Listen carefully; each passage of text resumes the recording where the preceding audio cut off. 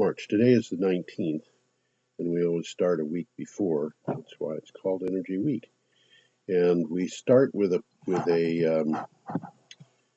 photograph of pump jacks. The pump jacks are the devices that are used in conjunction with pumping oil out of the ground. And sorry, I should say first of all, the Energy Week comes from my blog, geoharvey.com. People who have been familiar with watching Energy Week in the past would know that. You can go to energyweek.com and find the stories that I'm talking about by looking at the calendar, clicking on the date of the story. The first stories are appearing on the 12th of March.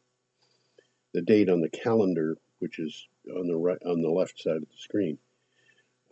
Our first story comes from CNN, and it is titled, "The Oil Industry Doesn't Want to Be Bailed Out by Trump." This is from CNN. And the synopsis that I've got is: the shale industry that made the United States the world's leading oil and gas producer is facing its deepest crisis yet, triggered by a trade war and the coronavirus. Reportedly, the Trump administration is considering federal assistance. Industry leaders, however, say they don't want a bailout. They don't want a bailout because they don't want the strings that would be attached to a bailout, along with other reasons, not the least of which is the fact that they're fundamentally, well, they're conservatives, and they don't think that the government should be bailing businesses out, and even their own, I guess. But nevertheless, the backstory on this is the shale industry is producing lots of shale oil, and the fracking industry is actually not just producing gas, it's also producing oil. And those two industries, between them, have got a lot of oil coming out, making the United States the biggest producer. The United States has gone past the production of Russia, which used to be the biggest producer, which in turn recently had gone past the production of Saudi Arabia. With the coronavirus, people are staying home. And when people stay home, that means that they don't use oil or gas they don't use oil in their cars. They don't use aviation fuel, for example, for flying around in planes. They stay home.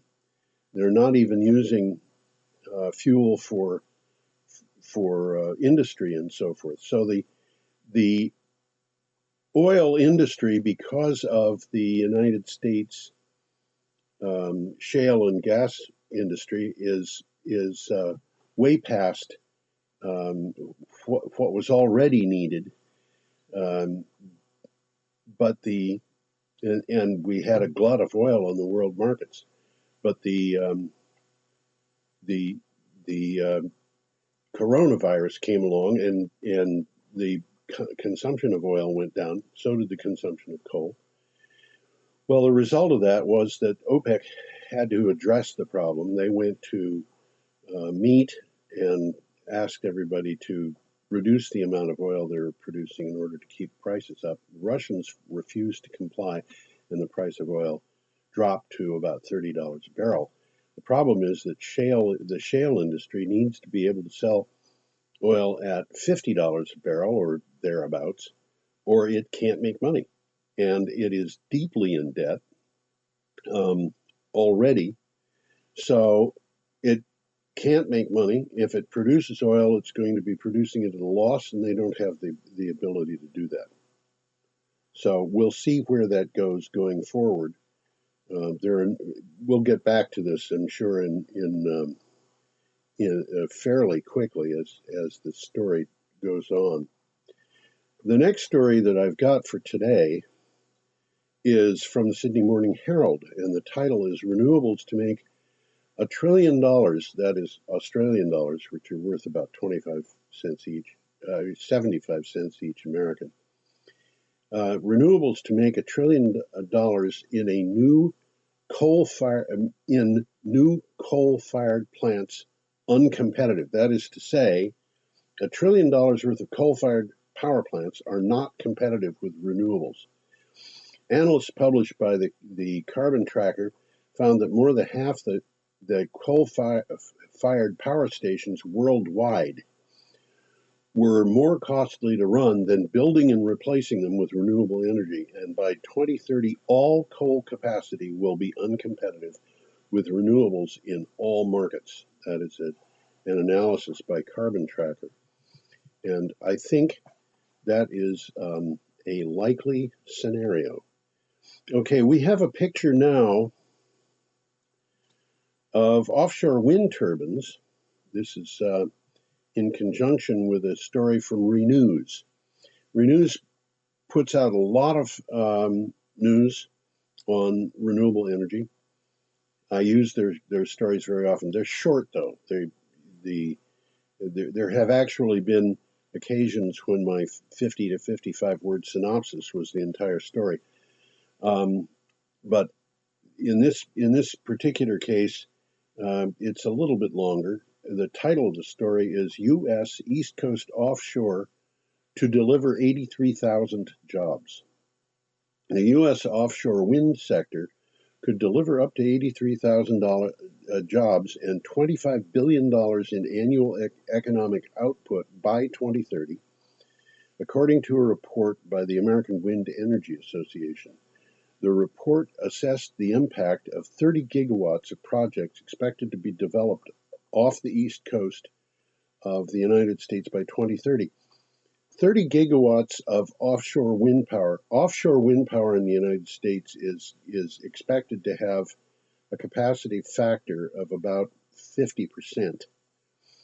And that is approaching the capacity factor of combined cycle natural gas, which is, as I recall, about 60%. American nuclear power plants have capacity factors that are slightly upwards, usually, of 90%.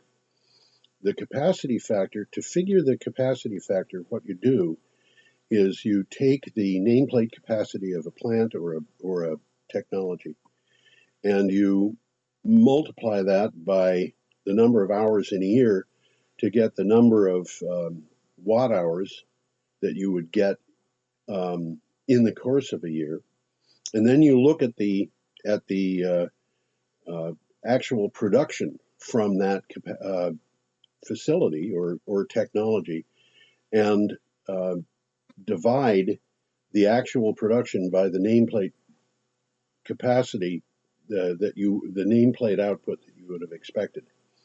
So, for example, if a nuclear power plant runs at 100% capacity 90% of the time and is off 10% of the time, then its capacity factor would be 90%. Wind turbines have capacity factors that are a little bit more difficult to determine, or I should say to guess at. It's easy enough to measure their output and find out what the actual capacity factor is, but the wind turbines, particularly offshore wind turbines, tend to run almost 100% of the time. That is, they'll run 98% of the time, typically. The problem is that the wind doesn't blow at the speed at which they will produce their maximum output. So their capacity factor, they're usually producing something along 50% of the amount that they might. So the capacity factor is close to 50%. This is for offshore wind. Offshore wind has a slightly higher capacity factor typically than onshore wind. So what I'm getting at here is 30 gigawatts of offshore wind power would be the equivalent of a little over 15 gigawatts of nuclear power, which means basically 15 large nuclear reactors. And we will get back to that business of the capacity factor and the effect on the grid in a few moments. Okay, the next story is from Friday, March 13th, and it comes from Clean Technica. The title is 39% of toxic air emissions in the USA came from 100 facilities. The Environmental Integrity Project is made up of former EPA enforcement attorneys, public interest lawyers, investigators, analysts, and community organizers. These are people who have in the past, obviously, a number of them, many of them, were in the Environmental Protection Agency and were either forced out or resigned because the Environmental Protection Agency wasn't protecting the environment anymore, in their opinions, and in my opinion. They have issued a report showing that 39% of all toxic air emissions in the United States came from just 100 facilities in 2018. And that's important also because air pollution kills people. And in fact, air pollution, as we will see later on, kills more people by far than the coronavirus. So that was from Clean Technica. Also on Friday, March 13th, we have an item from Renews on FloatGen. And there is a photograph of this, which is a FloatGen photograph. FloatGen has a product that you can mount a wind turbine on and take it out to sea and leave it there anchored. So you can have the wind turbine floating in the sea in a fixed location, and it doesn't need to have a foundation on the seafloor, which means that you can put these things out in the ocean in places where you otherwise wouldn't be able to build wind turbines. And this is technology that's just being developed now. The title here, this is from Renews, FloatGen output soars in February high winds. The 2 megawatt FloatGen floating wind pilot off the French coast has had its best month for production to date in February. Ideol, or Ideol, I don't know how that's pronounced, IDEOL, which developed the floating foundation, said it achieved a capacity factor of 66.3%. This is the capacity factor that I was just telling you about. 66.3% is actually very close to, or possibly higher than, it is higher than some natural gas, combined cycle natural gas power plants. So this is a pretty good capacity. It produced 923.2 megawatt hours of clean electricity. The time availability stood at 95.7%. That means that it was actually running 95.7% of the time, but it was not running at full speed, obviously, that much of the time. Okay, our next item comes from oilprice.com. An interesting site for information on energy, general energy. It's not all about oil. And the title of this particular piece is "The U.S. is ramping up its wind power production." While solar power projects have become supersized, the size of wind turbines has also grown rapidly. In particular, the growth of the size of wind turbine blades over last decades have greatly transformed the power industry for the better, producing much larger, what are called swept areas. The swept area is the area that if you go edge to edge on the wind turbine blades, they run in a circle, and if you figure the diameter of that circle, or if you just take the wind turbine blade and plus the amount of the hub that is there, you can figure out the size of the swept area. It's just the circle that the thing will run in. And that swept area is very important for determining the output of the wind turbine. So there is, what they're doing is they're building bigger and bigger blades. I don't think this article actually mentions it, but it is a problem that, and it's a problem that's being talked about. These blades don't last forever. They're made of fiberglass generally. And when they are broken or otherwise damaged to the point where they can't be used anymore, they have to be disposed of, and they don't exactly fit on the schedule of landfills very well. Our next item has a photograph of Stromness, which is a town in the Orkneys. It's not the biggest town, but it is a rather picturesque town, sitting on the water. This is an item from CNN, and the title is "This Small Island Chain," referring to the Orkneys, "is leading the way on hydrogen power."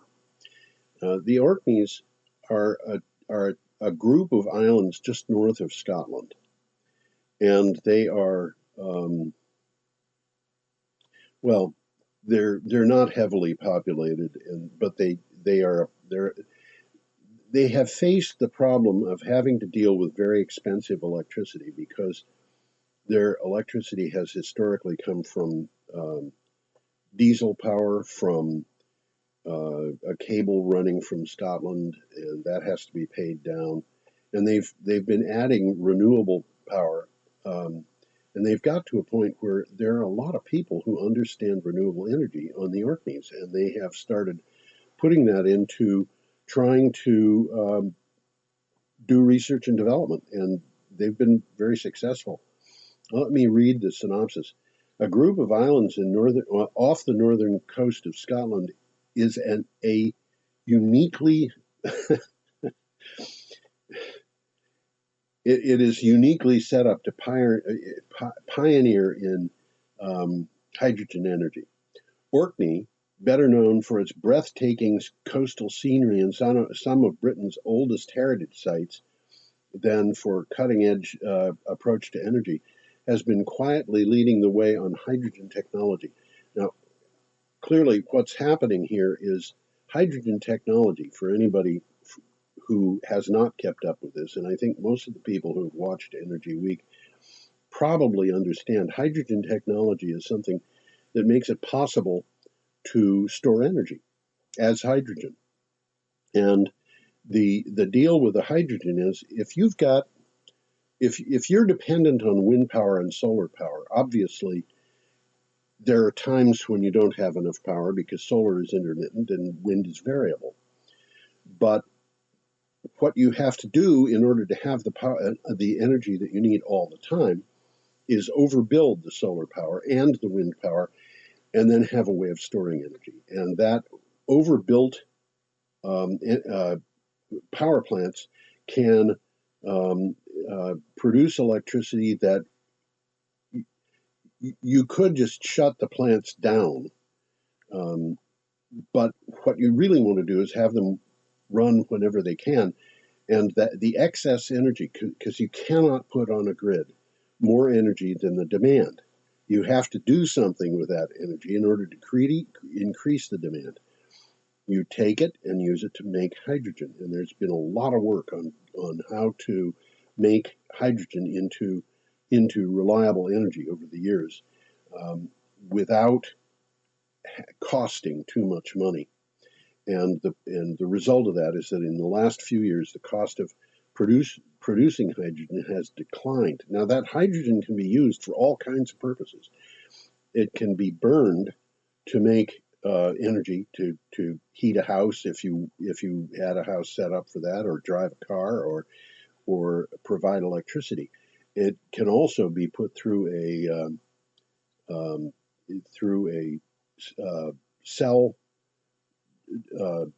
fuel cell device to get electricity. And aside from the fact that hydrogen is a little difficult to store because the molecules are so small that they'll actually fit between the molecules in a steel alloy and they'll just work their way through. So if you have a bottle of hydrogen and you come back in 10 years, it's going to be empty. Anyway, the on the short term, storing it is not too bad. And if you've got lots of renewable energy, you can make hydrogen, and that means that you don't need fossil fuels at all. People are building airplanes that run on hydrogen, and we've talked about that. Anyway, the Orkneys have a lot of research and development going on into how to deal with hydrogen energy. Okay, the next item is entitled "Wind Plants Can Provide Grid Services Better Than Gas Hydro, Easing Renewable Integration." And this is based on a study that was done by CAISO. Now, CAISO, CAISO, is the California, what they call an ISO, which is an independent operator.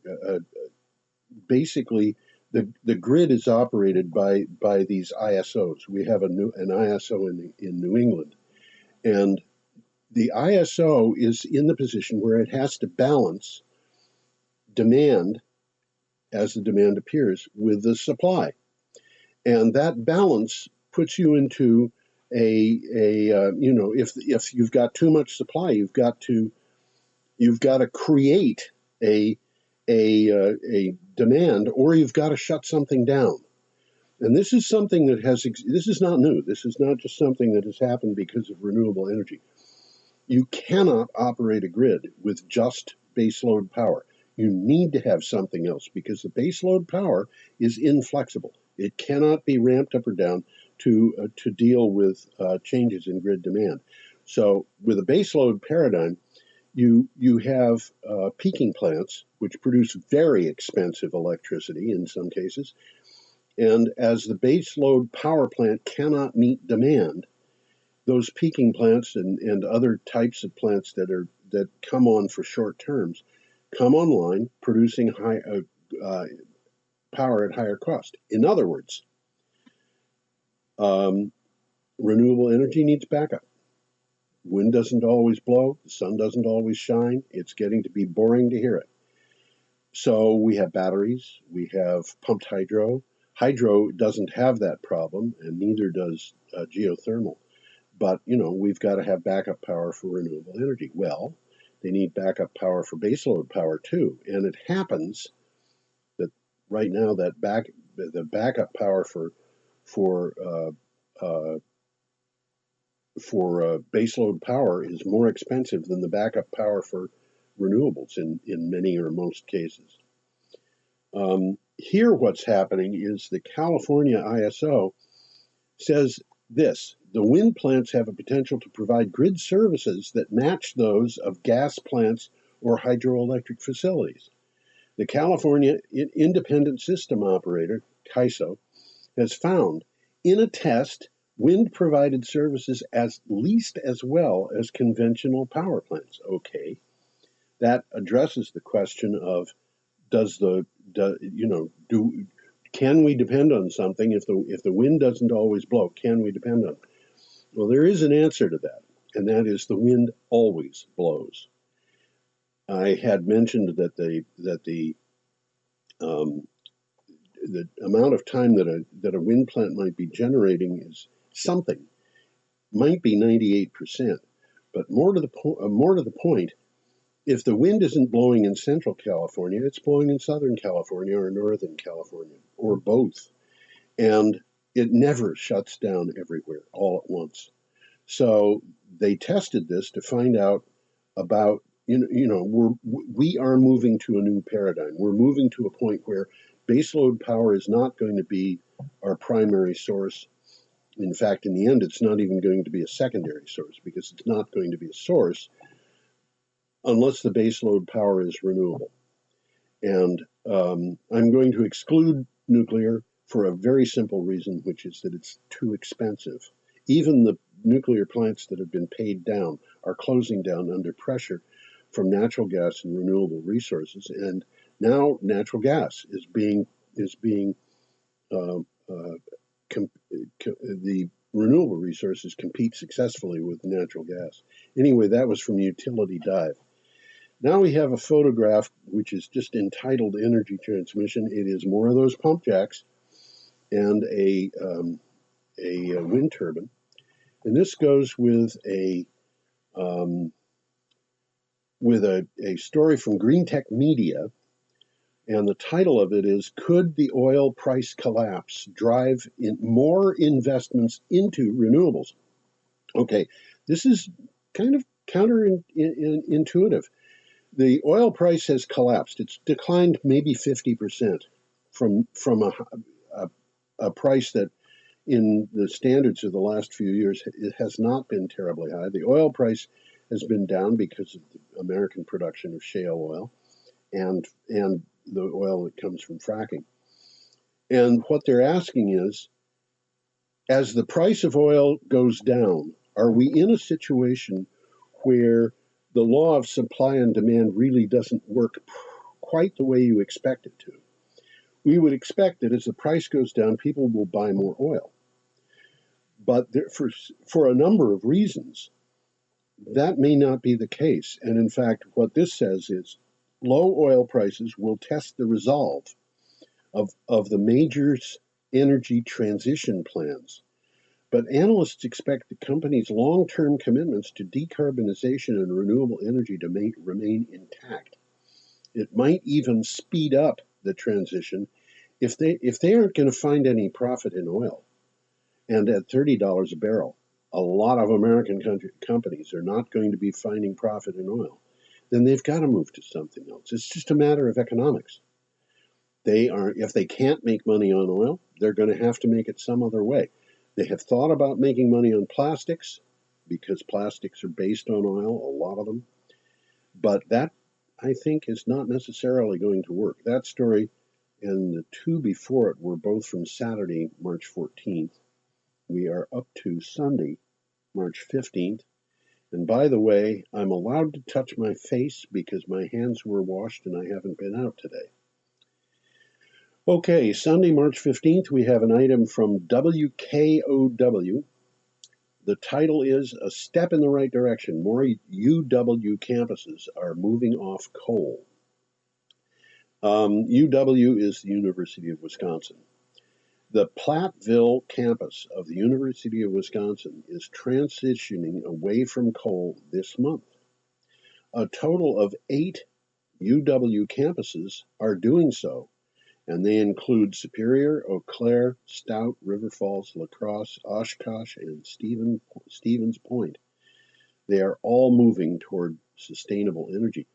A lot of the reason for that is because of pressure on the universities from their faculty, the students, and so forth, to reduce their carbon footprint. A lot of it is because they know the coal is producing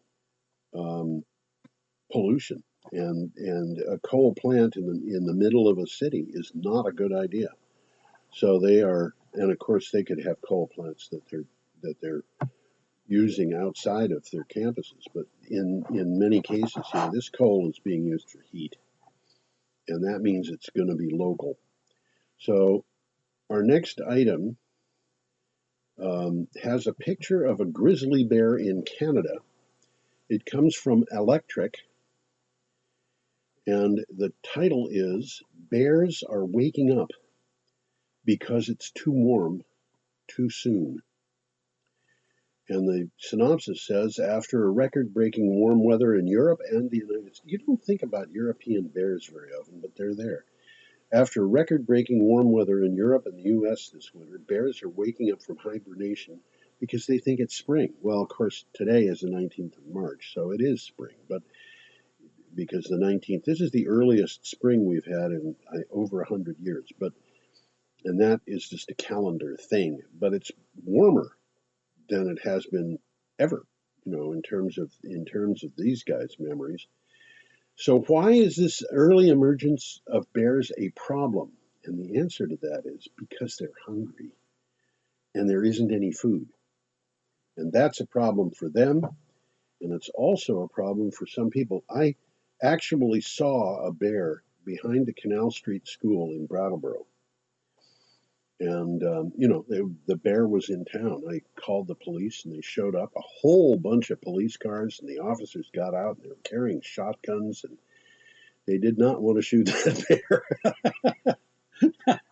They wanted to just, they wanted to make noise and kind of induce it to walk out of town, which is what it did. But they don't like the idea of a bear being in a commercial zone, let alone being in the residential property zones that are along it. So, when bears are out and they don't have anything to eat, that can be a problem. And they will get whatever they can. Okay, our next item is from the Epoch Times. This is still Sunday, March 15th. Trump strikes oil after Russia moves to, quote, cripple, end quote, U.S. shale.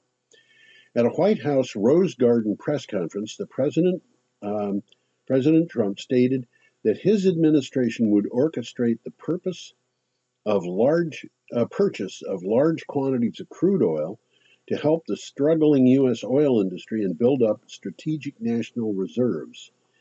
The move is expected to cost $2.5 billion.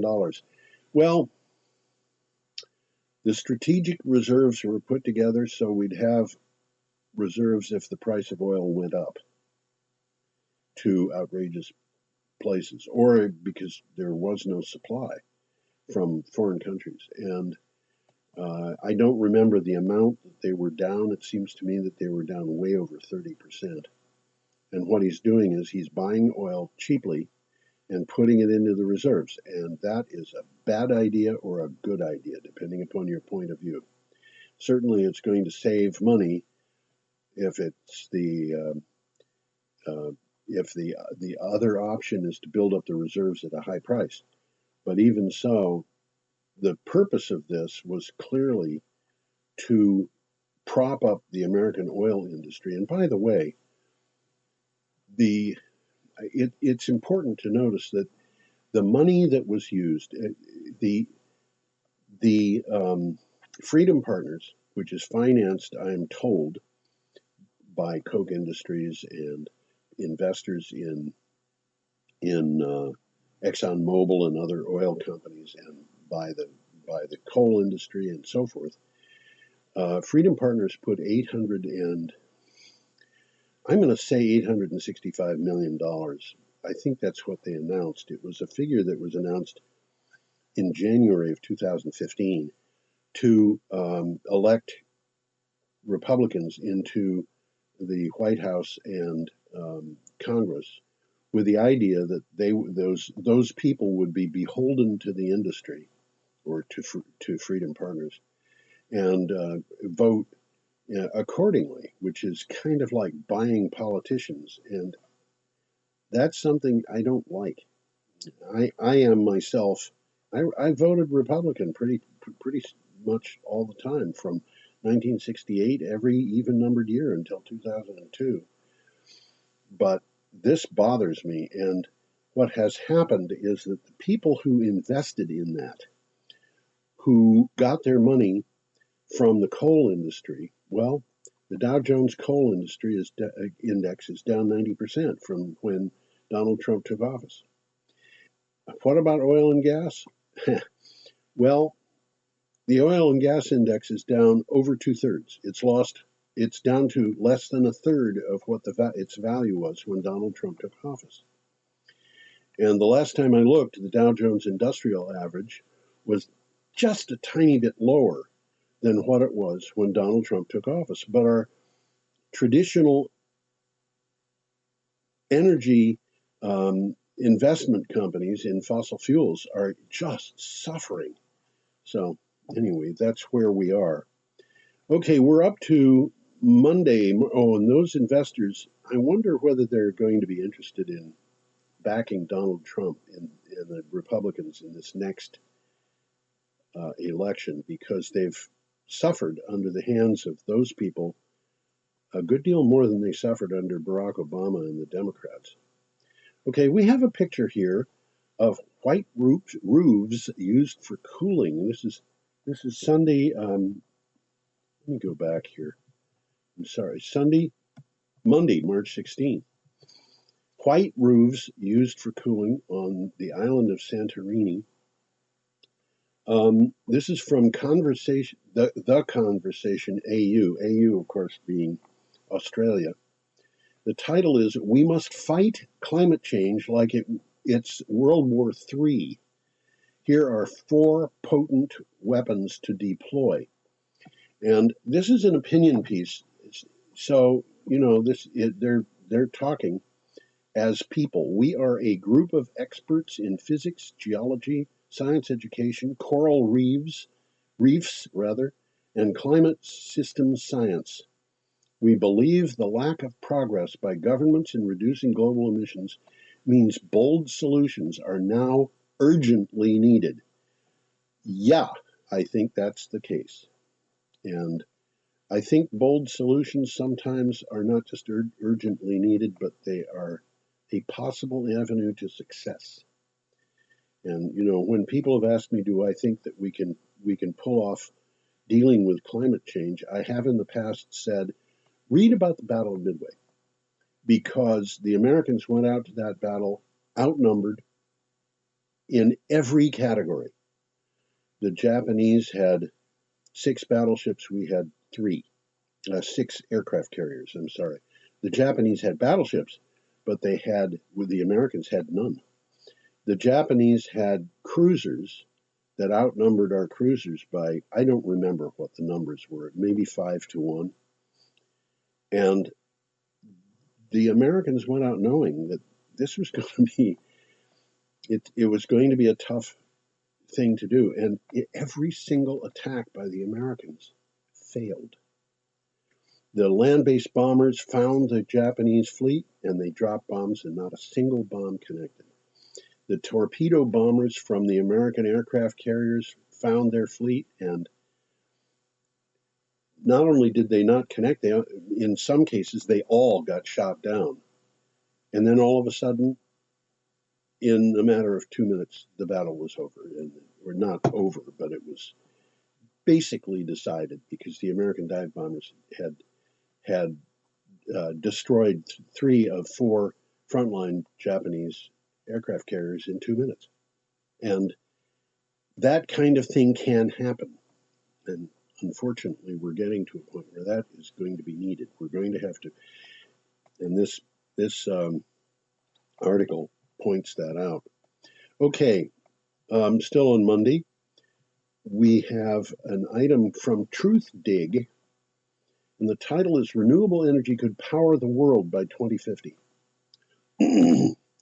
Virtually all of the world's demand for electricity to run transport, heating, and cooling and provide power demands of industry could be met by renewable energy by mid-century.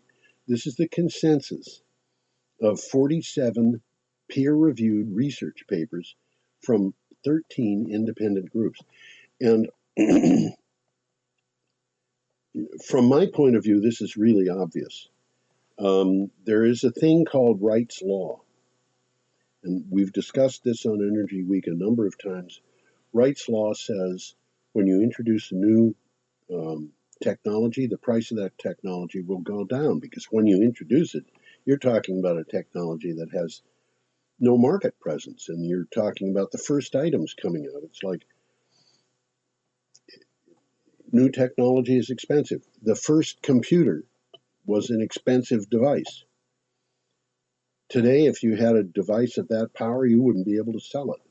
You can buy a smartphone for well, I bought a refurbished smartphone for $20, and that thing has probably got more computer power than there existed in the United States in 1961. But the cost of the flops, floating point operations per second, a gigaflops, the material, the hardware to produce a gigaflops, according to an article in Wikipedia. Look up flops, FLOPS. In 1961, it was over $160 billion. Today, it's about 3 cents. And that has been a constant decline in the costs of a very complicated technology in which there are many, many components, including transistors and integrated circuits and things like that. Well, the same thing is true of automobiles, according to an MIT study, and manufacture of chemicals. And any place where you've got a new technology, That is Wright's law. And if using Wright's law, you can actually determine in advance what will happen to the price of solar power, wind power, computers, you name it. And a review from MIT studied that and found, it, in fact, it worked. And Tesla, by the way, has been using that um, as a basis for its operations. Okay, we are now still on Monday, March 16th. We have an item here that um, is from BW Business World. And there's a photograph here of women carrying coal. These poor women. Look at the amount of coal they've got balanced on their heads in baskets. It's amazing. The title is Coronavirus Outbreak. Coal import declines 14% to 17 million tons in February. India's coal imports registered a decline of 14.1% to 17.01 million tons. That is TONNES, which is metric tons.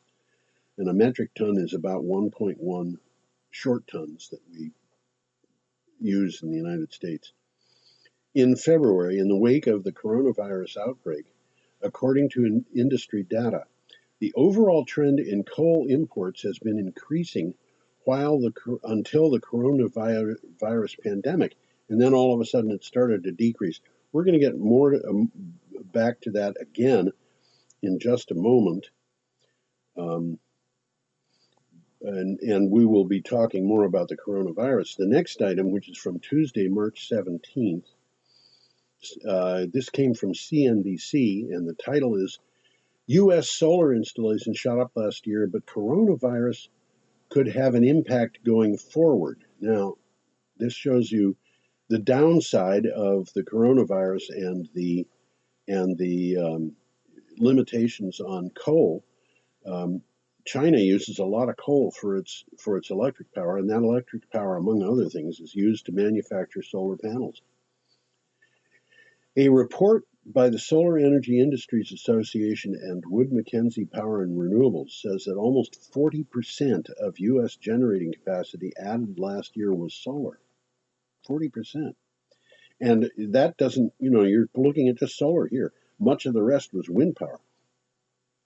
The SEIA is monitoring changes to the industry that the COVID-19 pandemic could cause. Now, the word that I'm getting from people who are in the industry is that, the people I've talked to said they say the solar panels are there. They can get them. But of course, that's just a few people I'm talking to, and it really doesn't say what's going on in the world at large. It's what's called anecdotal evidence. It's anecdotal evidence is like the woman who said, "I can't believe that Richard Nixon was elected." Everybody I knew was for who was it that they were for? I don't remember. My mind doesn't work as well as it used to. Okay, we have an item here that is from Power Technology, and it is illustrated with a picture of solar panels. And the title for it is NYSERDA selects Boralex solar projects under request for proposal. Just four solar projects of Canadian renewable energy company Boralex were selected by the New York State Energy Research and Development Authority, which is abbreviated to NYSERDA, under a solicitation. It's refreshing to have an acronym that doesn't mean anything. Okay, under a solicitation that took place in 2019. One project is Greens Corners at 120 megawatts, and the others were each 3 projects of 19.99 megawatts. Why didn't they make it 20? I don't know. Anyway, that's Power Technology, and that is from the Tuesday the 17th. We're still at Tuesday the 17th, and we have an item from the BBC, which is entitled "The People Cleaning Up the Oil Spills of the Amazon." And it says, for decades, pits of waste crude have dotted the Amazon rainforest in northern Ecuador. Now people are using resilient plants, fungi, and bacteria to try to clean them up. Bioremediation uses living organisms like plants, fungi, and microbes to break down several pollutants, including crude oil. I do that every day, and I've done that every day for years, so don't be concerned. That was from the BBC, and basically what has happened here is that there was oil pumped, drilled, whatever, in the Amazon, and the companies that did it just left ponds of crude oil. I'm covering my mouth so you don't get this, by the way. Okay, we are up to Wednesday, March 18th. We have a picture of pollution in China. This is from CNN, and there were a couple of really interesting items that day. This one is titled, "China's Coronavirus Lockdown Curbs Deadly Pollution, Likely Saving the Lives of Tens of Thousands of People," according to one researcher. The drastic measures enforced by China during the coronavirus outbreak have greatly reduced air pollution, potentially saving the lives of 50 to 75,000 people, according to a researcher at Stanford University. And by the way, for people who are concerned about the coronavirus, there has been some really amazing stuff coming up where they are talking about treatments and that really reduce the effects of the virus that are currently being tested on human beings in China. One of them is a medicine that already exists and has been tested for something else. I don't remember what. I don't know that that'll appear in Energy Week next week because it appeared today, but it wasn't energy that they were talking about. So I don't know. Maybe I should include something. But the long and the short of this particular article is the coronavirus is going to be very likely saving lives because of the responses to it. And today in the news, Donald Trump said that he was going to deal with the coronavirus on a wartime footing. I think he should have done that with climate change. Maybe he will. You never can tell. Our next item is titled "A Red State Template for 100% Renewables. Utah Bill Unites Rocky Mountain Power, Cities, and Activists." This is from Utility Dive. Utah got approval from the legislature made up 80% of Republicans, 80% Republican, and the legislature moved more than a third of the state's population will be 100% powered by renewables in 2030. That is a Republican. And this is a pattern that we've seen elsewhere. Conservatives are looking at renewable energy. They're looking at climate change. And they're saying, this is not good for business. If everybody dies, it's not usually very good for business. So let's do something about it. Well, everybody isn't going to die from climate change, I don't think. But in truth, a large part of this is the fact that renewable energy is so cheap compared to more traditional energy sources that it does not make sense not to go to renewable energy. Anyway, this particular article is from Utility Dive. And finally, There is one of those one of one of those articles that Tom Fennell just loves. He loves articles that have a lot of pictures. And there is a picture here, and the title that I have on the picture is Diversity, hard hats, pipelines, waste isolation, and pumping oil. And of course, they all refer to they all refer to energy. And it's conceivable that as I think about it, it's probable that at least one of those I misinterpreted what I was seeing. But there were this is from pictures on a billboard, and this is from DeSmog. A faltering fracking industry on the verge of a bailout mixes patriotism and oil in the Permian Basin. Abundant signs across the Permian Basin, one of the most prolific oil and natural gas displays in the U.S., suggest that supporting the oil industry, that's one of the largest contributors to the climate crisis, is a matter of American pride. And in fact, I think that's the case. It is a matter of American pride. This is a type of thinking that goes back to before I was a kid. The oil industry was going to, and it did. It promoted success in the United States, particularly during the Depression when people were economically in trouble. The oil industry was one of the places where people could make money and they could make life easier for the people around them. The problem that they didn't realize at that time was, of course, that the oil industry was going to have a price for our dependence on it that we probably would not be involved in if we knew what was going on in terms of climate change. Climate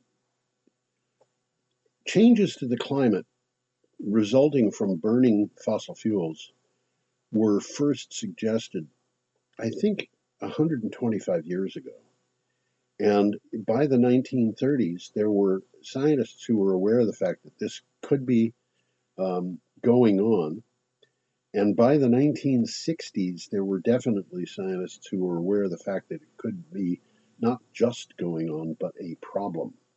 And in fact, I don't remember the exact date, but there was a group of scientists who went to President Lyndon Johnson and told him, we've got a problem. And that problem is that we're burning too much fossil fuels. And of course, it's kind of like living on a credit card. You can do it, and you can know that there's a limit, and you can just push that limit, and really push beyond that limit by refinancing and things like that. But you're just getting into a position where you're in debt. And for some people, getting out of that debt is pretty difficult to do.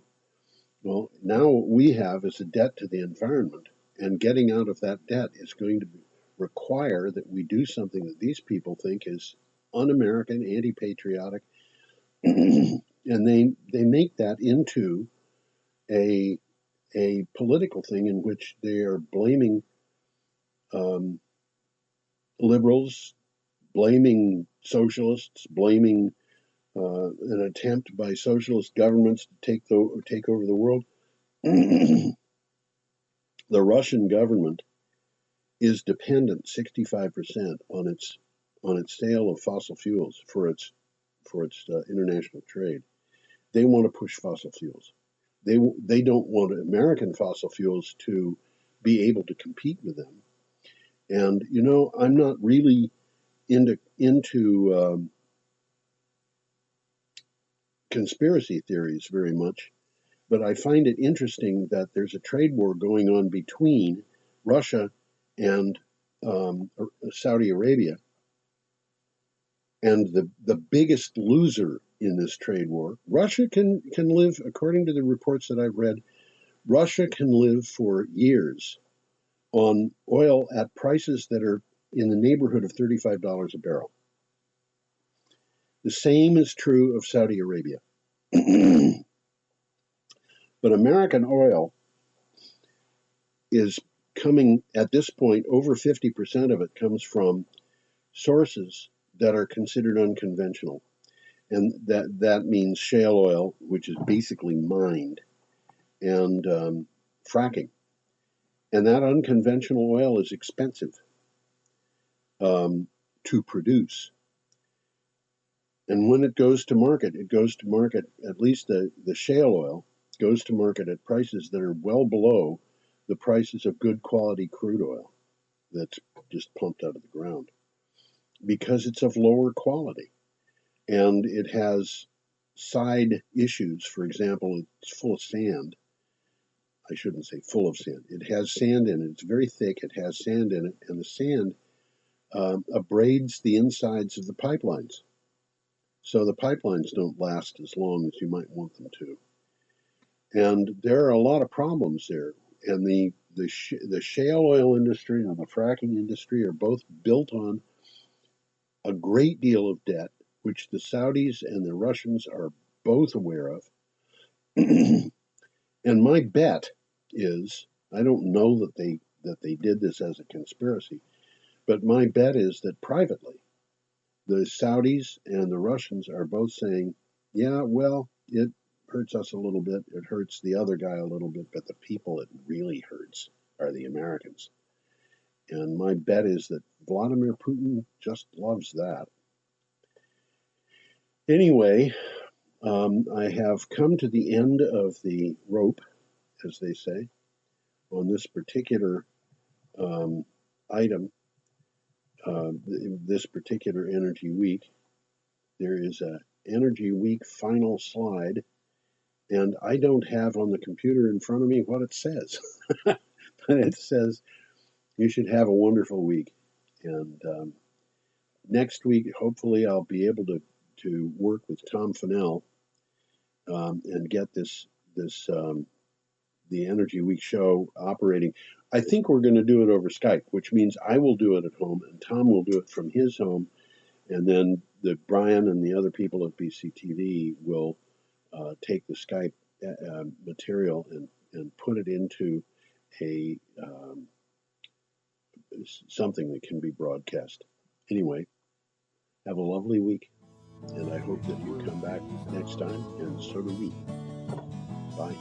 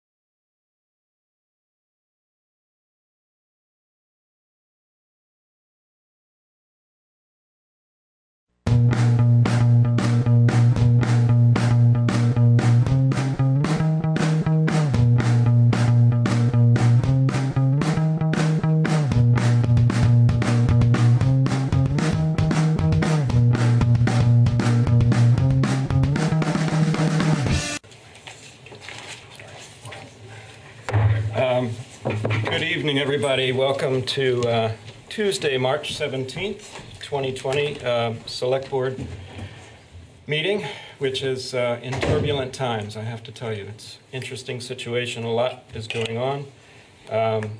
I'm Tim. I'm your captain tonight. And I just want to let you know that we know the meeting has been properly warned because we assembled it at 5:15 to go do interviews, but actually the interviews didn't happen. A little bit more on that later. And then we went into executive session to address some issues. So at this point, I just want to see if anyone could make a motion to approve the minutes of February 18th. So moved. Thank you. We have a motion to approve the minutes from February 18th. All those in favor? Aye. Aye, and that's 3-0. Well, I just found out recently I was becoming chairing today, so I don't have really fully formed remarks, but I do want to say a couple words that we're all going through a lot of emotional distress right now, I think. Speaking for my family and a lot of the people I know, there is a lot to think about and a lot coming at us as far as information. The way I kind of see this, and I'm sure everybody's heard this phrase, is that this is sort of a long rolling snowstorm that we can't see. It's like an invisible storm that we are all weathering. I think it's a great time to live that edict that we are Vermont strong. We want to check in on our neighbors. We want to take care of each other in a lot of the same ways we would take care of each other for a natural disaster. But we also want to stay calm because we need to really be there for people and to be there for our families and each other and our neighbors. We need to be informed, but we don't need to panic. I have learned a lot, as I'm sure a lot of us have learned a lot about COVID-19, which we're all dealing with. And I want to remind people that it's not an airborne pathogen like measles is. For all we know about it, which is still, there's a lot to be discovered, it's not like measles, where you could be in the same room with someone and contract the virus just by being near them. The distancing is because there can be surfaces that get droplets, and you touch surfaces and you share and you touch your face. And I think that's something really important to remember, because I see a lot on social media and just being out in the public a little bit, talking to people, of people kind of being afraid of each other and afraid of the normal interactions. And I really think we should resist that. There's other ways to safely interact. You see that we're spaced a little bit further apart here, and everybody's doing, different kinds of elbow bumps or live long and prospers and things like that. But there's a lot of vulnerable people in our community that still need our help, and we're figuring out ways to do that. And we're here tonight, and you're here. Thank you, the public who is here tonight, because we are weighing risks, and risks, you can't eliminate risk anywhere in your life. That's just a misnomer that some people have. So what we're trying to do is reduce risk and still get the essential functions of the town going. And let's keep our first responders in our thoughts and our medical professionals, because their risk is way up here. And we're all here moving the town forward and taking a little bit of a risk to be together. And that's a good thing, I think. So let's just keep our heads together, and I think we're going to come out stronger on the other end. And that's all I have to say. I'm kind of rambling now, but that's the chair's remarks today. And I was also buying time because Peter had to grab something. Thank you very much for buying time and for inspirational remarks. Yeah, I apologize. I had an important couple of papers that were back in the office, so I needed to run and grab them. I have done that. And I don't have town manager's comments about general topics this evening. I'll have plenty to say about COVID-19 under the agenda item. Great. Do we have any other fellow select board members' comments or committee reports? Nope. Only three of us. That's weird to get used to once in a while. How about in our public here at our meeting room? Anyone would like to say anything that doesn't have to do with an agenda item that's already coming later in the meeting? Anybody at all? No? Oh, right to the mic. Yes, if you don't mind. Again, it won't amplify your voice, but it will allow everyone viewing remotely, which may be a few people tonight. Just remind us your name and where you live. Good evening. I'm Elizabeth Howes. I'm a resident of Brattleboro. I reside in the South Main Street neighborhood. And I've been thinking that it would be good to liberate the neighborhood of the drop-in center activities. and to relocate those needs to another address in town, perhaps the CF Church building for offices and case management, or to project further south, further north, to an area opposite the Hannafords, or to allow for an expanded housing unit, which I think is what is declared for the 54 address in South Main Street, that it would be large enough and would not be a large enough area, land area, would not be imposing upon the neighborhood. I've been on South Main Street for 23, 24 years, and I think it's time to liberate the neighborhood to believe in it as a residential area. I really, just the other day, I was walking down towards the co-op, and I must have picked up 85 cigarette butts littered both sides of the street like, like breadcrumbs all the way down. It just seems sort of, it's just tedious, a little thing, but it's so constant, and it's been constant for over these decades. I feel that the neighborhood needs to be able to think of it, the neighborhood, as residential. While the town still applies to the needs of persons who feel a need to be collective winter housing, as in the Austin campus, which I think it's good. They're a sector of population, of people, a time in your life when you just don't want to do anything. You just want to be able to lay down at night and just be able to be undisturbed during the day. It's I think we need to keep the Austin campus in mind. I think it's been good, and it's not that much of a burden to the community, to the grants for support for the drop-in center provisions.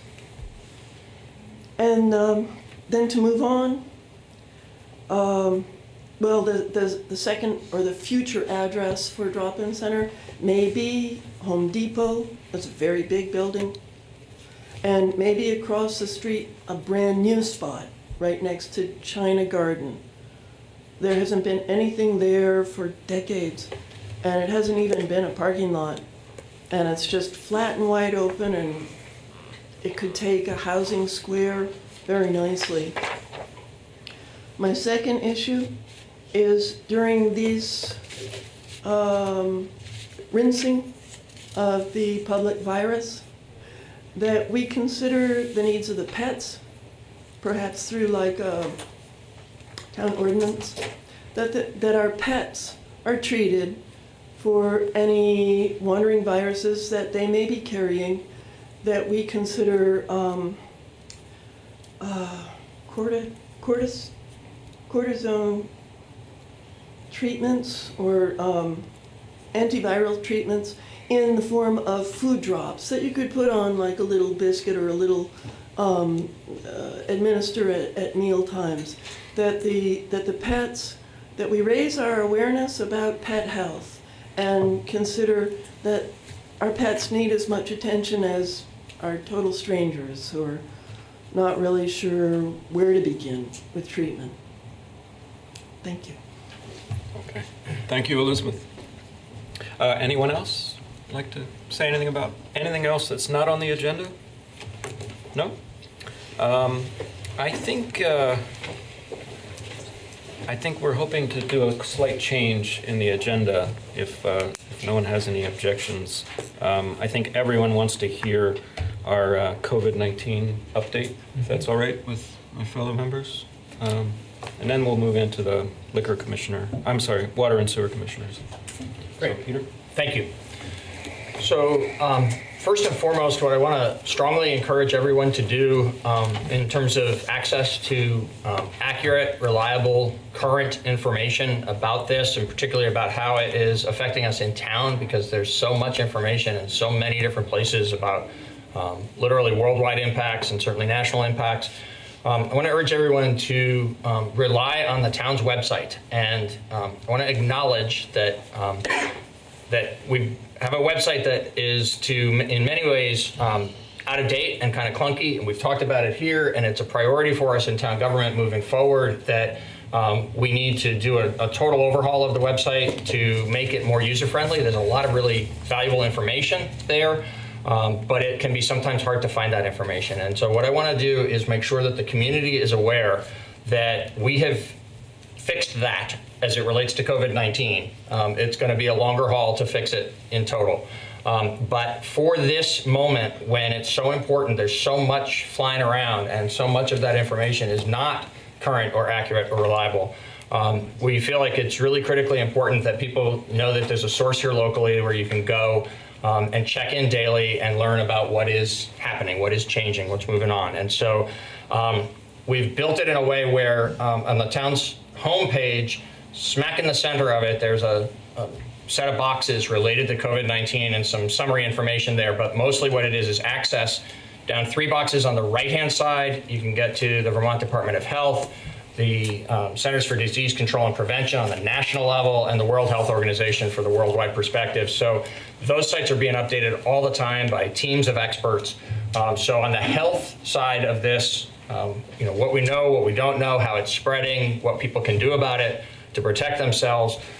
There's 3 direct links there, depending on whether you want to go into the state level, the national level, or the world level. On the left-hand side, there's a town updates box, and there is information, 2 other boxes where there's information specific to businesses and resources that businesses can access because of the significant concerns we'll speak about in more detail in a few moments about the impact that this will have on our economy. And also for individuals and families, a separate box to resources that people in the community can draw upon for human needs that are not organizational needs, but are at the family and individual level. Those 2 areas are going to be built up as time goes on. There's already some information there, and as time goes on, we're going to be making sure that well-vetted, valuable, accurate information gets added for the resources available to businesses and the resources available to individuals.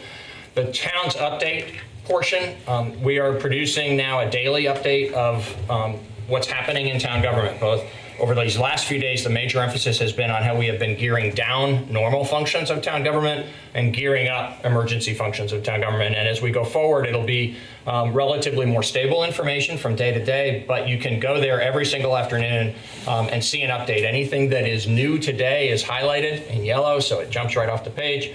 And then there'll continue to be the summaries of what's happening. And we've divided it into emergency services and non-emergency and administrative support services. So welcome to any input that we might receive from the community about ways in which this could be enhanced, things that might make it even better. But our purpose in establishing it over the last couple of days has been to make sure that there is one site here in town provided by town government that's available for people to go to and know they can rely on that as being accurate information.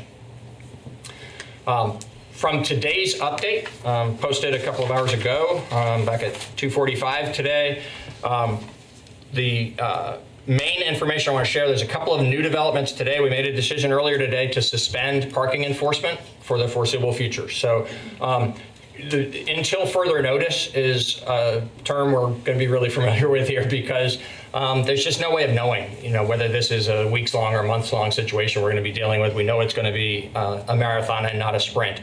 And so so we're using just, the things that we're suspending from normal operations, we're just saying until further notice. We'll be really transparent and use our community megaphone to make sure that we push out loudly into the community when things are gearing back up to something more normal. But parking enforcement is something we decided today to discontinue until further notice. By tomorrow, the equipment out there will actually be showing people that parking is free. But in the meantime, earlier today, we stopped patrolling for parking and issuing tickets. And there's a separate news release that's out that I won't go further into the details of that right now, but that describes how we will still continue to enforce for things that aren't about timed parking, but are about things like not parking by hydrants and safety issues like that. So anyway, there's details about that that'll be coming out to the community, hopefully in the media tomorrow.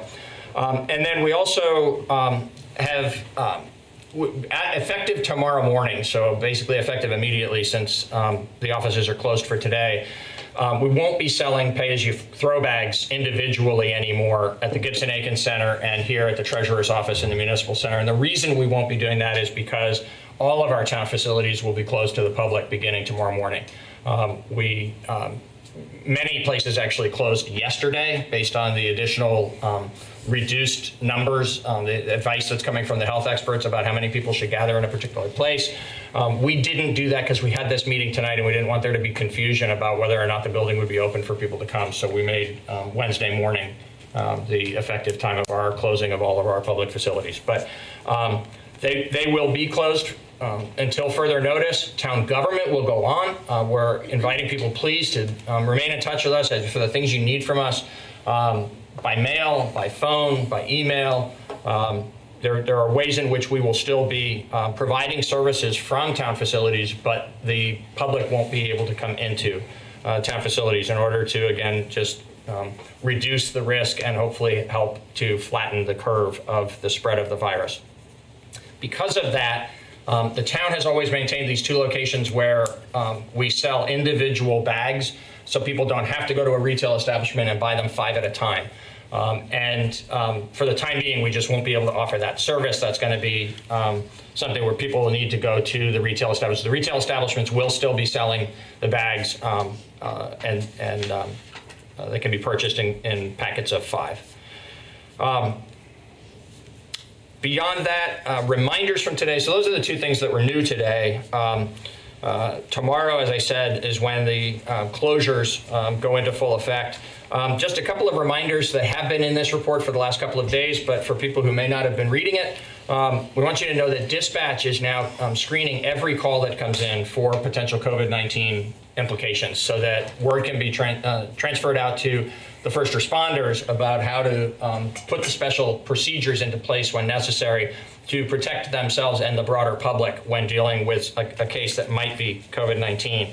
And as the first responders arrive at any of these calls where there is potential hazard, they're going to go into a home and they don't know for sure exactly what they're encountering. They're doing what they call doorway assessments. Upon arrival, they're making sure that they have a better understanding of who needs what kind of help and what the experience of that household has been related to this virus. On non-emergency and administrative support functions, a couple of highlights. There's quite a lot more information in this daily update that we're putting out, so I'd urge people to go and take a look at that.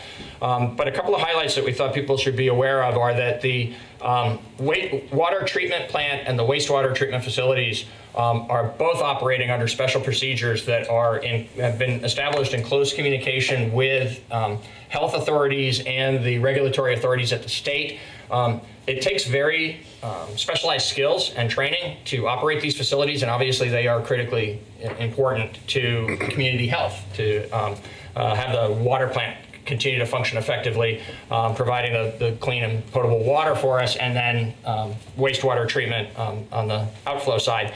And so we're making sure that the relatively small teams in a small community like ours are healthy, but based on how we're rotating shifts and how we're also communicating with other providers and with the state to make sure that backup resources are available should that become necessary. There'll be ways in which communities are collaborating throughout this, actually, in all different kinds of functions, in ways that we see often in mutual aid for public safety, less often in municipal collaboration around non-emergency services. We'll see more of it as we deal with COVID-19. So we wanted to reassure everybody that special actions have been taken to protect the functioning of the water treatment operation and the wastewater treatment operation. And then on the enrichment side, as opposed to the basic services side, both the library and the Recreation and Parks programming are closed, unfortunately. It's just not safe for us to be inviting people to come together for the purposes that those important institutions provide. The Recreation and Parks Department is still taking registration online and by mail. And the library is providing services, takeout services. So if you communicate with the library and you reserve a book or some other resource they have available, someone will come out and meet you at the door to hand it to you, so that people can still at least borrow from the library. Everything's being really thoroughly cleaned, obviously, in between uses. But the institutions themselves, the buildings and the activities that go on that are so vital to our community life are closed until further notice. We are communicating, town officials are, in a variety of ways, select board members, staff members, with various people and organizations in the community around how they're coping with this, and different levels of support that are being provided in all different kinds of ways in our community. Some people have just organically created new networks of folks that are helping to support one another through this. And then there's also sort of reliable institutions in our community that have been set up to provide a safety net and support for various types of individuals and organizations, and those are obviously in place in a very active way, and the town government is interacting and supporting those efforts, and trying to make sure that needs that go far beyond our normal sort of community needs are being met. We also have canceled until further notice any meeting of a town board, committee, or commission other than this select board and the action that this select board will be taking later this evening regarding representative town meeting. So representative town meeting hasn't been officially canceled, but it will need to be because of the prohibition of having a gathering of anything more than 50 people. The board will be taking that official action this evening. And then for the time being, until further notice, the select board meetings will be the only meetings of public meetings of town boards that will be ongoing. These are necessary, obviously, in order to keep the business of government operational through these extraordinary times. As we come up with ways to provide electronic access to the public and potentially for electronic functioning of the members of boards and commissions, then there will be a ramping back up of the operations of those groups as well. But at this time, for the foreseeable future, for this moment, it's just the select board. I'd like to ask Mike Bacassi to come up and speak to the emergency service delivery and to the supplemental community services that are being activated through the fire department and other town services. And before Mike speaks, I just want to make something really clear to the community that is clear and very appreciated to all of us on the town team. While you know him as the fire chief, we know him that way too, but also as the town's emergency management director, and that's usually a really quiet role that has to do with a lot of planning and sometimes some training. At this moment in time and extraordinary moments like this, we look to Mike for the leadership that he provides and is providing related to COVID-19 to make sure that in a broader than normal way, our emergency services are delivered to the community to meet the high demands of such extraordinary circumstances. So thank you, Mike, for the incredible job you're doing, and please inform us about what that entails on the emergency side. Thank you. Though I've got to say this hasn't come without a lot of help from outside agencies and within my own department. Assistant Chief Howard's been a huge help. BMH and Rescue Inc. both have had a lot of input into what's happening in the town. I hope to give you that broad perspective of what is going on in town. I really don't want to get down into the weeds. Things are changing very, very rapidly. I sent the town manager our town situational report at about 2 o'clock, and at 3 o'clock, the first update came out from the state, and things are different already. So from 1 o'clock to 3 o'clock, things have changed a lot. On the local side, for the local update, I'm glad to say, and I think this is very important, that we have no known cases of COVID-19 in Brattleboro. Though we may not know about them if it happens, usually we pick up on it, but right now there's absolutely no sign that it's in town as far as patients. Local EMS we've responded to several cases that sounded good, if you will, sounded very close to the symptoms. They've all proved negative.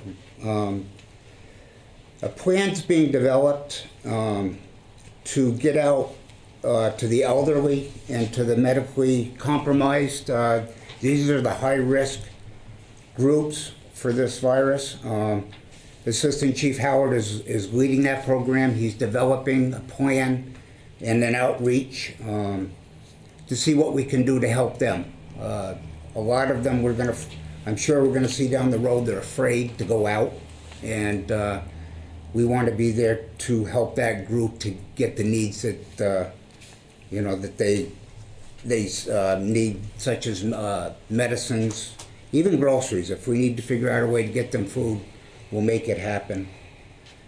There's a group that's being pulled together, led by Rihanna from Groundworks. It's being called the Homeless Response Team. Our first meeting was Monday. What's today? Yeah. Was yesterday, and It was like a week ago. yeah. That's going to be it's going to be a grassroots group, I think, led by Rihanna and Groundworks. So far, I think that's been our speed bump in all of this, is that we're having some issues pulling the plans together for that. But we're starting to get some leads on how we can work through that, and I think that hopefully by this time tomorrow we'll have a better direction on where that's all going. Some of the municipal actions that I've kind of highlighted, being very cautious not to speak for all the other emergency departments, but yet to give a broad statement that there has been no interruption in emergency response in this town. We have taken steps to minimize exposure of our staffs to, if you will, to the public. We're trying to minimize the social gatherings, the social contact.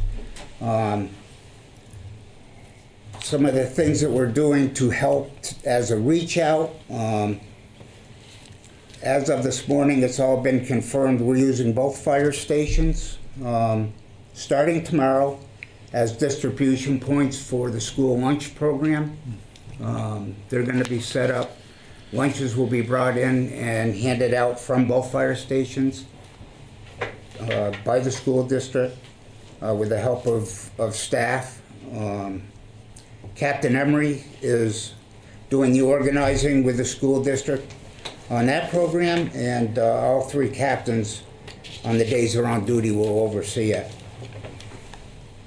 BCTV has graciously given us remote access to their software, and we are now putting informational messages and a scrolling banner on both of their channels to keep the public informed of information they may need to reach out to different agencies where they can get help, and obviously emergency messages that may come up.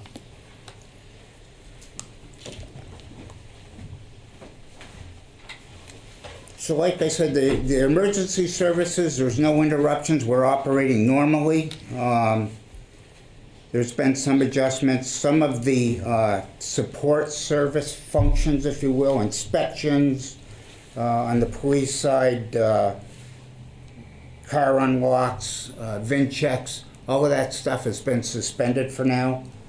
And dispatch as the town manager said, they're screening every single call now that comes into dispatch. They're screening for COVID.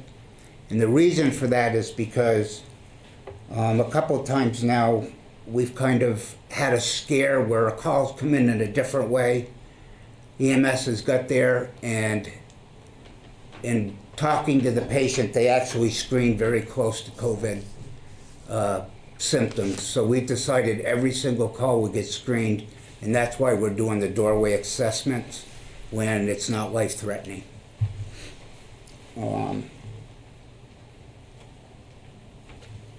All of the essential services, if you will, either have or they're presently working on staffing plans for continuity of operations. So if a majority of our staff goes down, we have backup plans to keep all of those services not only staffed safely but operational.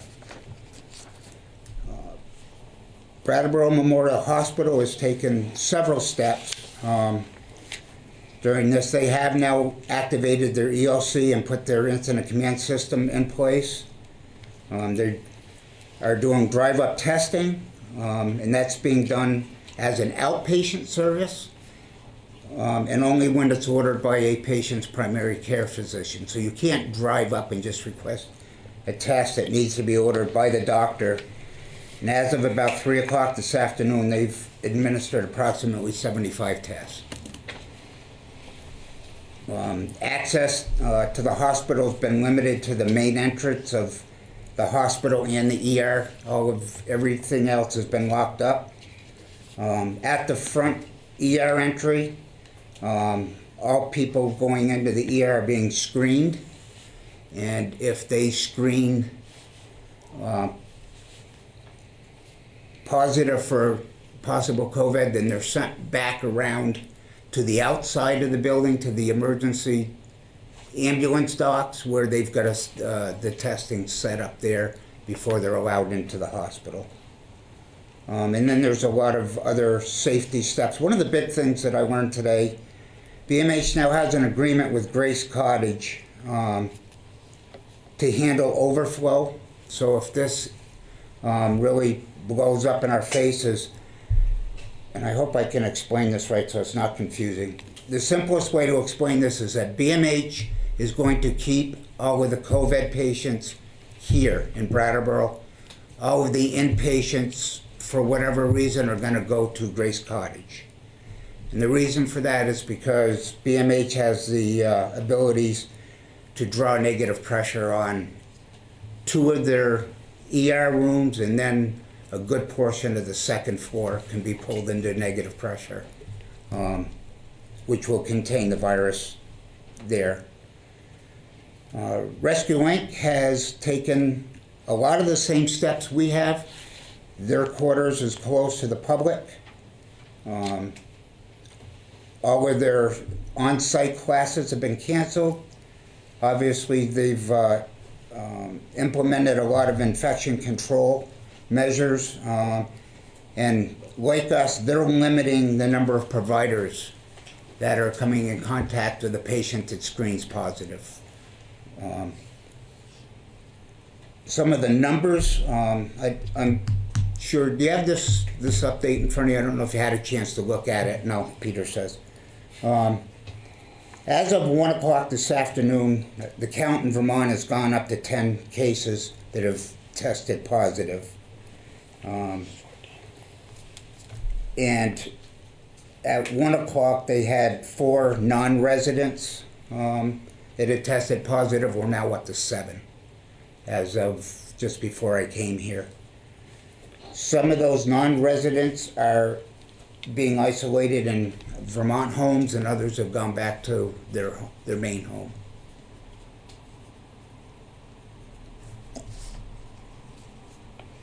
In the United States, very quickly, total death count, if you will, is now 75 people, which is up from 68 from the last. One of the things that I would say we keep hitting a speed bump on, and we're working very hard on this one because it's going to take a little bit of planning, is the isolation, monitoring, and quarantine of the homeless if they get sick or are exposed to the virus. We're working on sites and how to staff those sites. We've been in contact with the state. Rihanna's reached out to a lot of private entities, and we still have a couple to contact, and hopefully we'll get some of that solved tomorrow. I don't know if you want to say any more on that, Rihanna, or? I'm happy to, and I know we're speaking a little later, so. I think it would be fine, yeah, if you'd like to say a couple words on that subject.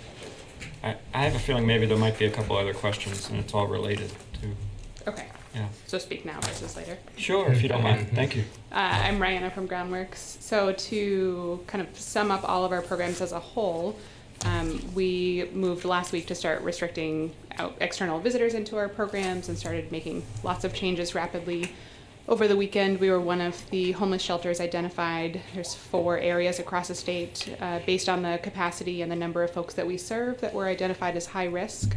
And so we started moving folks from our spaces who are identified as hyper vulnerable, so over the age of 60 or experiencing underlying medical conditions, to motel rooms where they could isolate if need be. I do want to emphasize that no one in our programs are sick or showing any signs of symptoms at the moment. So we moved folks out of our programs to reduce the number of people so we could align with state guidance that we're receiving about how many folks we should be serving in our programs and precautions that we can take. Things like making sure in our year-round shelter that folks can have individual bedrooms as much as possible should people get sick, and that we're protecting those who are most at risk. Changes as of today: we closed the drop-in center and moved to the seasonal overflow shelter, where we're now running that shelter 24/7 in order to reduce the number of sites that we have, to make sure that we are staying fully staffed as things continue to change, and to cut down on the transportation back and forth. So our shelters, folks are moving in and out of, but in kind of greatly reduced amounts, so that we're trying to have folks have less contact with the community at large and lower the risk that way. One of the pieces to Chief Bukasi's point is that we convened a homeless response team. There is also a statewide homeless response task force that we are connected to, and I am the liaison to that group and then to the community at large. Out of that group, we have a number of committees, so working on general communications to try to streamline information and the delivery of that information to the community at large. A food committee working on food across the continuum from seniors down to kiddos. Our food shelf moved to a delivery-only model for its beginning this week, and so we have volunteers that we screen who are now delivering food to folks to cut down on the travel of folks and make sure everyone has food. Other committees include working on a congregate site should people get sick, what that would look like, and we're working with state partners who've given guidance around that, and working to identify a site and to ensure that we have backup staffing for all of our shelters should things start to look more dire. So lots of precautionary measures to be as safe as possible while also still operating programs and caring for folks at the same time. I think those are all the main pieces I have. Thank you both. I actually had a question for, well, actually it could be either of you, because I think Liz and I were both lucky enough to be able to attend your first meeting, and thank you for facilitating that. I meant to bring a note, and in the rush to come here, I forgot to bring it, but there was some information passed along that I think is really important for anybody who doesn't have a primary care provider, which Sure. is a shockingly large number. I don't know the Yes. number, but a lot of people out there fall through the cracks of having a PCP, and without the PCP, it's sometimes questionable whether you can get the test approved. Do you happen to have that? There's a number that people can call? Yes, so there's a couple of pieces, which reminds me of the other piece. In terms of volunteer management, we're really working to streamline volunteers, not just related to folks who are struggling with homelessness, for the community at large. And so Jen Jacobs has a great survey with a team of folks that she's put together. We have a volunteer management committee, and we're really trying to direct people to that survey, both to express if they can volunteer and also for community members in need of support, regardless of what that support need is, to that one central place, and then working on how information is shared from there. Excuse me for interrupting you, but right there, while folks are paying attention to that point, I want to say that a link to that survey is in the information for individuals and families on the town's website. So if folks want to participate in that, either offering services or if folks need services, they can access that survey by going to the town site. Great. Thank you. Thank you. Another thing I wanted to add was that so many of the volunteers for Meals on Wheels and so forth are over 60 Yes. now. And so you're looking for people who are under 60. Yep, so we're screening volunteers out, much as we love and appreciate them. Our volunteer population at large in our community is largely in the at-risk population, so over 60 are struggling with underlying medical needs. And so we're asking those folks to please stay at home and let us help care for them, and asking younger folks who may have more time and capacity to step into those roles. And so that's part of the screening process that we're using, and additional processes to make sure we're not kind of furthering potential spread of how volunteers are dropping off and those sorts of things. To Tim's point, the piece around medical care is that VMH offers access to their team of providers, so through all of their practices, through the centralized scheduling department. I could look up the direct number for that. But I have the number. Thank you. Oh, wonderful. Thank you. It's 251-8777. Yes. So folks can call to access getting a primary care provider set up. Typically that comes with a pretty lengthy application. In the meantime, folks without a primary care provider can call, get connected to an acute care visit if needed, or get advice about what next steps they should take if they are exhibiting symptoms, rather than showing up at the emergency department. And if folks are struggling with needing health insurance or getting connected to a PCP, connecting with us at Groundworks, we can help get them out to the right person or provide that support directly to folks. Thank you.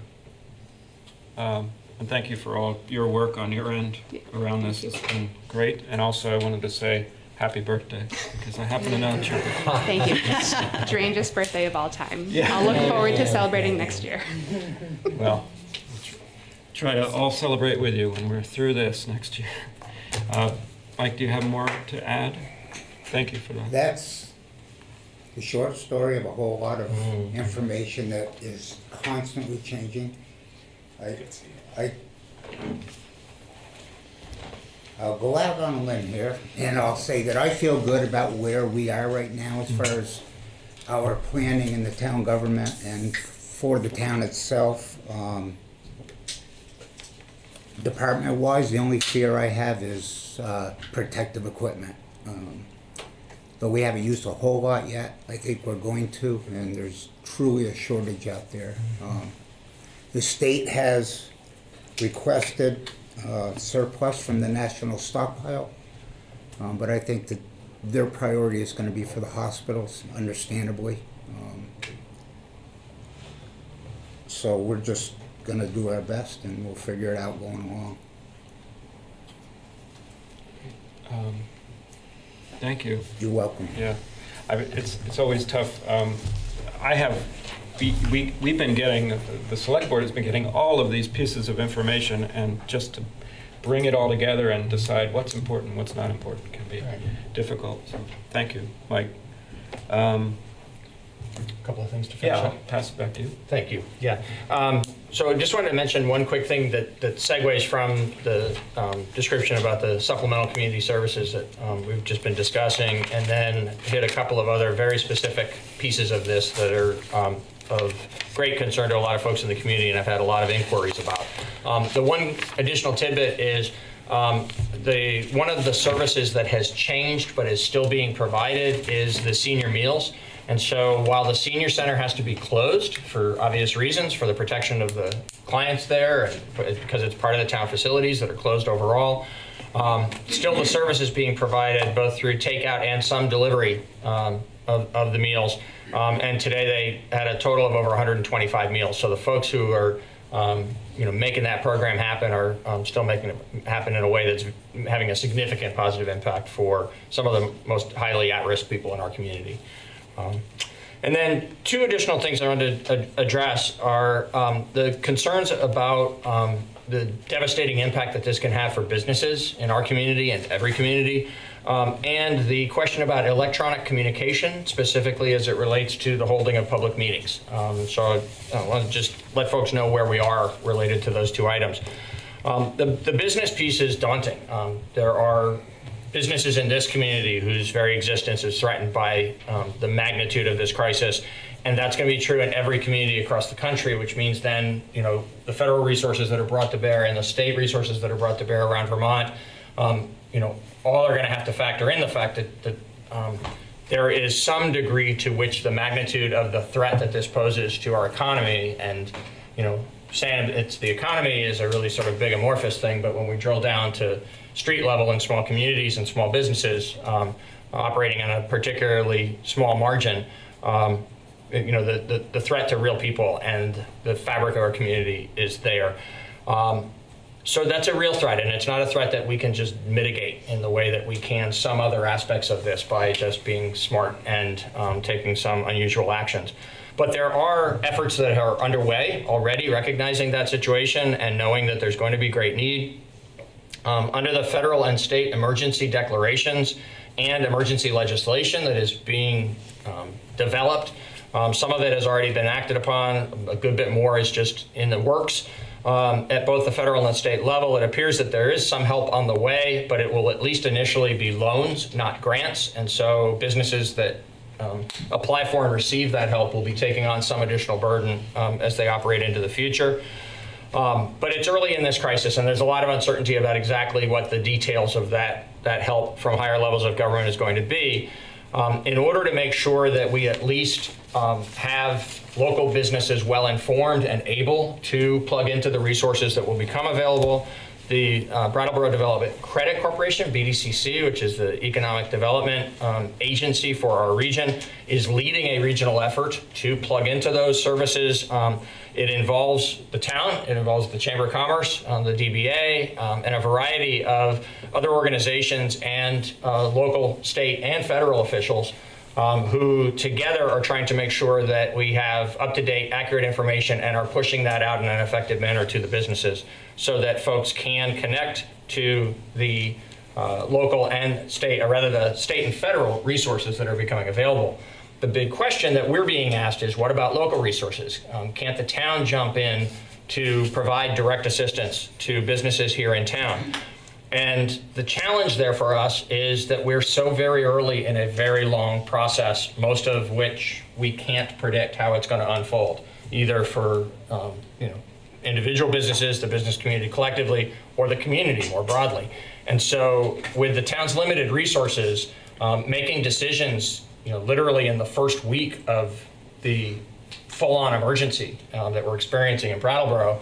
Some other places are farther along, but it's really, when you think about a week ago, Wednesday night, 6 nights ago, we were at Academy School holding the information meeting for town meeting. We knew that it was only a matter of time. We knew this thing was coming, but it's really in those last 6 days and more in the last 4 days or so that it is just suddenly, the world upside down for us. And so being this early in this process makes it difficult for the town to make concrete decisions of applying the limited resources that we have to do this or to do that. And so we have taken some limited action. There's another proposal that we have before the select board this evening related to some direct things that we can do because of ongoing relationships we have with certain businesses where the town has provided funding to assist those businesses in either starting up or expanding. But in the broader perspective, what we're trying to do is be a constructive part of the communication right now to help businesses access the help that is going to become available through the federal government and the state government, and then over time see, in the broader context of everything that's going to need to be done for the health, safety, and welfare of the whole community, what resources the town may be able to provide in specific ways further down the road in this emergency to local businesses. So those will be things that will definitely be still interacting with the business community around, and select board certainly will be considering as we go forward. On the electronic communications piece, we've had a lot of communication from folks. I know there's a level of frustration for some people in the community tonight, so if you're one of those people and you're listening on BCTV right now, I say to you, I understand that there are tools available where people can plug into a meeting like this remotely, and I want to make really clear why the town has moved cautiously in implementing those tools. So while there's a variety of different ways, some of them really powerful to connect people individually and in private meetings and organizations, those don't involve those connections don't involve the open meetings law. We've got an obligation to make sure that we hold public meetings where we're doing the public's business in a manner that complies with Vermont's open meetings law, not just because that's the right thing to do, and government should set the right example by following all of the rules that are applicable to us, just as we expect people in the community to follow the rules that we make. But also specifically because the intent of that rule is to make sure that our public decision-making processes are open and fair, and that people in the community have an opportunity, an equal opportunity to participate. And our great concern is that for meetings of the magnitude that we hold with that special public obligation, we need to be sure that we can honor the letter of the law as it relates to the open meetings law. But we also need to be sure that the tool we use actually can allow for a manageable meeting, that the person who's in charge of calling on people can be calling on people in an orderly manner so that everyone has a fair opportunity to participate. And so that the decision makers actually all are equally participating, hearing everything that's being said, and in a position where their votes can be counted. So there may come a time as this evolves where even the decision-making participants of the meeting are remote. But as of right now, Vermont law requires that public meetings be held in a physical location. It does allow that those meetings in a physical location can allow people to connect in remotely. And we are actively researching the tools that are available to allow people to connect in remotely, so that by the time we actually commit to one, we have a very high level of confidence it won't lead to chaos, but rather will lead to orderly, constructive community participation in the meetings. So for tonight, we did this the old-fashioned way, and thank you to those of you who have come. To those of you who felt you had to stay home, we totally understand that. We hope that as soon as 3 weeks from tonight, when the next regularly scheduled select board meeting is on the calendar for April 7th, that by that time and maybe sooner, we'll be in a position where we know what tool we will use to allow for remote communication into these meetings, so that we can make sure that it is easier and safer for people to participate. Thank you. Having said all of that, we have 3 actions that we are asking the select board to take tonight, and then a 4th that we want to make sure is understood to be available to the board. One of these will require action as water and sewer commissioners, so I'm going to speak to the first 2 and the catch-all item. And then when your water and sewer commissioners here in a few minutes, we can address the other recommendation. Staff is recommending the cancellation of the representative town meeting scheduled for Saturday, March 21st, because of the fact that it would violate, and aside from the fact that it's just, I think, common sense at this point, given the necessity of social distancing, it actually would violate the governor's order at this point that no public gatherings exceed a maximum of 50 people. So we'd ask that you take that official action. Our plan will be, if you do agree with this way of moving forward, we can't be sure that we would be able to hold a representative town meeting by May 9th, but obviously we will need to hold one as soon as we are able to hold one safely and in accordance with the emergency regulations. And so if the situation improves quickly enough that we're able to hold a representative town meeting on May 9th, we think you should. And the reason for that is beyond May 9th, there are technical details I don't think we need to go into tonight but related to the town's own obligation under our charter and our statutory obligation, where there's timeframes after town meeting acts when certain things are appealable. And in order to now allow enough time for those other processes to play out if necessary, May 9th would be the last time we could hold a representative town meeting this year and still have those other processes be completed by the beginning of the new fiscal year on July 1st. So we can go deeper into those weeds when you're actually having to make a decision about warning the town meeting. What we want to do is just make sure that the community is aware. We're keenly looking at those deadlines and at holding the representative town meeting at the first opportunity. But for now, because we don't really know when that opportunity will be, we think you should just cancel Saturday's meeting. And we are hopeful that the circumstances will be appropriate, that we can bring you a warning for the April 7th meeting, which would give the proper more than 30 and less than 40 days notice for a May 9th representative town meeting. Did you want to go through these Sure. recommendations? Absolutely. Totally, because I would love to hit the pause button, just make sure that everybody here has a chance to ask any questions, make sure the fellow board members have That's a a chance. good point. So Yeah. if you want to just outline for us, and then we'll will. just take it all as just a open question period. Sure.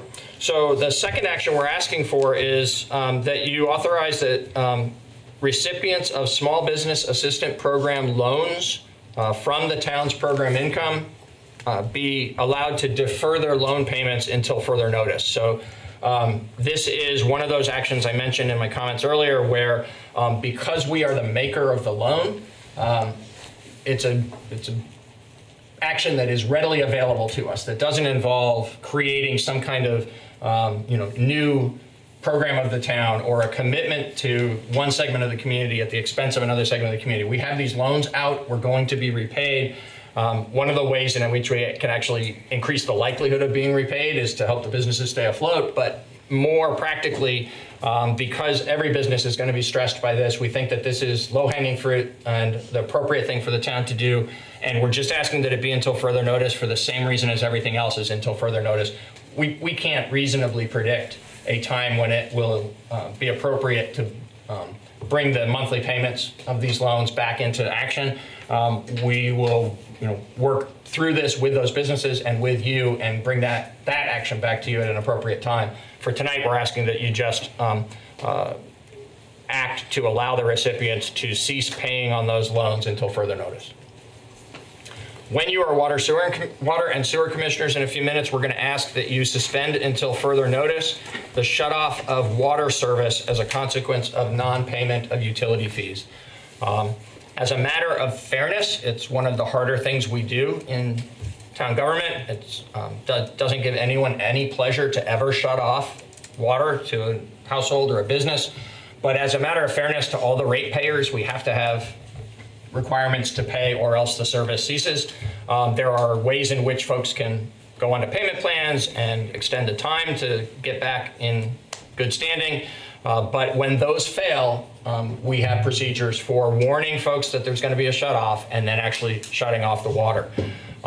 We believe that in these extraordinary times, especially where hygiene is central to the community's well-being, but generally just when there's going to be folks struggling economically in lots of different ways for lots of different reasons throughout the community, we believe the appropriate thing to do is to suspend any shutting off of water service until further notice. And the last action that we are not proposing, but sort of making sure is known, the select board members certainly know their role within the community. We just wanted to make sure that in these times when things are moving and changing so fast and there's a lot of action, a lot of decisions being made, under the declaration of emergency by Governor Scott, the town as a subdivision of the state is exercising some power to make decisions and take actions that are outside of the normal boundaries of our day-to-day operations.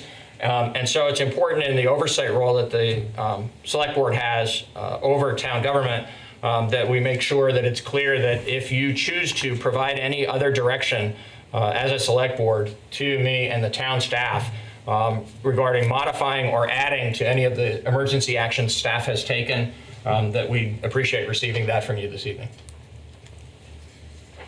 Thank you so much. Thank you. So that was a lot, but this is in the spirit of how everything's moving these days. A lot happens all at once. So I just to first open it up, I guess, to select board comment on any of the points of our COVID-19 update we just heard from Peter and Mike and Rihanna. You go. Now I got a list. Yeah, so as has already been said, a lot has happened in the last several days, and it feels like a long time since we sat here, and it's kind of a different world right now. I'm really, really appreciative of all of the town staff for all the work that they're doing right now, in particular to our emergency management team. So I really appreciate the work that's happening. In the community, there are mutual aid efforts going on. Jennifer Jacobs's kind of one was referred to earlier, and just to reiterate what Peter was saying, there's a link on the town website for folks to sign up. So that's like volunteering to provide services to folks in the community. And also, there's a way to communicate needs as well. And I would imagine that the fire department, through the work that they've been doing already, is kind of collecting kind of needs from folks through their non-emergency phone number. Is that right, Lenny? Yeah. And so, it's uncomfortable maybe to say, I have a need. I delivered some food for some people yesterday, and they were really grateful. And it was also, it was a kind of an intense moment. And I think it's important that people feel okay to let folks know what their needs are, and there's many people in this community that are ready to step up and help out in whatever way they can. So I just want to kind of shine a light on that.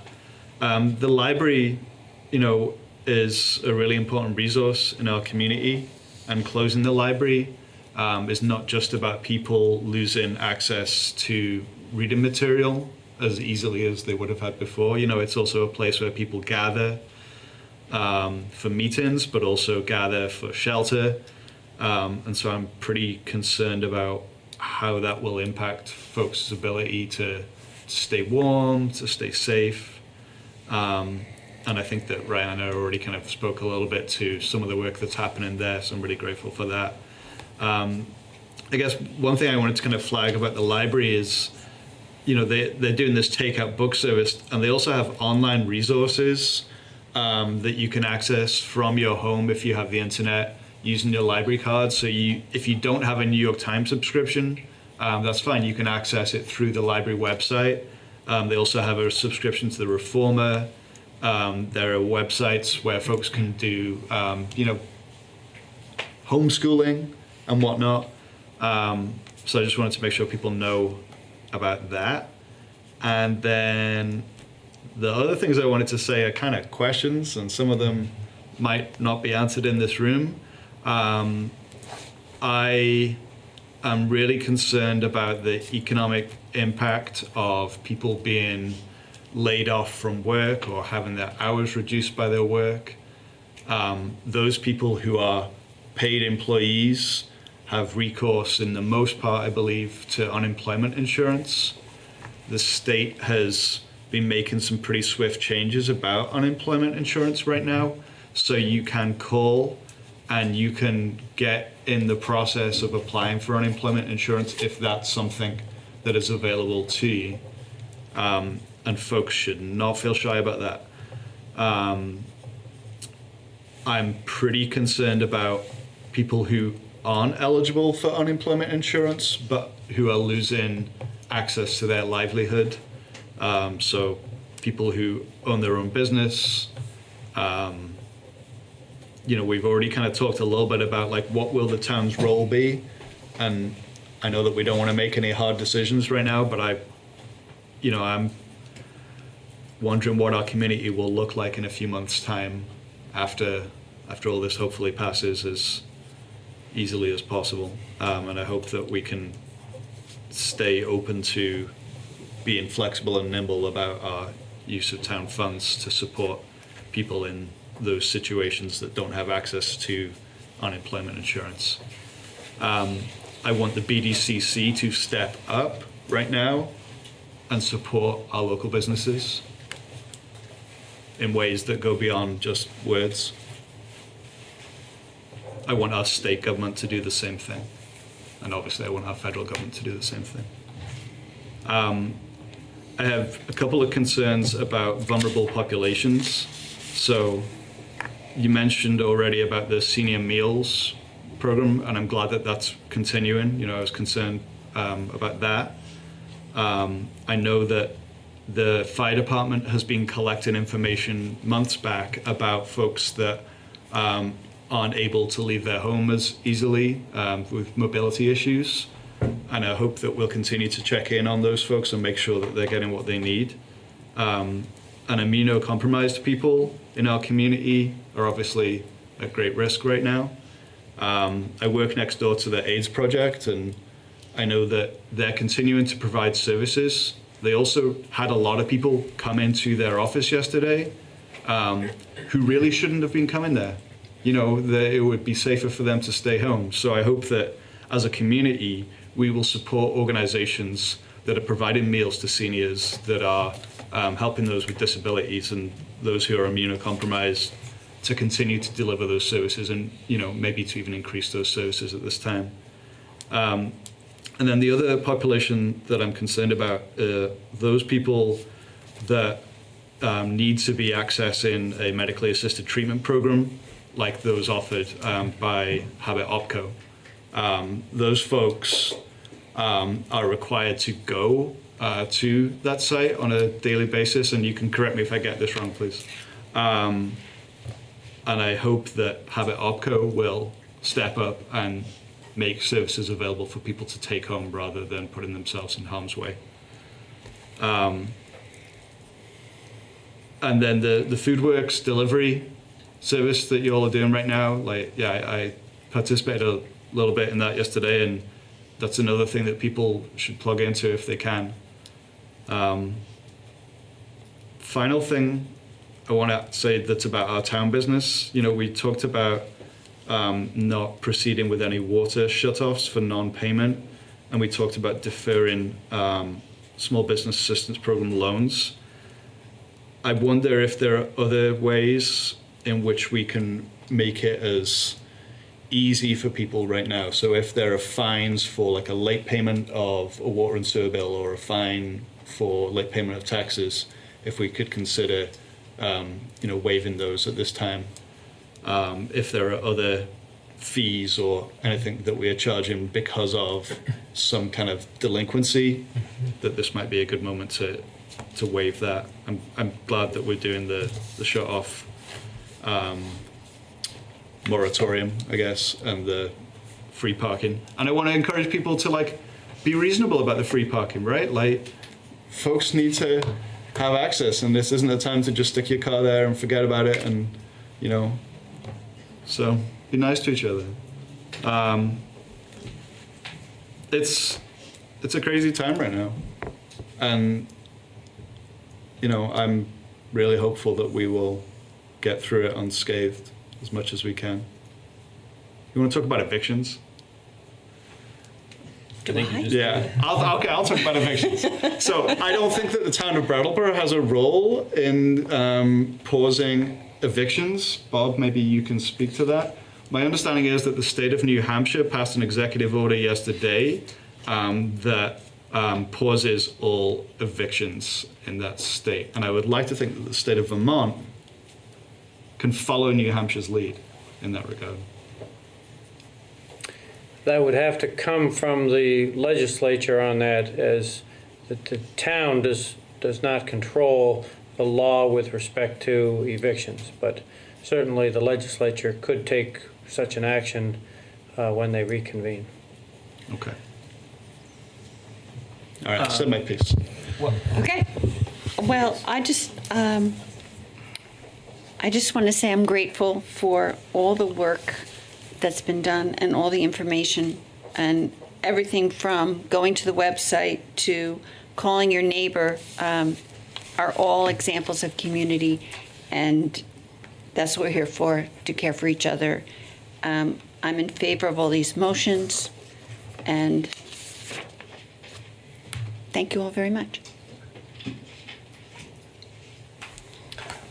Is anyone out there in our physical audience at the time who would like to speak to any of these discussed motions and ideas and information? Kate? Please let us know who you are. I know the general. I'm Kate O'Connor. I'm from Brattleboro, and tonight I'm here on behalf of the Brattleboro Area Chamber of Commerce.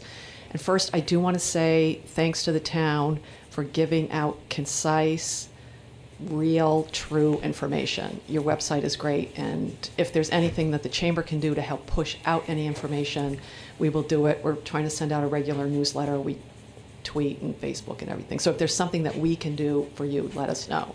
Thank you. Thank you. And I do appreciate Peter's comments and Daniel's comments about the business community. And that's why I wanted to, come here tonight and just stress and make sure you folks are aware of the anxiety that a lot of the businesses are feeling. As we know, bars and restaurants are closed, and the people that worked at those bars and restaurants are no longer employed.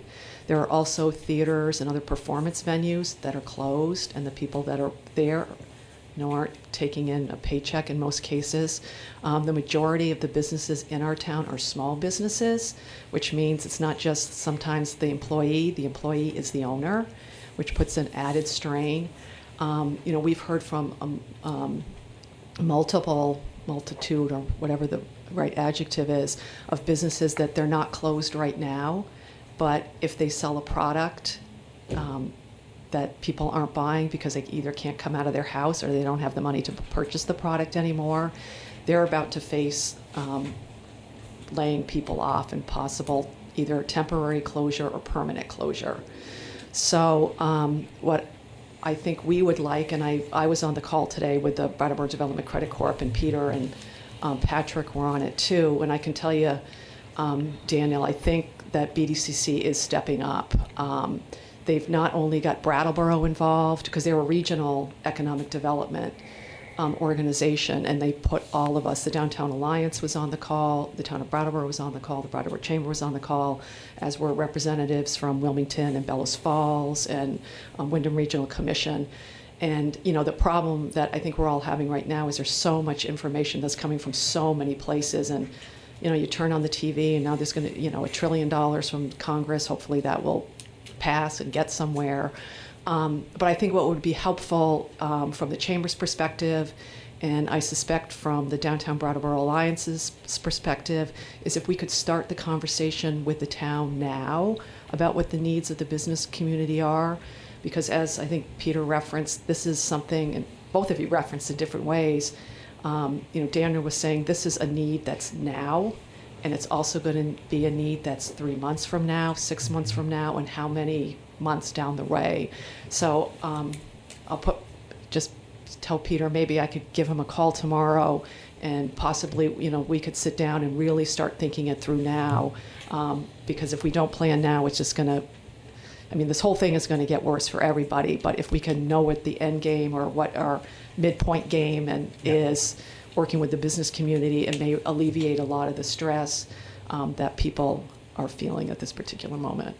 So I appreciate your comments, and we'd love to work together and start working now. And I'll reiterate, if there's anything that the chamber can do to help the town, I tweeted out about free parking, anything like that is just helpful, we will do it. And I say that to Groundworks and anybody that's listening. If there's something that they need people to know and the chamber can help amplify that message, we will be there to do it.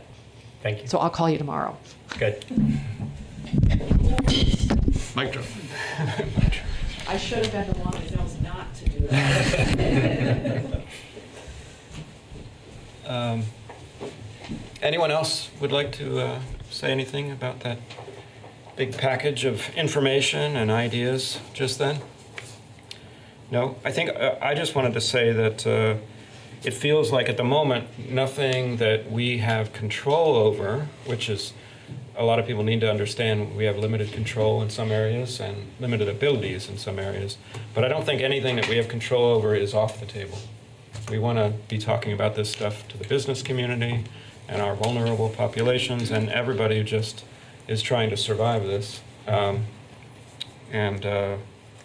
That's the thing. I mean, I've talked to several business owners of restaurants today, actually, and they let me know that they're all sending out info via social media, whatever, personal appeals to support. If you can still afford to support your local restaurants through takeout, if they're still offering it, please do, because it's going to be a lifeline to get them through this time, hopefully. But even with that support, it's probably, some of them won't be able to hold out too long. So we hear this. That's all I wanted to say. So with this big list that we have, I think one of the easy decisions at the moment is maybe considering RTM. So I would entertain a motion for that portion of our recent discussion. Anybody want to? Okay, Tim. Thank you. I move to cancel the representative town meeting scheduled for March 21st, 2020 at 8:30 a.m. All right. Liz, this feels like a big thing. You know, it really is. It is a big thing. But it's something we have to do. If there's no other commentary on that, we have a motion to cancel representative town meetings, which is scheduled for March 21st. This is this coming Saturday at 8:30 a.m., which now seems completely impossible. All those in favor? Aye. Aye. And that's 3-0. Jan? We also, I would entertain a motion concerning our small business assistance loan program. I guess I'll do that one. I move to allow recipients of Small Business Assistance Program loans to defer loan payments until further notice. All right, Daniel has made a motion to allow small business assistance loan program participants to defer their loan payments until further notice. All those in favor? Aye. Aye. And that's 3-0 as well. Does anyone feel the move that we should go ahead and make any other further motions amongst the board at this time, recognizing that it is very early in the landscape? So I think that's one of the things that I really am feeling right now. Things are moving so fast as far as the federal and the state support. We're not sure what we would be supporting or not supporting, but I think very soon we'll have a clearer picture of that. So, great. So that sort of does it with this COVID-19 section. Thanks for your patience, those of you who are here for other items. And our next item, item B, has to be postponed because we don't have... We're going to go back to... yeah, we need to go back to water and sewer. Oh, I'm sorry. Yes, I'm leaping ahead. We're going back to water and sewer commissioners. So do I have a motion to convene as water and sewer commissioners? So moved. All those in favor? Aye. Aye. Okay. We are now water and sewer commissioners, and we have a couple of items that we need to consider. Yeah, I think if it's okay with the board, I'd like to see you take action on the suspension of the shutoffs, because we've talked a lot about that already, and then we can move into the one item that had been agended for tonight. Water and Indeed. sewer. Indeed. And whose turn Shall is I it? make a motion? Certainly. Thank you, Liz. I move to suspend until further notice the shut-off of water service as a consequence for non-payment of utility fees. Thank you. Liz has made a motion to suspend until further notice the shut-off of water service as a consequence for non-payment of utility fees. All those in favor? Aye. Aye. That's Thank you. 3-0. Thank you. So the item that had been agenda for tonight is a routine purchase of an important piece of equipment that likely will cause a smile and maybe giggles. It's a sewer rotter. And a sewer rotter, as you might imagine by its name, is used to clear clogged sewer lines. We've all seen plumbers use those in our homes, I expect. I certainly have seen that in my home. But this is a sort of industrial-sized, industrial-strength sewer rotter that the utilities department uses when there are roots growing into sewer lines in town and other kinds of blockages. So The rotor that we had is worn out. We went out to bid to purchase a new one. And actually, I should correct that for the record. Rather than actually bidding it, we used a membership system that does collective bidding on behalf of lots of utilities that we belong to, called Sourcewell. And using that Sourcewell membership for the procurement of this, we have identified the rotor that we need to be provided by J.F. McDermott Corporation, and the cost would be $61,824.16. We recommend your approval. All right. And so we're a little bit over the budgeted purchase. $60,000 was budgeted, slightly over that. But we would still recommend $1,800 extra to buy the right piece of equipment that's needed. We recommend your approval. The fund has money to cover it. Comments, questions, anybody? I'll just note that it really isn't over budget because they had anticipated selling back their old equipment and it was apparently worthless. So that means there's like an old sewer rotor kicking around that you can take home. Or bring into the parade on July 4th. July 4th. Sure. I wonder how many people would be required to carry that. I think the strolling the heifers that's sooner. We could gift it. Okay. Yeah. Enough. Well, I guess I would take a motion if anyone is I'd love to make so a motion. moved.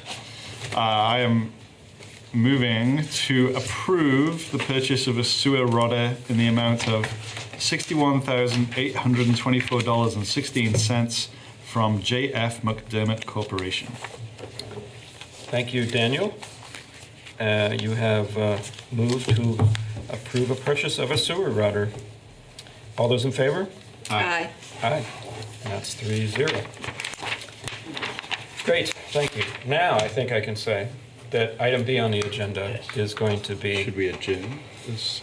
Oh gosh, Daniel, thank you. Jan was about to yell at me.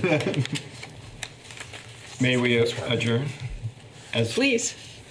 I move that we adjourn as a water and sewer The three commissioners. really throws us off. And I'm sorry. sitting in a whole different wing over here. I know, she's on the wrong I side. don't have my buddy. Okay, all those in favor of adjourning as water and sewer commissioners? Aye. Aye. All right, now we have shed that burden. And now, can I say that item B is going to postpone for the amusement of our audience due to, just complications. Item C is something that many of us up here and many of us in our community are very excited about. I'm not going to tell you what it is because...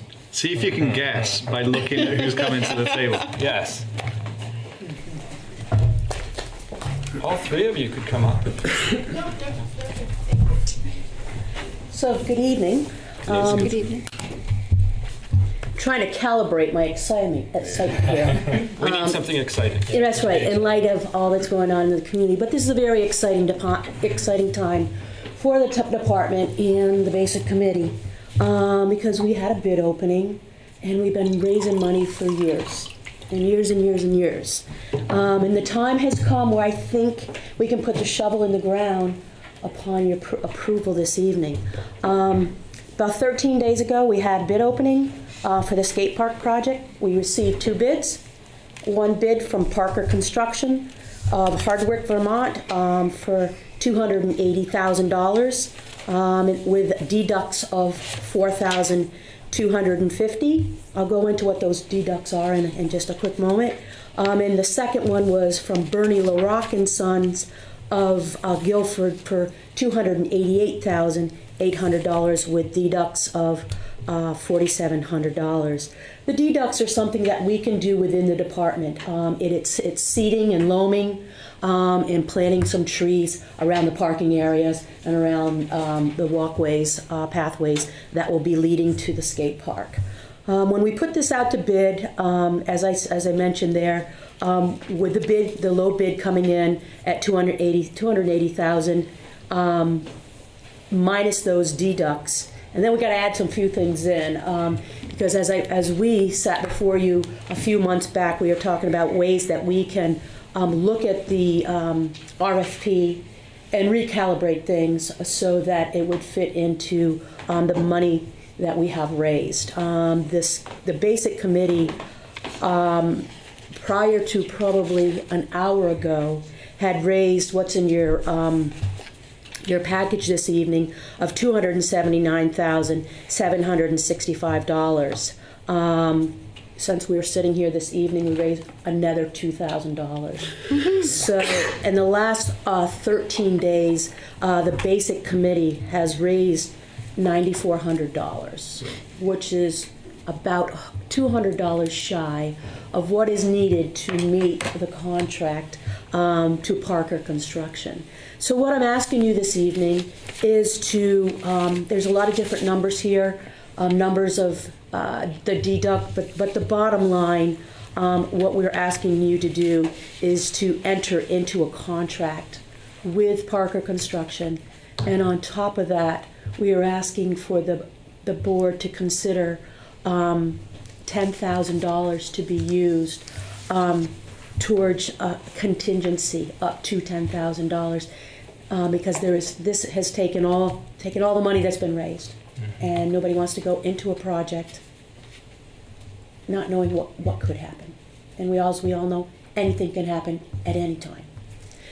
So what I'm requesting of you this evening, as I said, is to enter into a contract with Parker Construction for $275,750. And we're also requesting authorization of the $10,000 to be expended from the capital fund balance if necessary. Thank you. Jeff, do you have anything to add? No, I'm just happy to be here. It's been a long road. We're happy you're here too. I'm very happy, and I know I really appreciate everybody sticking with it as their boys have become young men. They're still in the committee, so that's wonderful, and I'm glad we're all at this point. I don't know about this skate park. I mean, I don't know. Yeah, no, it's great. I'm glad that I get to be on the board at this time, and maybe we can all get shovels and do that whole thing. Oh yeah, I love that. Josh Steele, if you're watching, ye of little faith, you said it wasn't going to happen. I said it would happen, Josh. Now look. So let's go ahead and make that motion. You got a question? I do. I don't have any paperwork about it. We're supposed to sign something? No, you're authorizing us to proceed. I'll execute the contract and we'll get started as soon as the circumstances allow.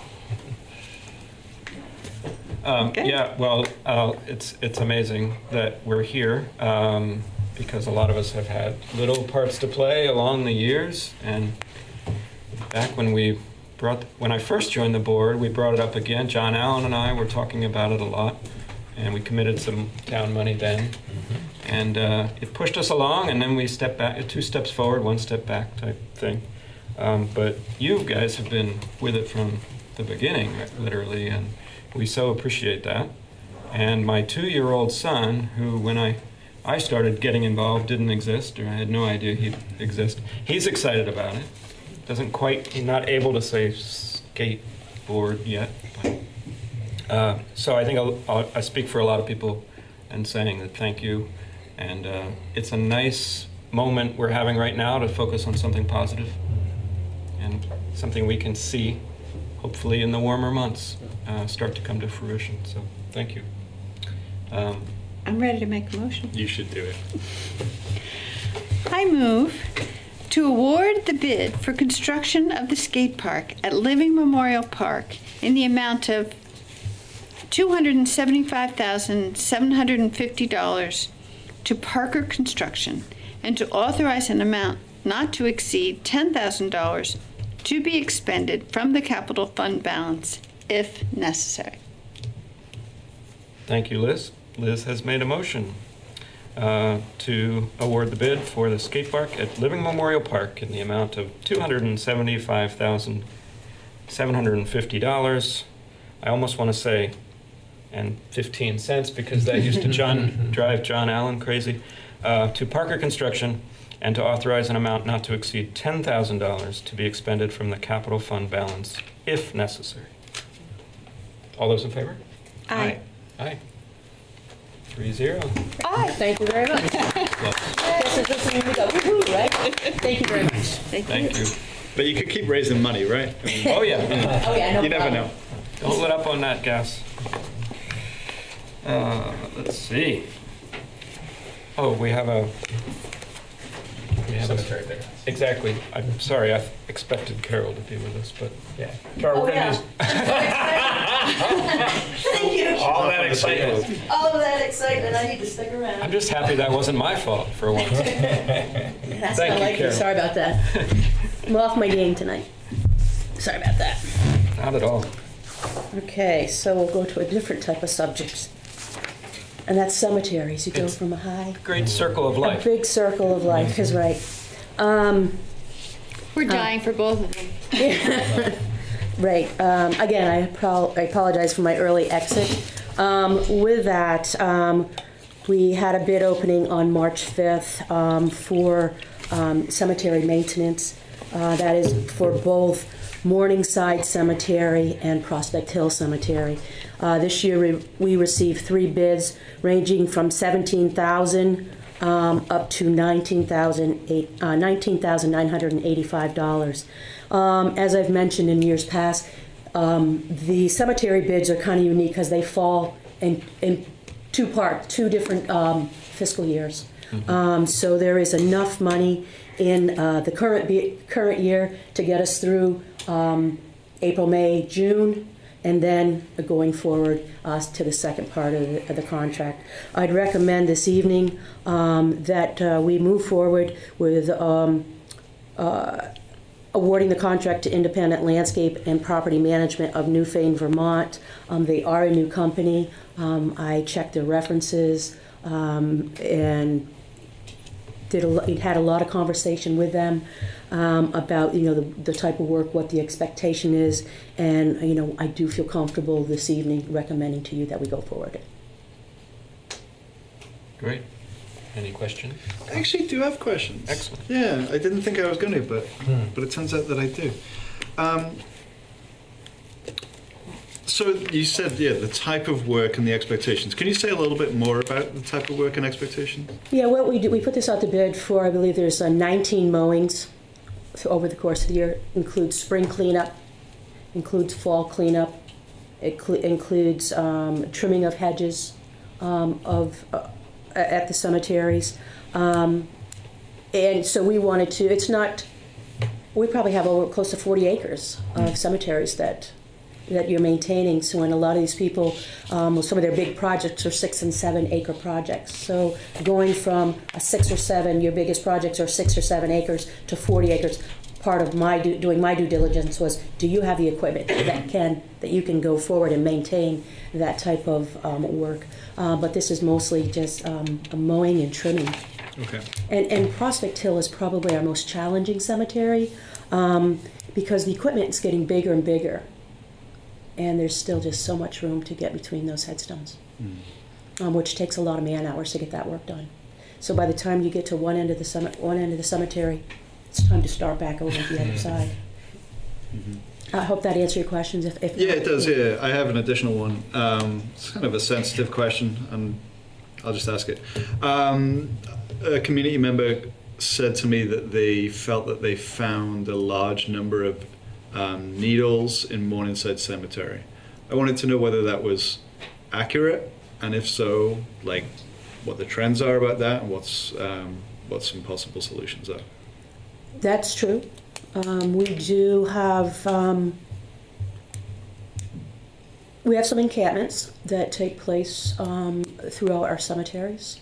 We work with Groundworks from time to time to help us out managing that. And so we do that. We pick them. We do see them. We pick them up and try to make the area, because a lot of people use mostly Morningside, more so Morningside than Prospect Hill, for a lot of exercise. Walking the roadways and stuff. And we try to get down there as much as we can as Rec and Parks, but also that part of the contract when they are down there. And I was pretty upfront with them. I'm like, you are going to see this, and you will need to make sure that you're cleaning it up and training your staff and to do so safely under the guidelines of the Vermont Health Department. Okay, thanks.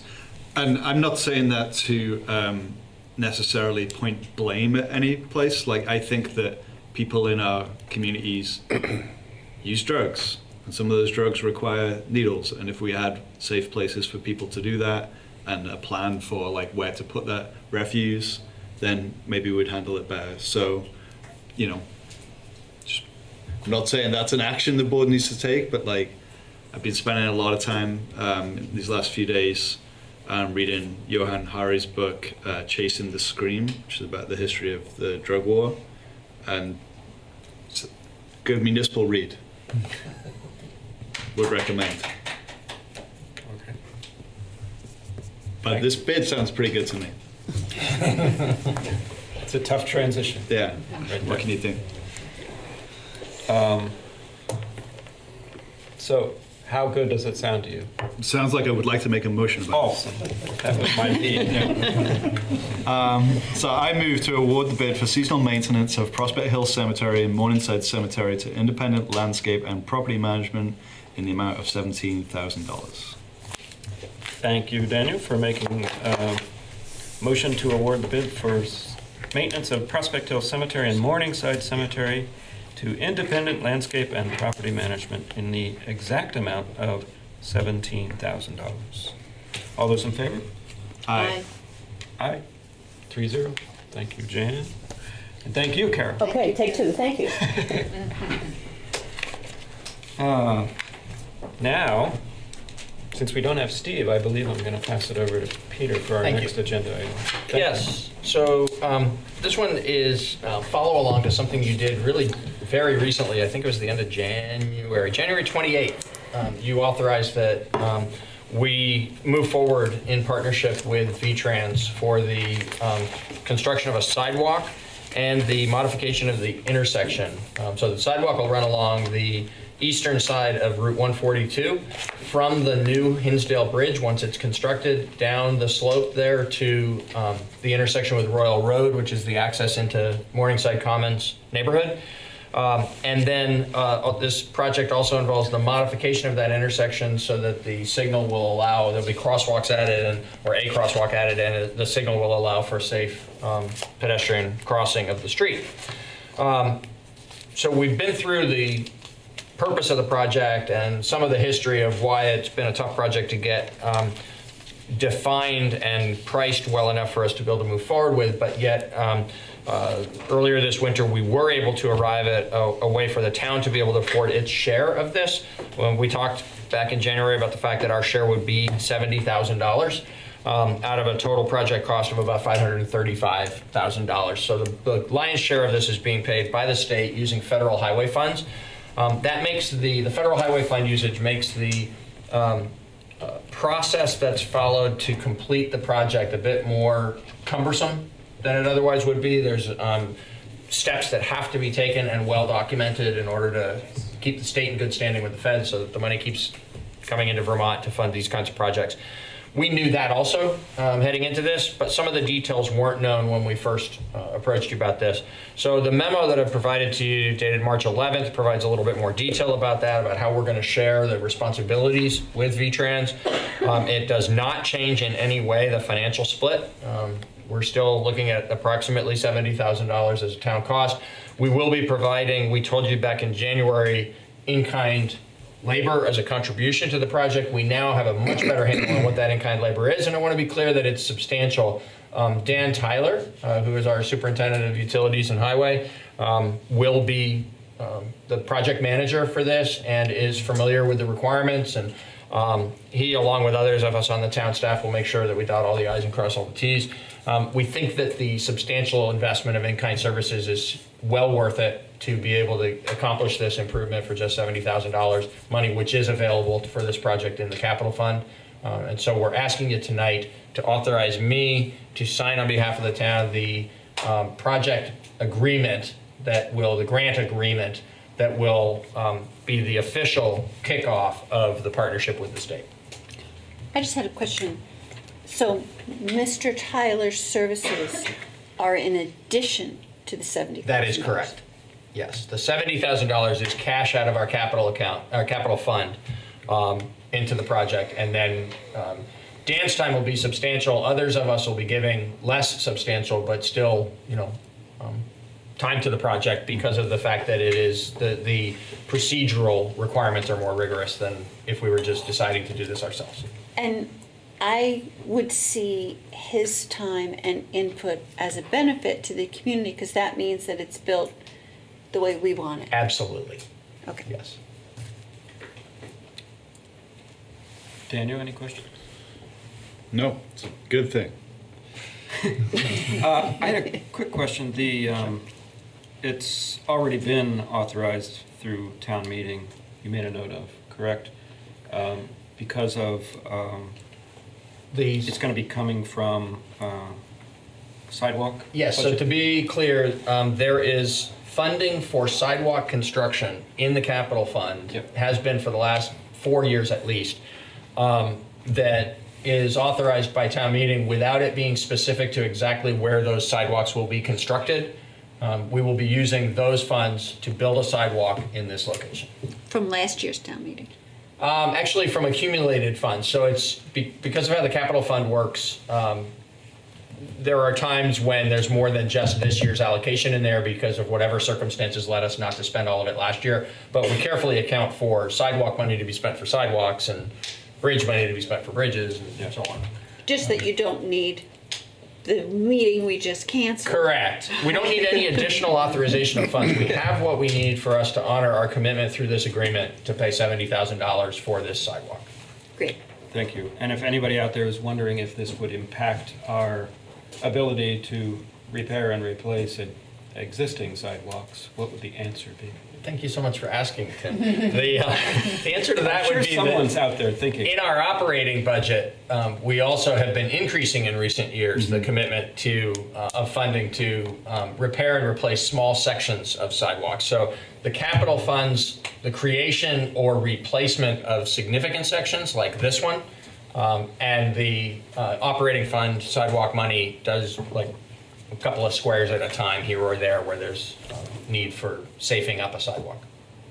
Thank you. Well, it sounds like a great idea because it's going to take that Royal Road neighborhood and incorporate more into the community. Exactly. And, anticipate the new bridge work and incorporate that into the community as well. Exactly. And yeah, just,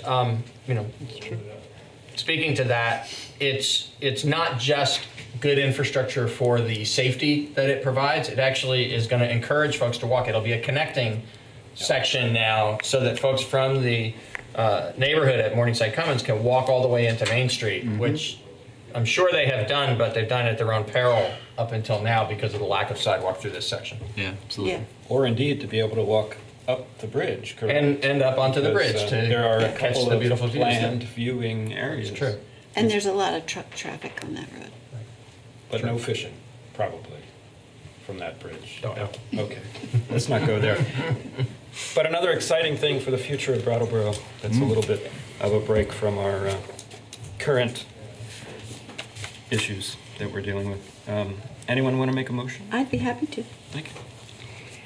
I move to authorize the town manager, Peter Elwell, to execute a grant agreement with the Vermont Agency of Transportation for the transportation project known as Brattleboro STP BP 1917 to provide pedestrian improvements between the Morningside Commons neighborhood and the new Hinsdale Bridge. Thank you, Liz. Liz has made a motion to authorize Peter Elwell to execute a grant agreement, and that is for providing of pedestrian improvements between Morningside Commons neighborhood and the new Hinsdale Bridge. All those in favor? Aye. Aye. That's 3-0. Thank you. We are now listening to Peter once again. Sorry. As we are wont to do. We like that. for a procurement of engineering services. Yes, indeed. So we talked at length during the budget process about the increased burden to municipalities that stormwater management represents based on the adoption of the state's Act 64 to improve water quality throughout Vermont. And this is one of the ramifications of that, implementing additional, very detailed, very complex planning about the work that's going to need to be done in various locations in order to comply with the regulations. So we're asking tonight that you authorize us to spend an amount not to exceed $30,900 to engage Stevens and Associates to provide several different pieces of engineering in different locations for different purposes. So there's actually 5 separate aspects to this engagement, each of them small in their own right, but together they exceeded my $10,000 authority, which is why the matter is before you tonight. I should note, because of one of the other things we talked about related to this broader topic throughout the budget process, is the importance of us preparing to and then moving forward with the creation of a stormwater utility as the funding mechanism for meeting these much more significant requirements for stormwater management. That this is not related to that. This is, more minor investment in specific improvements that need to be done here on the near term that will not be part of the creation of that better mechanism for getting this work done. We do expect to be back in the months ahead. Exactly when is hard to predict right now because of COVID-19. We were preparing to probably bring you something in April on this topic. It's likely to be a little later on now. But we do plan to come to you by, say, summertime with more details about how we would move forward to create that stormwater utility. And at that time, we will need to authorize additional engineering funds to move that process forward. But for tonight, this is specific location, specific work, and we're asking for $30,900, not to exceed $30,900 for this engineering. Thank you. Would Daniel or Liz like to? Liz, would you like to comment on? Well, you have considerable expertise with this area. So. I've read all 5 of the applications, and they all looked kosher to me, and I'm all for it. Yeah. Good. As you were mentioning the budget, I was like, oh yeah, the budget. Remember the budget? Yeah. The trauma we sometimes forget very soon. Yeah, that's true. Yeah, all good. Well, who would like to make a motion? I suppose I would. I move to approve proposals from Stevens and Associates for stormwater related services for a fee not to exceed $30,900. Hard to say. Yeah. Thank you. Daniel has made a motion to approve proposals from Stevens and Associates for stormwater related services for a fee not to exceed $30,900. All those in favor? Aye. Aye. 3-0. Thank you. And we have not finally, but we do have a financial report to squeeze in. We do. Would you like to give Sure. us a... So the financial report is good. I'm going to give a couple of highlights from it as usual, but then I want to speak more broadly to town finances and the circumstances we find ourselves in with COVID-19 again, topic of import in terms of lots of different impacts, one of which will be financial for the town. So through the first, how many months of the year? 8 months of the fiscal year, we are in solid shape where our expenditures are below the threshold for 2/3 of the year. We've spent 64. When you prorate the large annual expenses and create a monthly flow, we're at 64.1% expended. That's about normal for this time of year. We usually end up somewhere north of 96% expended, but not fully expended. That's obviously the way we want to manage the budget. So we're on track for that in the general fund, and likewise in the utility funds and the parking utility fund and the parking fund, where we are at 63%, 64% in the utility fund, and the parking fund is right at 67.8. It doesn't involve those prorations, but revenues in the parking fund up until this 8th month report have been running well, and so that also was, everything here is a nothing to be alarmed about report.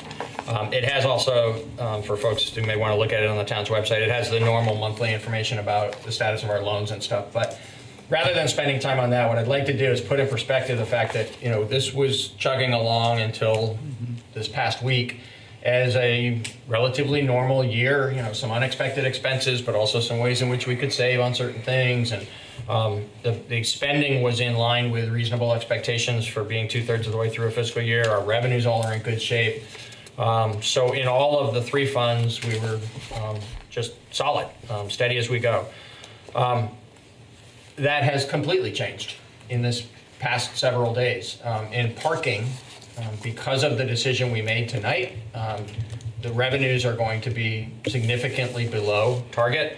Our expenses will probably be lower than the target, but they won't go down by as much. The largest single expense in the parking operation, just as it is for all of town government as a labor-intensive service delivery organization, are salaries that we're going to be continuing to pay during the time when our revenues are not coming in. And so that's not going to put us in any kind of a precarious long-term position related to the parking fund, but it means we're going to end fiscal year 20 not in the position that we shoot for. We will spend more money than we collect in the parking fund this year. The utility fund may end up the same way. It's got a much more complex set of circumstances there. The action you took tonight related to the utility fund was to suspend shutoffs. We expect that when the May payment comes, actually one thing I'd like to just digress on for a minute. I almost spoke to it when you brought up delinquencies, Daniel. I thought, no, I can wait for another night. But you know, there's not much to say that we're fortunate about, but in the context of all that is misfortune all over this COVID-19 thing, you know, there are glimmers of bright sides here or there about details of it. And one is the timing of how this happened is coming right after a payment due date. So we just had February 15th as the last time that taxes and utility fees were owed to the town. We had normal collections at that time, no surprises. The next time they're going to be due is May 15th. We don't expect May 15th to be normal. We expect that there's going to be quite a few more people who and organizations that are strained and may not be able to make their payment at that time, but we'll see how that turns out. Maybe this will be shorter lived. You know, maybe it'll be weeks and not months, and folks will get back on their feet and we won't have such an impact. But I think we should expect that there will be more non-payment at the May 15th timeframe than normal. And so we may end up upside down also in the utility fund at the end of the year. But again, in a situation where we've got substantial enough reserves and a solid enough overall financial condition to not be a long-term concern. But in the short term, we may end this fiscal year in a deficit position.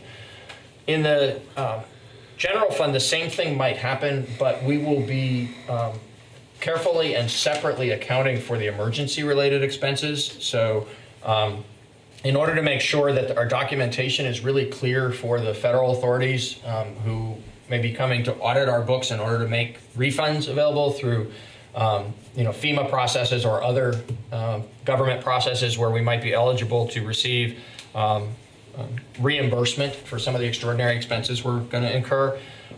We will document that well as we go along so as to be able to be well positioned for that recovery after the emergency is over. That will all get reconciled in a way where it will be a general fund burden in the end. There's no other funding source for those expenses other than the grants that we might receive and we might not. And so there's just a lot we don't know about that at this point. We'll keep you well informed as it unfolds.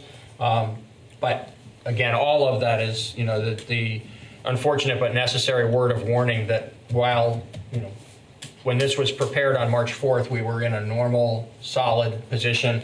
We now have a lot that's unknown, and the likelihood that some of our financial operating condition at the end of this fiscal year will be in deficit. Overall, for the long term, we're in still a very solid financial condition. So as the state and federal government do whatever they're going to do, Yes.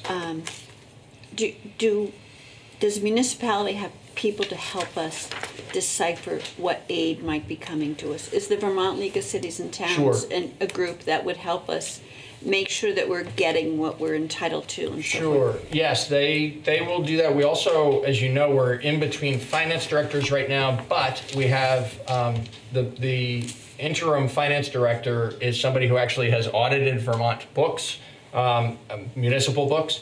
And so she's a person who will be familiar with how, whether it's Irene related or some of the more minor emergencies that have happened, it's not uncommon that on small scale emergencies that are not affecting our whole society like this, that there are, virtually every year, some municipalities that are affected by some smaller scale disasters. And if there's enough impact to those areas from those storms usually or other incidents, then a presidential declaration will make them eligible to receive reimbursement for some of the expenses incurred. And so that's a process we're all pretty familiar with. Fortunately, we don't have to go through it every year. But those of us who've been in municipal government for a while know how those processes work. And to the degree that there are sort of arcane accounting details related to that, we'll have Lori to provide the guidance to the town about how to make sure we first document the information correctly. And then by the time we're applying for reimbursement on any of this, we'll have a new finance director on board. Super. Thank you. Something you mentioned reminded me of a question I forgot to ask a little earlier, so I'd like to just ask that. The employees of the parking, Yes.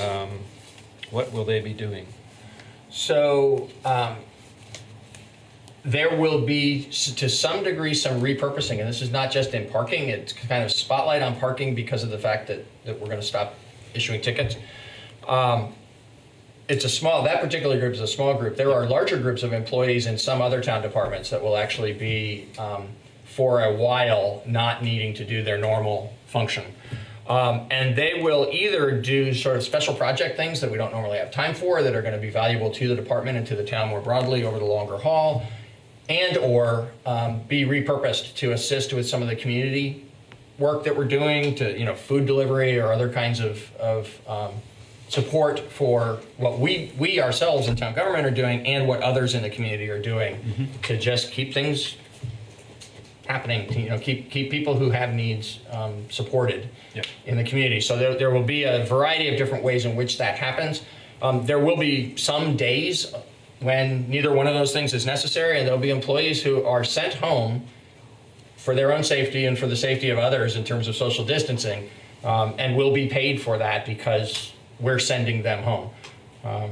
But there will be as little of that as possible in order to make sure that either through regular town operations or through the extraordinary needs that we're facing right now, folks are part of delivering the service to the community.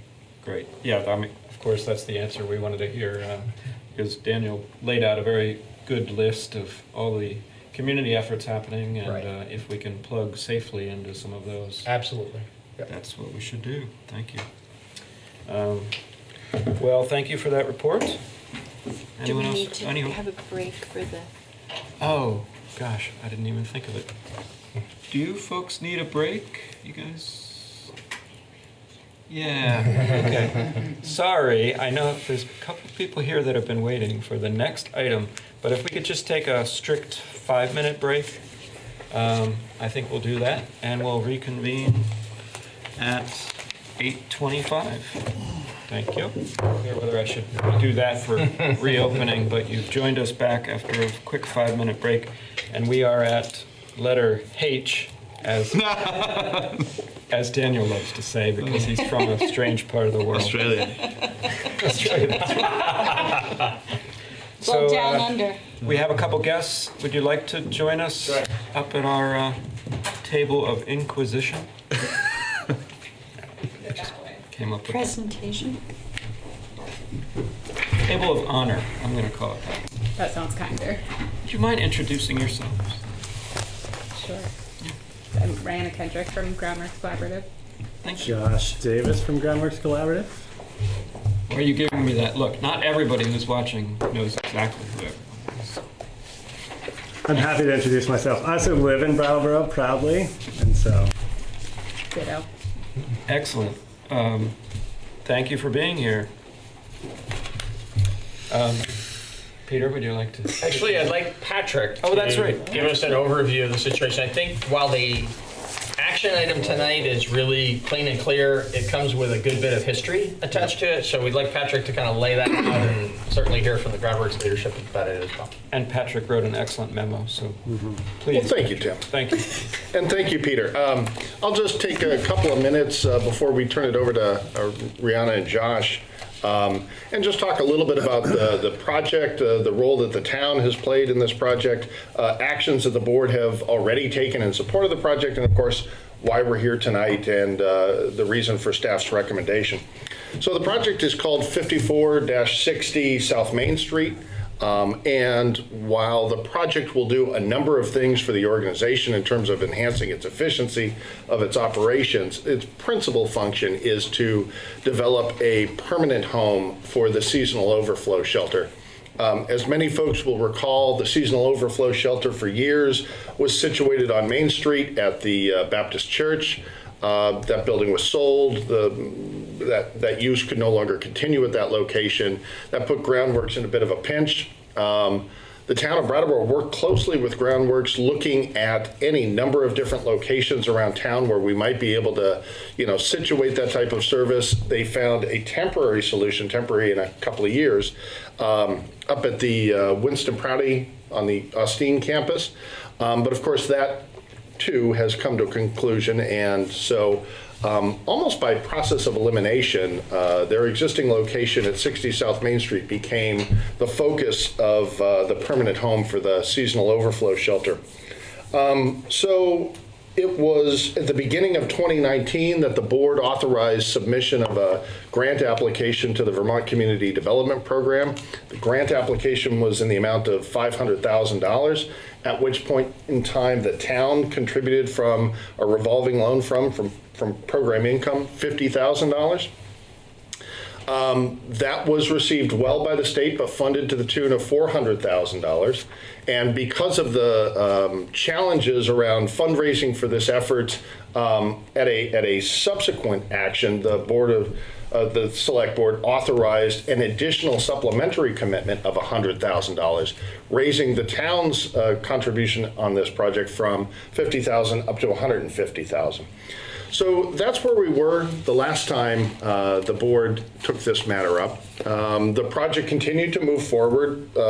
Consultants and engineers working for the project secured all the necessary permits, and the only remaining item that needed to be completed in order for the final phase of the project to begin is the remainder of the fundraising.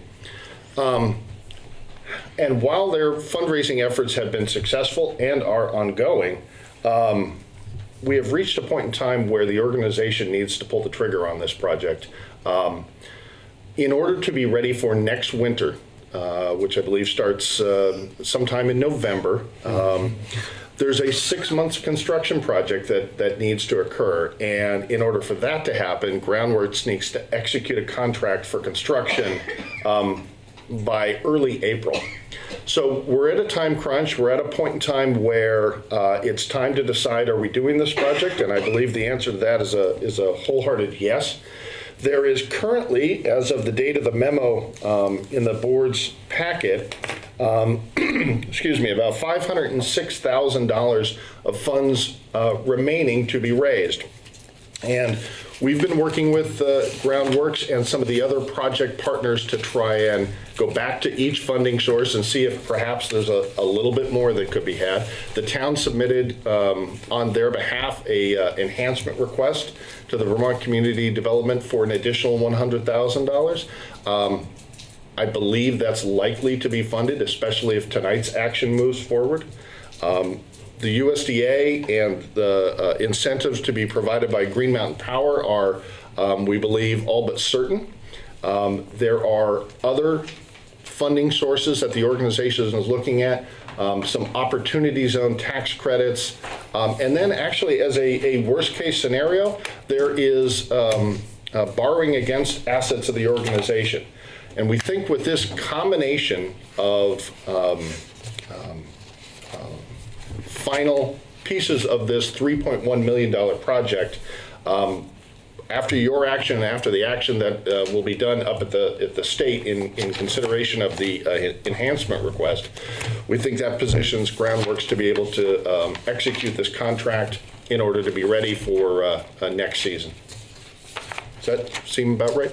Yeah, that's fantastic. I would just update one thing. Since we submitted this memo to you, we've raised an additional $28,000. So that brings the bottom line to the gap to $478,000. And so, like Patrick said, we've been continuing to fundraise, but really thorough overview both of the history and our current status and the urgency that we have to start this project just as soon as we can in April so that we can be into our new space in November.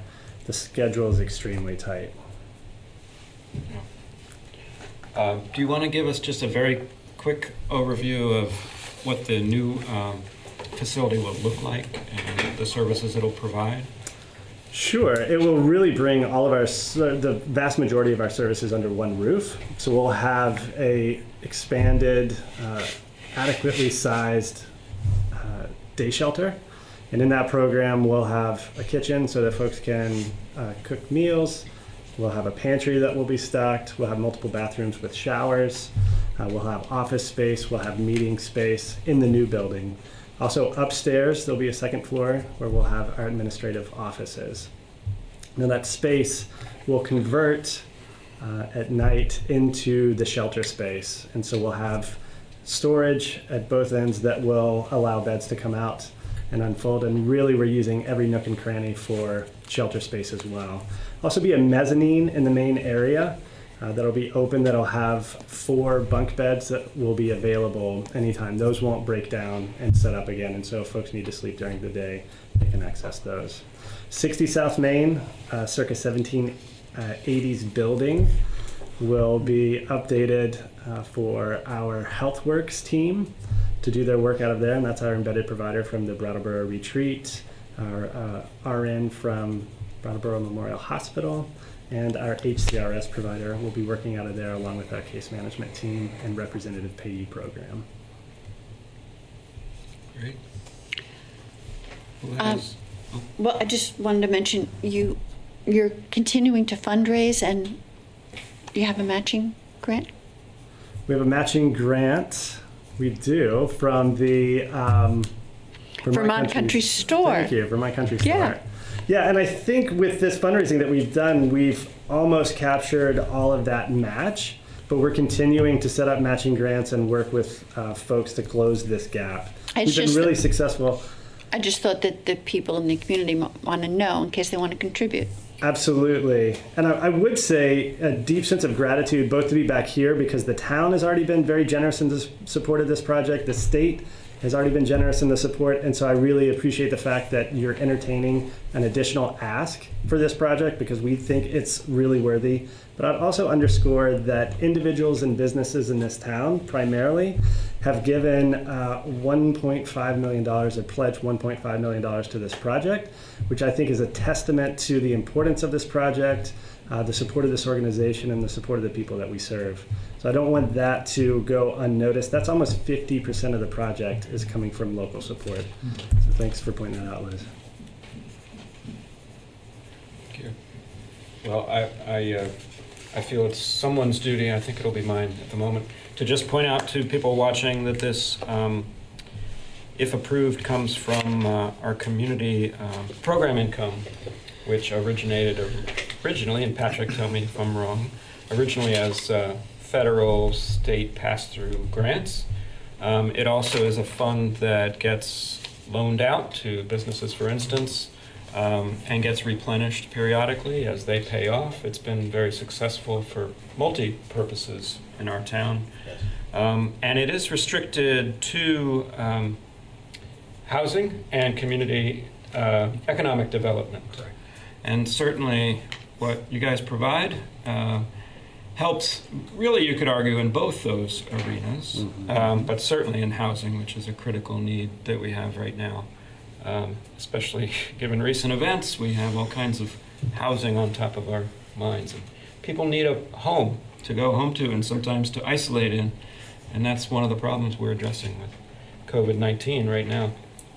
Just wanted to throw that out there, that this is not general fund money that we're considering.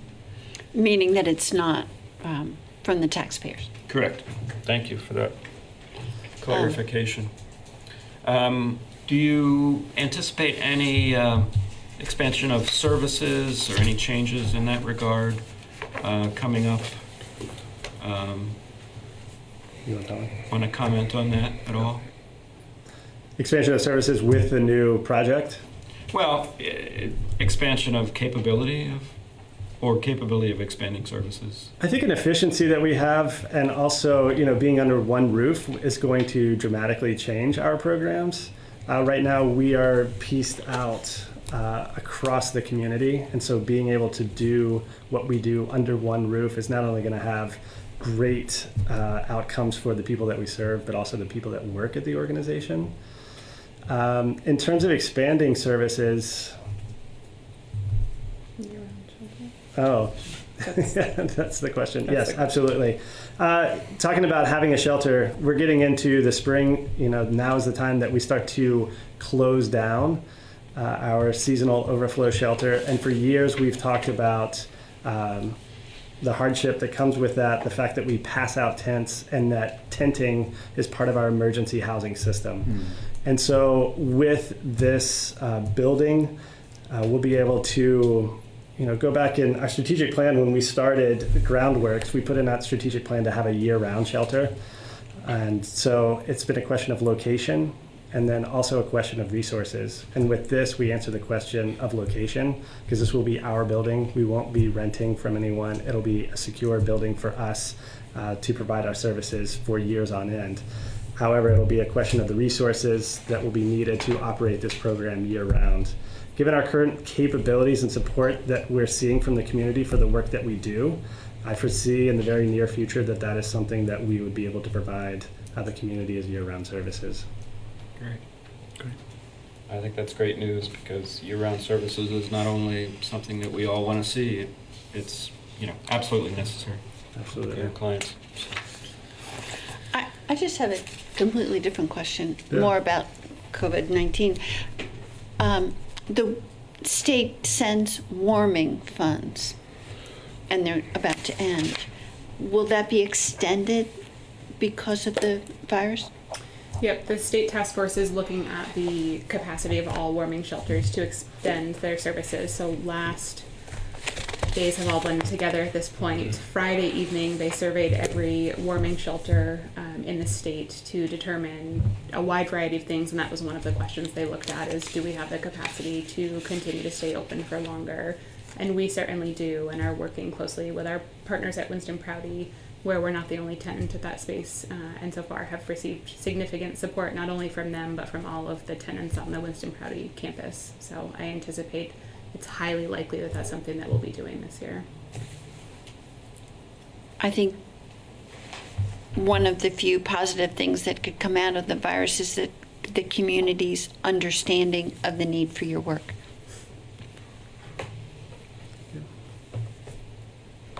Good point. Well, how do we feel? Well, indeed. Motion? Is it my turn? I think it is. All right then. I move to approve a grant in the amount of $100,000 from the town's revolving loan fund program income to Groundworks Collaborative in support of the project located at 5460 South Main Street to establish a permanent seasonal overflow shelter. Thank you. Liz has made a motion to approve a grant in the amount of $100,000 from our revolving loan fund to Groundworks Collaborative in support of 5460 South Main Street and their permanent seasonal overflow shelter. All those in favor? Aye. Thank you. Thank you. Thank you so much. Thank you. Thank you. And thank you for all your work. And thank you, Patrick, for the support. Hey, my pleasure. Thank you. We have a a small grant to reallocate? We do. Item So H. it's a reallocation of Homeland Security funds that we were made aware of. So we applied for a very specific, very small amount, $1,600, to enable the town to purchase 2 multi-purpose devices that are used when doing swiftwater rescue activities for the fire department. We were in front of you, if this sounds eerily familiar, it's because it was only about a month ago we were in front of you to ask for permission to apply for this, but almost as soon as we sent in the letter, they sent one back and said, yes, you got it. And so what's before you tonight is the acceptance and appropriation of a grant for $1,600 from the Vermont Department of Public Safety for the town to buy those 2 multi-purpose devices. Great. They sound very useful. They are, in multiple ways. Yes. Let's get one. At least as useful as they were Let's just do a them. few weeks ago. Would you like to make a motion? I would. I move to accept and appropriate a $1,600 reallocation of 2017 funds as a state Homeland Security grant from the Vermont Department of Public Safety. Great. Thank you for that motion to accept and appropriate $1,600 reallocation of funds as a state Homeland Security grant from the Vermont Department of Public Safety. All those in favor? Aye. And that's 3-0. Jane. So we get to committee matters. We had some appointments to interview committee members earlier today. However, none of them could make it. Yes.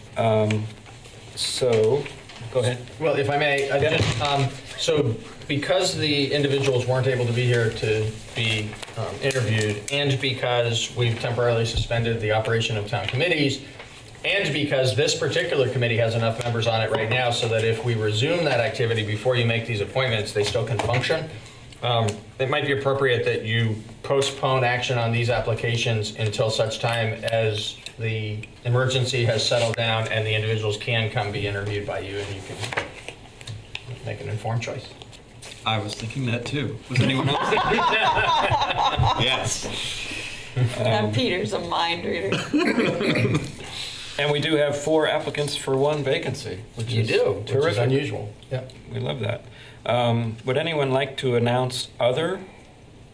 We don't have to make a motion to do that, do we? No. You can just agree to move past it. Yes. So agreed. Consensus. Do you want to add the tree to that announcement? To the announcement? Sure, since it's still open. Since it's still Yes, open. please. Yep. Sure. I don't mind doing it. Would you like me to read the vacancies? Go right ahead. Okay. So we do have, people are invited to apply for some remaining committee vacancies, one of which is still the Tree Committee, which has 1 vacancy. And then there is the ADA Committee has 1 vacancy. All of these have, oh no, sorry. The Arts, I was trying to make it simple. The Arts Committee has 1 vacancy. The CPCC, which is the Citizen Police Communications Committee, has 1 vacancy. The Conservation Commission has 1. The Developmental Review Board alternate has 2. And the Inspector of Lumber, Shingles, and Wood is also searching for a bright-eyed, bushy-tailed inspector. So, but just 1. Maybe there's a squirrel somewhere. I don't know what. I guess it's getting late, and I'm getting late. Getting punchy. May I speak to K&L, please? Oh, yes, certainly. We're almost done. Certainly. And the last 2 items on the agenda tonight, both related to annual business that is done around the time of town meeting, and both of these actually relate to the timing of town meeting, and so they have become moot tonight by the virtue of the action that you had to take to cancel town meeting. So, Indeed.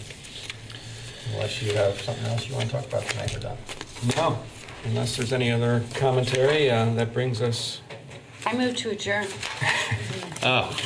Good idea. Liz has moved to adjourn. All those in favor? Aye. Aye. 3-0. Thank Wash you your very hands. much. And Frequently TV and for thoroughly. providing safe viewing for all of our citizens.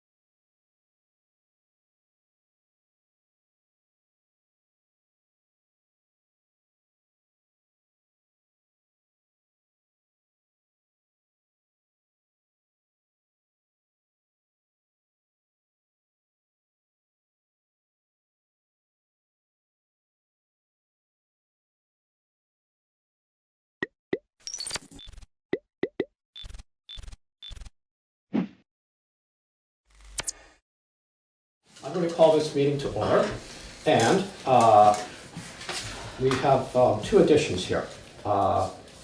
First, with writing campaigns during town meeting, we didn't realize what the outcome was going to be, so we never recognized Louis White for his work on the board over the last year and his many contributions to the town as a select board member and the health officer.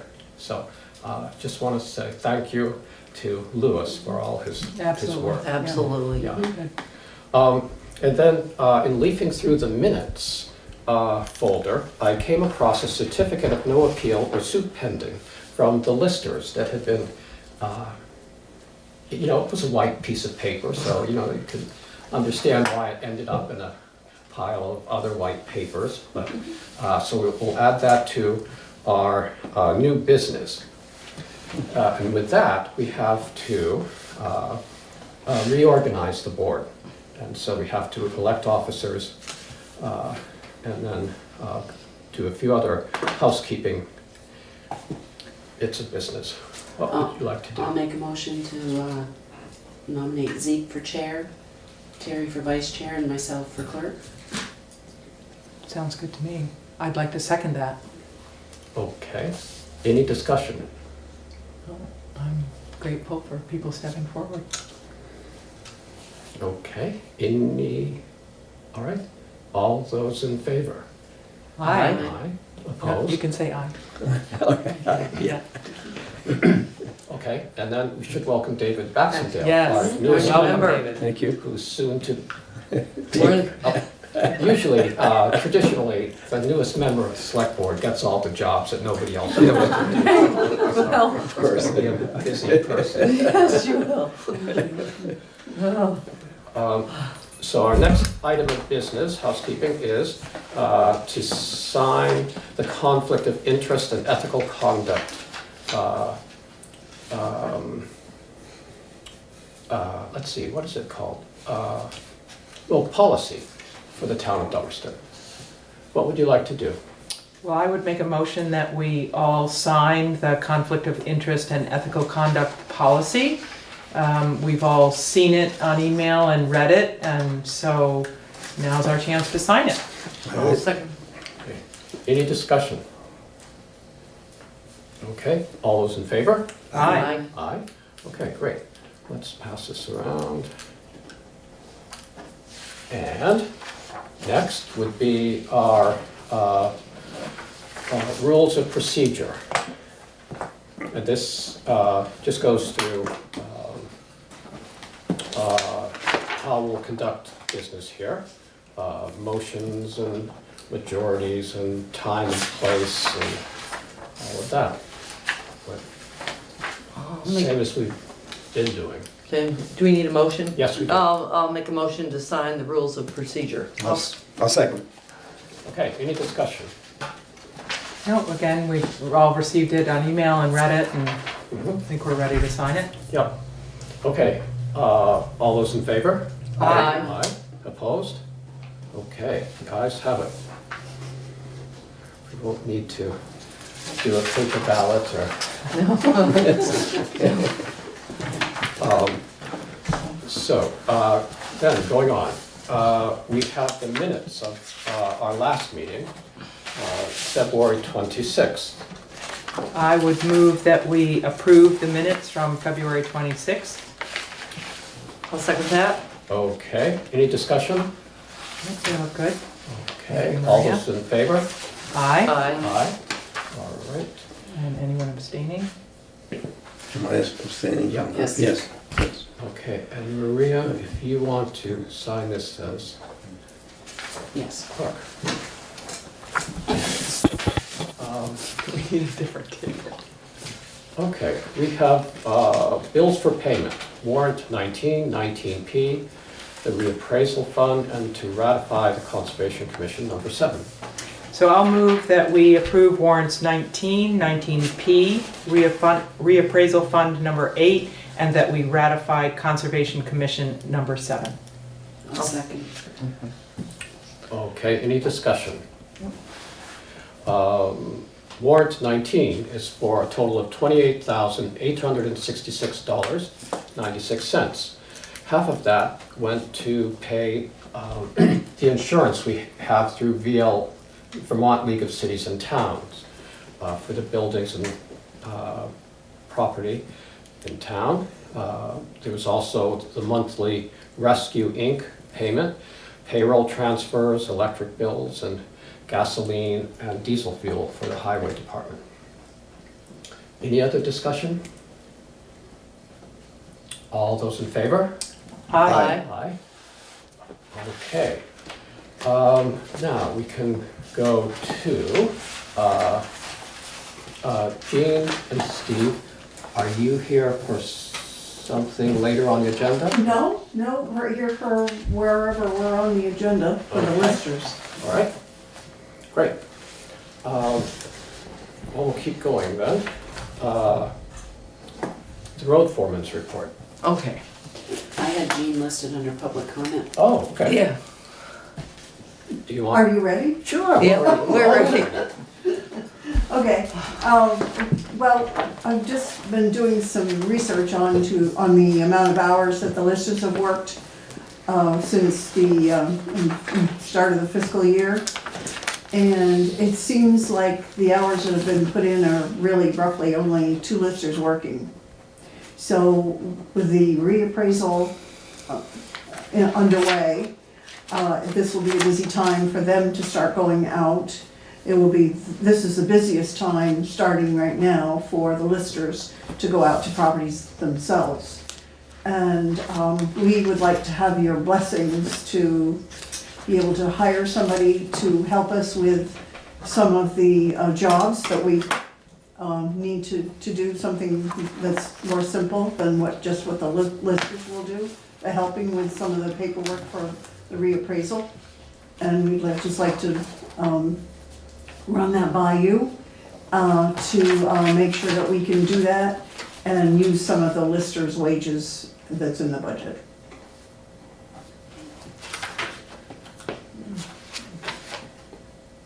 What do you think? Can we do that? That's an elected position. Right. That's what I'm thinking too. But are they asking for like an administrative assistant, to hire an administrative assistant? Well, the last reappraisal, we listers did it anyway, and we hired an extra person to help us with some of that work.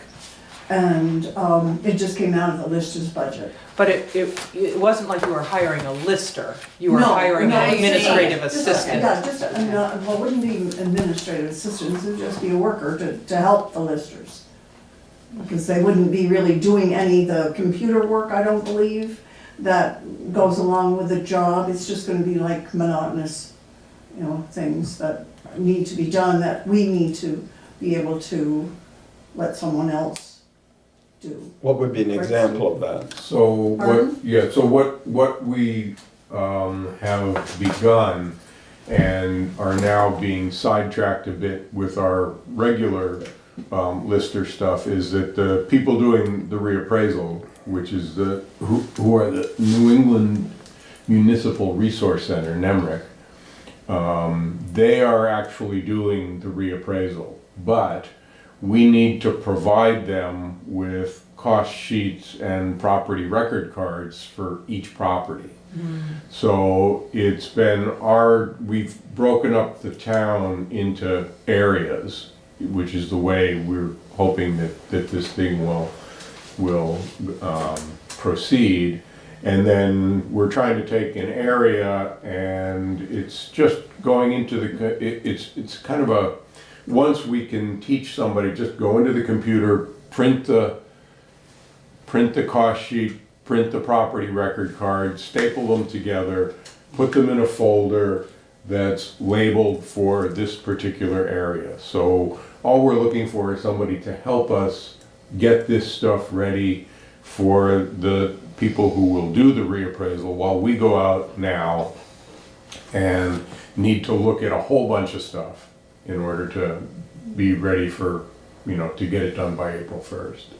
So to put together our grand list. So that's our normal, this happens to be our busy time.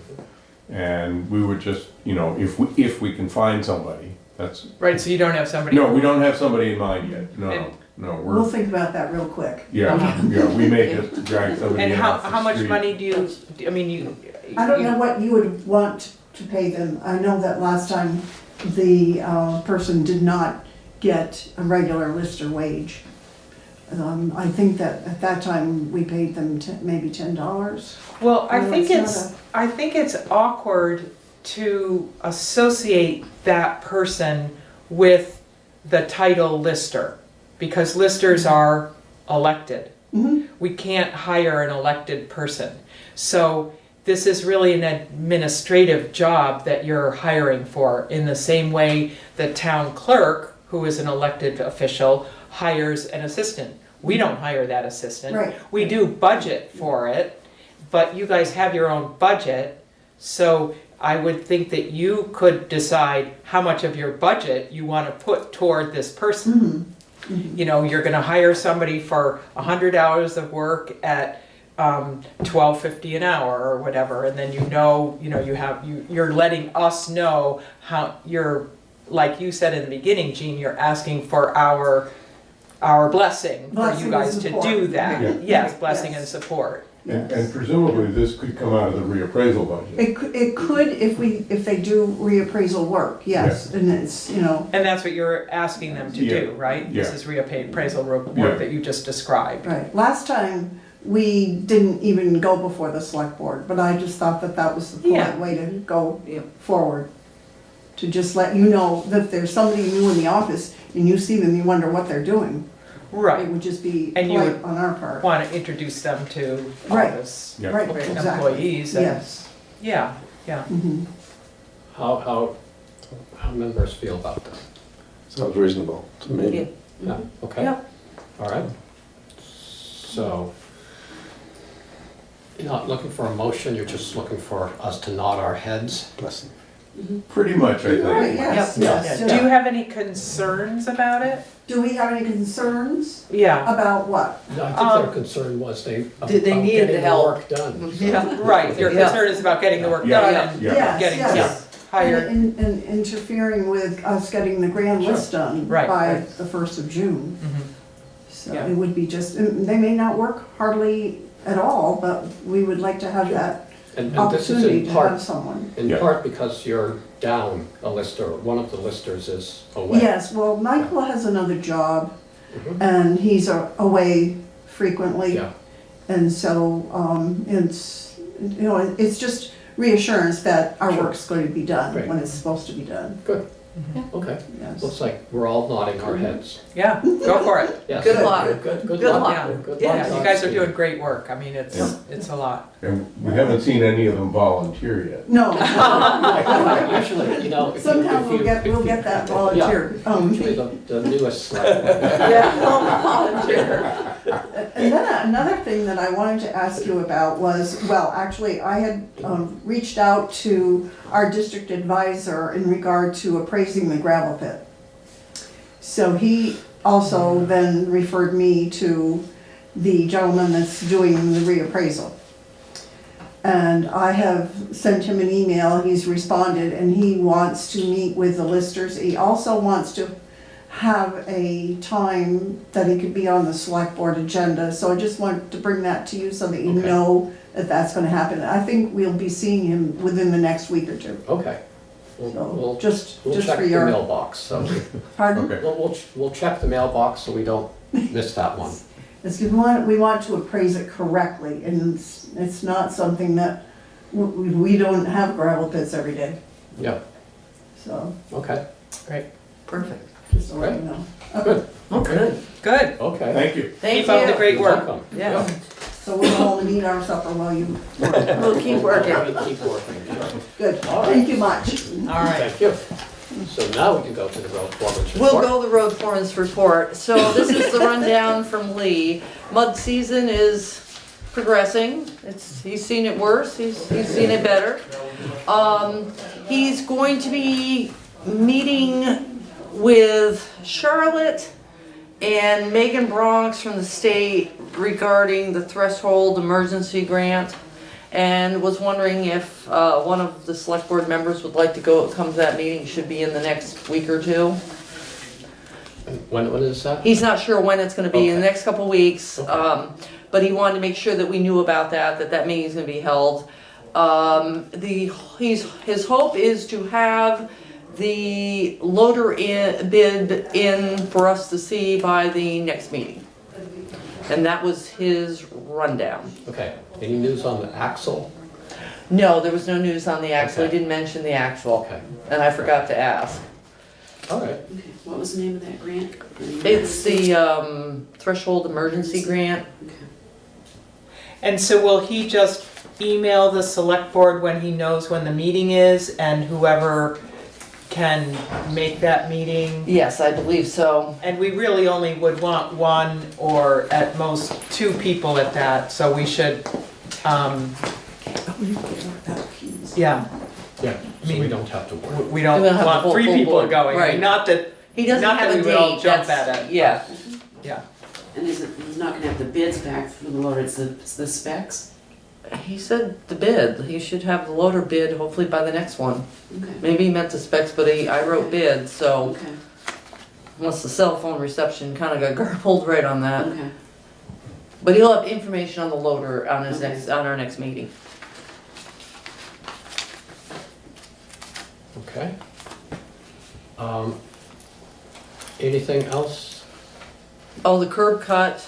He is all set with curb cut as long as it includes the 2 water bars for the Green Mountain Conservancy. Okay. All right, so we have an application from the Green Mountain Conservancy. Sam Farwell put this out, and this is for down on Camp Arden Road between 922 and 1021. And it says, it mentions the water bars here, and Oh, good, that's what I was so gonna it's ask. already written down. So what would you like to do with? I'll move that we approve the curb cut for the Green Mountain Conservancy on Camp Arden Road. I'll second that. Okay, any discussion? All those in favor? Aye. Aye. Right. Is there anything we need to sign here? I'm not sure with these ones, whether we sign it or Lee signs it. Yeah, okay. I'm thinking it was Lee. Yeah, I think it's Lee. I think so. I think so too. Give him something to do. Okay. We have coronavirus preparedness under the road foreman's report, but I put everybody a copy of the extras for the highway department in our boxes, so Okay. we've got the numbers in the extras. Oh, that's what this is? Yes. Oh, okay. That's what that's for. contact. Yes. Yep, There we go. great. I don't see any of our names on there. Good. Well, that's perfect. Yes. Good, well, I don't have my CDL. I thought you were yeah. but you could still do the loader. That would prevent you from doing the loader and the grader. The grader? No, I don't think you want me on the grader. I'm just learning on my little Kubota at home. That's a little, actually. Under correspondence for information, is there anything you'd like to go over? Let's see. I went to the town of Newfane on that proposed zoning bylaw changes regarding the Manitou, but it's not really called Manitou. It's mostly, they did prove it, but it's for the green burial up there, so it really kind of didn't, it was interesting to go to, but not a lot to bring back. Okay, all right. Now, Terry, you and Geraldine both went to the coronavirus presentation and training at the Brattleboro Fire Department yesterday. Do you want to give us Right, yeah, so that was a meeting for emergency management professionals and town officials. And the people from Brattleboro Memorial Hospital were there, along with people from the Vermont Department of Health. And I'll let Terry speak for herself, but I was very impressed by the presentations. It was very informative, and I think we can be very proud of our state and our local hospital being well informed and prepared. The woman from the hospital spoke, and she said that they've really been preparing since the outbreak in China.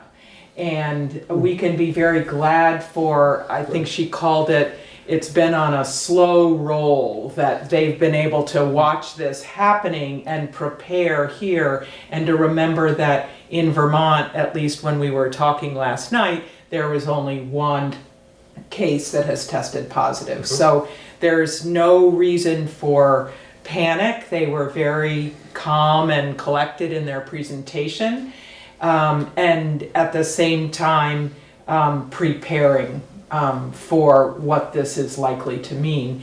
And so because this was for emergency management professionals and town officials, the focus was much more on how do you share information with your town and with the people that you're coming in contact with. So Terry and I talked about the way in which we'd like to move forward in Dummerston, and one thing is to help people be informed, and already today Lori sent out a message with the links to the two websites that will give factual information. And that's one of the things that they emphasized, is that there's a lot of information out there. I mean, people's email boxes are just flooded with information on COVID-19. But the important thing is for us to spread factual information. And that's the CDC website and the Vermont Department of Health website. And on the Vermont Department of Health website, there's what they call a ticker. And it's a table that gives up-to-date, like daily information on, you know, how many cases there are, how many people are being monitored, how many people are being tested, and that's really the place to look for the most current information. And so they said there are 3 things that people can do. One is make sure you're accessing and sharing factual information. 2, personal hygiene is just, you know, the way to go, really paying attention to personal hygiene. And then the 3rd piece was, if you don't have to, don't. In other words, if you don't have to go to that group meeting with so many people, if you don't have, you know, if you can work at home, if you, you know, whatever, that's good procedure right now.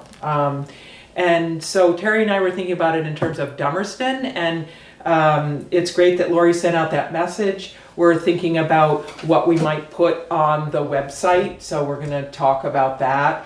And then we decided that it would be a good protocol for the select board to meet with the town employees and have a discussion about it, so that we can just walk ourselves through some scenarios. And we want to make sure that the town office runs smoothly. We want to make sure that our roads are maintained well. And so we'll talk through some scenarios, and so we can discuss that and schedule some kind of meeting with the town employees. I think that'll be a work session. It won't be a select board meeting. It'll be a work session where we'll meet with the town employees and talk through some things. Right. I wonder if getting in touch with Dummerston Cares to see what they have. Yeah, we could invite them to that meeting, actually, you know, if we want, or we can just get in touch with them Bill separately. Smith. You want me to give Bill Smith a call? That'd be great. Fine. Yeah, make sure he's up to date on everything, and okay. Great. Yeah. So anyway, it was very informative. It was great for Terry and me to go together. Always good to have 2 people listening, and then we were able to talk on the way there and on the way back, and yeah, you pretty well got it wrapped up. Terry knew a lot more people there than I did. Oh, sorry. Oh, sorry. No, don't be sorry.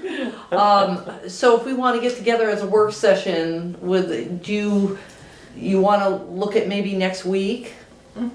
Next Wednesday? Yeah, maybe Maria could try to set up a meeting. Would you be willing to do that, Maria? And the purpose again would be to just talk through some scenarios and make sure we're prepared. That's part of what this list is that Terry has given us of backup highway people.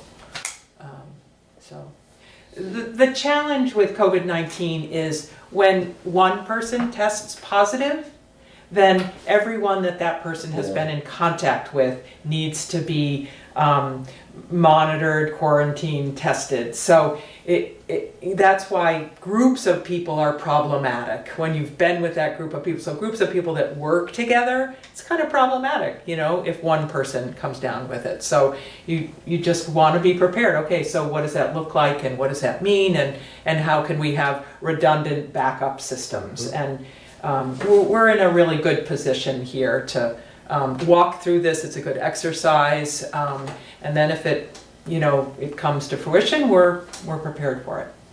Good. You want to do that at 5 when the town office closes? If that's what they're up for. I mean, The road crew, you want to include? Well, at least Lee. Okay. No, just Lee. All right. Yeah, fine. just Lee. Okay. Okay. You know, and I don't know as Roger needs to be part of it. You know, we can think about that. You know, I don't know. Well, we could ask Roger, and how about the listers, because they're working in here at the same time I too. mean, the question to answer, one of the questions to answer is, if you weren't able to do your job, what are the important things that still need to get done? And then the other question is, if you need to work from home, what kinds of things can't you do from home that are timely and urgent? So, you know, it's talking through those two possibilities and just raising the, you know, questions that arise when you have that conversation. And I feel like one of the reasons why we're in a good position is that I feel like our town office really works as a team. So people pinch hit for each other. You know, that's not a new way of working. We're used to working that way. But, you know, as a select board, we're responsible for, you know, the smooth running of town business and the roads being well maintained. Okay. We'll have to warn that as a work session then. Yep. Okay. Great. Okay. Great. Okay, anything else under correspondence for information? Going down to correspondence for discussion and or action, we have Mary Ellen Copeland, who's been the chairperson of the Conservation Commission, is resigning. I guess, so we can appoint another person, we have to accept her resignation. I think her term was up. Oh, anyway. her term was up, so now she's just not. Re-upping. Okay, so we don't have to. Yeah, we don't have to accept the resignation. Right, but there isn't one, she's just not re-upping. Right. Okay, well, she's done a great job. She's done an Yes. awesome Yes, she job. has excellent Yes. job Yeah. for all her, yes. Pretty impressive. Very Yes. impressive, yeah. Right. Okay, well, we'll look to see. I think there's some people that are interested, and Yes, so I think I the think thing to say is that anyone who's interested should submit a Get- letter get of interest to the select board, and we'll consider. A short little chat with them and get them Good point. off and running. So I think they have someone in mind. So we'll wait to hear from them. Wonderful. And go from there. Let's see, there's an issue of speeding in Dummerston Center. Yes. Who would Who would have known? I got 2 complaints regarding the speed issue. So I have discussed it with Mark Anderson. It's been here a little bit more since then. I've gotten back to both parties. So they'll give me an update. Mark Anderson is? The sheriff. Okay. Yep. So they're working on the issue. Okay. Oh, good. What is the, who decides where he puts the vehicle And is that completely within the sheriff's purview? I mean, where he sits to watch? Yes, where he, because I probably have Best view? the best view of speeding in Yep. Dummerston Center. So from your perspective, where would be the best place to put the Well, vehicle? it would be to hide it as much as possible, because if he's sitting out right here, people can see it from some distance, and he's not going to catch people. But the other thing is the timing of it. The speed is in the morning, early in the morning. Well, the sheriff's never there when they're going to by at 60 miles an hour. So They're not going 60. 60. Well, That's an exaggeration. Well, it may be 50. So what are the hours? What would be the hours that would you suggest? What are you seeing based on? I don't know what flexibility the sheriff's department has, in changing the time they come, but they generally come, seems sort of noon to 3. So it looks. Well, they're providing a service for us, and Yeah. Terry's our liaison, and so Yeah. they're all ears for our suggestions. Right. And you're right, they can't do everything we request, Right. but they want to hear our requests. So Right. that's So why I can- Terry's asking you these questions. Is it Right. worthwhile having a discussion about, with them on the timing of? I can send him an email regarding the where they're located. I was speaking to him last night about this subject, and he was saying there's not a lot of places to hide in the center in order to, No. you know what I mean. So Yeah, I know. so if he sits over here, they're aiming for another area, and Yeah. if they're sitting over there, they're aiming for because you can only see so much with the buildings the way they are. So it would be more timing than hiding. Yeah, okay. Yeah. Yeah, so what time, I don't think that question got answered, what time do you think would be best for someone to watch for people going above the speed limit? Well, if your goal is to catch people that are speeding, they're on their way to work. And maybe Right, so it would be from 7:30 to 9:30? Yeah. Yeah, great. And how about your driveway? Is that available for them? No. No. Well, there you go. I don't know if they like parking. No, they don't No. really usually. Yeah. And I think they can, from what I've seen, just about any time of day. Exactly. But it kind of already correlates to what I passed along, because one of the complaints was around the school time bus in the morning. So Yeah. so I think we can. I was impressed with the way he described last night, because I overheard Yep. this, where he sat and what he could see and what people were coming from what direction. So it's not random where he sits. They're thinking about it. So if we have suggestions for them, I think they would be all ears. Yeah, they would be. Yeah. Great. Okay. Moving on, under new business, Wyndham Regional Commission local emergency management plan update. The LEMP update. So it's just come down through the pike again. I did it last year. It's the Just replacing a couple names and. a couple names. Also, we'll probably want to keep it the way it is this year, where everything goes to everybody, and that's probably a good idea considering where we're at. The only thing I'm gonna have to wait on is we need to fill in the blanks on a few in the back, such as the town health officer, the animal control officer, Oh dear. and the forest fire warden. Oh, that's, isn't it Charlie Richardson and Marty Bratt? Neither one of them want to up again. And the same we got the constable filled. So those three things need to have something before I can fill it out or on the computer and then bring it to you guys. Right. I think in the absence of an animal control or health officer, it's the select board. Okay, so you want me to just put the select board? Sure. Okay, and then we just, the forest fire warden. For the forest fire warden? You gotta tell me. No. Okay. You gotta pay attention, David. You gotta be Don't up fall on it, asleep. because I've been there before. I'm just worried, yeah. Okay, so we'll just wait for the forest fire warden if it's. That's and how I she can got please- the limp. That's how I got the link, really. It's been. So yeah. is there a deadline to that, Terry? I'd like to get this in here in April because it's got to be done by May. But that'll Okay. give her time down at the Wyndham Regional to fall through with it, kick it back. I don't think there should be too much back this time. And then we can have it in by our May deadline. Okay. And then the next April 21st, I believe, is going to be the next emergency management 401 class, I think, and I'll probably sign up for that for the Wyndham Regional. Thank so that'll you. at least qualify us to do this stuff. How's that sound? Oh, great. So So you can actually wait on some of those if we end up appointing. exactly, yeah, because it won't take long to fill this out. Okay.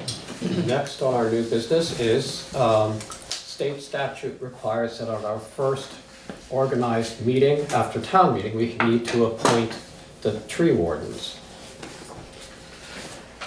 I'll make a motion that we appoint Godfrey Renard and Jonathan Royce as tree wardens again. I'll second that.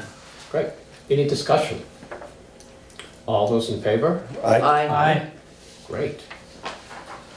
Thank you to both of them. Yes, good job. Let's see, before we,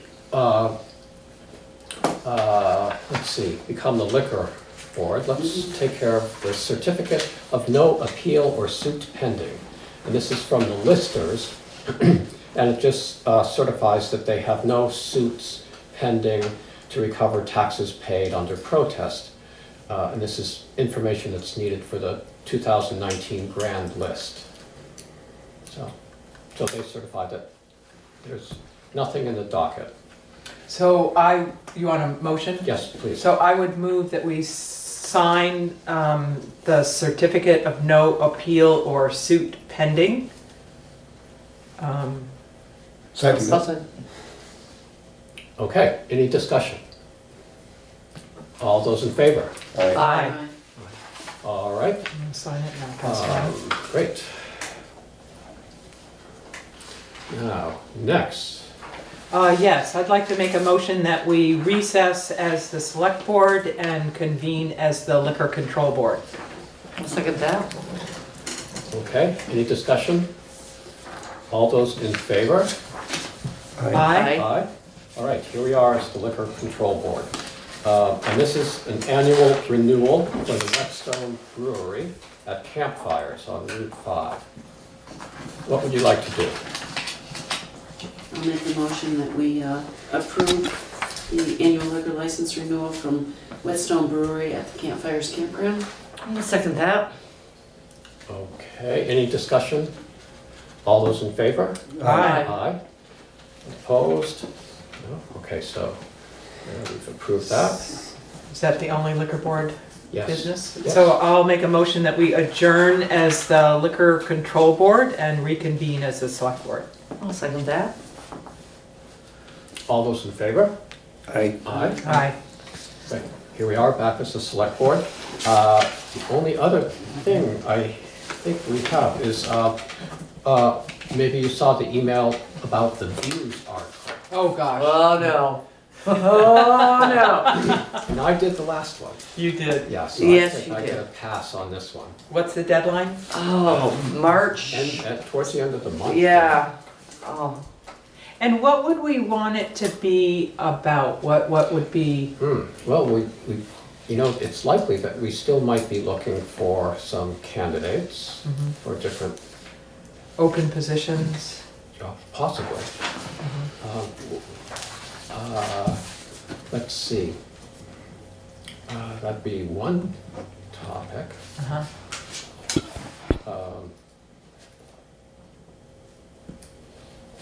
March 24th. That's what I thought. That's what I wrote down. Thank you.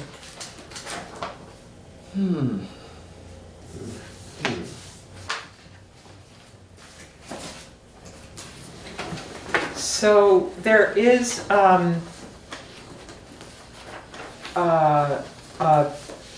select board 101 that we want to encourage David to go to, the VLCT. Yes. And I think that's March 21st.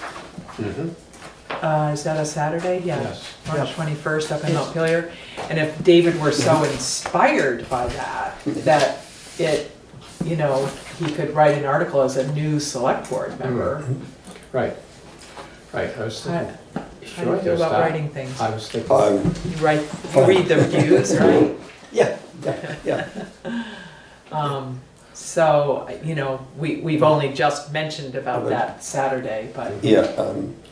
Of course, information about the COVID-19. Yeah, I'm afraid that the views isn't going to come out. who now knows what It's too far of a lapse on that. Yeah, right. So It would be nice, but it's too far of a lapse. things change day by day by yeah, day. and the views between the deadline for submissions not a and good the topic. publication I thought date about is that. too long. Yeah.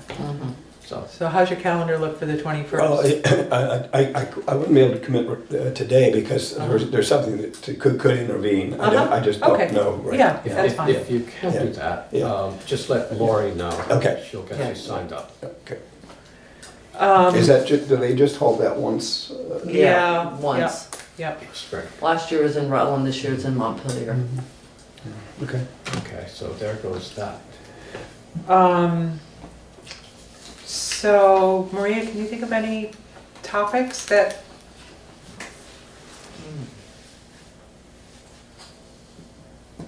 All the positions we got open. I know. Yeah. That's the biggest thing. Yeah. Okay. I sort of feel like you're teetering on the edge of. Well, I'm picturing an article entitled, "A Town Doesn't Run Itself." That's perfect, Carolyn. That you hit the nail on the head. That's poetic and inspiring. Yes. All right, I'll do it, and let's you and me stay in touch too, because you know maybe there could be some combined effort. I guess what would help me is getting information on about you know who's agreeing to do what and where we really have open positions, and you know sometimes these groups are writing articles as well for the views, so I don't necessarily want to duplicate, but I can do another. Great, and it can be. Yes, okay. I'm sure you'll do a great job. Thank you. As you I have appreciate done your confidence. several times in the past. All right. Okay. Thank you for letting the rest of us off the hook. Right, exactly. For another edition. Okay. Is there any other business? We want to decide who's going to contact for all these open positions. I was ready to go home. Oh, I know. We're getting. All right. We're rolling. Okay. Well then, we have, speaking of those positions, we have to check with everyone about whether some people have been appointed for multiple years, but some people, their term for the Planning Commission or Conservation Commission, different commissions is up, and so we usually get in touch with them to see if they'd like to serve another term. So should we just go down this list? It looks like for the Planning Commission, there are 2 open seats. It looks like, Maria's covered those. And the last one on there, he's already sent us a letter of interest, we need to actually meet with him. Okay. Oh, so we should invite him in. Do you want me to do that for the next meeting? Sure. Just a couple, 10 minutes before? 10 minutes before. Okay. So there are 2 open positions on the Planning Commission? Yes. Okay. Okay. The DRB, Dennis Muse, term is up. And I've heard, although I'm not certain, that he wasn't interested in, but that would be for someone to find out. And then we have the alternates, one of whom might step up to a regular seat on the DRB if Dennis. And that's why you have alternates, right? I mean, so that you have people that are kind of learning the ropes and then have the possibility of stepping up. Can't make the hearing, so they have a quorum. So they have a quorum. Yeah. So probably who is I mean, I don't know any of those three people. Okay, why don't I get in touch with those people? Okay, that'd be great. Okay, and I'll check with whoever is the current chair of the DRB to find out what they have in mind for the alternates. Okay, moving down. So the zoning administrator is a hired position. Yes. We hire. For so. 3 years. Is his third? Okay. Yes, we've already checked with him. Okay. Yeah. Assistant zoning administrator. Who would like to? I'll talk to Charlotte. Great. Okay, Mary Ellen Copeland is stepping down or not interested in another 4-year term on the Conservation Commission. It seems like. But do the other people need to be called? Yes. Okay, I'm happy to do the Conservation Commission. Okay. And how do we get people's phone numbers? That's always a challenge. Looking them up in the book doesn't seem to work. Really? No. No. Just I gets think worse. you could probably ask Lori, you might get email. From them? Well, I probably have emails, Yeah. so email. I'll look Emailing for email would- first. yeah. Email's okay? Okay, Yep. good. And so the job here is to just touch base with 1, 2, 3, 4 people and ask if they want to continue on the Conservation Commission, and is it a 1 year or No, that continuing for 4 years? 4 years. Okay. Okay. Let's see. So we have an open seat on at least one open seat on the Energy Committee. Stan Howe isn't going to continue. And Eric Linebeck is up for renewal. Yeah, and as chair, he would be the one to say if there are any other open seats besides Stan's. Right. I would like to not contact Okay. the Energy Committee. All right. So somebody else should do that. I can do that. Great. Do you have a number for him? I might be able to give you, I can give you a number. Because I remember they have a hard time getting Right. by email. I think it was the last time. Okay. I'll look. The recreation, the recreation board, whom we seldom see around here, but we know they exist. I recognize all those names. Well, as I say, you're doing Josh Pacheco anyway for the DRB. Right. So you just want to add Sure. Yeah. yourself to that one? You want me to do the other 3, please? Sure. That'd be great. Okay.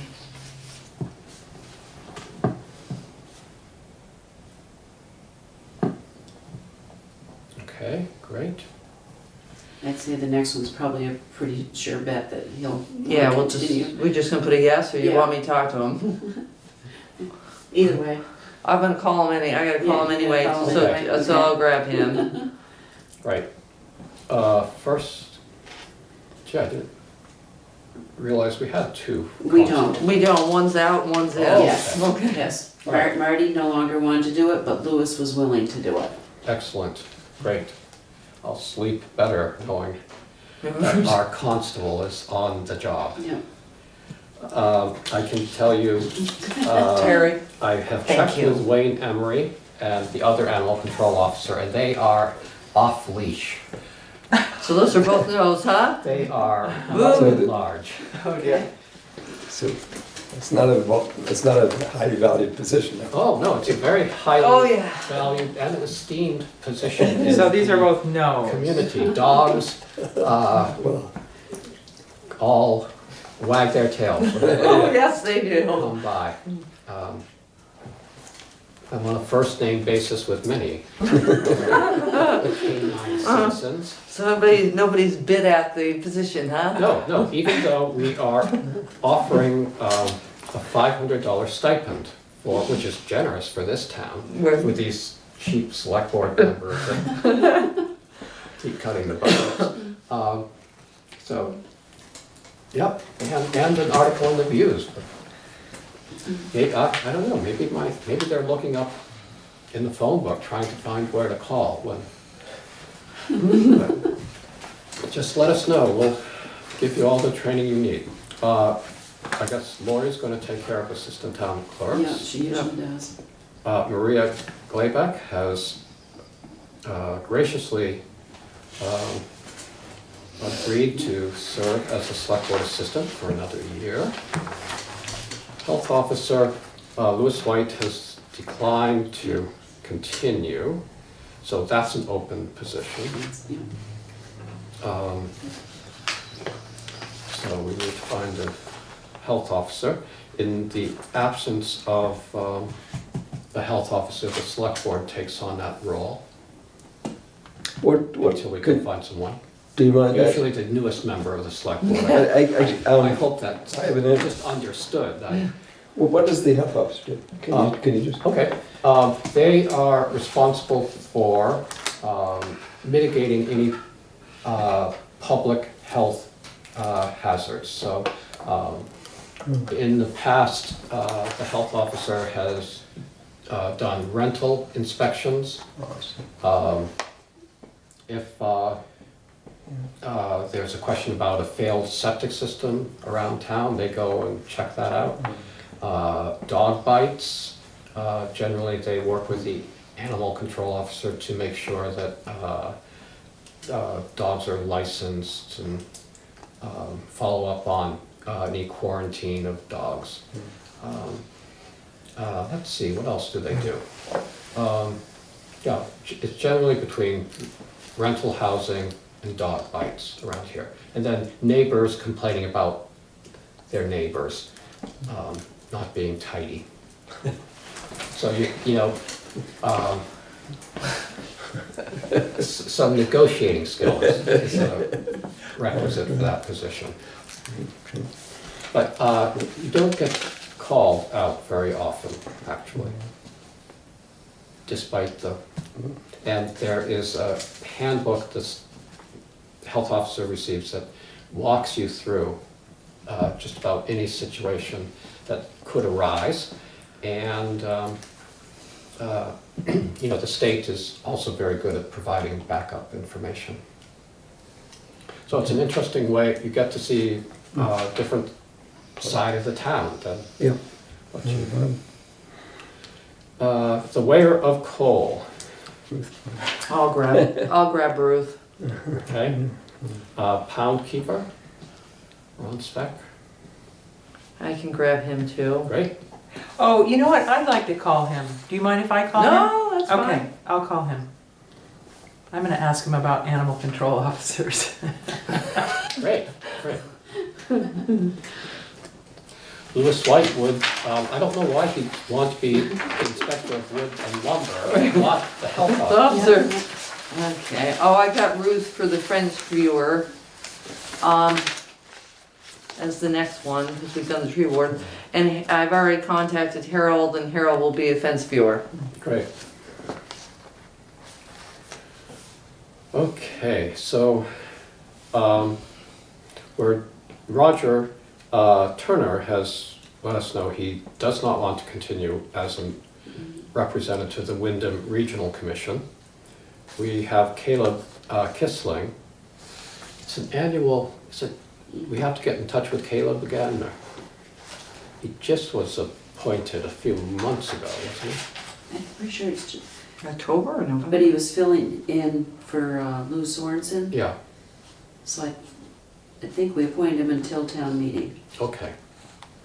Do you want me to send him an email? I think I have his email. Great. Good. Okay, so we need to find someone to take over for Roger. And this is the next one's a paid position, the delinquent tax collector. So, boy, you're going to have a lot to write. Yeah, a lot to write about that news article. The fire wardens. Marty Ferret's not interested, I guess. No. Okay. And neither is Charlie for the assistant. Okay. Fire warden? And assistant fire warden both. And how do those people, is there coordination with the volunteer fire department? Or what's the responsibility of the fire warden? He gives out burn permits. Right. Or takes complaints if somebody's burning. Let me ask Marty if he has any recommendations. Yes, that's a great way All right. to Yeah, if you would do that, wear that would it be great. down.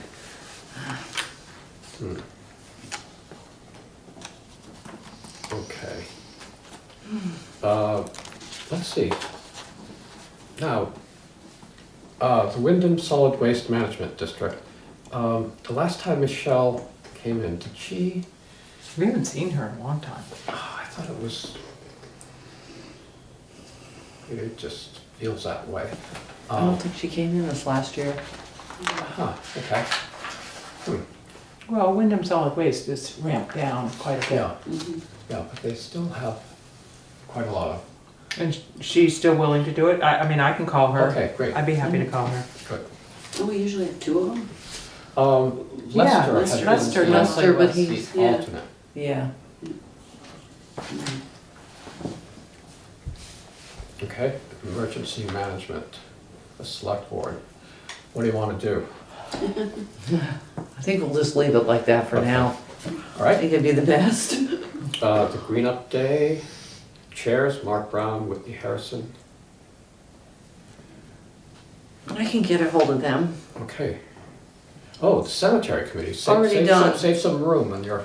No, they're already done. Everybody said yes. Okay, great.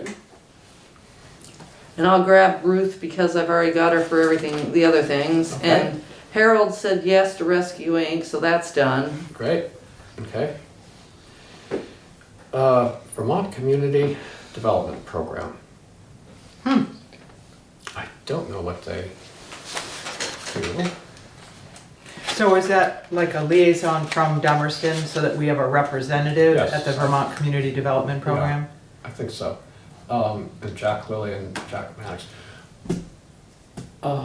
David, would you like to get in touch with them?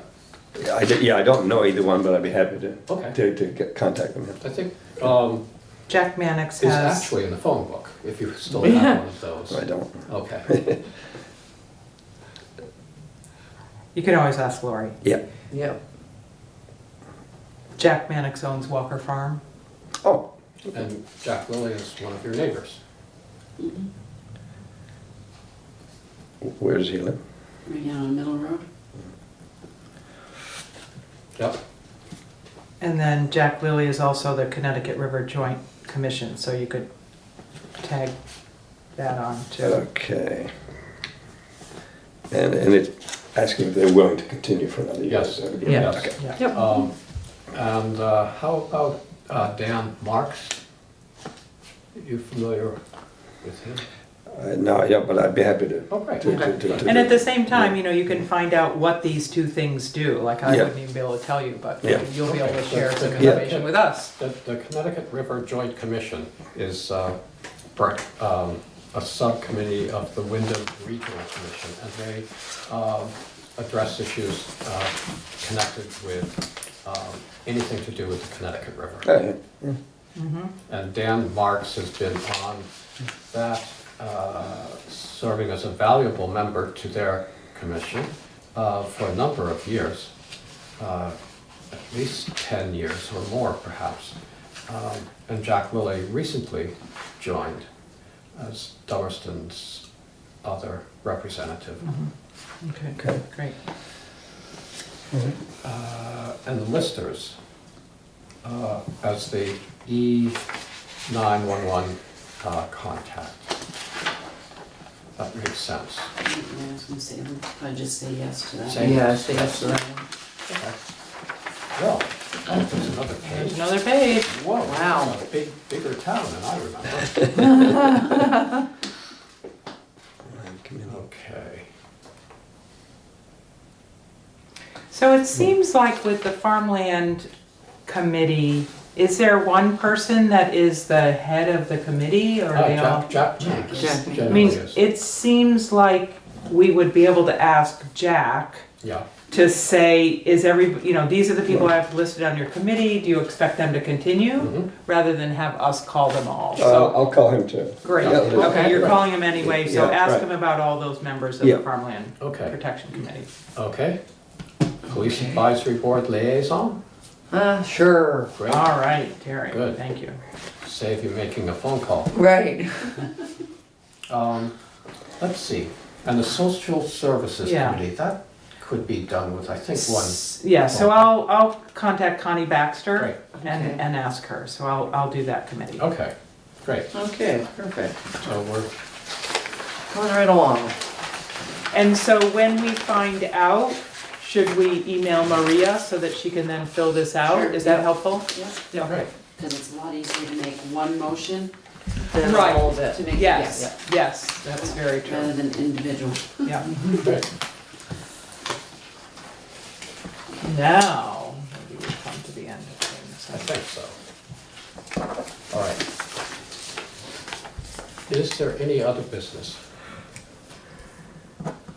Make a motion, we adjourn. I'll second that. Right?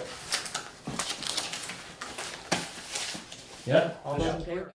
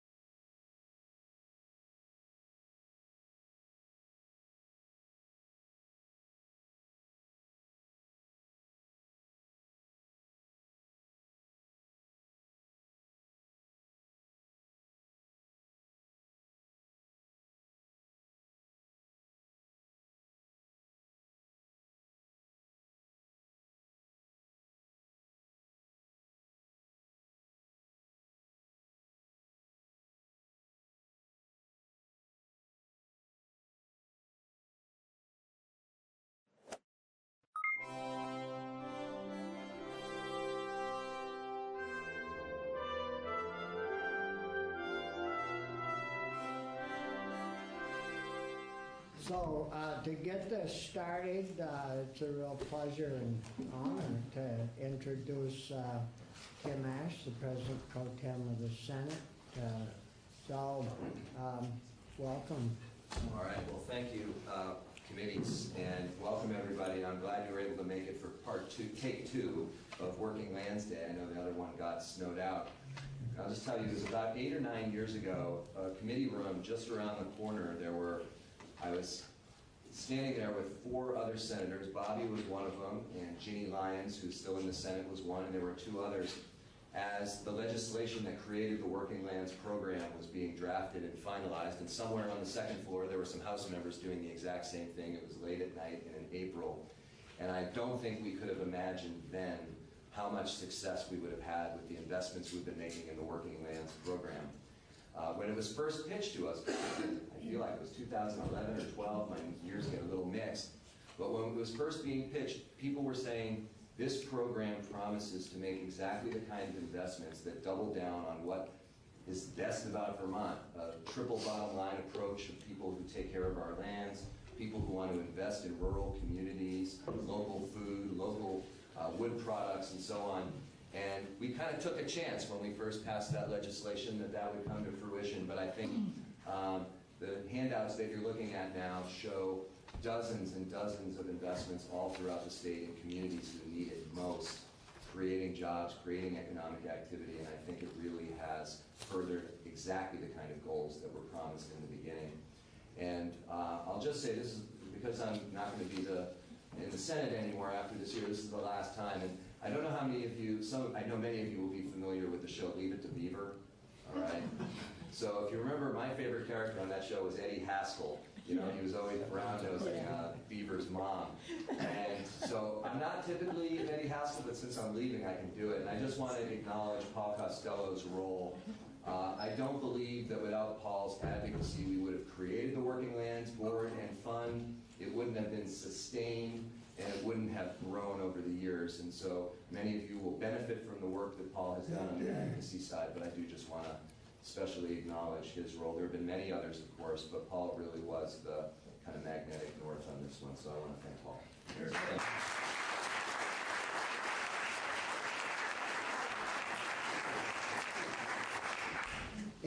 And I would like to say that, you know, we're going to miss Tim in the Senate next year, or whoever's there, but if I'm there, I'm going to really miss him. When he was first elected President Pro Tem, he called me into the office and he said, you know, Bobby, he said, I may be out of Chittenden County, but I really care about the other Vermont out there. And I want you to do rural development and some forestry issues and things like that to help rural Vermont out. And you know, I've never forgot that and have appreciated that and all of his support over the last 6 years while he's been speaker, and hopefully we'll have him as our lieutenant governor and Bobby, you've done enough.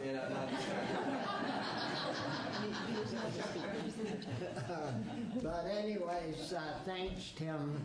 Appreciate all your help over the years. So now we'll get right to it. And Carolyn? All right. So we're going to be hearing from some folks. And Lindsay, you're up first. Over here. Yeah, please. And if you can introduce yourself, that would be great. Yes. Good morning, everyone. I'm Lindsay Curley. I'm the Secretary of Commerce and Community Development, and it's truly my honor to be here today to address you on the Working Lands Enterprise Initiative Day, Legislative Day in the State House. I'm amongst the 7th generation in my family to live on the family farmland in Middlesex. And some of my most favorite childhood memories are time spent with my cousins working on my grandparents' farm. Whether we were gathering sap during sugaring season or stacking hay bales in the heat of the summer to prepare for the long winter ahead, I couldn't have known it then, but I look back and I will always value the time that I spent with my family working on the farmland. So like so many Vermonters, the working landscape is part of my heritage and was once my family's sole source of income. Though we no longer farm on the land, I do hold dear what that land has meant to me. I live there still today, and I can't help but wonder if there had been opportunities made possible like those that are offered through the Working Lands Enterprise Initiative, if my family might still be making a living on our farm. The Working Lands Enterprise Initiative encourages economic growth by supporting entrepreneurs in the working lands industries. The initiative brings leaders of agriculture, forestry, and commerce together with budding entrepreneurs to encourage innovation through public and private funding sources, including loans and grants. These programs directly impact businesses and service providers by helping to improve the infrastructure and create jobs while protecting Vermont's land. Successful business owners know they must continually make investments in order to grow their business and have to take risks. These programs support businesses through these critical growth stages and help mitigate the risks that must be taken to bring their companies to the next phase. We take pride in the work that we're doing to support and invest in the food, farm, and forest industries, and I'm honored to be part of it. Growing and investing in the working lands enhances the lives of all Vermonters, and our goal is to promote an active, working, and vibrant landscape, the foundation of Vermont's communities, families, and our economy. Thank you very much. Well, Thank you, Lindsay. Yes. Oh, and shall I introduce the next three? Sure. Okay, so it's my honor to introduce Secretary Anson Tebbetts, Secretary of Agriculture. Thank you. Thank you very much. Morning. Good morning. Morning. With your permission, I'd like to just introduce a couple of people from the agency who really manage this program and are doing a bang-up job with it. It's Deputy Eastman is here as well, and Lynn Allen, who's our program manager, who's put this all together and manages it year-round. So I just want to recognize their leadership in making this program so successful. Thank you. Well, thank you very much for allowing me to be here today. It's an honor as always, and we appreciate the ongoing support of Working Lands. We're all working extremely hard to try to improve the rural economy of Vermont, and this is an important program to reach that goal. This program makes Vermont more affordable by investing in infrastructure to those small companies. Governor Scott is well behind this program, believes in it, and has put some extra dollars in his budget this year because of his strong endorsement of this program. This program brings the leaders of agriculture, commerce, forestry, and all those that make their living off the land together. We're all leveraging those precious dollars that you folks have to manage to grow the Vermont economy, and we appreciate the ongoing support of this committee and the committees throughout the legislature for this approach. Support for food, farm, and forestry is critical to Vermont's future. You'll hear some personal stories today where companies have had to take a big risk to get their businesses to the next level. These investments by the Working Lands program encourage innovation, and in many cases, these companies get to the next level because of this program. They add jobs, they're creating more products, they're growing their operations, and growing the Vermont economy. We all need an active, working, and vibrant landscape, and this program is critical to that success. And that success goes beyond the farms, it's also about the forests. Thank you. Thank you. Always a pleasure to join on Working Lands Day. Senator Ash referenced, was it 2012 or so, the late nights down here and upstairs. And I was here then as commissioner and was remember running back and forth upstairs and down, and it really was something. And I think it's appropriate to reflect back and to realize I don't think we all thought there was real promise to this premise, but it's really amazing to see what has come of it and the people who make it work, from our staff, our partners, and importantly, the recipients of the grant monies, the farm and forest owners of the state. And I'm going to be brief. I think we all want to be, because you should hear from them, grantees, and that their stories are always amazing. I like to say, when we make things like world-class food and forest products, furniture, etc. We make Vermont. We make the best of Vermont, and this is a working landscape in that it works in an ecological way by scrubbing carbon dioxide, by cleaning water, providing flood resilience. Right? It's working whether we're here or not. But so the landscape works, and this working landscape that we're talking about is the people who work that landscape in a close, careful, intelligent way with all kinds of co-benefits and impact. And it's really worth celebrating. And I want to just thank all of you for continuing to support all of our partners who have helped build it. At the beginning, it was an idea, and we had to build a grant program and a board and process while also putting money out and trying to quantify impact. And I just think it's a raging success. So I want to also just be quick to thank, on our part, I've been as you know, there's the 3 agencies that are to the board, and in the early going, I was there and served on the board. 3 years ago, when we added Deputy Lincoln to our team, Sam was kind enough to take over the day-to-day function as my designee on the board, and he's done a fantastic job. So I want to thank Sam.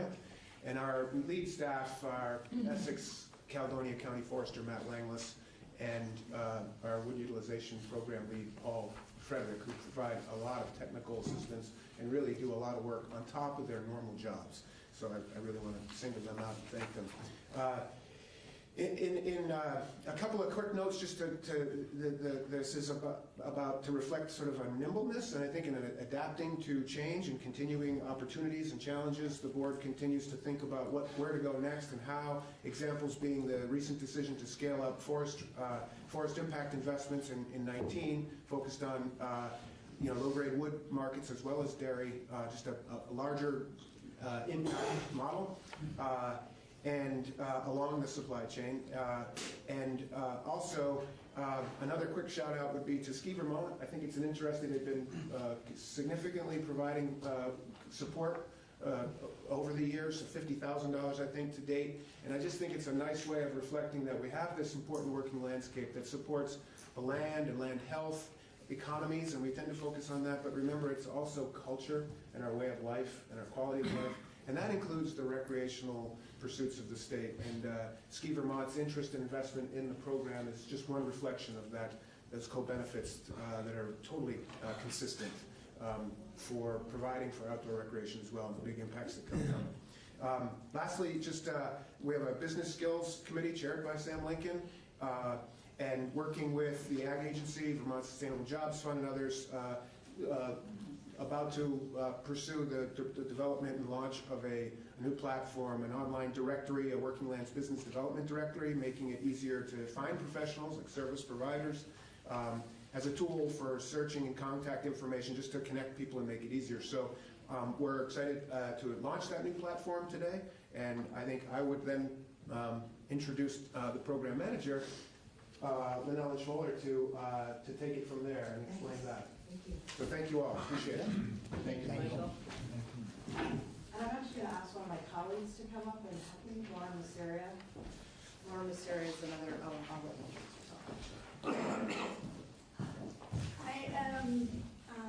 I work for the Agency of Agriculture, and I do marketing and promotions.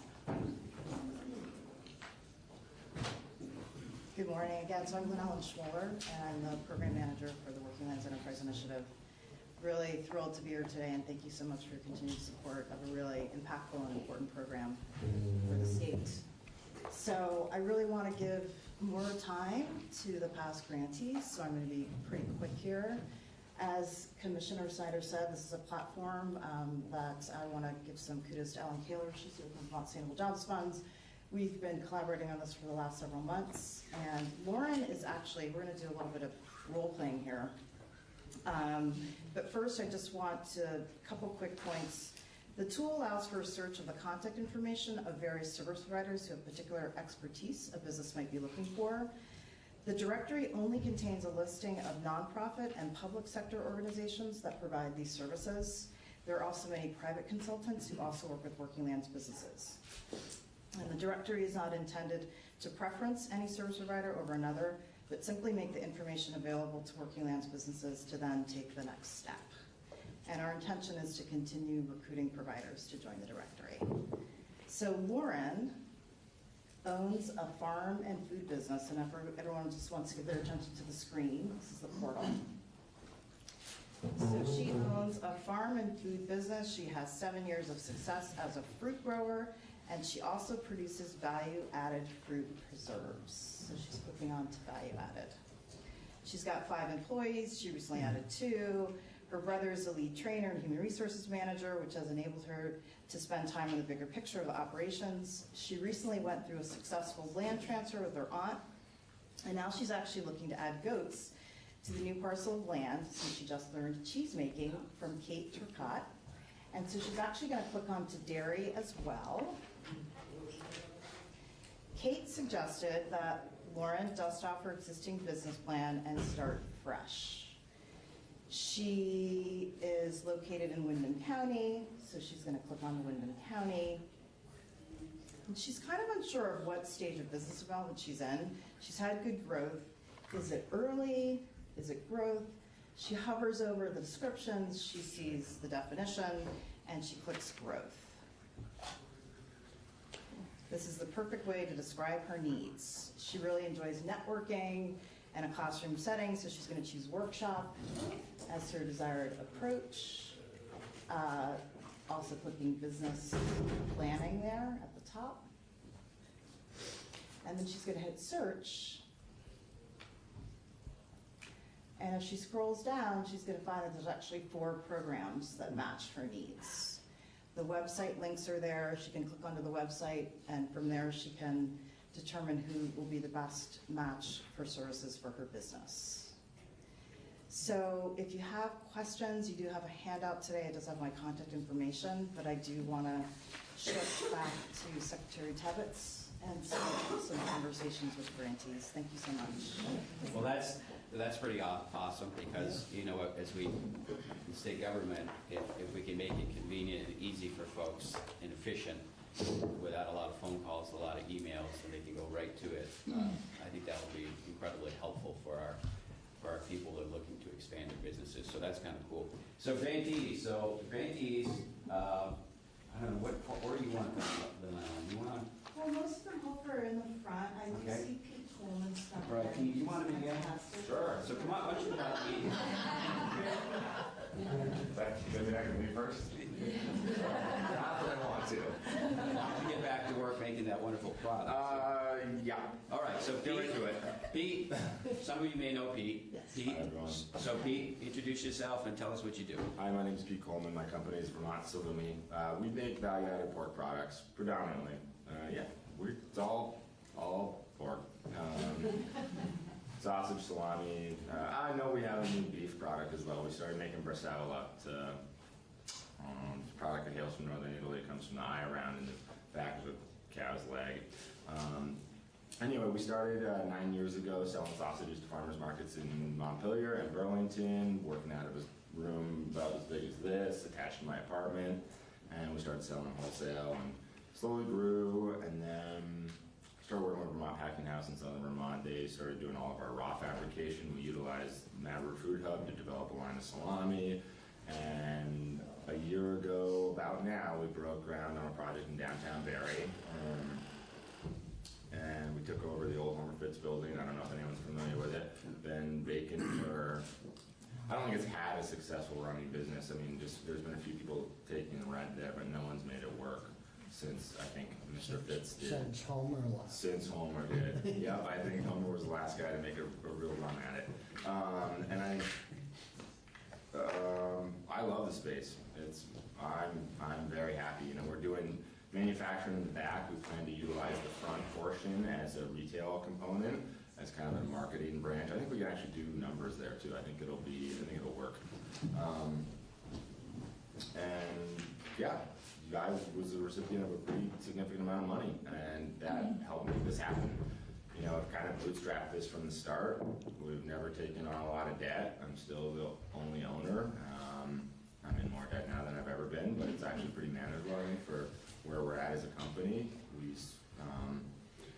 We're now selling product all the way to Ithaca, New York, Portland, Maine, and we just started getting a couple of accounts down Maryland, Pennsylvania, and even a couple in West Virginia. So we're excited, and this new space allows us to pull up. We have so much capacity now, which we're really excited about. But I think, speaking to the working lands, it's evidently valuable for me, but I think what's really important is, I think it's really important for if maintaining this, agricultural economy here in Vermont, if that's what you all want to do, then I think as a business owner, I've seen that you got to make investments. It doesn't, whether it's a relationship, whether it's your garden out back, you either have to put in time and resources one way or the other. And I think the diversity that this can create and help build is really nice too, because it's not just whatever dairy or just woods. I think it's a spread, which is really valuable, because I think it's becoming evident to us that we need to create kind of some diversify our, the way we generate revenue in the state, and I think this is a good way to do it. Let's see. Yeah, I think, part of it, if that's your goal, if that's what you want to do, I think this is a very, very viable way to get it done. And as a small business owner, this money is crucial. It can be, I want to say, maybe it's the type of thing where maybe it's not a make or break, but maybe it's the type of thing where all of a sudden you take on an equity partner and you lose some control of that business, or maybe that's the value also I see in it. Is that it's just, and that as I've grown, it's taken more time and more cash than I would have ever imagined. And that's why I think these little injections here and there really change the business, or allow us to make these, steps. Like we were in the Matter of Food Hub able to produce, 400 to 500 pounds salami or dry cured meats. And now, we're in a space where we'll be able to hang 45,000 pounds eventually. It'll take a while, but we can sell product in there. It's we can be a formidable business, and before we couldn't. And I think these are the help that just, get business owners to go, I'm gonna go for it. Here we go. Yeah, I don't know. I just want to thank all of you for the support, what you're doing, and I also think, I can thank you a little bit, because if you do want to maintain this viability in your ag businesses, I think you got to invest in it. I just don't see any way around it, actually. And you can rely on the private sector to do it all on their own, but it's also great to see a partnership. Pete, have you had any challenges sourcing enough work to keep you going? No, we are now having to utilize a lot more out of state. If you want to invest in the pork market in state, I think the viability of it would be a good thing to analyze, but also scaling it. There's not a large size or scaled hog farming here. I think one nice part is the consistency in the price point that out-of-state suppliers provide you with. Also will then allow from being able to purchase a lot more from in-state as well, because what I've found in my past, I bought a lot of pigs in Vermont, is that consistency and price point are big hurdles. And even just being able to say, I need 4,000 pounds of hams. People just go, next year, I'll put them in 50-pound boxes and freeze them over the course of a year. And so, the scale is not there. All right. And that's a good problem for me. I'm happy to be there finally, to have to kind of go, we used to buy out, 3 pigs a week, and I'd cut them up and I'd do this and that, but we're just not, that model is no longer for us. Thanks. But I also think it's worthwhile to even say is that, I don't know, I think having more Vermont pigs is really valuable, but I like the idea of it, but maybe it isn't functional as well. I don't know. I think you have to look like, well, if some of these farms are at 4,000 hogs a week or something, and we're at 40 for our largest farm, where is the sweet spot where they need to be, where they can be competitive on price and provide the consistency, but maybe until you're at 2,000 or 3,000 hogs a week, maybe it doesn't even make, I don't know. I think it's good to be able to grow your business utilizing sometimes a more affordable and consistent product, or rely on those who that's what they've been doing forever, Thanks. Yep. And how many people do you employ? Currently not that many, because we do all of our raw fabrication at Vermont Packing House, so they have 70 employees. I got a bookkeeper, I got a full-time production manager, I've got, and a couple people that help me with I also pay someone in-state to help with out-of-state sales. But yeah, we keep it pretty lean. Yeah.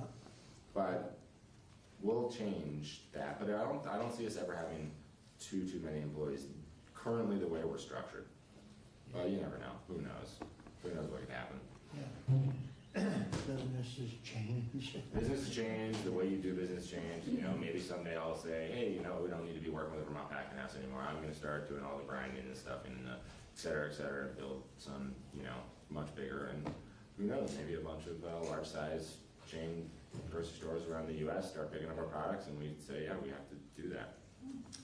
Brian has a question. Peter, how did you first hear about the Working Lands Initiative?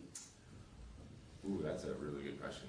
I think I've looked for grants in the past. I think I've also just been in the circle of other food producers and. Well, you mentioned you're at the farmers market, so maybe talking to somebody there. And yeah, you know, I haven't done a farmers market in probably 8 years, but.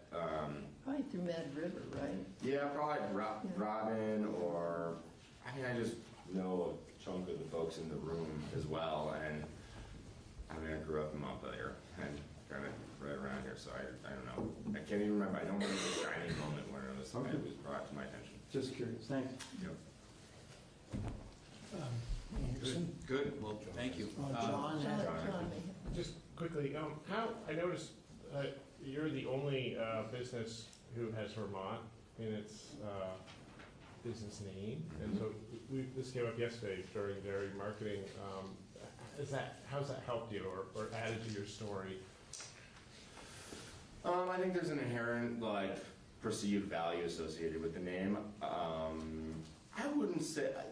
No, I think people get interested, but I also don't think it's. I think it's valuable. I think we do, like I said, have an inherent perceived quality associated with us. But honestly, when I name the company, I think I'm really bad at naming things, and it's just like, shit. Here we go. Let's go.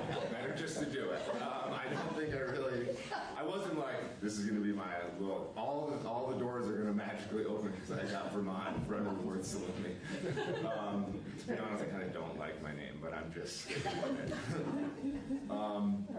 I think your company name or your personal name?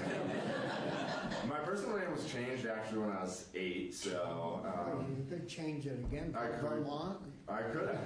Yeah, Mr. Vermont. Yeah, I mean, I think there is a value. I think I wouldn't say people were like, oh, I definitely opened my door to you because you had that Vermont name. Yeah, it doesn't. I still have to work to get the sales done. And I think on the shelf. That'll never end. That'll never end, will it? No, I think on the shelf it probably helps a little bit. I can't give you like a tangible, real. I think it's got value. I don't think it's not to make or break in a business whatsoever. I would just add, I think this is a win-win story because he started sort of the ag aspect, but now he's gone to a downtown that needs some help, we all know, which I think is an important component. I toured the facility, it's gorgeous, and then when he gets his retail operation open as well, I think he's going to be supporting some other ag-related food businesses. So I think it's kind of neat that he's started in the hills and now he's also helping in downtown, which is important as well. I will chime in on that. I do think actually that a lot of these downtown spaces that are 9,000 square feet, where it's like, what do you do with that? And like, it's too small for a box store. It's way too big for a mom and pop something or other. It doesn't have a ton of parking. What do you do with it? And I think these mixed use kind of manufacturing and retail could be a good approach to tackling those. Or breaking them up or something. But yeah, those buildings were empty, have been totally empty for a long time. And I don't think my landlord is pretty excited to have conversations about renting it. Chris? I want to go back to the supply, and do you get any Vermont pork right now? We get some Vermont pork and some Vermont beef. We're working on a whole muscle line, part of my challenge too is our product lines are made predominantly from 2 cuts of meat. We're working on developing a whole muscle line, which would incorporate more. So carcass utilization is one of the biggest challenges. And so, like I said, if I'm like, oh, I need 4,000 pounds of hams, the farmer's like, well, What do I do with the rest? What do I do with the rest? So, in part of what we're doing now is developing this a program that would incorporate all cuts of the animal, and I think that will allow us to much easier purchase whole animals, which keeps, I think, the farmer's task super simple, and then allows us to develop a product line from that. And we started like all Vermont everything, all Vermont garlic, all Vermont wine, all Vermont pigs. I used to cut them all, and I literally went to the farmer that I was working with, and I showed him the spreadsheet, and I said, "Do you see where this is going? Like, we're done, both of us, in 6 months or whatever, And so I think longer term, I think what I see is a good portion of out-of-state meat, but help, where we have better margin and, able to buy. I think we'll have a few product lines that we sell a lot more volume of, and relying on some out-of-state pork will really help us to make that happen, but then being able to create product lines that we can utilize. And also, just working with farms, I found that buying whole animals keeps their job super simple. If you can alleviate that, like, we need your bellies, your hams, and your shoulders, but then you're stuck with the rest. And, we're at enough of a volume now where, like, if you're stuck with the rest, it's a lot to get stuck with if you don't have a market for it. So part of my goal would be to develop something that takes that burden off of them and allows us to do it. And I think we can do it. I've sometimes wondered if we have small farms basically and some small producers that we're helping kind of get bigger. And I wondered if there's a role for us to try to, maybe through Working Lands and food hubs, have tried to do this in different ways, but an aggregator that you could turn to instead of trying to deal with individual farms. That's the other thing I always found challenging is, you buy from 2 or 3 super small farms, just the logistics of it, like I showed up late to this meeting. Could you imagine me trying to organize 3 farms and getting the pork to land at the slaughterhouses and pickups and this and that? Like, it's just not going to happen. I think I also found too, when you got 2 really small businesses working together, sometimes it's really challenging because everyone's still kind of bootstrapping it. Everyone is like, one little mistake is like choking feeling on both sides. Whereas if you're working with really a larger producer and they really help you scale, I think then I could see if once we become a much more formidable company, it'd be easier for me to take on some smaller pork farmers and just be like, just send us what you can. Oh, whatever, your pigs were a little off weight this week, we'll just grind them all. Like, I don't know, I think then you can absorb those challenges of that learning curve. But if both parties are learning at the same time and you're both making mistakes, I think it's really detrimental to both companies. But if you're working with a really formidable company that's consistent and provides a price point where you can make money, then yeah, that would be kind of my approach. Did anybody shop at Homer Fitz? Remember, they had change, right? That you pay, and the change would go up the pneumatic tube and then come back. It's in my office. So yeah, you got to institute that when you have a retail space. I need to hook up the vacuum lines. But Right. if anyone wants any signs, I've got some signs in the basement. Oh, wow. I can try to get it back to the family. I've They only want connected to it. So. No, I've got his Eric, right? Eric is like his, I don't know what Eric Levine, I think. Anyway, if you want some signs, come on. I tried to give as many of them away to the family as I could, but. Good. Great, thank you so much. Really appreciate Thanks for your time. Yeah. Thanks. We're not opposed to out-of-state pork as long as it comes from Washington. Thank you for having me. Some of you know me, some of you don't. I was one of those early pork producers that was working with Pete at the very beginning, and that was challenging. And although it did help grow my business. I have a little bit of a different story for you. My farm began in Middlesex and was a 3-acre tiny little farm. I was a teacher at the Rumney Elementary School, and I wanted to find a way to stay home with my kids and do something meaningful. And so I decided that farming was a great idea. Raising pigs. Yeah. And turns out it's pretty challenging. But What we did was we signed up with Farm Viability, and Farm Viability took our farm from this tiny little diversified farm. We started the first year, I think we did 20 pigs and 50 chickens, broilers, and 50 turkeys. And it grew to, on that location, we bought the Vermont slaughterhouse for chickens, the mobile unit, and we started producing inspected chicken. And we did, that first year, we did 2,000 broilers. Farm Viability helped us write our business plan to be able to actually grow and support ourselves by farming entirely. And we were able to then move to Glover, where we live on a farm that's 188 acres. We grew the farm to, we did 6,000 broilers. We did about 100 hogs a year. We had a herd of 60 beef. And I was like, we're doing everything and we are great. Then, as the farm really grew, I leaned on Farm Viability a lot and learned how to analyze the enterprises that were making money and the enterprises that were not making money. And I would say that the most important thing that we got out of the Farm Viability was business planning, because I kind of went into the whole farm with a dream and thought, like, I can just work. I will just work my way to make this happen, and you can't do that. Got divorced. Sorry to laugh. No, you come on. It's okay. I got divorced, and the farm, I had to make a big decision about what I was going to do with the farm. Was I going to stay farming? Was I going to be able to do this? I have 3 children.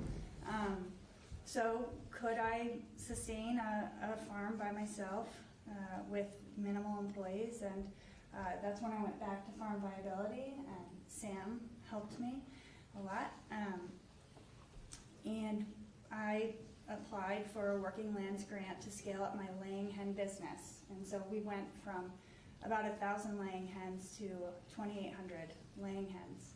And I would not have been able to do that without the working lands. It would not have happened.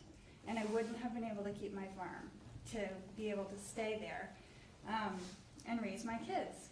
So we kind of pared down on the other enterprises. I sold the slaughterhouse. Raising chickens in Glover, broilers is really hard on pasture. And so laying hens are hardier, and I was able to do that and ran the farm after receiving the grant and building. What the grant did for me was allowed me to build large, efficient, mobile chicken houses that could house 500 chickens per house.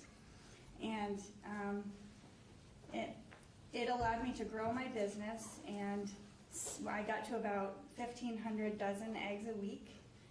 We were selling them all through Vermont and New England. And I eventually, and we grew to, we had about 8 employees. So Farm Viability also taught me about payroll and job creation and all of that stuff that's really imperative, especially in the Northeast Kingdom. And I wasn't really aware of the culture of the Northeast Kingdom until I got there. And there's amazing farmland and amazing farmers and people who need jobs. And so we were doing something meaningful.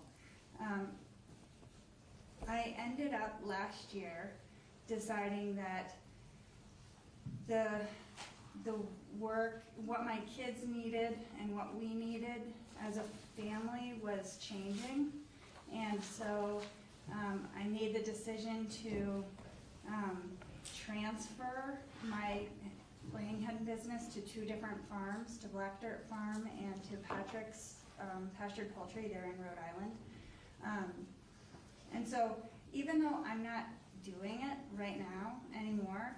What I have done is helped these other businesses scale up and be profitable and be able to feed their communities and run profitable laying hen businesses. Like, I loved getting to be a laying hen egg farmer. It was a lot of work, but we fed a lot of people because some people can't afford to buy $8 a pound pork chop, but they can buy a dozen eggs for $5, and they know that they're good eggs. And so the way that my farm went through so many transitions and bumps in the road, and now I'm not farming, but my 188 acres is active. Jasper Hill leased all my farmland for the last couple of years that I wasn't using.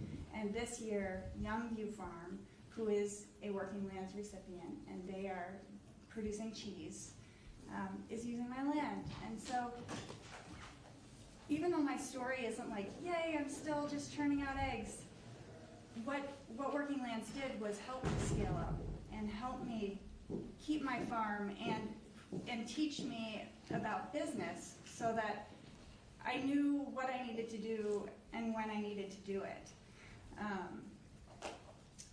I really think that's most of it. Pretty good story. And now I am the Director of Marketing at Northeast Kingdom Human Services in Newport and St. Johnsbury, and it's funny because it's kind of similar.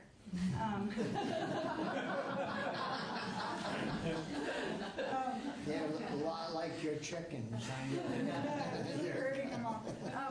No, but farming is about marketing. It's about telling the story. Why is it so important that people should invest in local products? What is the importance there? And that those skills that I received from farming, learning how to tell the story, learning how to market the products, it's hard. It's hard to get out there. And when you get to a larger scale, like selling 800 dozen eggs a week was pretty easy. Selling 1,600 dozen eggs a week was hard. And I had to work really hard. And now I'm doing this job that I would not be able to do, which is marketing why it's important to take care of your brain, basically. And I would never be able to do that job if I hadn't done this job. And one last thing is I'm also helping other farms and foresters in the Northeast Kingdom write Working Lands grants now and helping them with their business planning. And none of that would have ever been possible if I hadn't been able to receive the skills that I received from Farm Viability and the skills I received from having to write my own Working Lands grant. All of that is still being put to use today, and I feel like it's giving me added revenue too, because I'm writing grants for other people, and hopefully those grants will help support those foresters and those farmers to keep their land being viable. That's my story. Yeah, thank you. Thank you. From Bread and Butter. Yes, indeed. Hi, everyone. My name is Mike Proya, and I own and operate Blank Page Cafe, which is a small micro business operating at Bread and Butter Farm. I'm here representing not only my business today, but also Bread and Butter Farm on behalf of Corey Pierce, who owns Bread and Butter Farm, who couldn't make it today, and she's on a much-needed and well-deserved mini vacation with her family. Firstly, I'd like to express my gratitude to not only this committee, but Lynn Owen and the folks at Working Lands and Sam Smith at Farm Viability, all of whom provide us with a deep level of inspiration and validation for all of the work that we're doing. Bread and Butter Farm has about 600 acres of land under management located primarily in Shelburne and South Burlington. We're uniquely positioned very close to population density, that being Burlington and Chittenden County. And our primary agricultural product is 100% grass-fed beef, pastured organic pork, and vegetable production, organic vegetable production. We also have what we like to call a diversified farm operation, in that at Bread and Butter Farm, there are a number of educational programs happening, all with agriculture and land management, and sort of the core of that curriculum. We regard ourselves as land stewards first, and then operating businesses around that principle almost all the time secondarily. My cafe is located in the farm store at Bread and Butter Farm. We sell the majority of our product in a retail context in a very small farm store that is located in what was a milking part of a dairy barn. And what's really cool about what we're doing is that through my presence and my business at the farm, we're able to provide folks who visit the farm with a one-on-one interaction with somebody who's familiar with the farm and its products, and can speak to what we're doing and why we regard it as a valuable tool for the community.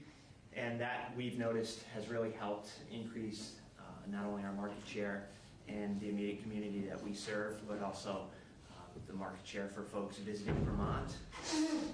This Working Lands grant, we received $20,000 last year for very much needed infrastructure improvements related to a small expansion of our kitchen area within the farm store. And the way I think about it is, as many of you know, operating a small food business or a small food and farming business, oftentimes funding infrastructure improvements specifically from ongoing operations can be really difficult.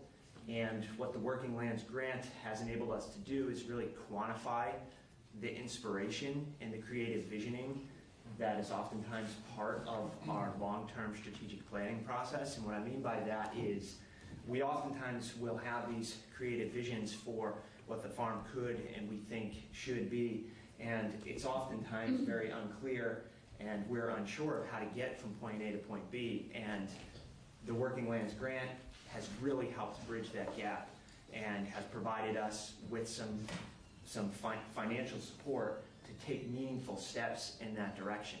And so that for us has been invaluable, and the resources are being specifically dedicated towards these infrastructure improvement projects that will help us create, I heard the word capacity being mentioned, create the capacity to be able to, A, reach more people, operate our businesses more efficiently, and a common theme here and common thread is hire more people. My business, my small micro business, has operated with just me and one part-time employee, and we're poised in the very near term this year, over the next 6 months, to hire 2 additional employees, plus several additional part-time employees, both seasonally. The farm has about 5 full-time employees year-round and 15 to 20 seasonally to support various events and just to accommodate the work demands of the season. So, yeah, we're tremendously grateful for all of this work. We think soil regeneration, ecosystem building, and creating a vibrant foothold for our community with regards to not only where food comes from, but also a place where folks can feel comfortable being on a farm and spending time at a farm and understanding what happens on a production farm. We think creating those opportunities for our community members is very important, and we've seen the transformative effect of creating those opportunities, not only for community members who are purchasing our food to customers, but also the next generation through some of our educational programs. We see that transformative power manifest in a lot of the kiddos that we work with around, being and working in concert with the land and really appreciating animal production from an entire supply chain perspective.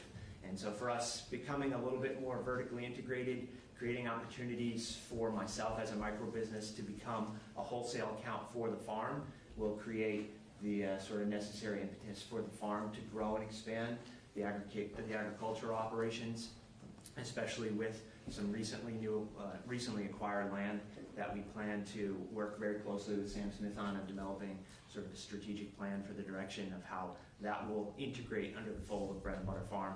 And we look forward to continuing to work with folks at Working Lands and this group to play a collaborative role in how the agricultural economy in Vermont continues to transform and evolve. Great.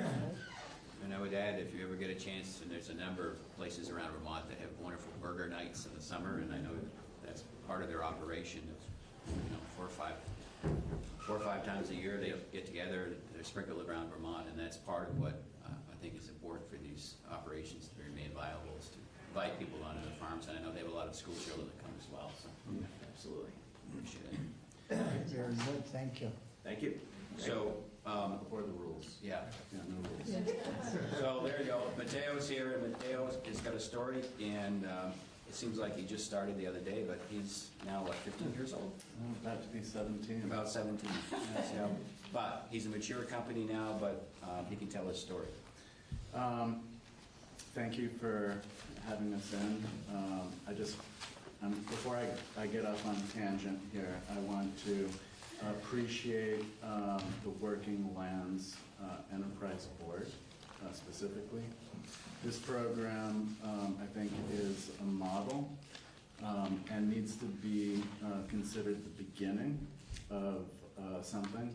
I don't think that the impact, I think the impact can really be scaled.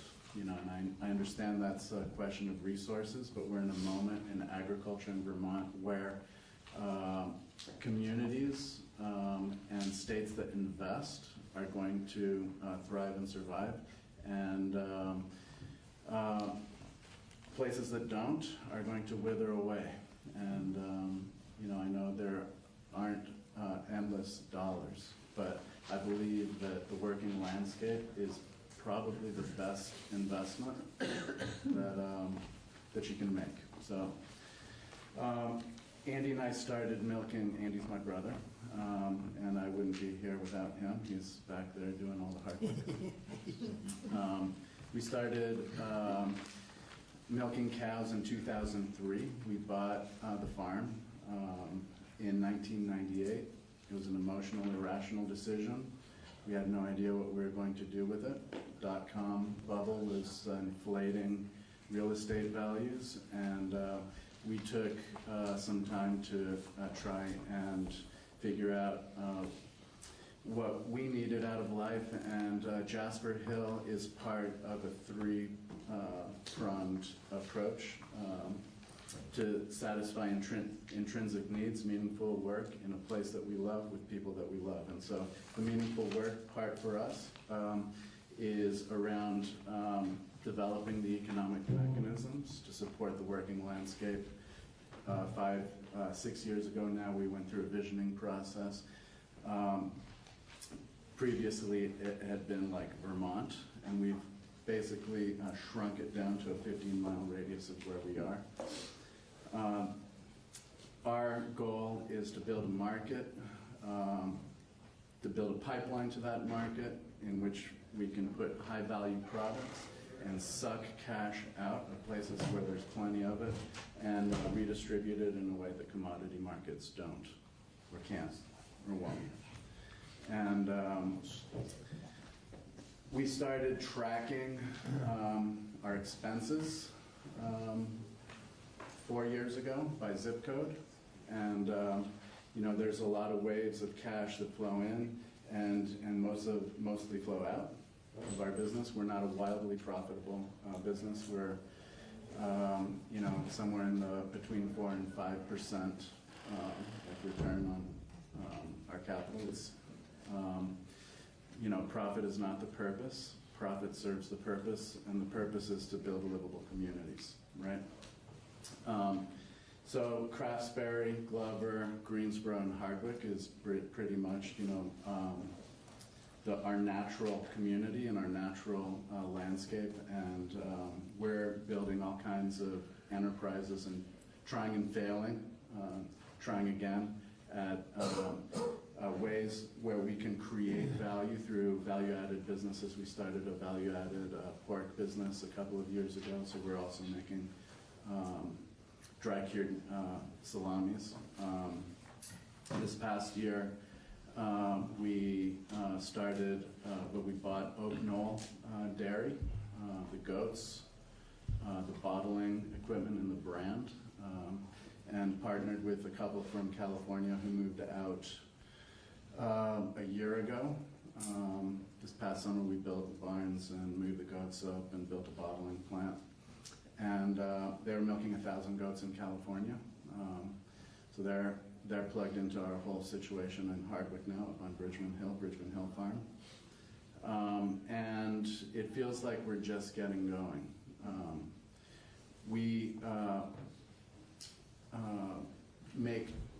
milk cows on 2 farms, and 230 cows at Andersonville Farm in Glover, 45 cows on our home farm in Greensboro, and this morning I think we milked 280 goats at Bridgman, and we buy milk from 2 neighbors in Greensboro, where we process that milk into cheese in 2 facilities, the Vermont Food Venture Center, where we're the anchor tenant, and a creamery at Jasper Hill Farm.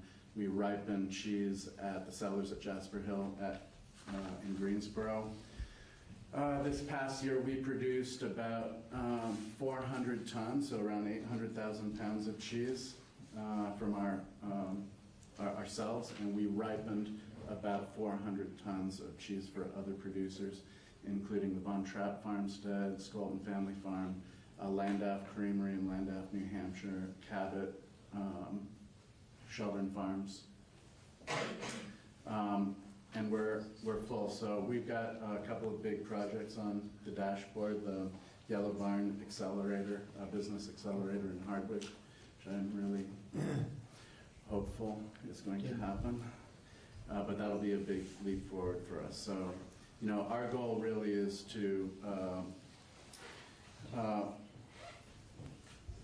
create some vibrancy where we live, right? 15 years ago, it wasn't clear that Willie's store in Greensboro was viable or was going to survive, that schools were going to be there when our kids, you know, were ready to go to them. And so these are just some of the priorities. Cheese for us is just a lever that we're yanking on to try and transform our community and make it more livable. It's a fabulous lever. Lever, yeah. So it starts with a mission, and our mission is to be the #1 thing, to be the standard bearer for quality and innovation in the artisan cheese industry, because we can't compete on price. We're not a low-cost producer. We have no interest in competing on price. Our only comparative advantage is quality, period. So that's like a religion for us, right? Because it's the only way that I believe Vermont and agriculture in Vermont is going to be able to survive over the long term, because we are not a low-cost producer of anything here. So if we can't focus on quality, we're cooked. And I got to say one thing, and that is that something I've been thinking a lot about lately is that pricing drives scale. And what's happened in the dairy industry specifically over the last few years is really problematic, because equity is transferred from rural communities to urban and suburban populations through pricing mechanisms. And what we're left with is balance sheets where there's actual equity that's being transferred over just a few years. The hundreds of millions of dollars that have been transferred out of rural Vermont to urban and suburban communities through a pricing mechanism is really problematic. I believe that the future for dairy specifically, and the working landscape, if we want to keep it, is going to be paying farmers for environmental services. And just got back from Switzerland And milk and cheese is a byproduct of a farming system there that is really directed towards the conservation of their working landscape. And between 50 and 60% of the farmer's income in Switzerland comes from grazing their cows on Alps.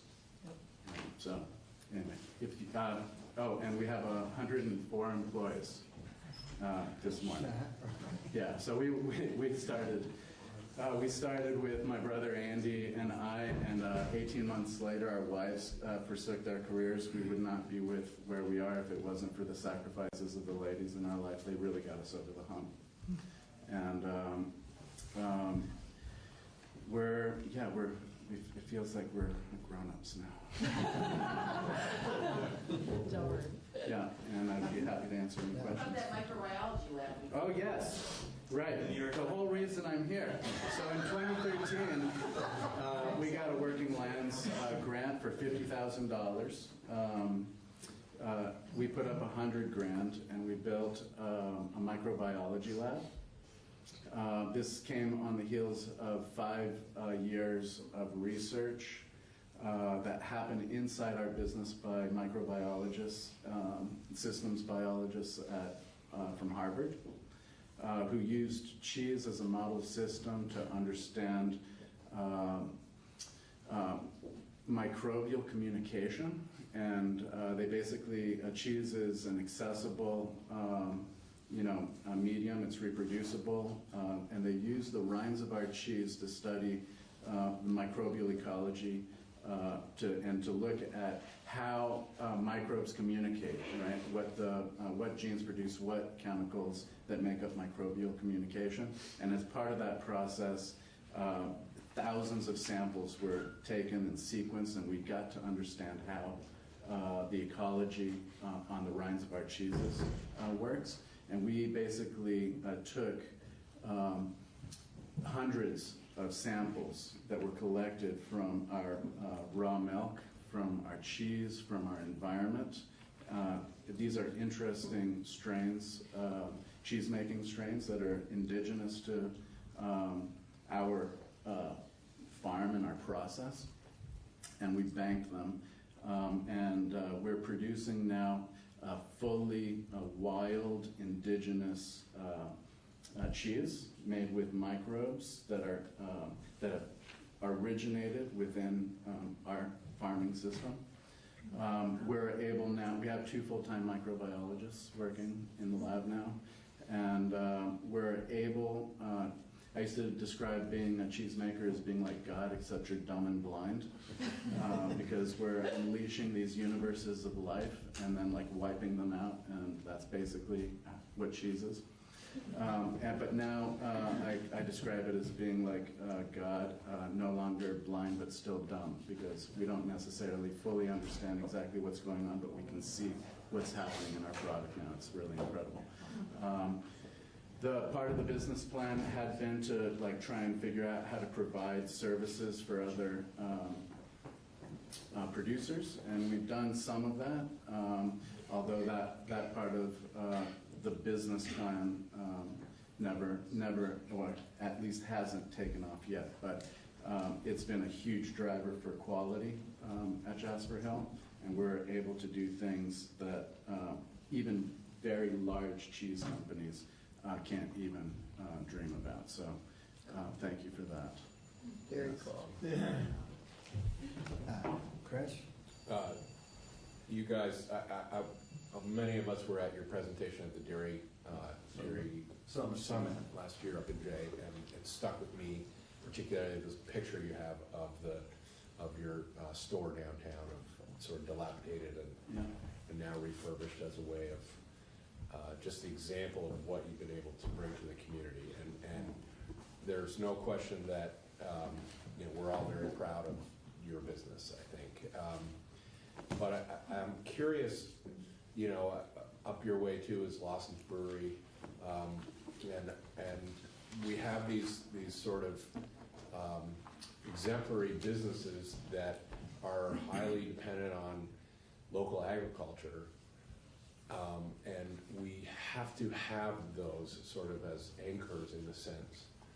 But I've sort of joked, if local ag is all about cheese and beer, we're kind of in trouble at some level too, because it is about, we have to reorient the local in terms of food, right?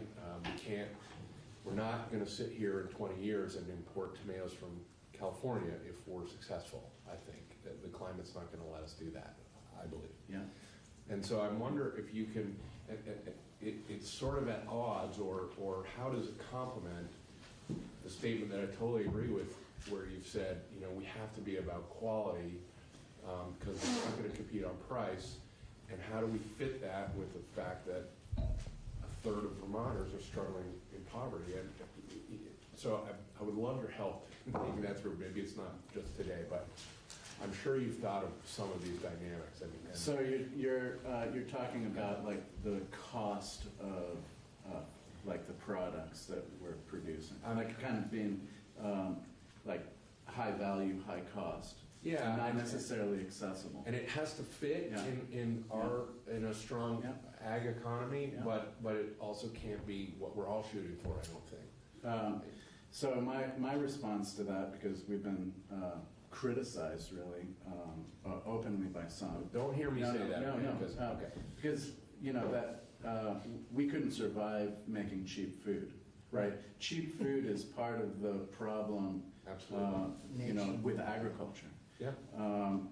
Our goal is to pay people enough within our community so they can afford to consume the products that we produce, and we do that. We, when we started our business, the median income in Greensboro was just over $18,000 a year. This is like household income. Yeah. All right. And we just went through a housing survey. As part of that, we got some demographic information. And in the last 10 years, we've gone from about 20,000 to 36,000, and our median income is around 45,000 inside our business. That's for an employee. Yep. So not household. Yeah. That's how we're going about trying to address that particular question, and it's not something one business can solve, but it's part of. I saw some incredible things in Switzerland, and I hope I can come talk to you about them. Tell them what the farmers drive for vehicles. So the average farm size, 24 cows, okay?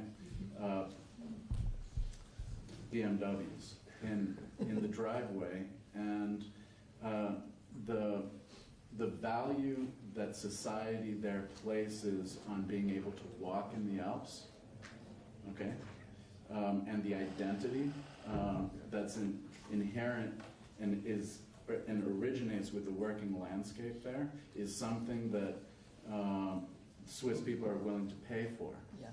Okay, and how do you make sure?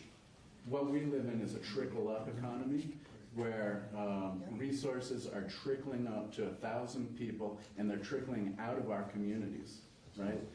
We're trying to reverse that by trickling it back in to our community and spreading it around, and that works. But you're right, it doesn't work for everybody, and I think that the challenge is going to be to change the fundamentals of farm income in Vermont if you want to conserve the working landscape and make sure that people in rural communities are getting paid. Just so we're clear, I don't think it's on your business. I think as policymakers, we have to figure out how we're able to balance the high-end, high performers that are having clearly an awesome impact on our economy, and the need to frankly produce more of our own food and make sure people in Vermont can buy it. Do you attract many visitors to the Hardwick area? We have no place within our company where a consumer, a civilian, can interface with our brand. It's we consider ourselves to be exporters, and we see a need to build some kind of place where people can come and have an experience. But I think that's going to be that's in the 5 to 10 year plan for us. Terry had his hand up. Terry. I remember at the Dairy Summit, we were talking about the housing shortage. I wondered if you had any solution to that, or because of the conserved property. So part of the challenge in Greensboro is around wastewater infrastructure and zoning, right? So we've got 10-acre zoning. And then you've got Greensboro Bend where there's very depreciated housing stock, and I use the word depreciated in the most polite sense of the word. And it's impossible to see how we can get where we're, have to revitalize the housing stock there without wastewater infrastructure because of the Lamoille River and flood zone issues. And so we worked with Paul, who is a personal hero of mine, in the town of Greensboro on a community visioning project. And one of the things that came out of, there were four things that came out of that, but wastewater infrastructure was the number one thing, because it is the linchpin to try and solve some of the housing issues. I think we're going to lose our school. We've had, in the past 4 years, we've had over 20 families with children move to our community, and with children, and 0 of them live in Greensboro because there's nowhere to live, right? And so we're working on it. I hope it's not too late for Lakeview Elementary School. That's the one in the Bend? No, it's the elementary school is in the village of Greensboro, but it draws Stannard and most of the kids are That's coming a from. pretty nice school. It is, but our numbers dropped under 50 this year, so it's a problem, and it's not because there aren't young people with children around. There's just nowhere for them to live in our town. They live in Craftsbury, Glover, and Vicki? I was just going to ask exactly what Terry asked, so thank you, Mateo. Has the federal milk inspector been to see you lately? Yeah. Yeah, we're on their list. They show up right on time. One problem that we have, that we as state policymakers, you talked about walking through the Alps, and one issue we've run into this winter is Kingdom Trails, which is a little bit east of Newport. They're in danger of losing some of their trails because they may have to put some of their private landowners, the trails through Act 250. Yeah. And, it makes no sense. We should be adding to these trails and welcoming the people with the money, bring it up, and we can keep a little of it. I absolutely agree. In Greensboro and Craftsbury Outdoor Center, Highland Lodge trail systems, I believe that's the future of, that's going to be an important component of the future of the economy of where we are. In your section. So we're working away at that and trying to fix it. Thank you. Mateo, thanks so much. Yeah, Say thank hi to you. your mom for me. Can we just jump right in? Tell your story, sir. All right. Good morning. Thanks so much. We're glad to move beyond the field into the forest, and I have slightly a trick question for you. This is a table, it's chairs, it's game pieces, it's wainscoting, it's windows, it's many, many products. It's also a nice piece of maple, and it also doesn't know state boundaries. This grows in upstate New York, Vermont, New Hampshire, Maine, and beyond that.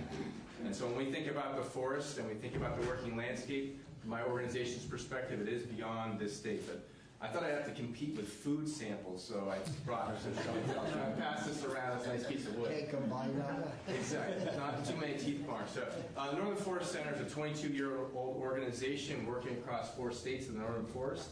From, as I said, from upstate New York across the Adirondacks into Vermont, New Hampshire, and 2/3 of northern Maine. Our focus is really on the forest economy. How do we create viable jobs within wood products manufacturing, wood heat, and outdoor recreation? All those are incredible values that produce jobs and create vibrant communities if we do it right. Over the last 3 years, we've been a beneficiary of the Working Land Service Provider Grant, and we've provided, in turn, a number of services to wood products companies across the state. Over just the last 2 years, our partnership with the Woodworks Council and a direct grant to ourselves has resulted in our delivery of services to 14 companies that employ over 550 people, have $128 million in gross sales, and utilize 21.5 million board feet. So when you want to talk about scale and impact, these are a collection of 14 companies that in aggregate are using quite a bit of labor, producing a lot of value, and using a lot of wood from the region. 3 different quick stories I want to share with you on how we provide our services. Number one, and some of you may know Ken Gagne from Gagne Lumber down in downstate near about Pittsford, outside of Rutland. Yep. Yeah. Pittsford, thank you. We helped him secure, we love funding from you all for his power transition this past year from diesel fuel to 3-phase power on the grid. That was huge in his transformation in greening his company, but also setting up a more sustainable path from a financial perspective so he could look long-term at succession planning and maintaining that mill in its production in the state. Second is us providing direct technical assistance to companies like Vermont down in Wilder, Britton Lumber in Fairleigh, and Built by Newport up in Newport. We've helped with lean manufacturing principles, business planning, financing, management coaching, and these are all of larger employers. We on the service provider side, with some of your direction by staff, are well coordinated as to the viability program on the smaller micro enterprise side. As we move up, we've been really filling the niche with some of the larger businesses. One of the things we've done this last year was actually to convene CEOs together, and we're calling the Northern Forest Board Forum. Some of you all know that if you're working as an individual business and entrepreneur, it's a lonely endeavor. And when you get together with others, you can trade a lot of trade secrets, if you will, coach each other, mentor each other. But we have 8 different companies that participated. Appalachian Engineered Flooring up in your neighborhood, Timber Homes Vermont and Montpelier, New England Woodcraft down in Brandon, Treehouse Hardwoods and Mill Shop in South Burlington, Andrew Pierce Bowles in Heartland, Linden Furniture in Linden, and Built by Newport up in Newport. We're entering the 2nd year of this program, and what we're finding is that each of these companies are not only getting assistance from our staff and our coaches, but getting a lot of assistance from each other. They're building business connections peer-to-peer, and they're looking at things like ERP systems. That's an enterprise resource planning system. A peer-to-peer advice basically saved one company $150,000 on not buying the wrong product. Seems like a pretty good savings to me. We're also in a couple other areas that I think are really critical when we think about the overall health and vitality of the wood products sector in the forest economy. As some of you know, that piece of board comes out of not a square log, but a round piece of wood, right, a log. On the edges are pallet wood. On the other edges are bark. In the middle are chips. All those go on to other value-added products. So we see wood heat as a way to support the state to achieve its climate goals, but also to help support low-grade wood markets that are vastly critical to local silvicultural practices. You all know that, but it's like weeding carrots out of the garden. You can't just take the best ones. The other ones do not produce long-term in sequestering carbon, keeping water clean, and so on. Other piece I want to mention is mass timber construction, wood insulation, new advances of wood. We and our partners in Maine, New Hampshire, Vermont, the Vermont Sustainable Jobs Fund and others, and in New York, are really looking at this regional wood basket of 26 million acres. And how can we really provide value-added jobs and products out of that to serve the nearly 100 million people within a day's drive? So benefits of forest stewardship obviously go well beyond just wood products manufacturing and the companies that I've shared with you. It does go into the recreation economy. And I also want to say that because of our ability to look across 4 states, I would compliment you all on just saying that the Working Lands Enterprise Board is unique in its northern New England neighbors, particularly of New Hampshire and Maine. There is nothing like this that exists. And I'd say that state policy showing that and providing funding is a clear commitment to the working lands. You all know this. Other states look enviable at you all to be able to get that legislative done. Thanks to Paul, thanks to many others. So I congratulate you on that and appreciate the partnership. Happy to take questions. Thanks, Rob. No, appreciate you working with Dalton Newport and Appalachian Flooring. Yeah. Great outfits. Yeah. What about Columbia? Do you do anything with them? We have not. The scale they worked at is kind of beyond us a bit, you know, and they're working more in that larger commodity space. I mean, as agriculture, you know, same as in wood products, you work on commodity side stuff and you're in a whole different, you know, ball game, if you will. Do you ever co-partner with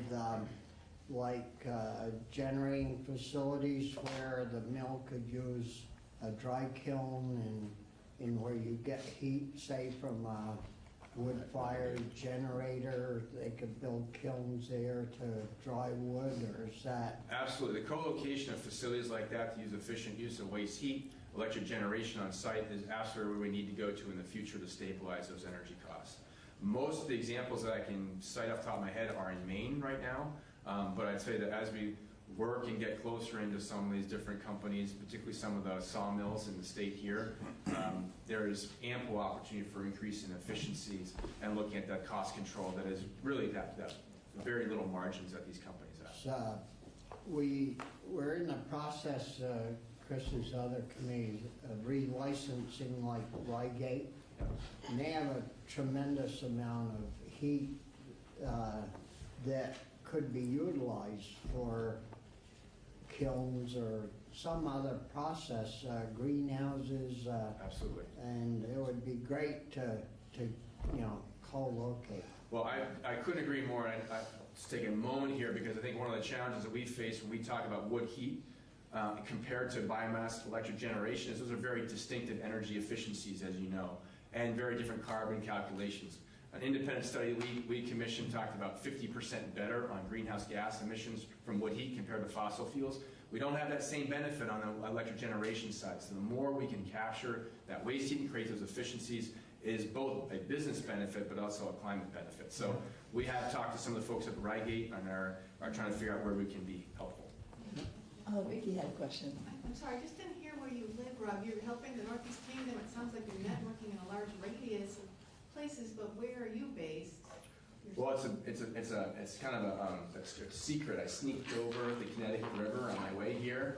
I'm actually living in exile. I grew up down in Andover on Marsh Hill Road, and so I'm actually, our headquarters is in Concord. We have staff people scattered across our broad region, and our wood products provider actually lives up in St. Johnsbury. But this is almost as good as looking at a PowerPoint. But this is our map of a region, 26 million acres. So people say, where do I work? And I say it's in the car. But we've got a great staff and a great sense of group of partners. So we extend as well as we can across the region. And I find that my 2-hour drive here is probably similar to some folks coming from Brattleboro or down south. That's right. So yeah, we travel a lot, but it's that regional perspective we find is really helpful to connect the states beyond their borders. That's great. Thank you. Yeah, thank you. Thank you so very much. much. Great, thank you. Yeah. Secretary Tubbs, if you don't mind, I just wanted to make a quick note of time. You're respectful. I know someone's coming in at 11. We have Sam Smith here from the Integral Center. Gwen Piccolo from Central and Enterprise did not come, but one of her clients might be here. Yes. Please speak for a few minutes. That'd be great. And then if I don't have time to read the note from Parker Nichols from Vermont Wildwoods, I will send it electronically. But we certainly would like to hear from Deputy Commissioner Sam Lincoln additionally. So come on. Okay. Great. Morning. Morning. It's nice to be back here again, speaking with you folks. So I'm Sam Smith. I work for the Intervale Center, and I'm the Director of Agricultural Services there. I also do a lot of, my office is also my car because we work statewide. And so we provide business planning services through funding from the Working Lands Enterprise Board, and then also through the Vermont Farm and Forest Viability Program to about 100 farms a year, farm businesses. We provide those services from concept to exit. So I primarily spend a lot of time doing transfer succession planning right now. And I'd like to thank all of you sort of for your vision and for Paul, well, Paul's gone, but for the vision around this program and the support that it provides, not only for organizations like ours to do this type of work, but also to the numerous farms that have been the recipients of these grant funds. You know, this is sort of, it was just said that we're looked at as a model, and when I go out, I just got back from the National Farm Viability Conference in Minnesota, which was partially put on by our farm viability team, and we're looked at as a model nationally for the type of initiatives that we have going on in the state, and this is one of those initiatives. People are really envious of us, and so I just want to acknowledge that. I could talk about, you know, we have had a huge number of contacts with the WeLab funding in terms of our organization, but also the farms that I work with. When I talked about that spectrum of farms that we work with, when I first started the Intervale, which was probably 7 or 8 years ago, we had a farm viability contract that allowed us to work with 20 farms a year. And that contract was limited to working with those farms. They had to be in a certain stage of business, and the planning process takes 2 years in that program, so it's relatively intensive. And we received some Working Lands funds back in a partner grant with a couple other organizations, I think in 2015 or 2016, that allowed us to start to leverage funds to provide services to the sort of concept or newer beginning farmers that we actually do a lot of work with now. So if we look at our current sort of 100 farms a year, I would say probably 60 of those are in the concept and startup phase. And those are not farms that we work through farm viability funding with. So we've received several Working Land Service Provider grants over the last 3 or 4 years, and they've been for a relatively small percentage of our budget, but they allow us to work with these farms in really distinct, short engagements that allow us to do, we call it coaching, but basically get them started off on the right foot. So we help vet their concepts before they get into business or in that early stage of business, yeah, and then instill some values in terms of business management. We have a portion of the funds is set aside for technical assistance, so we can hire consultants to come in.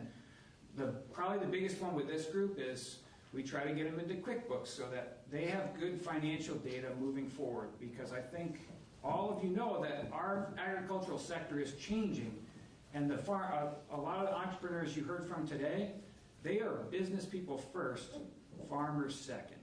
And that's what we're really trying to instill. As we move away from the commodity markets, our farm business owners have to have a whole new set of skills. So I just wanted to share a couple stories. Well, one in particular, I have 2 farms that came up as I was sort of looking through the list of the farms we've worked through in terms of the Working Lands funds. And one of them was a Working Lands grant recipient, and that's the Bear Roots Farm. And they're currently in Williamstown, but they just opened up the Roots Market, which is in Middlesex. If you haven't been there, I think this is the future. Senator Pearson, you asked that question about how do we get food into the hands of people with lower incomes, or how do we make food accessible for our local populations. And I've been working with a number of farms in the past year or so that have really decided that they're going to commit to the direct local market. And that is a good example of a farm that really they bought a retail space, and they outfitted it, and it's a year-round operation, and they're providing vegetables year-round, and they're at a relatively accessible price point. So I think that that's sort of the future of where we're headed.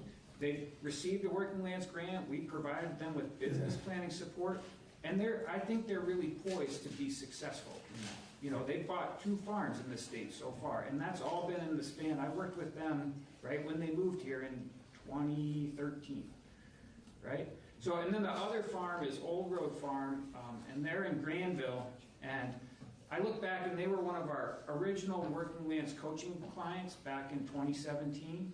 And we sat down with them and did a little bit of business planning, taught them how to do a cash flow, and they're now poised to purchase a property that really, and when we talk about our rural community and our rural economy, the small farms that will be the hub of employment and the sort of community culture that we need in our rural towns, those farms have to be anchored by these really strong business people who have a vision to provide a product that can be sold direct or to regional markets that can provide a living wage for them and their employees. So once again, I'd like to say thank you for doing this and providing the guidance, and thank you, Lynn Ellens, for letting me speak today. And I'm happy to answer any questions. I always love to come back and talk to you about farm viability and business planning.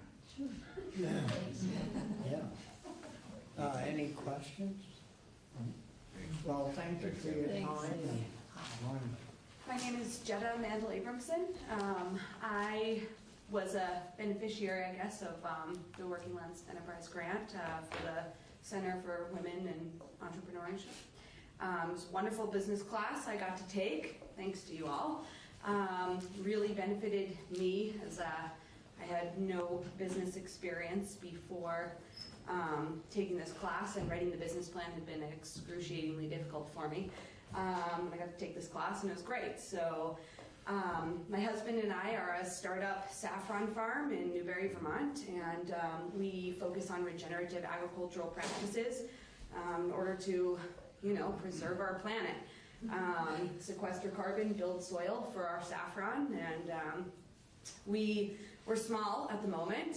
This will be our first, this is our expansion year, I guess. We'll be planting our first acre this summer, which is very exciting. We have a 10-year plan to expand into 9 acres total on our farm in Newbury.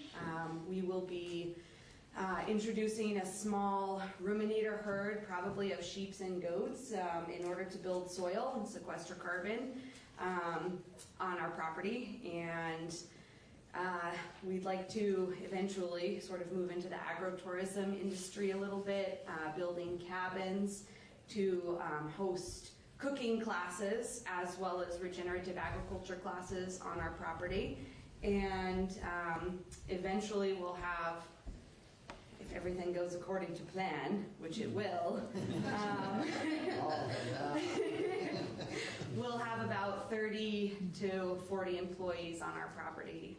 Seasonally, of course, as saffron is harvested and processed once a year. So we'll have about 2 months out of the year where we will be hosting about 30 to 40 seasonal employees. So we are in the stage currently of finding funding for our project. And as I mentioned, that business class that you folks afforded us was integral in the ability for us to build our business plan and be able to find funding for our project. So that's sort of where we're at. So you live in Barry? Newbury. Oh, in Newbury. Yep. Yeah. Yeah, good farming country. Indeed, yes, especially for saffron. It takes a lot of little crocuses to make. Yeah, it's between 150 and 200 flowers per gram. Wow. So they're 28.3 grams per ounce. That's correct. That is correct. I'm a dyer. That's all I And UVM's doing a lot of research with saffron, so in the especially crop block grant has been supportive of that. I think you have a conference coming up in That's March. right. March, Yes. Yeah, we've been in close contact with the folks at UVM for several years, and we've been experimenting on our property for the last two. So we're quite confident in the next step forward. Cool. So. Well, thanks. Oh, John, did you have a No, quick I just- question? Going further, since we've been talking about this, what are the processing, because hemp's running into a lot of processing problems, and marketing challenges ahead for saffron, even if you can grow great saffron? Yeah, so our marketing techniques are, we're going to be selling our product primarily in bulk, so wholesale. We will reserve a few ounces to sell retail to local clientele, farmers markets, and we've been quite successful actually selling by the quarter gram and gram thus far with the product that we've grown so far. But we plan on we're going to be actually this coming month, we'll be bringing samples down to a variety of farm-to-table restaurants in Vermont, but also out of state, Boston, New York City, to clients who have expressed interest already in purchasing bulk saffron from us. So our marketing strategy is more or less going door to door, face-to-face samples, and then non-binding contracts so for purchase for next year. And then hopefully these clients will also be able to grow with us as we will be scaling up. We should have about 5 pounds this coming year. And then, of course, by the time we have 9 acres, we'll have considerably more than that. So we are hoping to have clients that are able to scale up with us. Luckily, there are a lot of farm-to-table restaurants in Vermont, which is wonderful. So we have quite a few clients already who are hoping to purchase saffron from us, which is wonderful. And I'm sorry, what was the second part of your question? Processing. Oh, yeah, processing. So in our 4th year, we plan on expanding into 2 more acres. So we'll have 3 acres, harvesting 3 acres in our 4th year growing season. And then 2 acres per year after that. So in our 5th year, we will actually be building a processing plant and drying facility on our property, which will take significant resources, but I'm sure that when the time comes, we will have that all worked out. Maybe with a grant for you. So. Or at least by the front door to the place. Yeah. You know. Thank you so much. Thank you. Yeah, thank you and good luck. Thank you. Good morning. Morning. Thank you for spending this time here today with this group. The working lands in Vermont are going through a period of extreme transition with our global economy changing, rewarding the lowest cost producer, and as it was put earlier, that Vermont's not a low cost producer of anything. Historically, for generations, centuries, Vermont's working lands businesses, our farms and forest businesses, have produced commodities that they plugged into a pipeline where they had value added and were turned into consumer goods elsewhere. And there's this great transition as we see that model is not always going to work for various sectors of Vermont's rural economy. And the Working Lands Initiative, supported by you, created by you, and the other branches of government, is the hub. I can't state anywhere near as well as the many people you've heard sit here today the hurdles they've overcome, the challenges they face, the expectations for how they manage their businesses, how they engage with the environment, how they manage employees, all these great transitions that these businesses are facing as they maintain the vistas, the working lands, the environment that we have, and your support for that is greatly important, and as well as the funding that you put into these businesses, as well as the policy considerations that all of you have in front of you in your committees that affect these business owners across the state. So we're very proud of the work that's gone on here collaboratively, and the many things with the targeted focus with the private sector business owners that are on this board. We are, as Commissioner Snyder said earlier, adapting and being as nimble as possible to change and address this. We've made a lot of changes in the last few years to the ways that the money is spent and where it's focused to help create opportunities for people to successfully navigate this transition in the economy, the rural economy. In just a few days, the Working Lands Enterprise Board is going to announce funding for 26 businesses for grants, putting out some of the $1.6 million that you all provided in funding. And I know that, again, in the last few years, some of these businesses, there's hope on the horizon for the way that this money is being spent, that some of these businesses that were traditional commodity producers, that they're stopping those commodities before they leave the state and adding value to them. And through the grants that will be funded by this board, or the business planning processes that are funded by this board. This sector employs nearly 80,000 people, and it's growing. And it's just such an important part of our culture. These are salt of the earth people that work the land, and they're our neighbors and our select board members, our business owners in our towns, and it's a way of life that we want to sustain very much so. Again, thank you very much for all your work. This between the board, the legislature, and the private sector members here. This is really the hub of that transition, and I'm pleased to work with you all on that. And thank you for your attention to it. Thank you, Sam. And Sam, I'd like to thank you and the other commissioners and secretaries for all the work on trying and achieving getting the workers' compensation rates down so our small farmers and small producers can afford to have employees and pay at a somewhat reasonable rate. It's really 30 to 40%, I believe, the reduction has been, and that's very good. Well, I'm pleased. Thank you for that, and I'm pleased to always say that there was a great team that worked on it, and others that deserve a lot of credit. Yeah. And I'm pleased to say that after all of the work on it, not only that we're now competitive with New York and New Hampshire, a place we weren't 4 years ago when this started, and that is due to just a natural reduction in the injuries and claims that have happened on businesses, but also the work of the Department of Financial Regulation. But I consider it foundational when I talk about this, that the workers' comp issue in the forest economy is foundational. How do we go to parents and say, how do we have your daughter or son work in the most dangerous occupation in the country if we're not going to train them properly and cover them with the insurance that's required by law?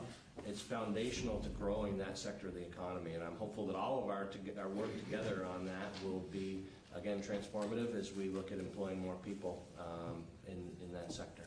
Yep. Thank you. Thanks, Sam. Thanks, everybody. Is there anything else? Just one final thought. I know there's some board members here, and I think it's important we recognize they spend countless hours evaluating the applications, making really difficult decisions. And I think a few of them here, some of the board members could stand and just say hi. Yeah. They spend so much time on it.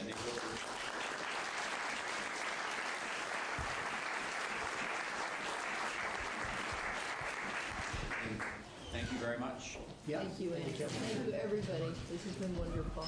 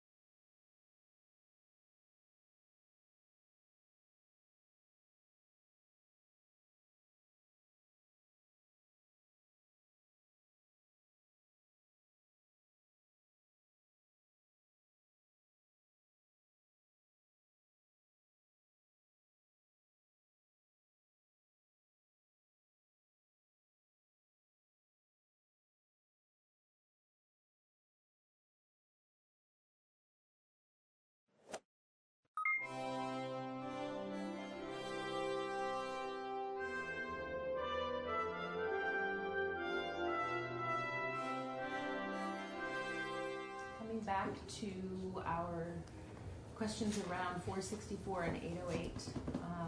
We had some time yesterday to talk about data, and today I'd like to talk about training and data with the folks who are here in the room. And so I'm going to ask Ingrid Jonas to come and join us first.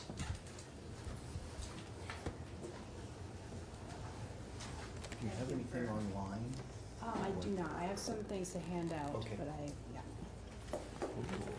Old school. should not put snacks right in front of me during. Boy, we want you to feel welcome. Thank you. How about a giant bag of M&Ms? I saw that. Yeah. Good morning, everyone. We're not kidding. Right. The milk chocolate raisins are preferable, but I guess the M&Ms are. We're talking a lot of cannabis today. So. Yeah. Okay. Again, for the record, Major Ingrid Jonas, Vermont State Police. I'm a division commander. Also with me today is Captain Gary Scott, who's the Director of Fair and Impartial Policing, and also Betty Wheeler, who's our data analyst for Department of Public Safety, in addition to other roles. So I've prepared notes because that's sort of easier for me, but definitely want people to ask questions at any time during. It helps me to stay focused if I have notes to refer to. So just for some background, Vermont State Police provides primary law enforcement services to 200 towns approximately in Vermont, 90% of the land mass of Vermont, and 50% of the population. Our dispatchers answer roughly 89% of 911 calls, in addition to all sorts of other calls. We have 334 sworn members in our department and around 64 emergency dispatchers and civilian staff that cover our three sections: support services, field force, and criminal division. So field force is the officers who you see on the roads in marked cars. Criminal division, plainclothes, detectives. My division is support services, training, recruitment, fair and impartial policing, internal investigations, and other infrastructure and operational support to the department. What we refer to as fair and impartial policing, that mission is a fundamental principle to our department and has been for quite some time. And it's really fundamental in that we derive our power from the people that we serve. And without the trust of the people that we serve, we are ineffective as police officers. Our job is to promote safety in the community, and without trust, we can't be effective in our work. So the work that we do to ensure that our practices are ethical and fair goes way beyond traffic stop data collection, and is really a systemic practice and value system that we're always working on, from our hiring and selection process all the way through things like traffic stop data that helps to give us a diagnostic test of how we're doing and what we're doing in the field. I also want to start out by saying that any police action or inaction that is based on stereotyping is completely unjust, ineffective, and frankly unsafe, and goes against the Constitution and department policy. It's a fireable offense to use stereotyping of any sort to derive your law enforcement practices.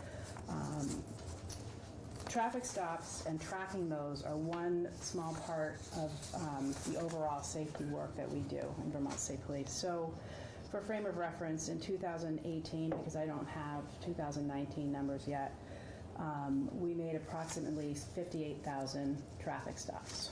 At the same time, we responded to just under 60,000 total calls for service.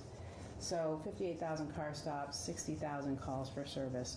By calls for service, I mean responding to burglaries, domestic assaults, DUIs, etc. So about 1,000 domestic violence-related reports, 1,000 burglary reports, 1,100 DUI cases, 7,000 alarm calls. In the PSAP, the dispatching center in Williston, we responded to 141,000 911 calls. In the Westminster PSAP, we responded to 143,000 911 calls. Getting back to data collection with regard to traffic stops. So in 2009, we formed what is still known as the Fair and Impartial Policing Committee, which was basically a collaboration between community members and sworn members in our department to try to answer widespread concern about bias-motivated policing, in particular racially motivated car stops. We wanted to see if there was a scientific way to take a look at determining if there was a cause and effect correlation between a driver's race and the vehicle stopping patterns of police officers in our department. We wanted to know, does a driver's race or ethnicity or even other personal characteristics have a causal impact on decisions made by troopers in the field? That's what these studies are meant to look at.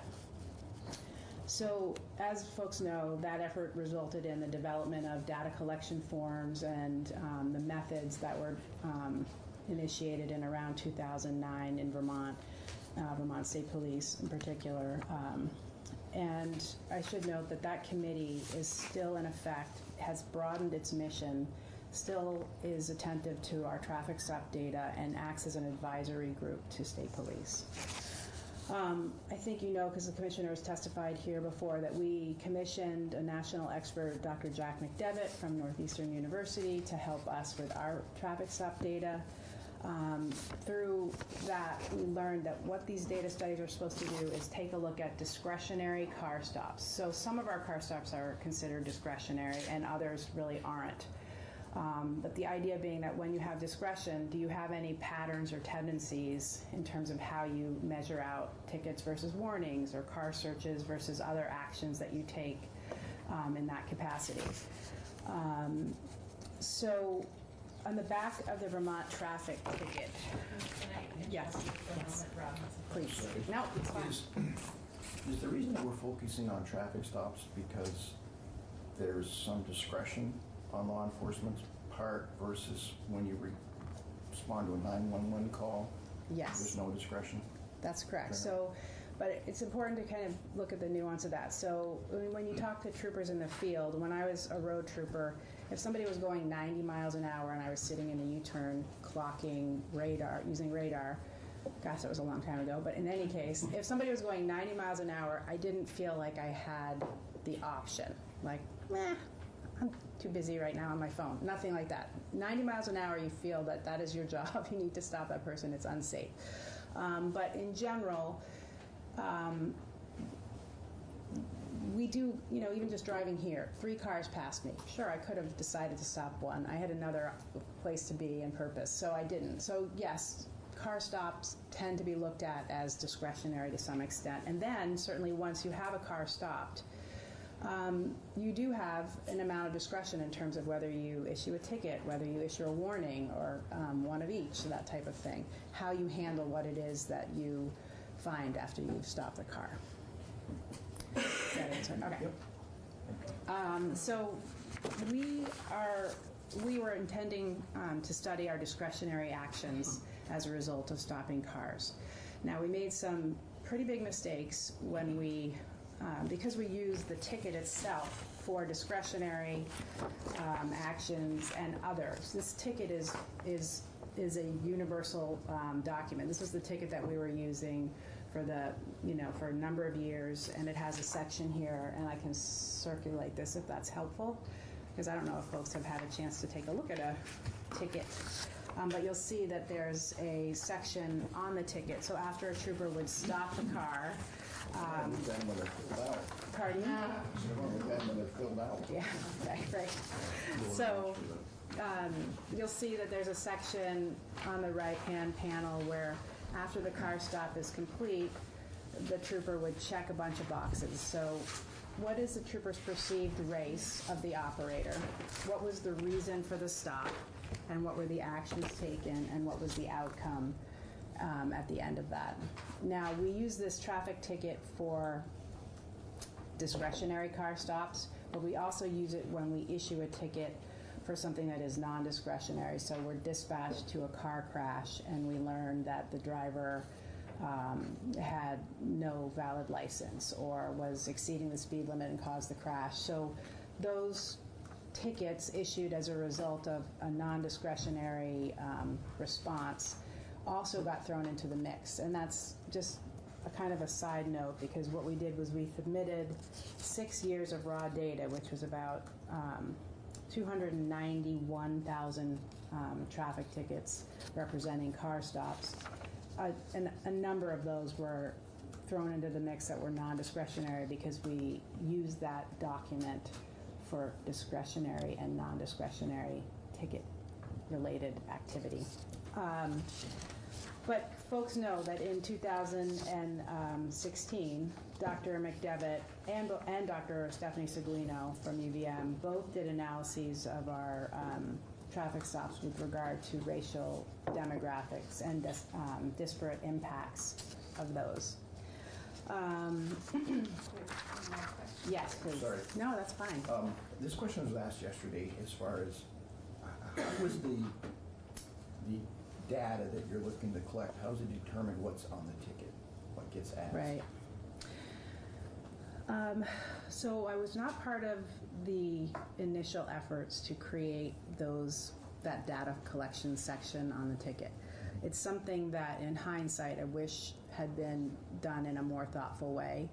But those categories are representative of what the statute now asks. So there are categories: gender, age, perceived race, reason for stop, search, and overall outcome of the stop. So it's generally statute driven as opposed to... Currently, it's statute driven. Correct. Thank you.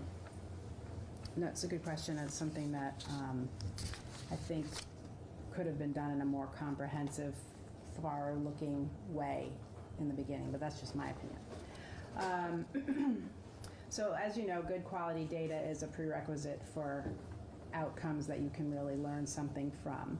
In the early efforts, there was no mechanism in Vermont for a standardized way of looking at how to check those boxes.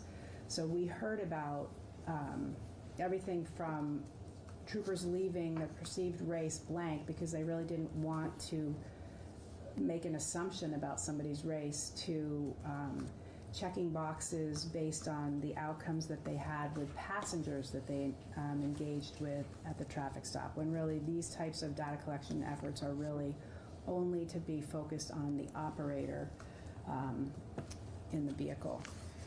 So again, concern around standardized ways of looking at the box checking effort. It's very important that we're all measuring the same sorts of things. So I think it's also commonly known that after we had the analysis done of our initial 6 years, including all the error data in there, we learned that we searched cars at around the rate of 1 out of 90 cars. So 1 out of 90 cars that we stopped were searched. Our overall hit rate, which was a new term that a lot of us hadn't known of, but the hit rate is what's referred to as the when contraband is found in a car search. So contraband could be anything from checking the box because you had an underage driver who had cigarettes, which were illegal, to stolen property from a burglary, or heroin. So there was really, we weren't delineating between what type of contraband, but we were checking the box for contraband. Our search disparities with regard to race over the time frame of 2010 through 2015 showed that they grew. Specifically, our numbers show that we searched black motorists and Latino motorists at a higher rate than we searched white and Asian motorists. At the same time, though we had very high hit rates, so 78% of the time when we searched a car, we found contraband. We learned that we found more contraband when we searched white and Asian drivers than when we searched black and Latino drivers. Since that time, it's important to say that we have done an enormous effort with a lot of help from outside and inside assistance and consulting to clean up our data, meaning to make sure that what we are analyzing is actually representative of what we're trying to analyze. Discretionary car stops, actions only taken with the operator as opposed to conflating operator and passenger activity and so on. And this is a commitment we made because, again, it really all boils down to trust and willingness to work with your community on something that's important. Yes. Is this still the only source, or I mean, everybody has in-car? Well, so everybody, you mean in-car cameras and those sorts of things? No, like data collection. I mean, if you link the ticket to the statute describes what must be on here. Mm-hmm. You have an elective ability to add more data Correct. collection through your. Right. So we've expanded the data collection. Okay. So we also collect passenger-related information and actions with passengers, and we also have provided to analysts when they've requested it the breakdown of the type of contraband that we find. It takes a lot of work because it's not written on the document itself, but we can go through and do that when we need to. What is it, ticket-based, or is it computer-based on the You mean contraband? No, just the expanded data collection. It's ticket-based or e-ticket-based, depending on what method the troopers or the officer is using. And then that's entered into our records management system by admin staff. So, let's see. So we've increased our accuracy in terms of data entry and the intended message for these types of efforts in the field by doing training, policy improvement, and by training I mean training the field and also our admin staff to understand really what is the mission here. We also have an auditing process that Betty can talk more about if you want, but it's something that we didn't have in the past, and that has really resulted in much cleaner and accurate data. The audits occur quarterly. So after the auditing process is done and the year ends, we then go through and clean up all the errors, get rid of all the duplications, any blanks that we can eliminate, and then we meet with our Fair and Impartial Policing Committee in June of every calendar year, and then announce and produce our data to the public after presenting it to our committee. It's on the Fair and Impartial Police Committee. Correct. Oh, sorry, who sits on it? I'm sorry. Who sits on that? I'm sorry. So we have a number of command staff and troopers at all ranks, and then a very diverse range of leaders in Vermont or just citizens who care about these issues. The committee is co-chaired by myself and Dr. Eitan Nesredin-Longo, who is he's a professor at a college in southern Vermont, but he's also the chair of the Racial Disparities in the Criminal and Juvenile Justice System panel. And he's been part of the committee for quite some time. I can give you a list of all of the members, but if Alexa was here, he would have answered that question. Okay. That's okay. Okay. So in 2016, State Police created a new position in the Director of Fair and Impartial Policing and Community Affairs, and the focus of that position, it's really we're the first department we know of to have created a specific position, is to really work with all levels of the department to ensure fair and impartial policing at every level. So I mentioned earlier, but it really boils down to what kind of values you put forth as an agency, from how you select applicants and all the way through your policy or procedure, how you message the data collection effort and its importance in the scheme of things. So that position has been around since 2016. One of the issues that we had concern about, and again, we're troopers, we're not data experts, but Jack McDevitt used crash data as the baseline or benchmark for from which to compare our data to in those initial studies. And it's something that we think is really important to get right. What is the baseline that your department's data is being compared to? And that answers the question of who is driving in Vermont.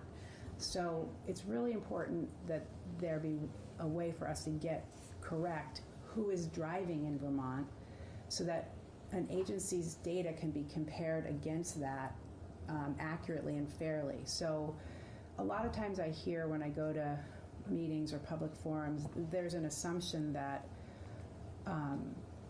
who lives in Vermont should be representative of who's driving in Vermont. And officers don't agree with that assumption. You can't just simply take a look at census data and say, well, that should represent who's driving on the roads, because that doesn't account for all sorts of other things. And the other thing that's been, so crash data is what Jack McDevitt used. He took a look at Agency of Transportation crash data and said that people who crash on the roads are representative of who drives. And that's probably true, you know, to some extent. But my point is simply, I don't know what the exact answer is, what the baseline should be, but it needs to be accurate so that we can really learn what our numbers show around stopping vehicles. Because if you don't know who's driving, how do you know what your stop data is indicating? So if I used to patrol up in Franklin County. If I happen to be patrolling within 10 miles of the Highgate border crossing and stopping only cars for exceeding the speed limit, and then my supervisor would take a look at my data and say, wow, do you have a bias against Canadians? You're stopping a disproportionate number of Canadians compared to other drivers or Vermont residents. And then my supervisor would say, oh, well, the alternative factor is that you're patrolling in an area that is over-representation of Canadian residents. So those types of things have got to be considered. Other sorts of questions that need to help us answer: does a driver's race or ethnicity or other personal characteristics have a causal impact on the decisions made by officers? As people who drive more are at higher risk of being stopped by police.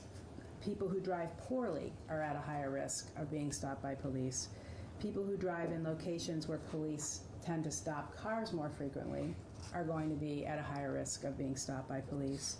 And people who drive vehicles with visibly defective equipment tend to be stopped at a higher rate by police as well.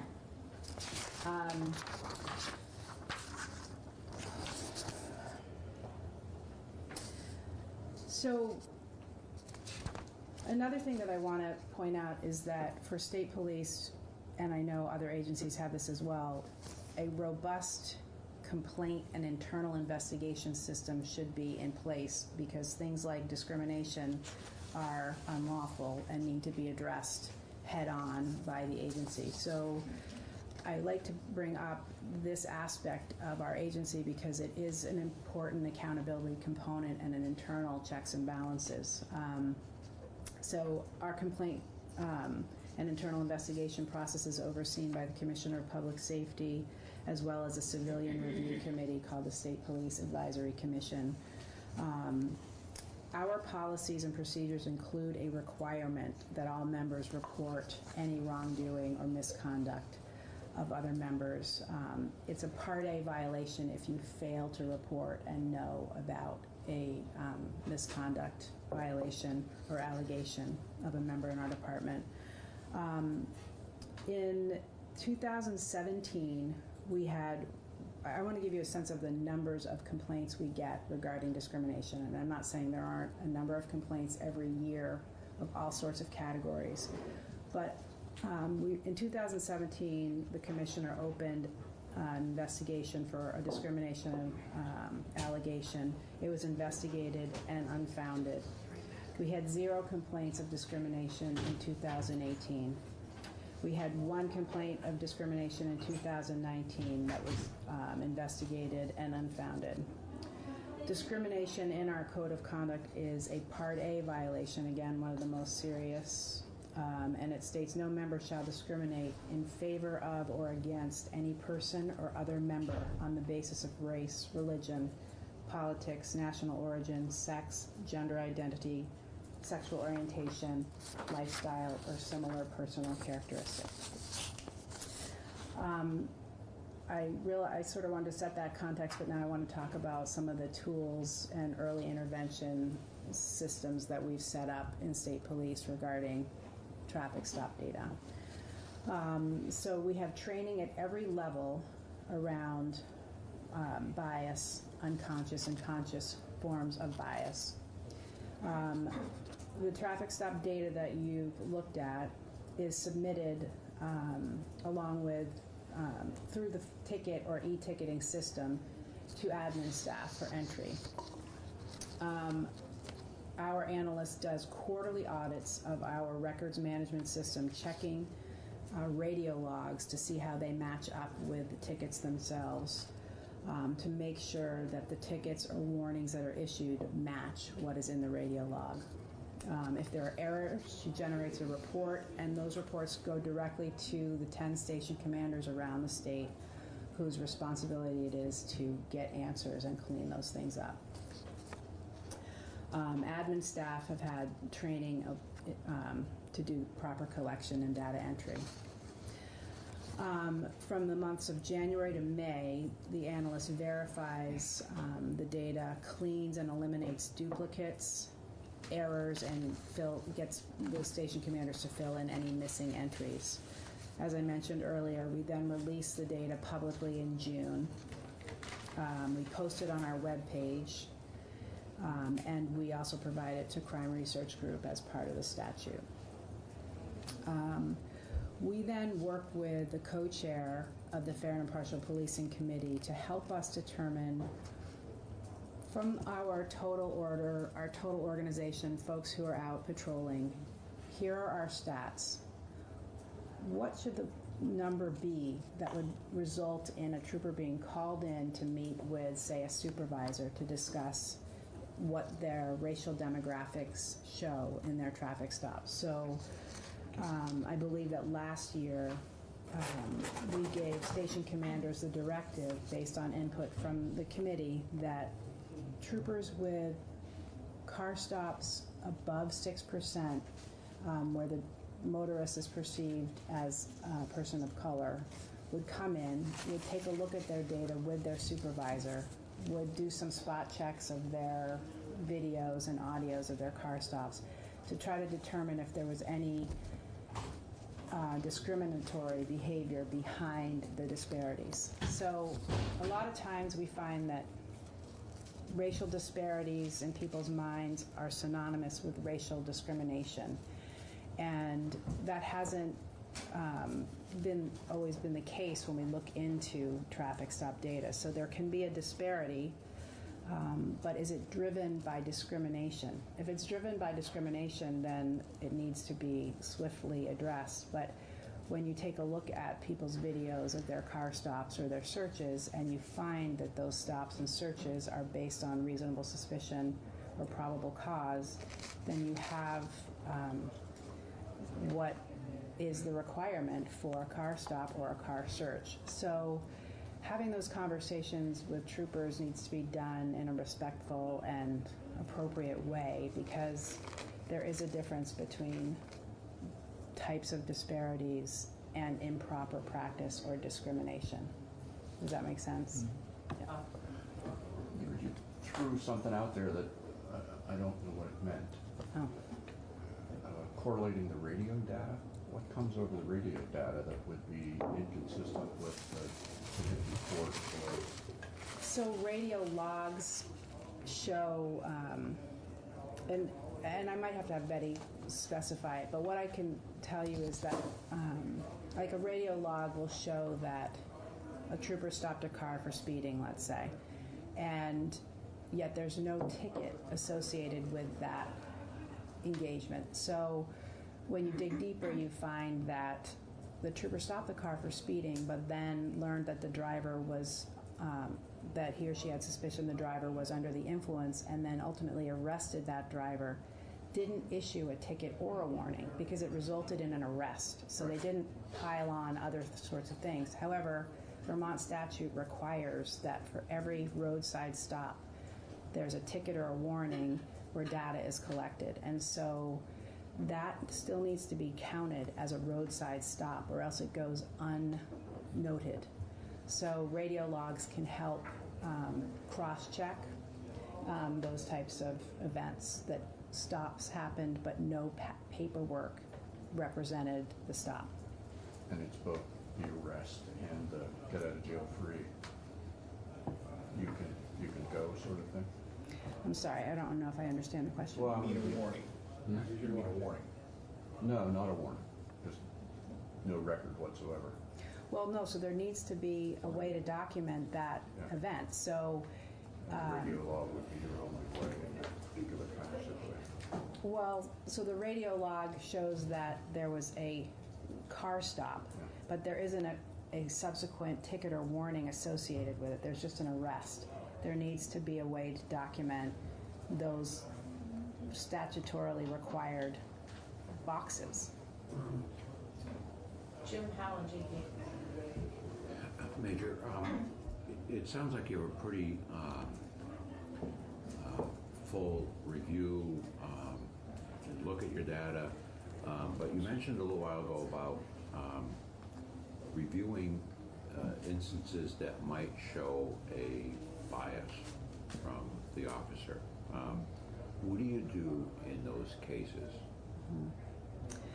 Well, I can tell you that we don't have a lot of those cases, so it's not something that we're experts at, that we can reach a firm conclusion that the troopers' actions are driven by bias or discrimination. So it's not a common occurrence that we're reaching that conclusion. If that were to be the case, that would be it's a serious policy violation. Bias-based policing is a form of discrimination. It's grounds for termination. We would try to fix that person. If we were able to fix that person and through training and other forms of remediation, then we would do that. If the person was not fixable, then we would follow the due process and terminate them from working for us. So how often do you have your troopers go through implicit bias training? Well, we have a number of different stages in which troopers at different ranks and levels go through training. So in the pre-basic, which is the very first phase once they've been hired and they're in a 3-week initial phase of our training, they are, Gary meets with them as well as a member from our Fair and Impartial Policing Committee to talk with them about the overall mission of the department and how fair and impartial policing is fundamental to our practice. That is a 2-hour block of instruction for just like the 20 new recruits that are in our part of the academy. In the basic academy, I see that Director Cindy Taylor-Patch is here and can talk more about what is the way that fair and impartial policing is infused in all of the basic training. In our post-basic for state police, we have an 8-hour block on fair and impartial policing that is led by Captain Scott and also a consultant that we work with, who's someone who helps our department on the whole in this area. So it's an 8-hour block of instruction for troopers who have graduated, but they are not yet out in the field. And then I am trying to figure out how many hours annually is required. I think that I will defer to Cindy for what's required of all officers for the state of Vermont. But VSP, again, we have a consultant whom we pay who works with, comes to command staff meetings and does a 1 or 2 hour block of instruction. And we're able to send Gary out to do barracks level trainings on, say, proper collection of hate motivated or bias motivated crime and how to investigate those differently and in a more broad way. So we have Gary and others at our disposal to send out at a barracks level. So it would be hard to quantify, 4 hour block here, 2 hour. And again, we don't want to look at it as like checking the box. This trooper did 1 hour of, bias-free policing training online. We don't see that as a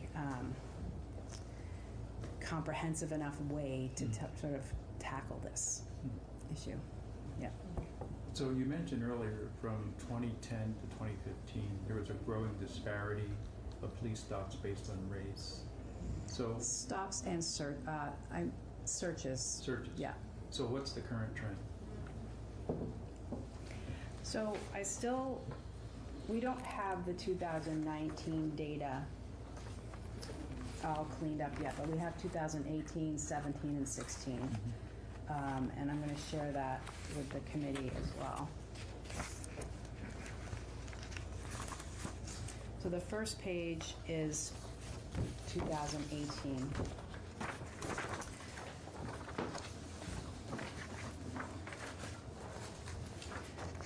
So if you go down here to searches, total stops with searches, you see that midway down the first page.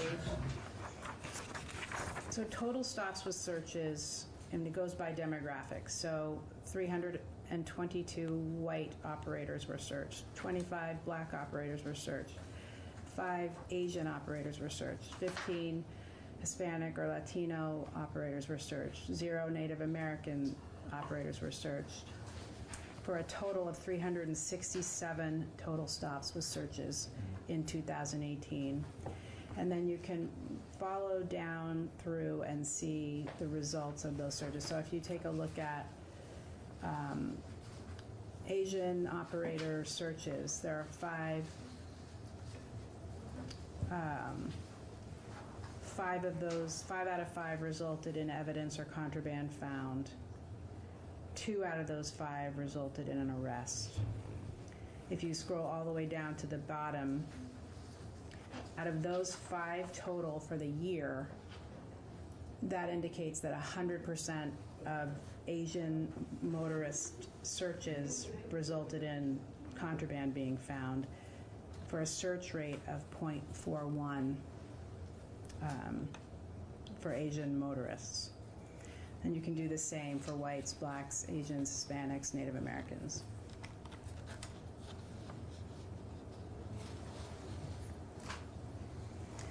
So you see our search rate for whites is percentage-wise less than our search rate for blacks and Hispanics as well. Can you see that on the bottom?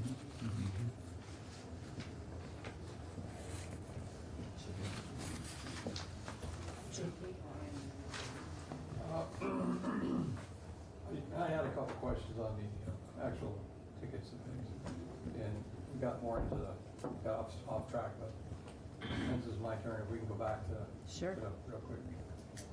You advised, Major, that the state law requires at least I want to clarify that you advise that the traffic stop and racial data is documented. Correct. So, having said that, is there a policy that would be SB now? That yes. A written warning has to be given versus a verbal warning. And the reason I ask that is if you have a written warning, you have written documentation of the racial data collected, or a verbal, you might not. And I question how a radio log would have that racial data. See what I'm getting at? So I think is there a policy that you have a written warning, or you have to give something in writing so you can document, or Yes. if not, but go ahead. So there's policy, and I don't have it memorized, but the policy states that we don't give verbal warnings. Okay. Okay, and that, I think that's a good idea myself. Is most PDs in the state have that same policy? Because that's not law, right? But Yeah, I'm not sure if they do. I think it's hard to say because there's so many different PDs, but our department has a policy that no written warnings will be given. okay. So when you're referring to, you're comparing the Verbal warnings, I'm sorry. Thank you. the number of stops and things by radio logs, because there was no paperwork issued on it. Paperwork being your ticket. Correct. Or a written warning, different form, obviously, issued because you arrested somebody like on a DUI or something, whatever. But if you stopped me for something and I didn't get arrested or cited in the criminal court for something, I would have at least a written warning. Correct. That's what policy says. Okay. Yes. Okay, and that's good. And then just a little off the thing. Do you guys have e-tickets now? So do all your cruisers have ticket printers or not? You're phasing them in. Yeah, so our fleet staff has been phasing in the printers and the other equipment necessary for e-ticket, and I can't remember if we've completed every single barracks or not, but we're getting close. Is it saving time to trooper to sit there on a laptop and do I the think it entry does. or the quicker to write it? It must. I mean, that's one of the, especially for when you're writing multiple documents, like if there's 3 tickets or a ticket and 2 warnings, you don't have to go through and manually.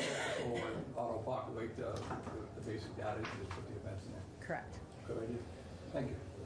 Rob? Could we back up to the search rates? Yep. I'm curious does age come into part of the equation about whether you're going to search or not, in that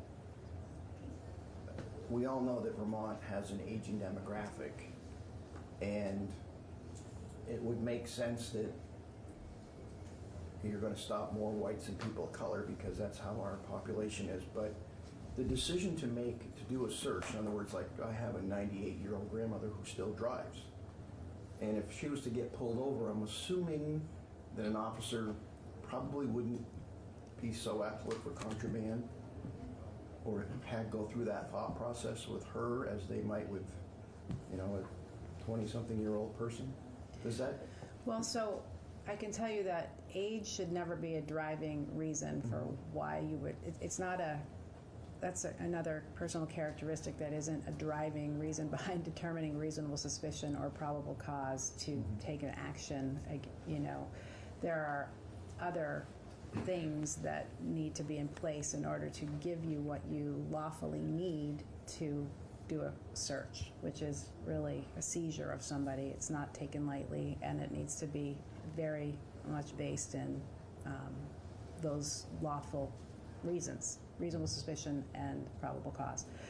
But in general, I mean, sure, if I were to stop your 98-year-old grandma, then I wouldn't necessarily be, my first thought wouldn't be, I wonder if she has stolen property. Do you know what I'm saying? If there was a TV in the back seat, I wouldn't assume that it was, stolen from somewhere. I would hope that I wouldn't assume that when I stopped anybody, but probably because I'm human, I wouldn't assume that. Correct. And so that's a good point. It brings up a point, at least to me, that as human beings, we all have these types of, our brains want to work in this way of like putting people into neat little boxes and stereotypes based on basically how we look. And it's pretty, sometimes it can be helpful, right? Because it helps us make sense of the world quickly, and instead of having to just take every single situation with a total blank slate. However, it can also lead us to make grave errors if we're operating only on our assumptions.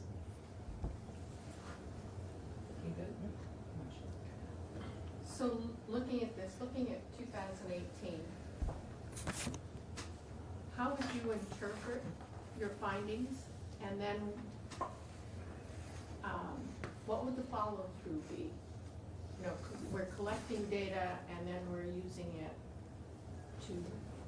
for training purposes and for certainly to know more about stops. But if you could elaborate on that, I'd appreciate it. So our station commanders have to own the data. So they have, for each barracks, they have this sheet for their own barracks with a breakdown of their members. And they can take a look, and in theory, they could see if there was someone who looked like an outlier, whose traffic stops and or searches looked outside of the norm for that barracks. And it would be incumbent upon them to look into that further, pull videos from searches or car stops, listen to interactions, sit down with a trooper and talk about what their method is for ticketing versus warnings, or ensure that they are following proper procedure around decision making for car searches. So each barracks commander has this, but for their barracks itself. And then they work with their patrol commanders, supervisors to look at troopers and bring them in if necessary and talk with them. Does that make sense? Would additional training be required for a member who has data that's being an outlier? So it could be. So we found, I was actually the person who went around the state when we first had the 6 years of data, the initial effort that I talked about with Dr. McDevitt, where we decided as senior command that any trooper with 4% minority stops or above would come in and meet with me and have a discussion. And I wouldn't want to take up all your time today talking about what that was like, but it was challenging. Those weren't easy conversations. But the outcome could result in training. The outcome could result in you can find all kinds of things when you look at the way that people engage with the public in traffic stops, and they might need to be reminded that we follow this procedure when we engage with motorists. One example is that it used to be that you stop a car and say, "Do you know why I stopped you?" And we received a lot of feedback through our FIP committee that is sort of a dehumanizing, uncomfortable thing. In fact, it's better if you state why you stopped the person right out of the gate instead of having that awkward tension and people wondering what's happening. It's fear-inducing. So we could learn through looking at videos that, wow, this trooper is not following that procedure well, or that trooper is doing a great job with that procedure, getting right out of the gate. I stopped you, Trooper Ingrid Jonas, I stopped you for speeding. I'd like to have a look at your license, registration, and insurance. So you get that out of the way right away. So something as simple as just, is the trooper following what is now policy for the engagement when you do make a car stop, all the way up to, wow, the trooper needs better guidance on the steps for conducting a search and establishing probable cause for a search. And that would be something that is more extensive, training around proper search and seizure and so on. Did you find that this extra training and the meetings with the officer resulted in a positive result, that their rates dropped after that?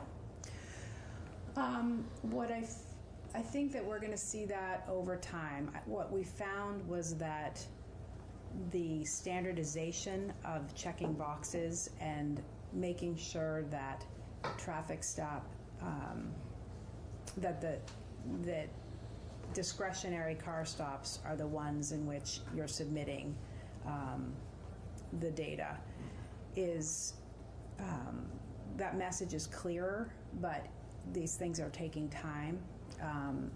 So I think that yes, but that we'll need to see a lot more years and a lot more data to show how it pans out. In general, officers don't really like to be called in to meet with a supervisor and talk about this kind of thing, and that these are men and women who take a lot of pride in the work they do and who understand that without the trust of the public, we can't do our work effectively. And so it goes to like your heart to think like that something about your numbers indicate something discriminatory. It's not a great meeting to have or to be part of, but it does lead to good discussions, and it's growing pains and culture change basically. Jim, Bob, and Ron. Yeah, Major, I mean, I commend you for looking at this, studying it, following up, doing all that you're doing. And maybe this is an unfair question to you, but you're fortunate in that you have a large organization and you have folks like yourself that can devote some time to this. One of my towns has a 2-person police department. How do they do this?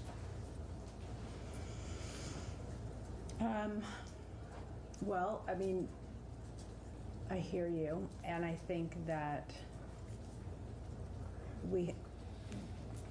if there's a standardized way of understanding what the mission is for, what we're trying to, if we have a common goal, we want transparency, we want fairness, here's how you accurately check the boxes so that you don't make mistakes. And then, I mean, a 2-person department in I assume a small town, you have to also understand through experts, are these statistically significant numbers? Can we really learn something from this? Is this enough? Are we making enough car stops? Is there enough, diversity in this particular area for us to learn something from this? So I think, it's state law that we collect this stuff, but then we need to, understand the importance of the mission, but then we need experts to tell us, does this teeny town, can we learn a lot from this teeny town's data? Thank you. So you're doing a lot of look from the troopers into what they do, and it seems like you're starting to do a lot of look into why they do. You just talked about correlation with people that stand out statistically. How deep are you digging into other factors in the workforce, their age, their number of years of experience, their training history, in terms of how often they pop up on the high spikes and dragging in? The more seasoned they are less just out of academy aggressive in enforcement, or is that something that mitigates? I think those are all valid questions. I don't know. I don't really have specific answers. I think that in general. So we're not tracking that kind of stuff? Well, I mean, it's trackable. Certainly, every barracks knows the time on for the member, whether they're new, how long they've been on, whether they patrol and have a more of a traffic safety orientation versus a criminal investigation orientation. I don't know. I think there probably are comments to make about that. I don't know that I could speak anecdotally toward trends. I will say that newer members of our department really embrace and appreciate these types of discussions more so perhaps than those of us who have been on for a really long time. And I just noticed that in general, new troopers are like, oh yeah, I'm comfortable talking about these types of issues around inclusivity and diversity, whereas some of us who have been around forever can be a little more resistant to those ideas. So that's a generalization, but.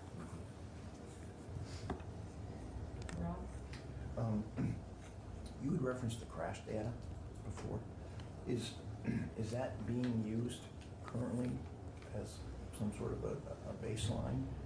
And if it is, is there any correlation between what you're seeing in the race data and this report? So I might have Betty chime in about that because analysts use different benchmarking or baseline data. The crash data even itself has been challenging because not everyone can agree that people who crash represent people who drive. So, but yes, the crash data is being used. And I might have Betty expand more on yeah. I just have a comment to share. I think it's well known now that Vermont faces a demographic crisis, and I think one of the strategies for working through this is to be able to attract and retain people of color. So what you're doing is really, really important. And I heard of a story of an African American who was coming to Vermont, landed at the airport, rented a car, and he's halfway to Montpelier. He had to pull over. He had to take a phone call. And then he saw blue lights approaching him, pulled right up behind him, and he starts to panic. And the officer approached him and said, "Is there anything I can do to help?" He was the director of the national office of the League of Cities and Towns. And he was here to decide if he's going to have his national conference here. And he did, because of that exchange. So this is really, really important. Thank you for sharing that. Appreciate that. Do you have any other thoughts for us, or should we see if Betty can? Yeah, I think. Would you mind doing that? Okay. Yeah, I appreciate the time and happy to be here. I have one other question for you, actually. You're talking a lot about the training that troopers get when they come into the force, and then sort of the ongoing training and the uncomfortable conversations that they might have to have if their data is showing that there might be some bias in their stops. But you said your division is responsible for recruitment and hiring. Mm-hmm. Do you ever try to screen people at the time that they are expressing an interest in becoming a state police trooper to find out whether they come in with biases? Yes. So, and I tried to touch upon that earlier, that we do view from the very beginning of recruitment and selection, that's a critical place where we instill the values of the department. We don't want to attract folks who are certainly unconscious or consciously acting from biases. So the way that we do that is through the process of, when they're interviewed as part of a panel of commanders interviews applicants one by one and asks and gives scenarios to see how they would respond. Just as, these are young people who are attracted to policing. We throw scenarios at them and listen to their thought process.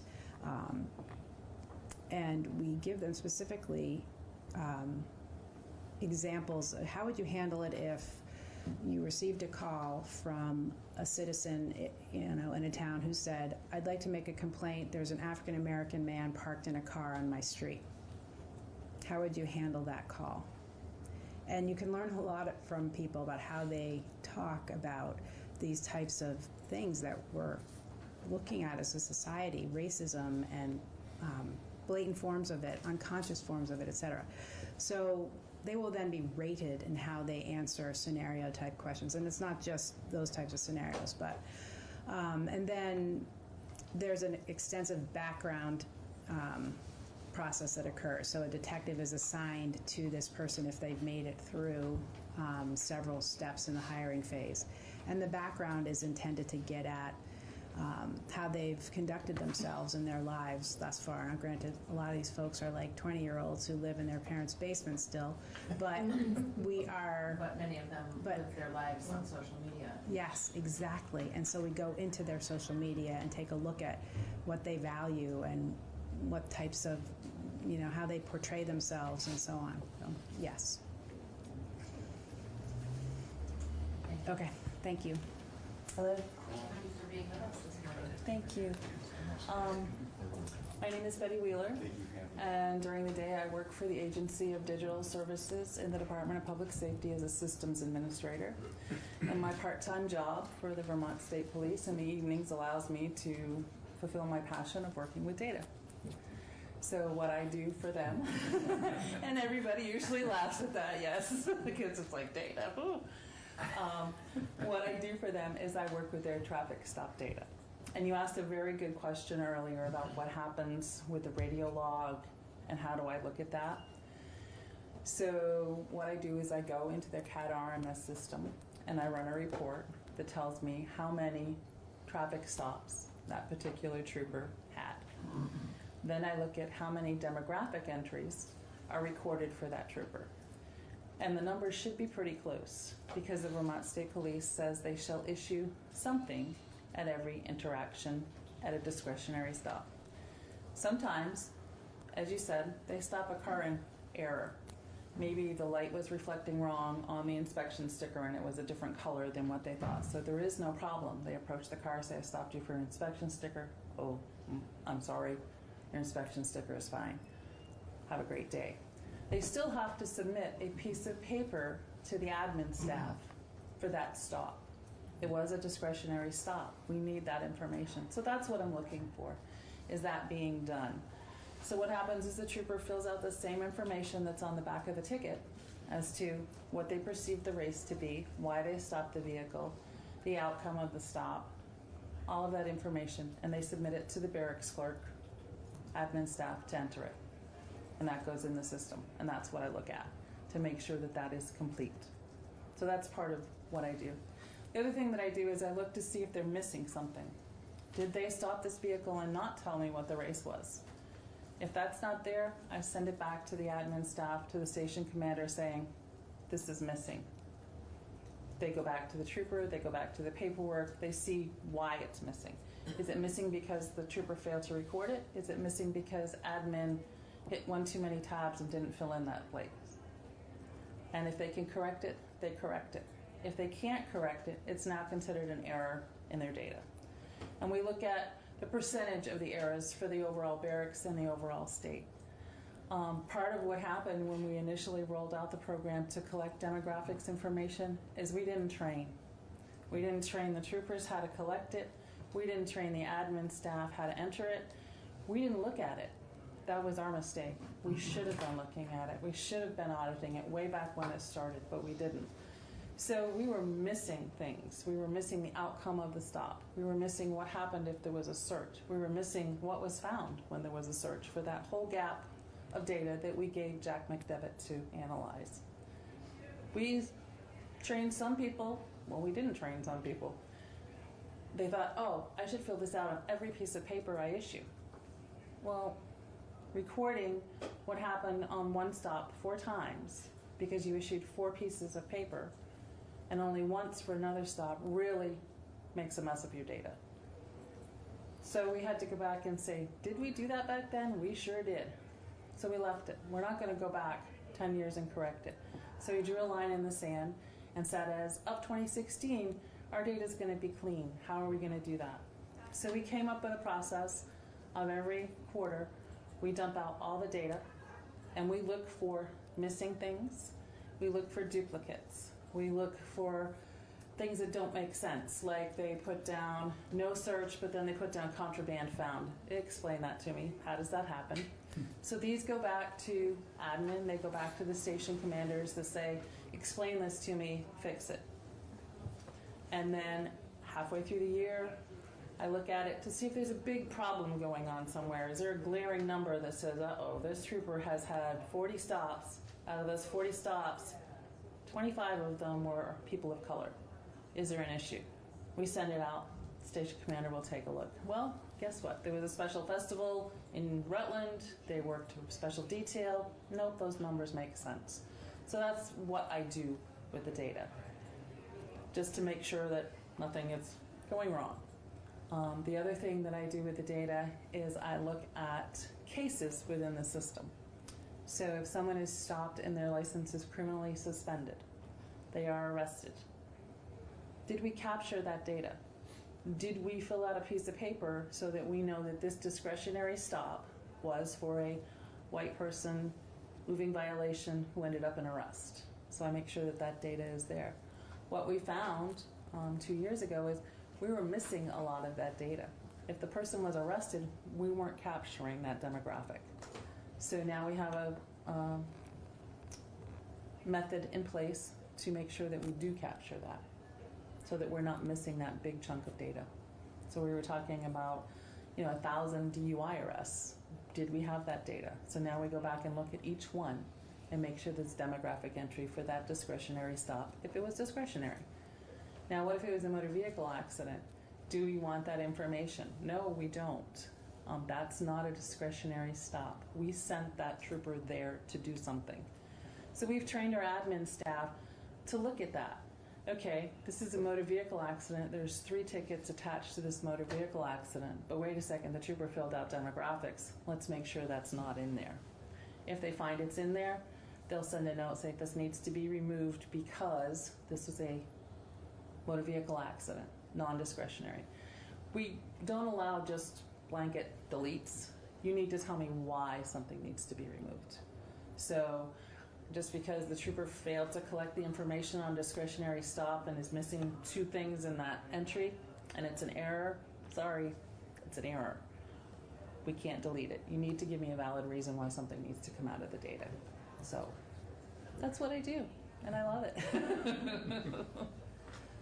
Gives us a good benchmark. You asked also earlier what we use for population to figure out if there's a big issue.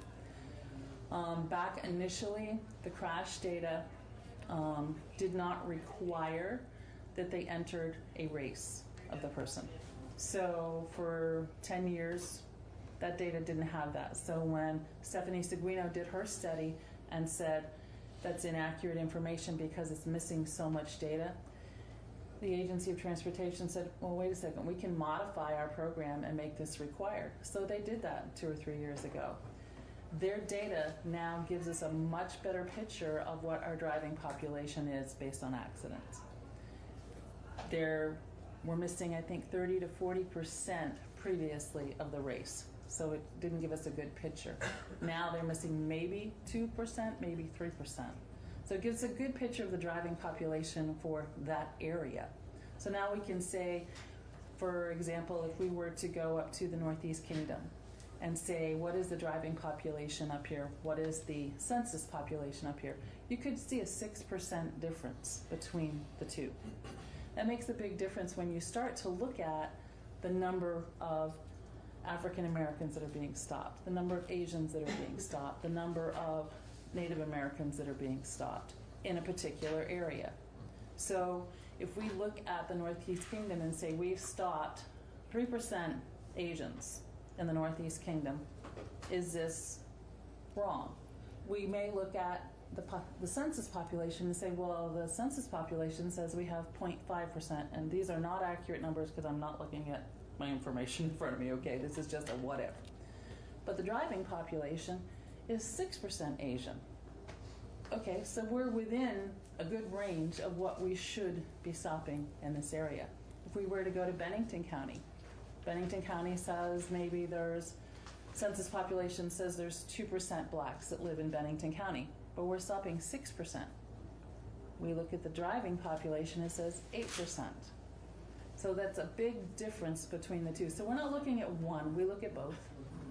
And we want to have a good picture. There's no accurate way. The only accurate way to do it would be to hire someone to go out and stand at the corner and say black driver, white driver, Asian, and come up with driving population that way, but that's not reasonable to do. That's still a perception. Do we stop every car and say we're doing a survey to find out the driving population? That's not accurate either. So We have to use the information we have in front of us, which is the crash data and the census data. So that gives us a good idea. Another thing we like to look at, and we'll take a look at the vehicles people are driving. Older vehicles, newer vehicles. We've looked at color of vehicles because I just wanted to see, did we stop more red cars than blue cars? We'll look at age and sex of the operator. Did we stop more females than males? Because I just wanted to know. Did we stop older people or younger people? Because I just wanted to know. And this is the stuff I'll push out to command staff that says, hey, look at this. Just for the fun of it. Can we get that color car? I mean, it might, it might influence. You know what? It really makes no difference. It might influence what kind of car I buy next time. It really makes a difference because I forget, oh, they stop more red cars. No, they don't. It really makes a difference. And then I have to stop and think, well, are there more red cars out there anyway? So then you try to find that information. Good luck. We had a nice conversation with you previously in the larger committee hearing, but there are some other questions that we've been swirling around with respect to trainings. Sure.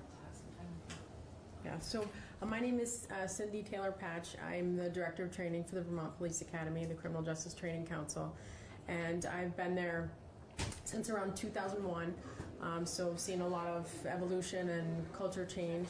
And I did speak about our program before, but I'm here today to answer any questions that you have about, more specifics about what we offer.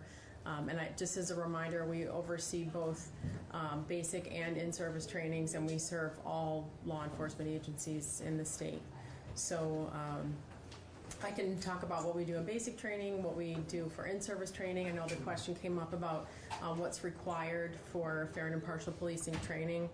And it's not an hour requirement, but we do have a subcommittee who reports to the council who develops a curriculum for training to be offered every other year per statute. So that is the number of hours that's required to do that is totally dependent on what training objectives the group would recommend in the future that, for our next round. What training objectives do we want to meet, and then how long is that going to take?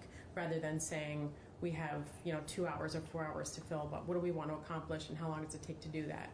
Could be 2 hours, could be 8 hours. So we purposefully like to not have it statutorily mandated. It has to be X number of hours because it gives us the flexibility to do whatever we need to do at that point in time.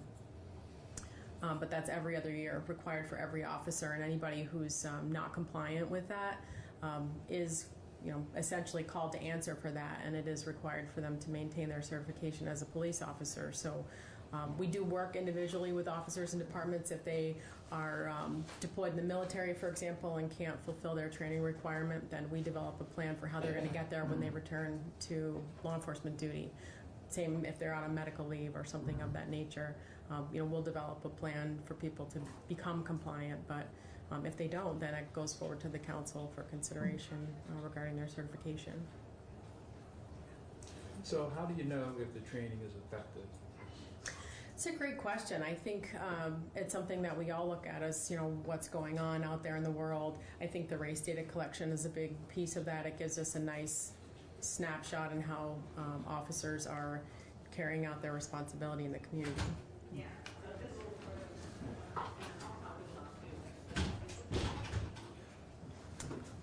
So I recall seeing in our budget memo a request for more appropriation to go from 16 to 20 weeks for basic training. So can you give us a sense of what would be included in those extra weeks of training?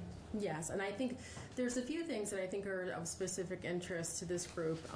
One is additional training around use of force, and I know that you all met my counterpart, Director of Administration Drew Bloom. He and I work very closely together and making sure that we're both on the same page as far as how use of force training is carried out, and then I teach things related to communication and mental health response because that's my background, and we work closely together. I also work closely with our patrol procedures team, so officers that are teaching patrol techniques like how to respond to an alarm and do a building search to how to conduct a traffic stop. And we do a lot of hands-on scenarios in that patrol procedures program, so it's as close we can get to, you know, actual live response in a designed environment. And even those instructors are very focused on making sure that people communicate appropriately. Like recruits are communicating in a way that's respectful and what we would expect them to be doing when they're out in the world on their own. But there's use of force time, there's patrol procedures time, so actual live scenarios where these folks, and as the Major said, some of them very young, really have asked for and benefit from hands-on practice. How do I do this? And have somebody who can be there to guide and mentor them, and this is how you do this. This is how you can have respectful encounters with people, because some of them struggle with communication, and we find that in a generation where they're exceptionally driven by technology, that communication is something that needs some guidance, and it's needs to be done in a live and active environment. So scenarios is a huge part of it. We're also looking to expand fair and impartial policing training. Right now, we only are able to give it 4 hours, and we want to give it 8 hours. We want to expand from the curriculum that we have that really focuses on implicit bias, and we talk about things across the board, you know, as the Major was saying, race, ethnicity, socioeconomic status, age, anything, sexual orientation, transgender issues, and to expand that, to bring people with more lived experience into the classroom. You know, we don't have time for that much right now. And also to make sure that we're more thoroughly able to cover the state's model policy that was developed, and things of that nature. So definitely the 4 hours there is pretty important to us.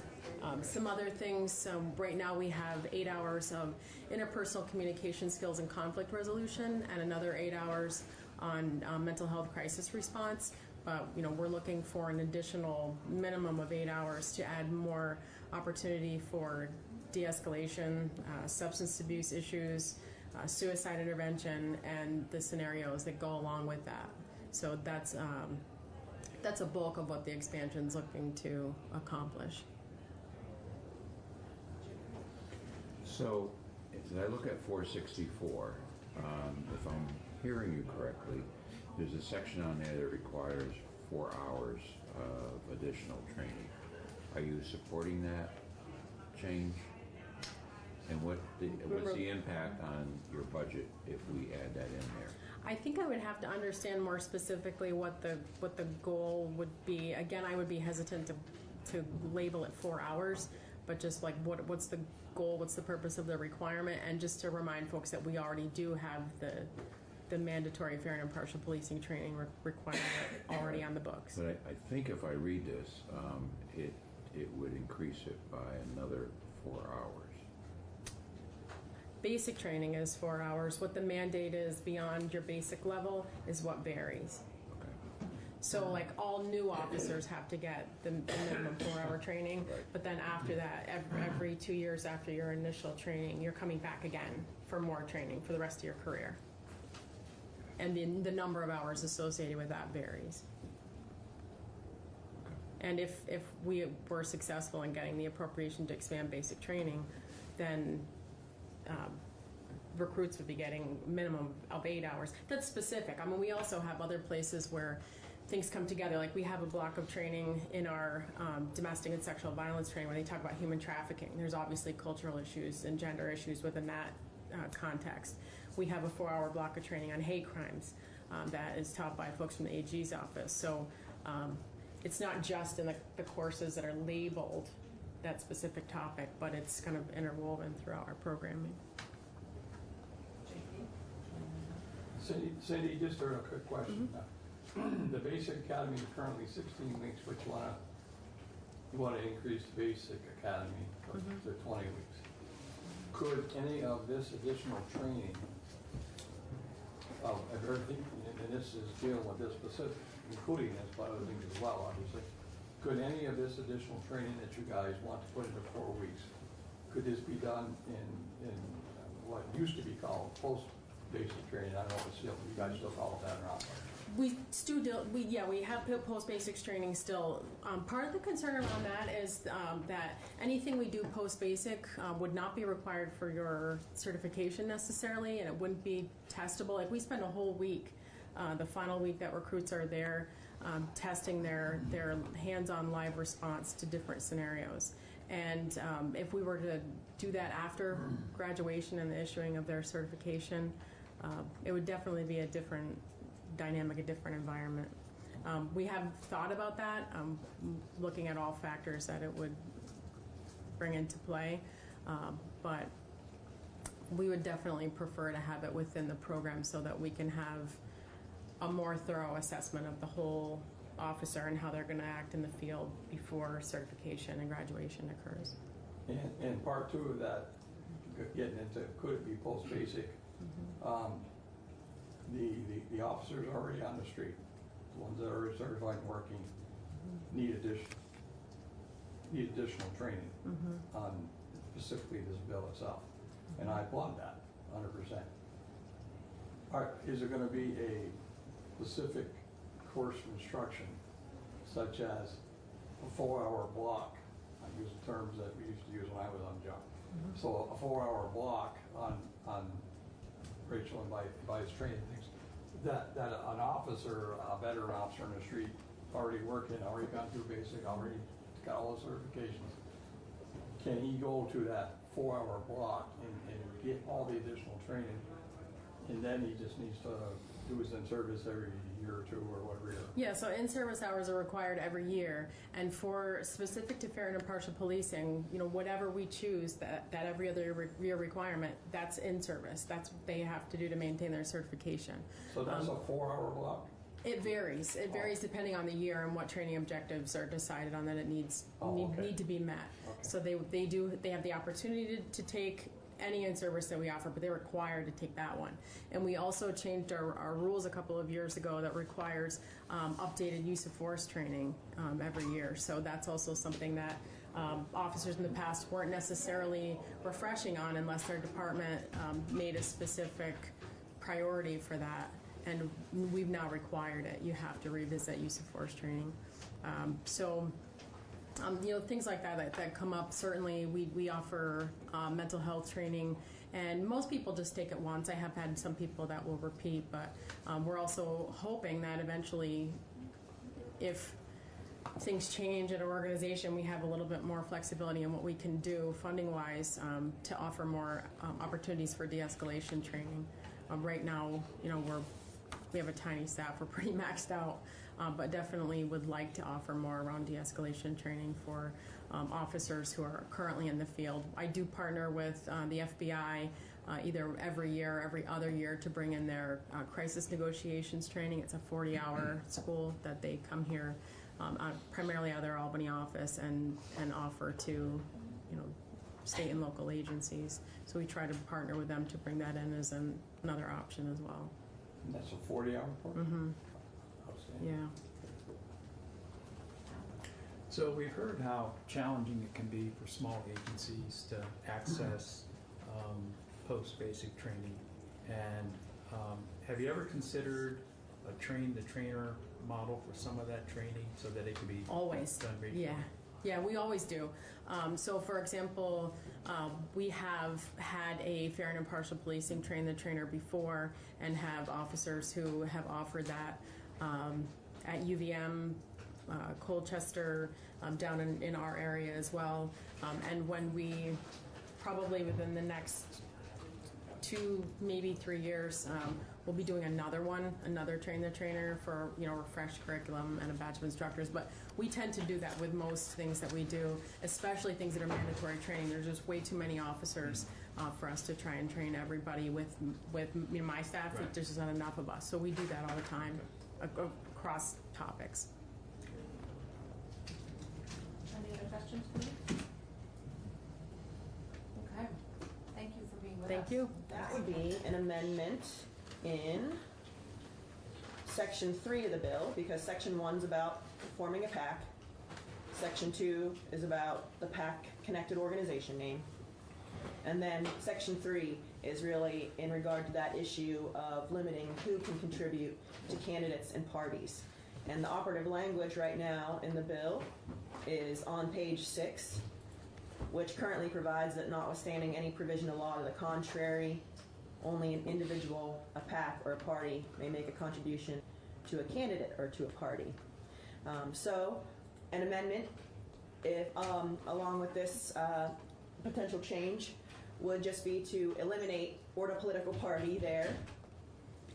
You would keep this language in regard to an ability of an individual to make a contribution to a candidate from their capacity as an unincorporated sole partnership or from their revocable trust. That would remain. And the other change would be at the top of page 7 here to say that just a candidate shall not accept a contribution from any other person other than those permitted to make a contribution to the candidate, which would be individuals, PACs, and parties. And then you just need a title change, a slight title change, because you would not address persons authorized to make contributions to parties. So I could do it as a individual amendment, or I could do a strike-all if you just would rather have the body see the language in total. I think the language in total makes it easier. And since we're not printing multiple copies like we used to, a strike-all doesn't cost as much. Jim? I don't know where to start. First of all, if we're gonna,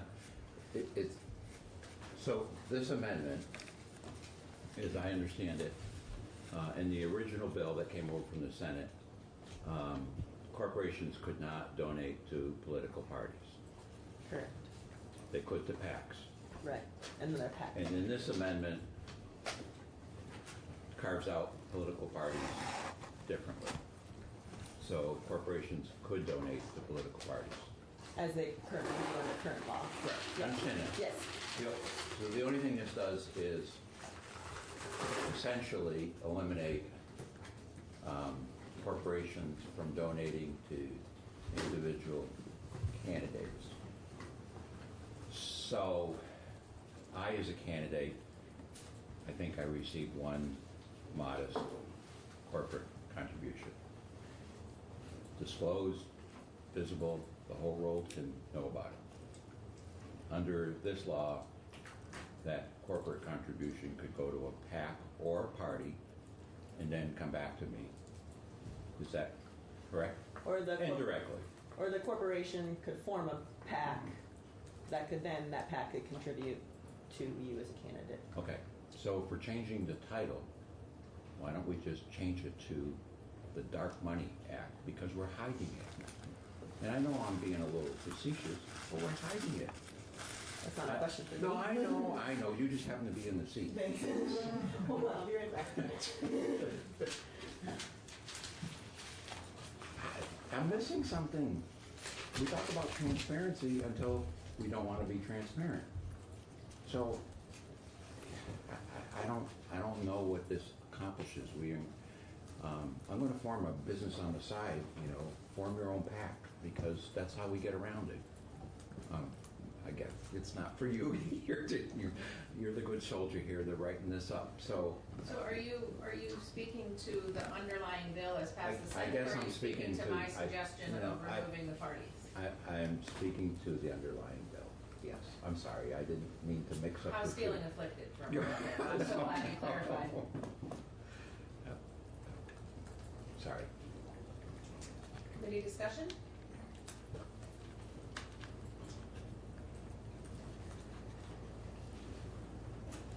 Committee confused. You're confused? I think so. Okay.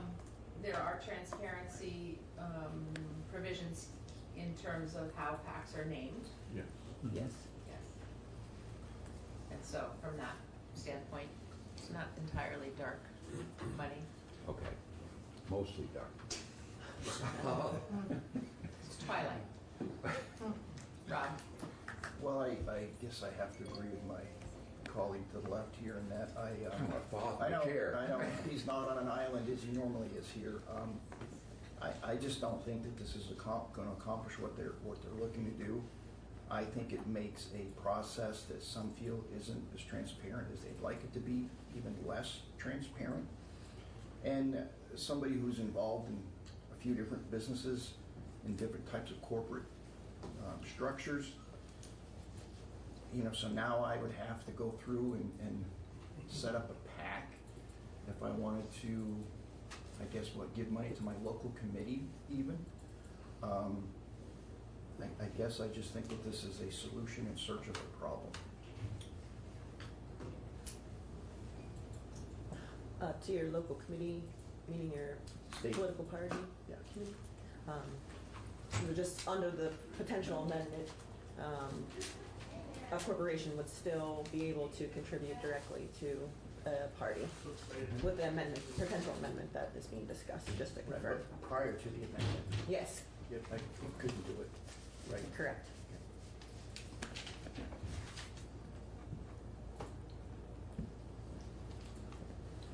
Do you have a question?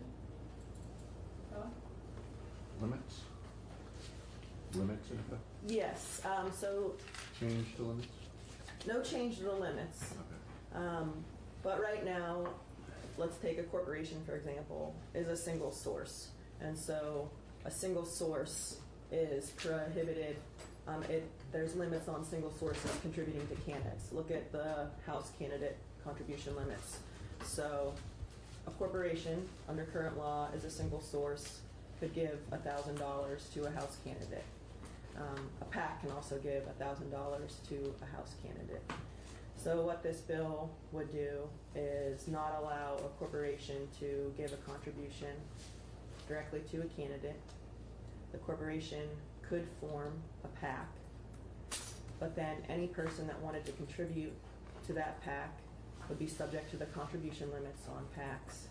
And then when that PAC gave a contribution to a House candidate, the PAC would be subject to this $1,000 PAC contribution limit. These have been adjusted for inflation. There's an inflation, so I think it's up to $1,040 or something now at this point, something like that.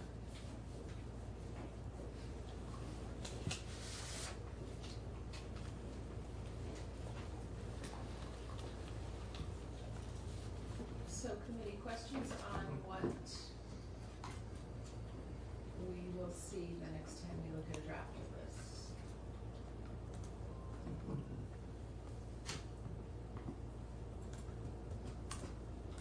All right, so let's shift gears. Okay. We will shift gears to the State Youth Council bill at this point.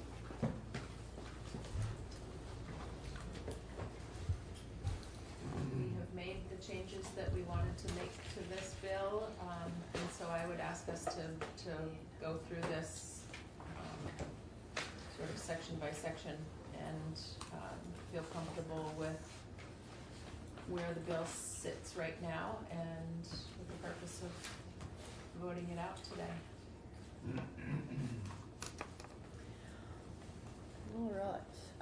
Betsy Ann Rask, Legislative Council. I have behind me the draft 1.1 strike all of H775, which is the act relating to creating the State Youth Council. You reviewed this language at one of your committee meetings, I think, last week, and you had discussed the changes that you wanted to see for this bill.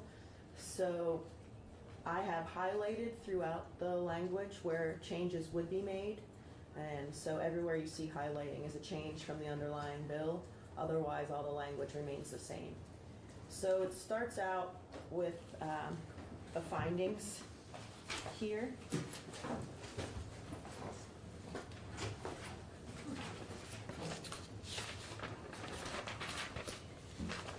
This finding A1 relates to, I think, a change that you're proposing to make in the makeup of the council.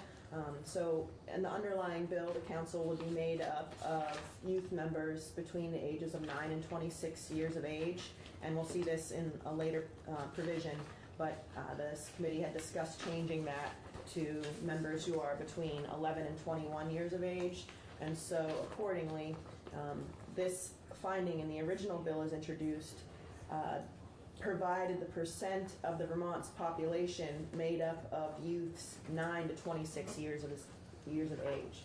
So since you are no longer focusing on that 9 to 26 year age range, and you're instead going to wanting to discuss the percent of population in Vermont made up of people who are between 11 and 21, this data point needed to be amended accordingly.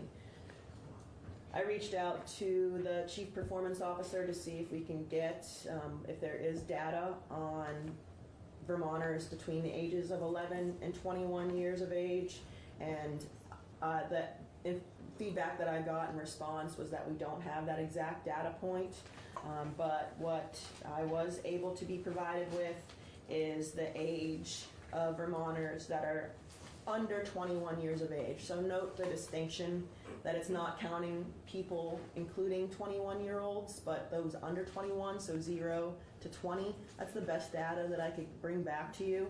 And that percentage of people who are 0 to 20 is specifically 23.74%. So if you want to just have a more general reference to people under 21 years of age, you can say that they represent approximately 24% of the Vermont population.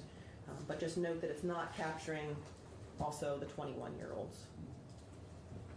So that was that change. Any question there? All right.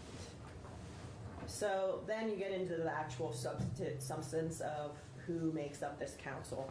So the bill as introduced would have provided that it was a 15-member council of members between 9 and 26 years of age, and that there would be, aside from everyone being appointed from one member from each county, that there would be an additional statewide member who serves as chair. This committee discussed not having an extra person because that would mean that one county would get another rep on this council. So it would be one member from each county, bringing it down to 14 members. And you had requested that the membership be between 11 and 21 years of age, and similarly that the council itself elects its chair. So there are those changes. At the end of line 10, I highlighted that period because that used to say that the Interagency Work Group Youth Services Advisory Council appoints one member who serves as chair. So that's just flagging that chair language got moved down here, and that the council itself would elect its chair from among its members. Jim? So we talked a little bit about this yesterday, but I just want to be clear. Between 11 and 21, so if you're appointed at 21 or 20, you have a 2-year term, a 3-year term, do you have to get off once you turn 22? So the language doesn't state explicitly that you can no longer serve after you go beyond 21, but it does say that it's composed of youths between 11 and 21.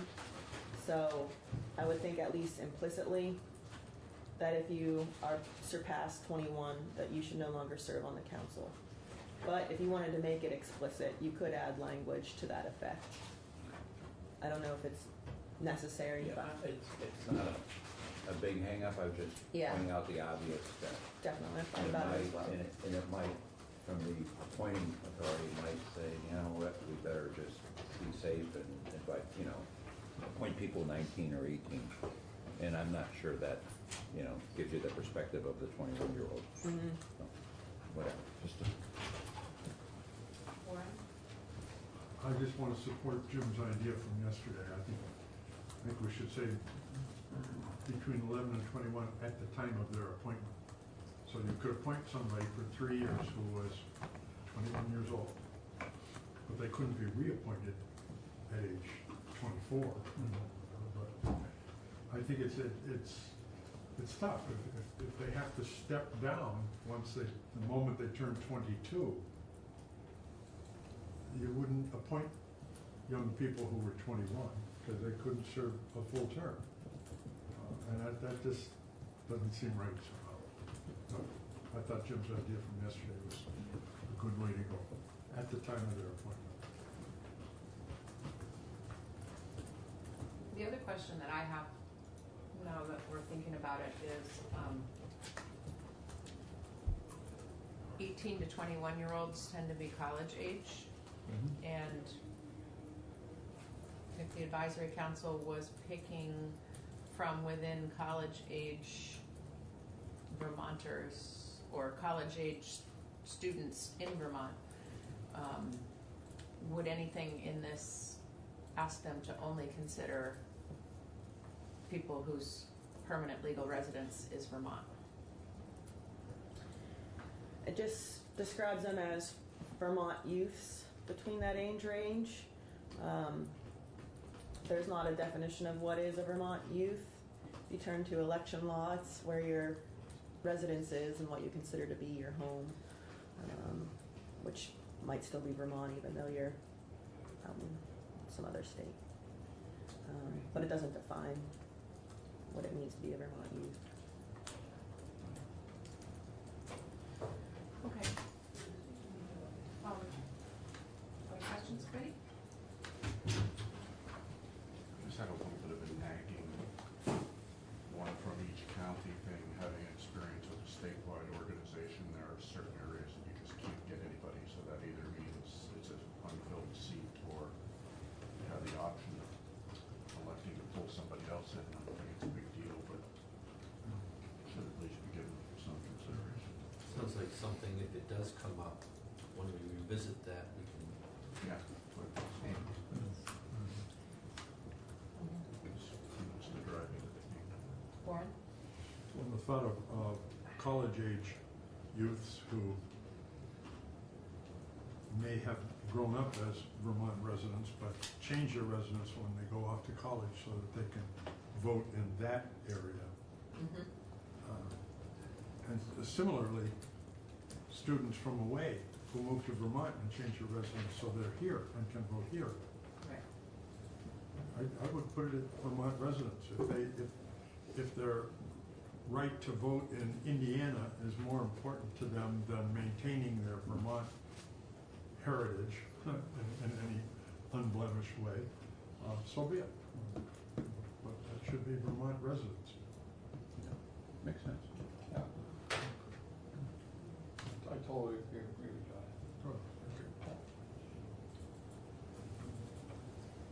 Should be a Vermont residence. He's advising, said the birth is advising the governor on things to do with the state of Vermont. So you have to take ownership in that. Be a Vermont resident. I like that.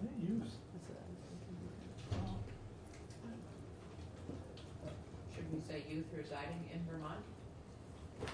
Or Vermont resident youths, whichever. Resident youth, yeah. Okay. Did you also want to add the language that they're between that age range at the time of appointment? Did I hear a decision on that, or? I think that's fine. Okay. Okay. Got those two changes? Good to go there? Yes. All right. So here on page 4 is about the requirement of the council to give its advice to both the governor and the General Assembly. So here on page 4, line 8, I just highlighted that subdivision A because it was just a new subdivision designation. The language regarding the governor being required to meet with the council does not change, but new subdivision B would be added because you wanted to have language that discussed how the council would give its advice to the General Assembly. So this language would say that the council shall annually report its advice and recommendations to the House and Senate committees on government operations and to any other standing committees it deems appropriate, and that the report may be in verbal form. So they would not feel obligated to draft a written report, although they might want to.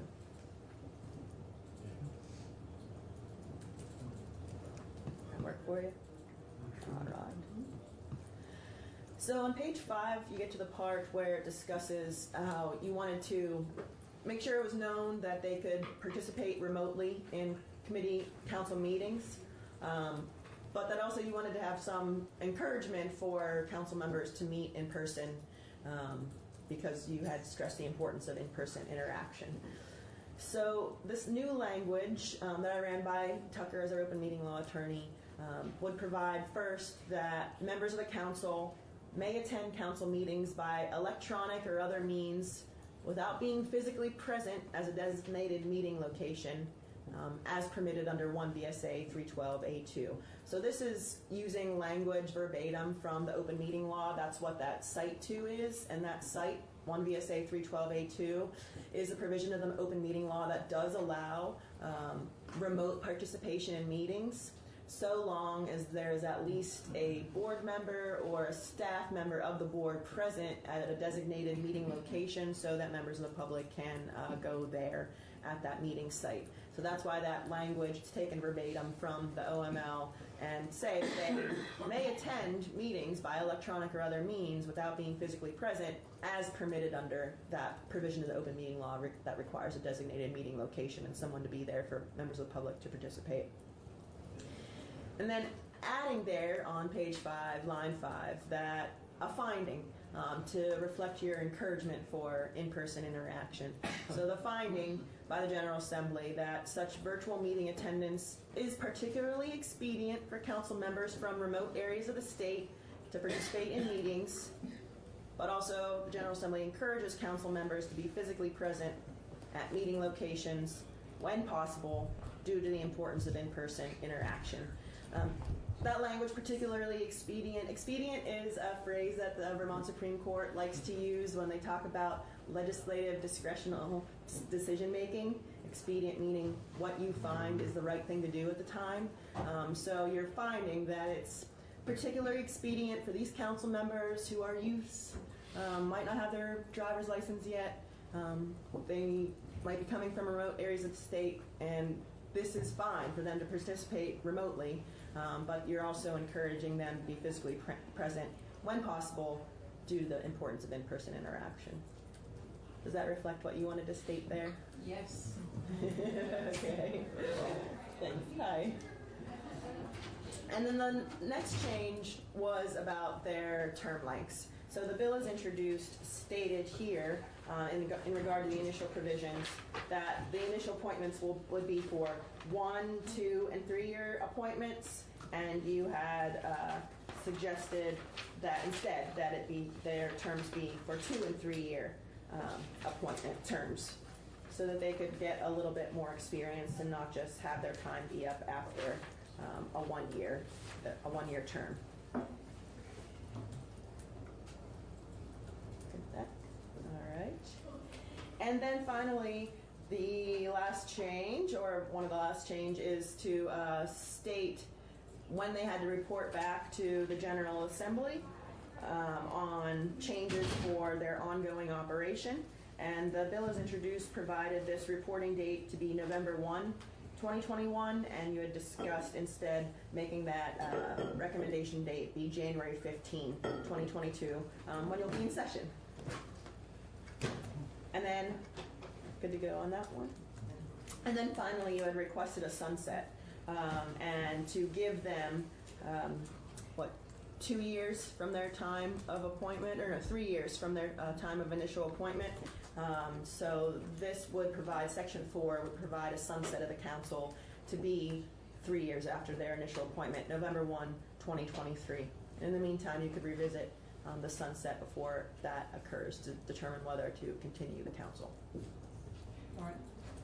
As I was thinking about that yesterday, I thought it's a little strange to have it repealed on November 1 when we've been out of session for the great majority of our vacation.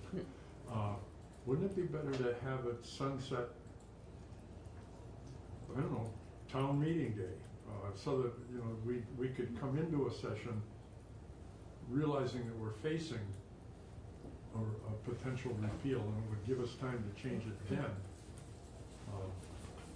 Otherwise, we'd have to do this, well, certainly no later than mid-May of 2023. We'd have to be looking in advance. Jim? A question for Betsy Ann. Do you folks flag for us each session the sunsets that are coming up? That year that would have to be acted on, like this session that would expire otherwise before we return in January? We can. We have a ledge council attorney who tracks sunsets, so it is possible for us to pass that info on to a committee. I don't know if it's always standard practice that we do, but we are able to. I just ask, I mean, I'm kind of indifferent on it, but if, I would hate to appoint the new terms in November and then we don't act on a sunset that following session. The way it is now, if we're flagged, help us with our memory, we would have acted on the sunset before those appointments that November for the new 3-year terms. That's all. Something to consider. I just hate to take the rug out. Oh, you're appointed, and 2 months later, you're gone. Thank you for your service. I mean, I think the sunset, unless there's a disastrous result, I think the sunset's almost automatic. I mean, to be renewed, I would expect.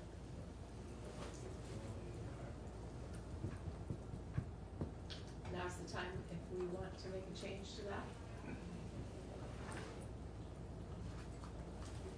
Well, You can agree with me again. Warren? we have them reporting to the House and Senate committees on government operations and to any other relevant committees that they think should get the information. That they would probably do in the early part of any given session.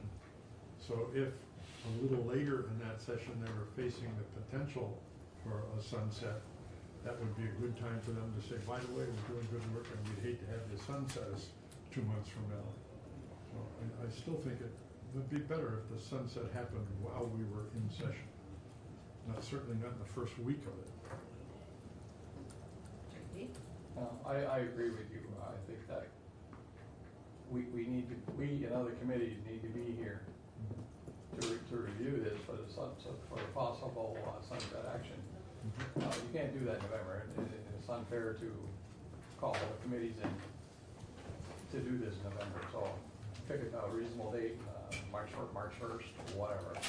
Gives a couple months for the legislature. It's been in session almost 2 months by March 1st.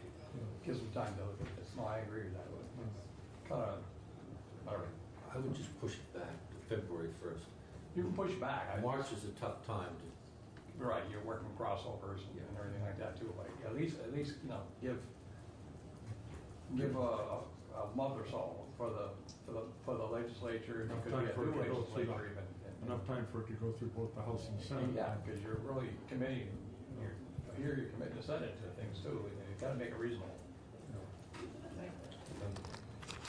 So you would like, Madam Chair, a walkthrough of what the House Appropriations Amendment is going to be today. Great. Yes, please. Thank you. Okay, so for the record, this is Representative Diane Lanfer, and I'm here today to represent the House Appropriations Amendment that we passed. There might be confusion whether it could be confusing. House Appropriations passed this amendment because we look at just very specific things within the bill, and we passed this amendment out of our committee 1100. So we all liked our work, and but we've got, when the whole bill came, there's a varying degrees of concern from many different places, but the final bill was a 650. So, but I'm just going to speak to our amendment. Do you know where I can find your amendment? On today's calendar and today's calendar. If it's Is it up the there. last document on this list, Jim? Yeah, No, it's a summary of all the amendments. I think. Yes, we've asked Michelle to update the summary by Pages of topics and include in 856. it the money committee's amendments as well as 856. information about the supplemental GovOps amendment, which is under Gannon's name, and the supplemental Ways and Means amendment, which is under Sam Young. So we will hear in that summary. Here we We've are. got. Sorry. You got it? Yeah, right there. Oh, there we go. Okay. So I have just a larger hard copy of it, but Okay, that's I'll fine. try, I can go along with here, but if you, so there are 12 instances of amendment, and that seems like a lot, and that is, but they're doing basically a few things. So in the first instance, which is in section 2, we amended the board from 5 to 3 members, and that was strictly on a financial reasoning, and you'll see later that we actually reduced the board, but the dollars seem to have grown because when we got a new estimate on what it was really going to cost, it was actually higher. So the second instance is in section 3, which continues to adjust the 3 members to a 1 member to 2-year term and a 1 member to a 1-year term. And then the third instance, which is section 5, the Cannabis Control Board, we do 3 things is accomplished in that section or that instance. The first is we removed, you won't see in that, we removed the language that made the connection between the application and the licensing fee to those established in Massachusetts. So we were looking at the dollars thinking, okay, if it's going to cost this much to run the board and they have to do fees and they can't raise fees longer, put them in a box and put everybody in a box, and whether or not they were going to be able to eventually get to the point of being able to fend for themselves on the fees that were raised.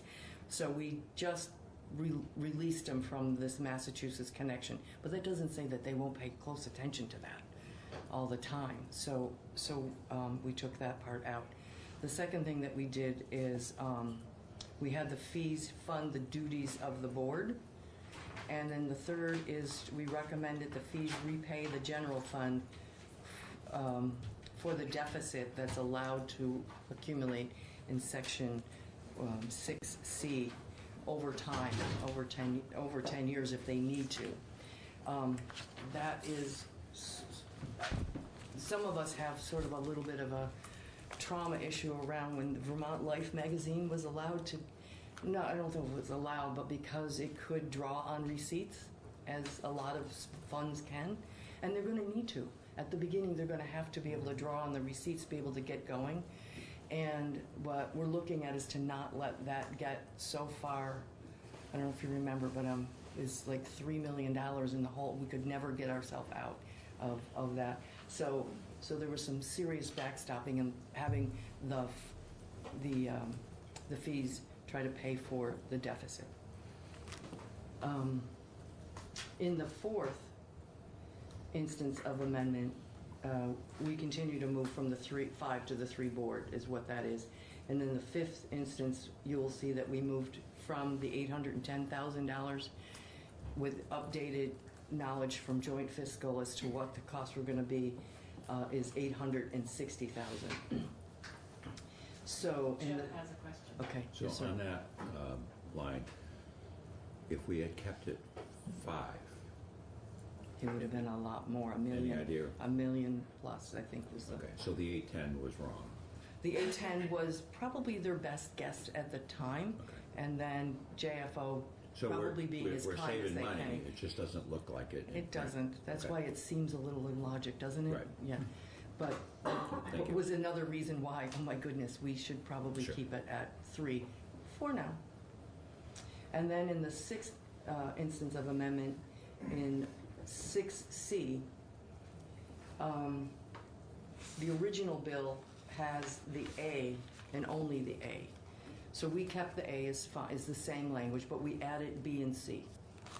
So 6CB, that's kind of a funny sound, moves any positive balance that may be at the end of that fund, at the end of the year, or at the end, positive balance in the Cannabis Regulation Fund to the general fund, okay?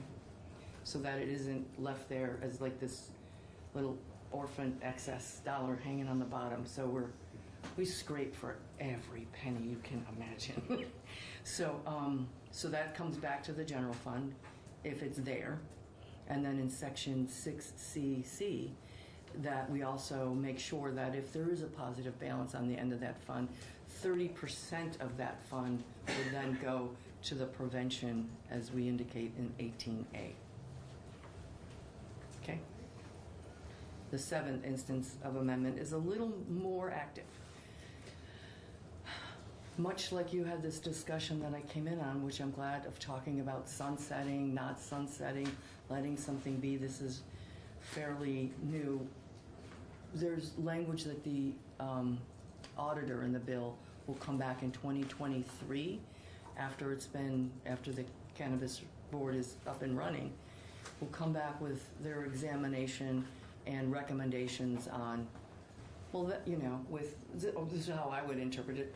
Time goes on, he's going to take a look at it, and then he'll come to the General Assembly with, this is what's working great, you don't need to do anything, or, okay, we need to make an adjustment here because this is so new, it's going to probably have a lot of variables at first until it settles out.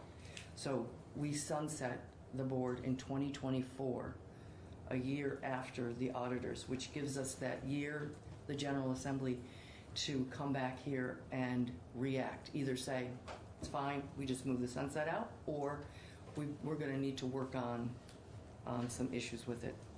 And then the eighth instance of amendment is the place where the 6% sales tax. The Ways and Means Committee, unlike the Senate had 100% excise tax that would have gone to the general fund, and our Ways and Means, which I don't disagree with, is it's a taxable product. It's like buying a postie, it should be, a part of the tax revenue. However, this 100% of the sales tax goes to the education fund. Okay, that's good, and nobody disagrees with that. But this is where, from hearing about the issues, and actually, and the governors recommend to actually try to develop a universal after school, and I'm sure you've heard, where we come to an agreement here in our committee to guide the 6% dollars to the efforts of the grant programs to start and expand after school and summer learnings with a focus on increasing access to underserved areas of the state. We did not create a fund, and I don't think we needed to, so I get a little uncomfortable just personally having it just fall there, and we're going to have a line item that we track that says this is what the 6% sales tax of the cannabis sales has brought in, and that, AOE, please use them, and then you'll see in 17D, in the manner to which the legislation intends you to do. And even in 17D, we don't just leave them alone to make that decision. We actually ask for, in mid-November and each year after, to report back or submit to the General Assembly a plan to fund grants in the way that was laid out in 17C. So that's the grant process. There currently is a grant process at AOE for the 21st century. I keep saying century 21, so I apologize because I have to think about it. It's 21st century. It's not the real term. Those are federal grants that come in and flow through AOE out to communities that apply. It's a competitive grant piece. So it would be in my thinking that the funds that would flow, that we would provide a number that says this is the 6% sales tax that would boost that grant program. And if you had heard, you probably have heard that in order to get to that goal of universal after school, in 2015, it could have been 14, but 2015, there was a report that it would take approximately $2.5 million to get there. So not to put words in the governor's mouth, but I was so excited because I've been a part of many of these conversations to see that he was so focused on it in the State of the State and in his budget address, and actually referenced cannabis. Keep my fingers crossed. All right, so that's what that does. There's an amendment in the calendar, the Beck and Browning amendment, that is proposing to strike this out and just let those dollars fall to the ed fund with no guidelines. Our committee voted on that amendment to find it unfavorable 11-0. So we'll have that discussion on the floor. The ninth instance of amendment,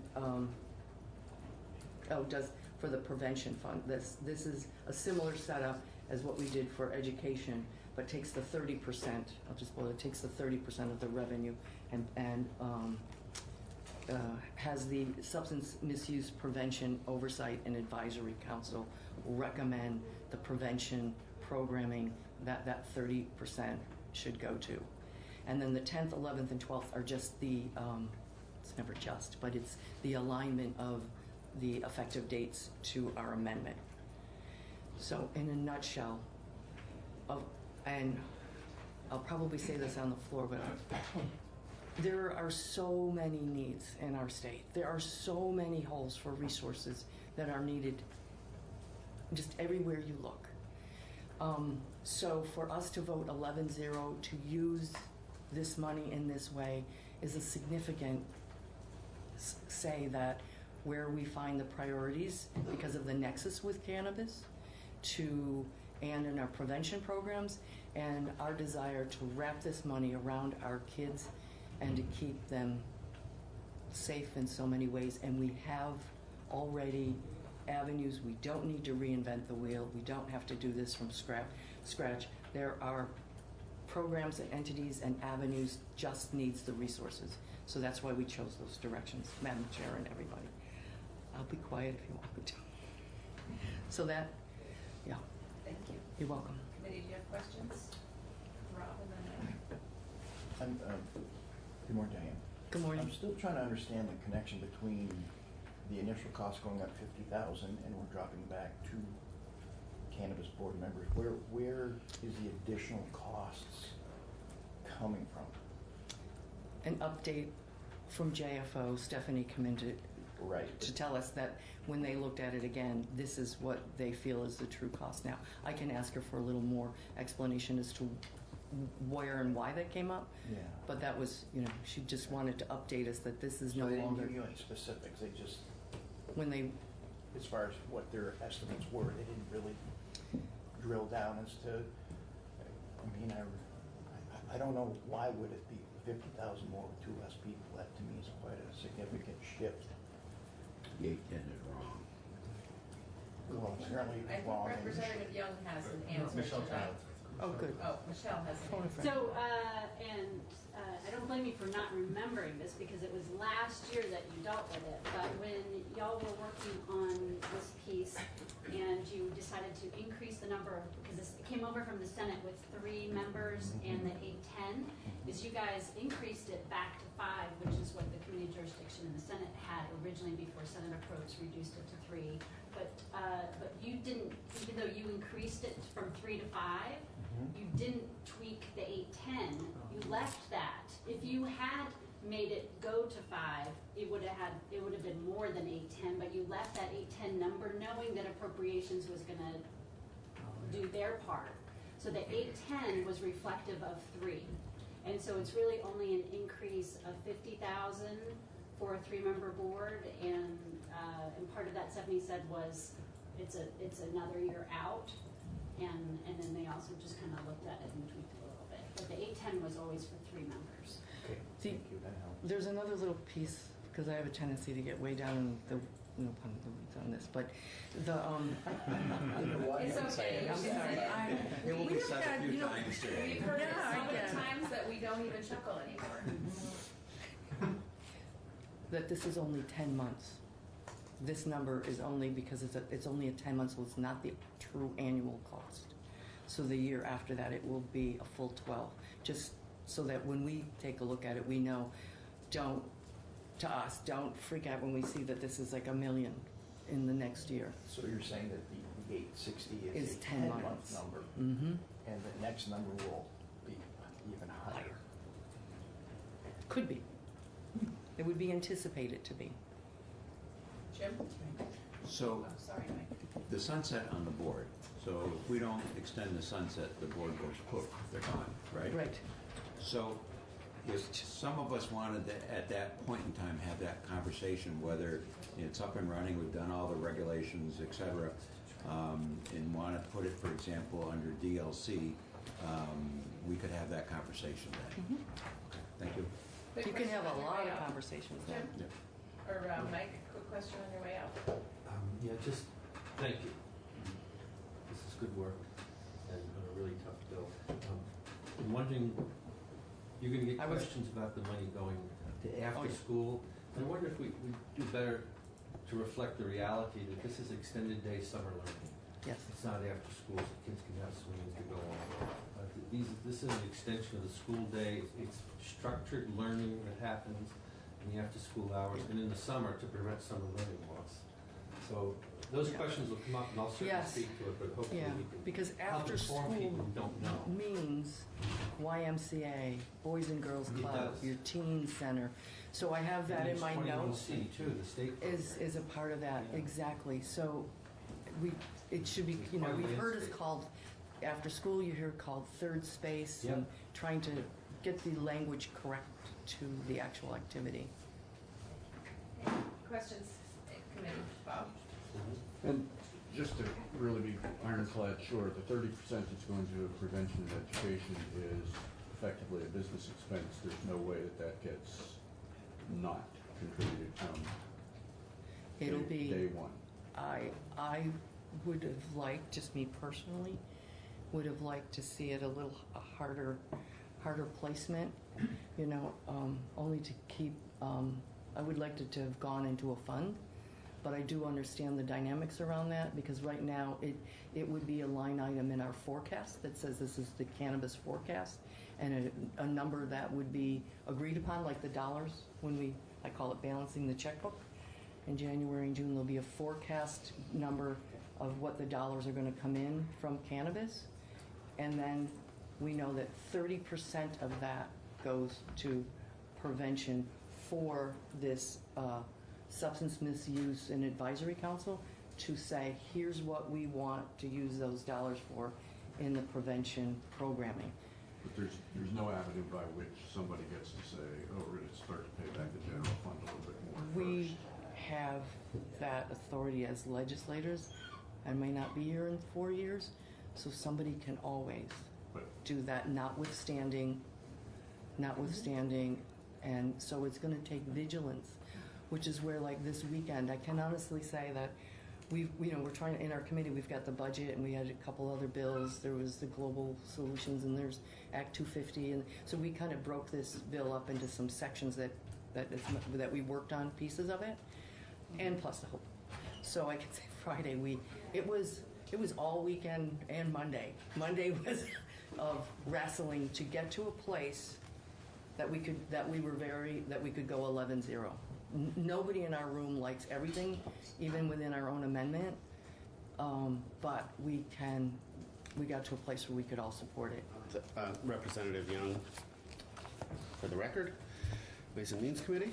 And I also point out that there's a fiscal note that got emailed to everybody. By Janet. Latest updated fiscal note should be in your email, and there will be some paper copies as well. First, the Ways and Means Amendment is Here. It's on the screen. the basic gist of it is the Senate had a 16% excise tax and a 1% local option tax. The basic gist of the Ways and Means Amendment is that it would be a 14% cannabis excise tax and apply the sales tax, and that would also allow for a 1% local option sales tax. The other thing that we did was to remove the $6 million cap on the Substance Abuse Prevention Fund. And if you look at the fiscal note, it doesn't look like it really gets close to the $6 million cap, but in case there was if more money came in, more tax revenue came in, and it hit the $6 million mark, it would just continue to fill up the prevention fund. I think that's pretty much the Ways and Means Amendment.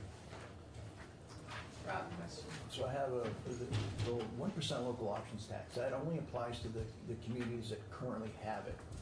That's correct. Let's say that a community goes through and has an affirmative vote and gets one in the future, would they be able to apply the 1% local options tax? Yes. They would. Yeah, and currently about 40% of the sales in the state actually have the 1% local option tax on it.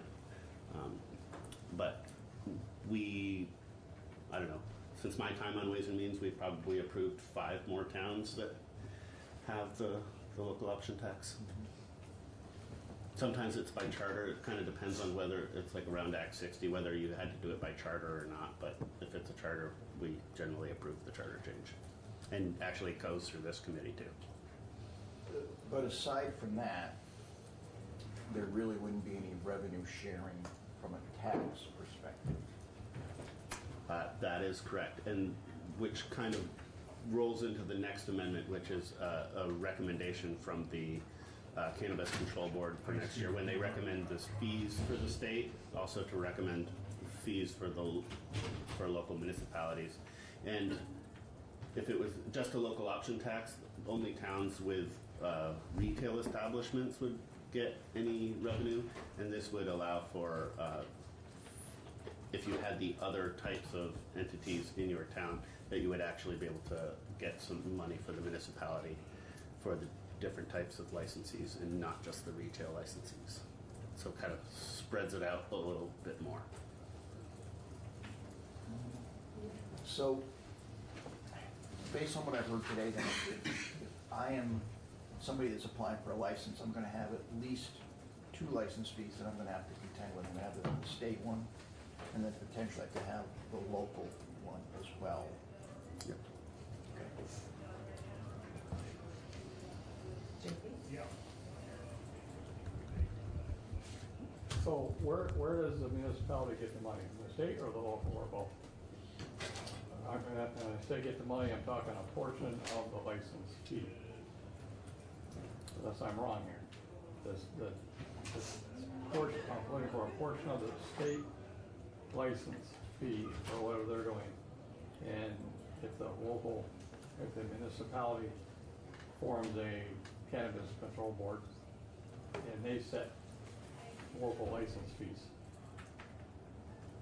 Yeah. So does this bill allow the town to collect the fees from both licenses? Or does the town have to go through a charter? No. To do No. the local one? For the fees, there doesn't need to be any sort of charter change. But it's just like we had that was in the bill before for the Cannabis Control Board to come back with recommendations for the fees for the state licenses.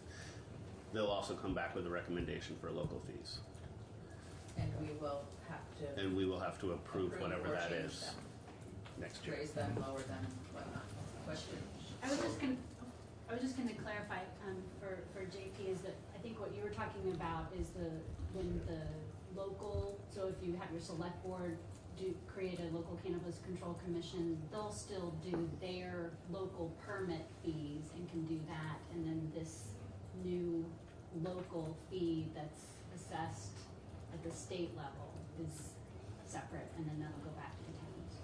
Right, and my question or issue was, could the local select board, when they establish a cannabis control board, commission, whatever you want to call it, I don't care, and they decide to establish a local license fee, can that be done here without having to come back to the state? In other words, I know you're going to come back with the state fees, and the legislature will look at it again, but at least I think that's what's going to happen. Right, but there's two, so.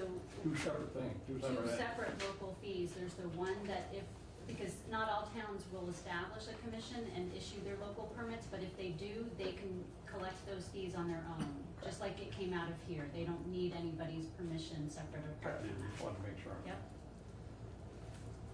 And I'm sorry, but I'm still a little confused about that then. So the Cannabis Control Board will set fees at the state level, correct, or recommend fees at The the state recommend level? fees to us, we have to approve fees. But the fees at the local level, the municipal level, will they also be making recommendations, or the local governing bodies that would have oversight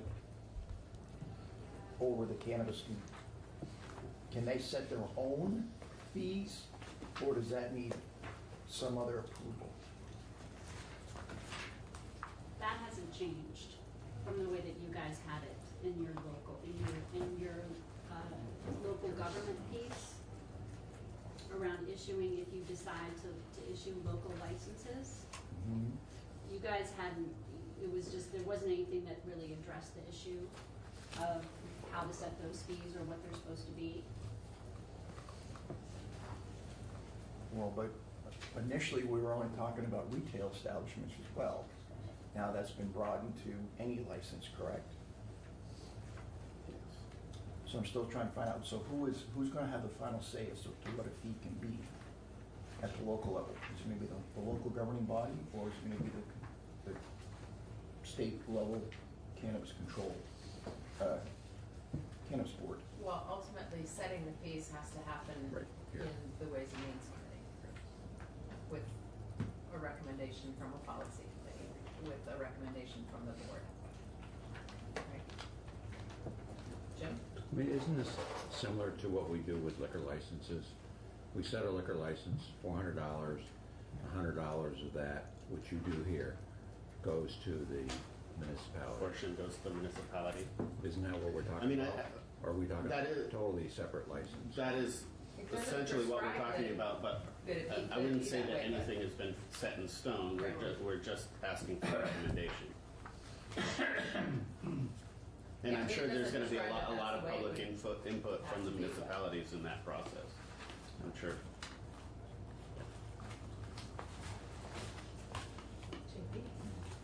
All right. So confusion level went from here to here now. Back to the initial question.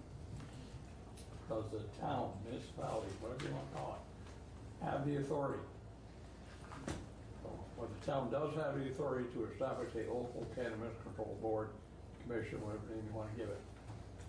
And then, does the town have the authority to set the dollar amount for the fees without any necessary approval from the state of Vermont, period? Anybody in the state of Vermont, legislature, cannabis control board, anybody, governor, I don't care.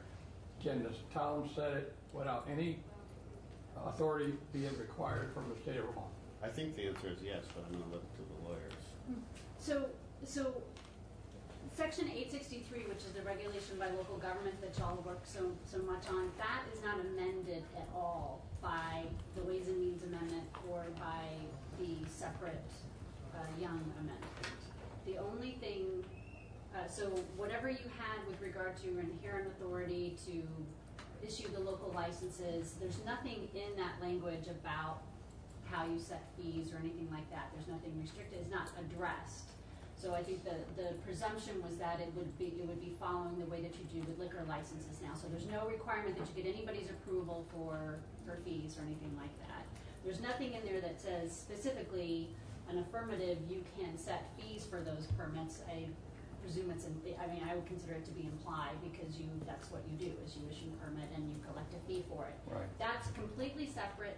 That's not touched by any of these other amendments. The only thing that the Ways and Means and the subsequent Ways and Means amendments are dealing with are this new additional fee that would be the board would recommend to you, legislature would choose what it is and say, board, you're now, when people get licenses, they're going to collect a state fee and a local fee, and they're going to figure out what those are, and then that's going to go out to towns regardless of whatever type of cannabis establishment they have there.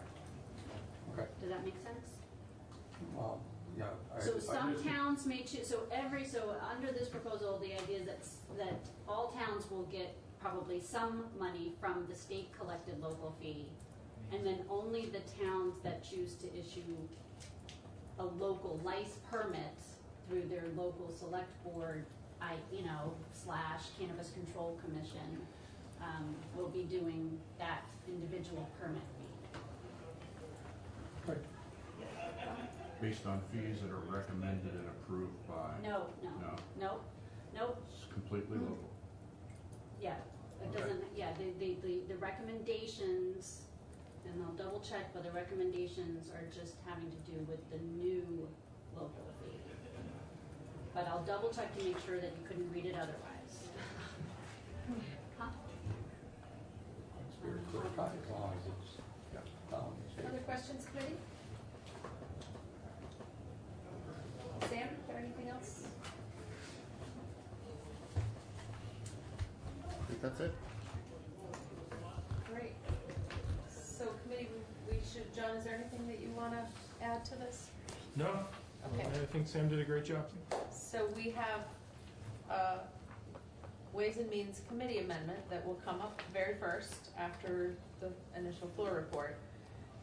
And then we'll do the Appropriations Committee amendment on the floor, and then we'll come back to the other amendments, in one of which being Sam's second amendment, which is this local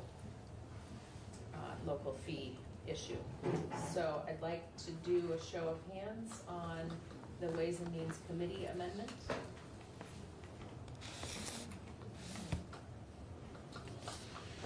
So that looks like, all right. If you are a yes on the Ways and Means Committee amendment, it's 1, 2, 3, 4, 5, 6, 7. And if you are a no on the Ways and Means Committee amendment, 3, 7, 3, 1. And Sam Young's second amendment with the local municipal fee. Show of hands if you are in favor of a municipal. Do we want to bring it up?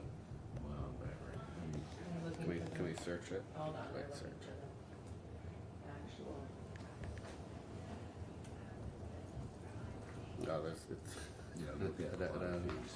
yeah, that's a state fee. But young. Oh yeah, that's good. Let's look me up. So there's Young for Ways and Means, and then there's Young for. There we go.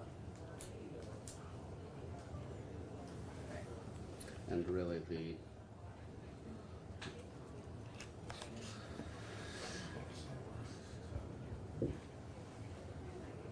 Local fees to be charged and collected.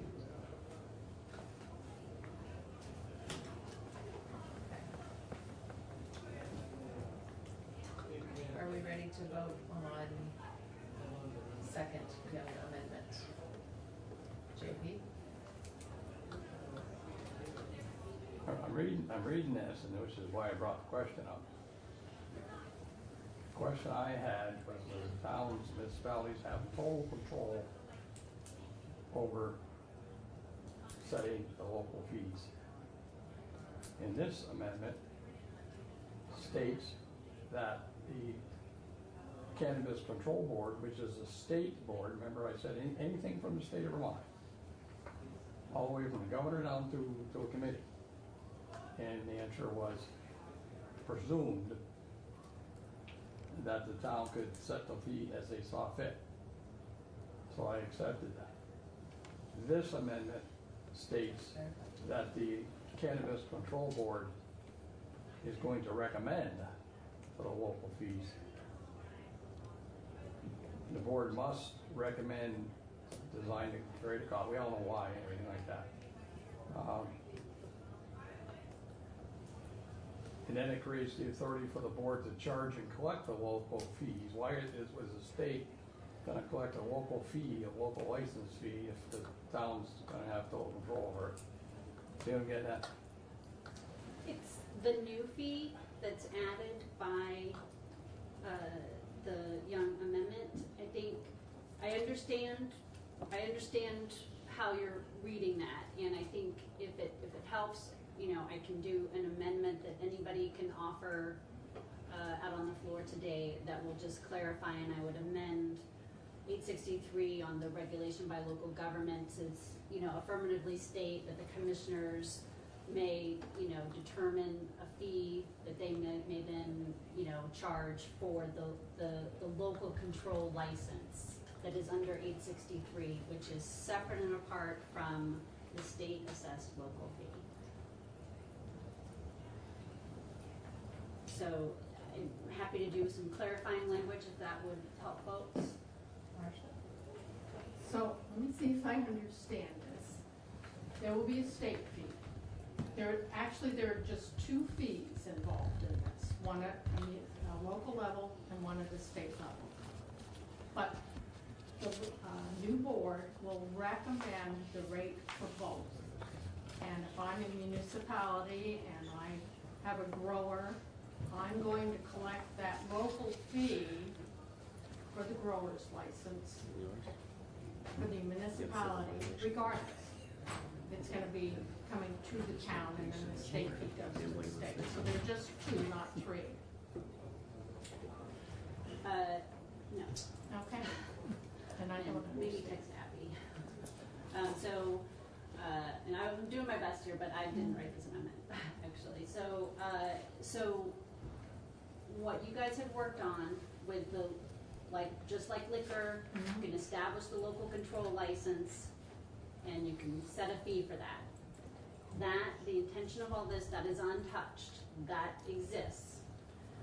And then the new part is that the board is going to recommend, fees, multiple fees. And as part of that, a new, in addition, local fee that would be collected on, at the state level for all applicants. That would then, and then figure out, right, make recommendations about how that's distributed to all the municipalities. And they would be recommending to the General Assembly, who, remember, it's always the General Assembly that sets the fees, not the board, about what that would be. But, so the idea is that there is a potential of two, what you would consider to be local fees. Okay. One, which is, assessed at the board level to every licensee, and then the other one being an option for towns that they don't have to do it. Maybe they don't want to do a local, cannabis control commission. Or maybe they do, and they're saying, well, we're only going to issue local control licenses to retailers and integrated licensees, but if it's cultivators, we're not going to do that or whatever. So they still get to have that authority that you created in here with regard to the local government. And that's separate and apart. And they can set that fee.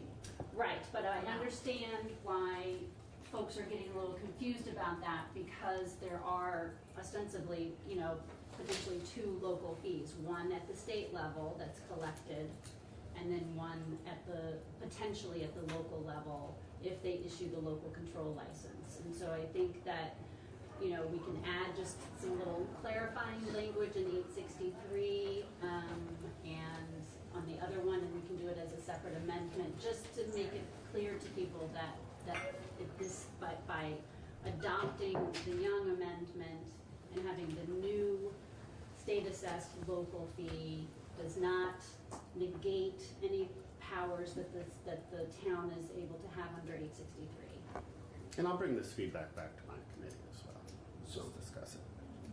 Just so I can get my brain wrapped around this. So basically what we're talking is that if you have a local legislative body that's got oversight over cannabis, they will set all the fees. But if you're in a community that doesn't have one, that this gives the state the right and the authorization to... No, this would be the new proposal with the local fee collected by the state is going to be something for everybody. Everybody wins under that in terms of the towns. Whether you, and they'll figure out, they'll make a proposal with regard to distribution, things like that. So if you look at the language in the amendment, it talks about that it's, to deal with any impacts of the regulatory scheme. So let's read the language in the Young amendment. So the recommendation, so this is, shall be accompanied by information justifying the recommended rate as required by 32 VSA section 605D. The board shall recommend local fees that are designed to help defray the costs incurred by municipalities in which cannabis facilities are located. Right. So it's not every municipality, Well, it's I meant- where they're located. But it's, State board. That's the state board. right, but it's for every type of licensee. Yes. So if at the local level, you decide that you're only gonna issue local control licenses to retailers or whatever, then that's your prerogative to do that and collect Correct. a separate fee. Without a local cannabis control board? You can- No, you would can- have to do it, You'd have to you'd have create to a have the local local cannabis control board board to issue permits, to issue the local license. just like local liquor. But the problem with the liquor analogy is it sounded like the $400 is set here. So it isn't 100. Where with the local board, it sounds like that's being set in Milton with their local cannabis control board. Not, irregardless of what the state sets as its master fee for everybody. Once City Council in Milton decides they're going to allow a sales establishment there, they set the fee for that permit. Is that correct? Jim? Can we ask Abby, she works on the tax and fee stuff, I don't mean to put you on the spot, but Can I give you the seat?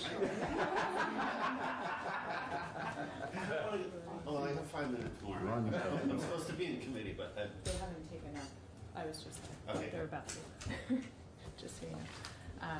Okay, thank you for inviting me in. So Abby Shepherd, also Office of Legislative Counsel. I did work on this draft, so I think I can answer part of that question.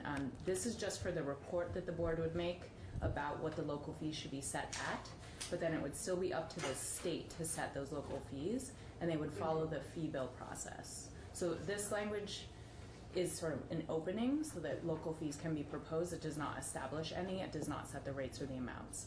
And again, it's still required to follow it's 32 VSA 605, which requires fees to be for the cost of providing the service or the cost of administration. so just to be clear, if my friend in Milton wants to establish a higher fee, he can't. It would depend on what the Unless the board legislature- proposes and the legislature Okay. then allows. Then if Right. that board thought that the fee should be higher, they would have to come to the legislature and propose a higher fee, and the legislature would have to enact it. Thank you. That's clear. So you just said, so now we're back to the opposite from what I told earlier. Now the local commission, whatever, is going to have legislative approval to set that fee. So, scenario. State of Vermont sets a license fee for whatever they're going to set, whatever thing you're going to do, cultivating, retail, whatever, make something up. $5,000. And then the state's going to set a fee that the local people will get us to get $2,000. Now you're up to $7,000. Okay? So now the local municipality commission wants to set a fee, and they want to say $5,000. In order for them to set that fee of $5,000 for the local, the third or the second actually local tax, that $5,000 has to be approved by the legislature. And for simplicity, that's a yes or no answer. Yes. Okay. And that would apply to every local fee. It wouldn't be just for, if that particular municipality said, we think that it should be a higher amount, it would change it for all localities. Assuming that that's the structure that we follow. This is also a recommendation. Okay, so why Yes, should the the answer city is of yes. Burlington have the right, or actually, why shouldn't the city of Burlington have the right to set a $10,000 local fee where a town municipality, or whatever name, pick mine, sets a local fee of $5,000? Why does it have to be 5 or 10 for every municipality? You see what I'm getting at? I'm talking about the third tax, which is the second local tax. You see what I'm getting at? I don't think this language gets to that amount of specificity. I think that would be part of the proposal of what the board would recommend to the legislature. Yeah. So I'm afraid I can't answer. This sounds to me like the board was going to recommend, and may recommend, and whatever happens, and you might get one. And I'm the sorry. final say would be Yeah, by the right. legislature. Okay. Jim? I would move that we find Representative Young's amendment favorable. More discussion? Show of hands if you approve of Representative Young's amendment.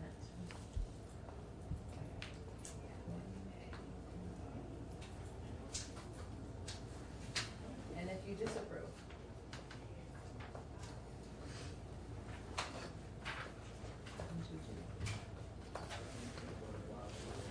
Thank you. Thank you, sir.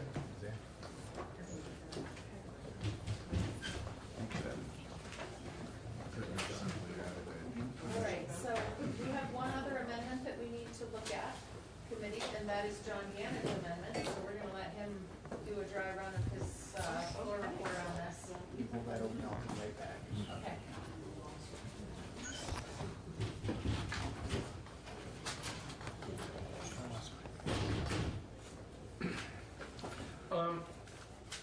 So there are 11 instances of amendment here. Most of these are very technical corrections. So in the first instance of amendment, what we were doing is changing the number of names that the governor has to submit to the Cannabis Control Board nominating committee from 10 to 5, which just seems like a more reasonable number of names to submit for each vacancy. So when the Cannabis Control Board is first set up, he'll have to submit at least 15 names. Any vacancies after that, it would be 5 names.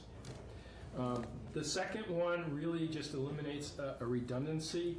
So, it said groundwater, quality requirements or regulations, so it's now just groundwater quality requirements. And so that's just removing a redundancy that was in the bill.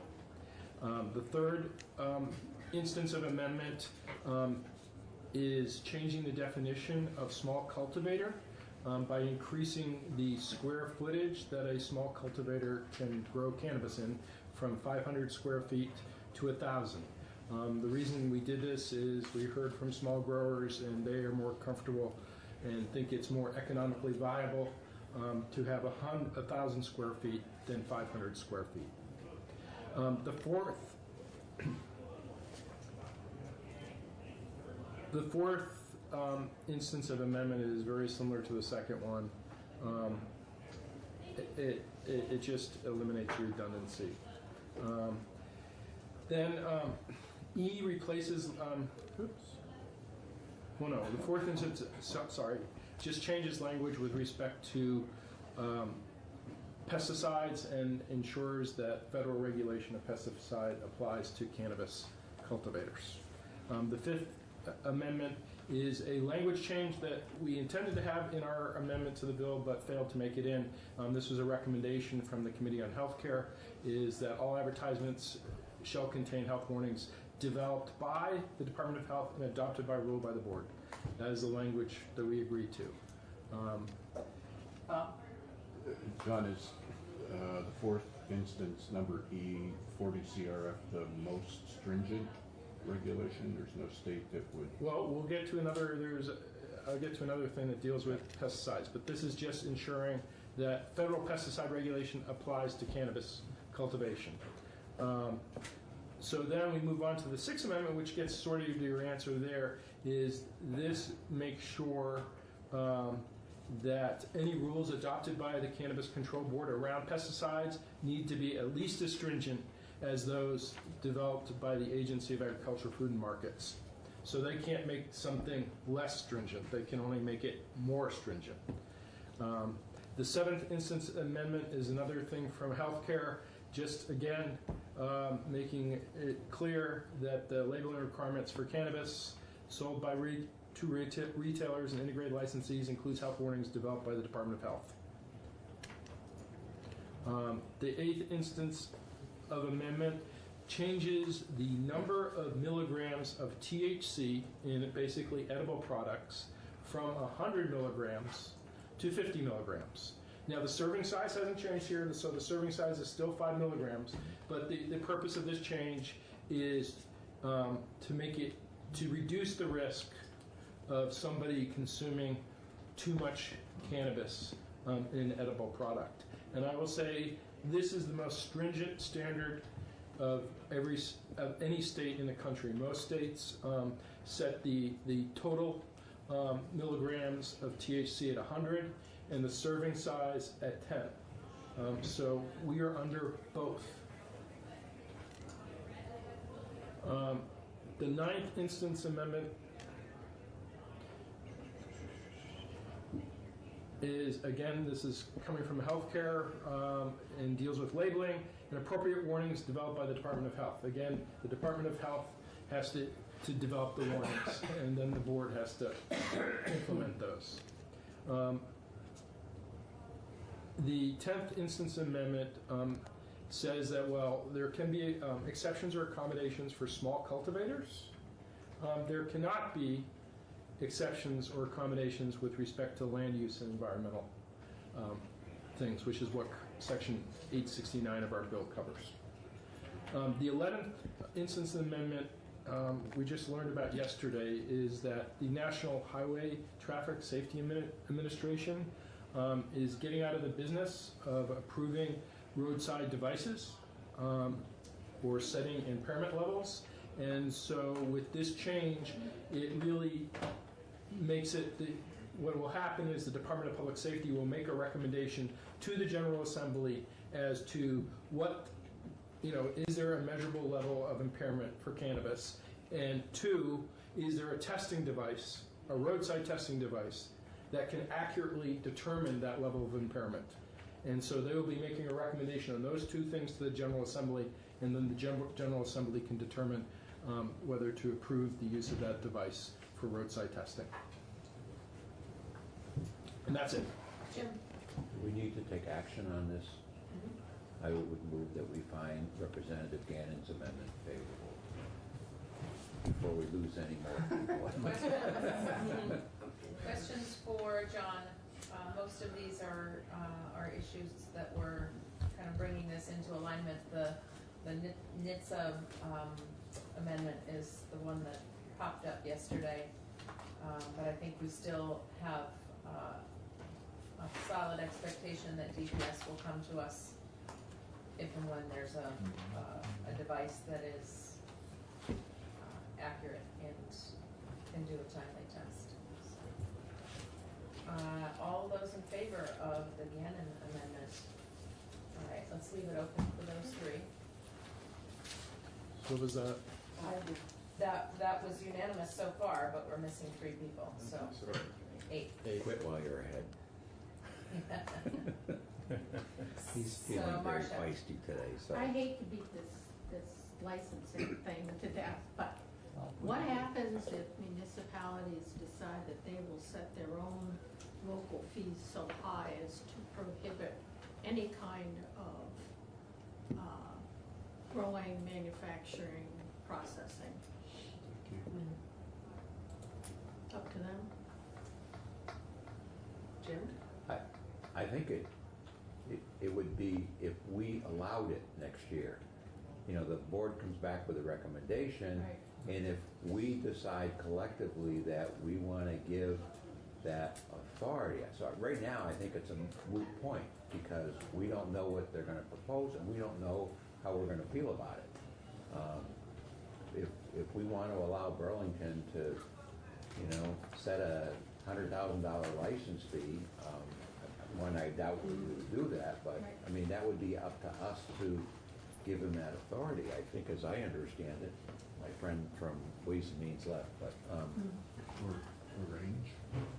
I mean, we could do that. It would be unusual. Just like it is with liquor license. It's the same in every single community, and that share is the same in every single community today.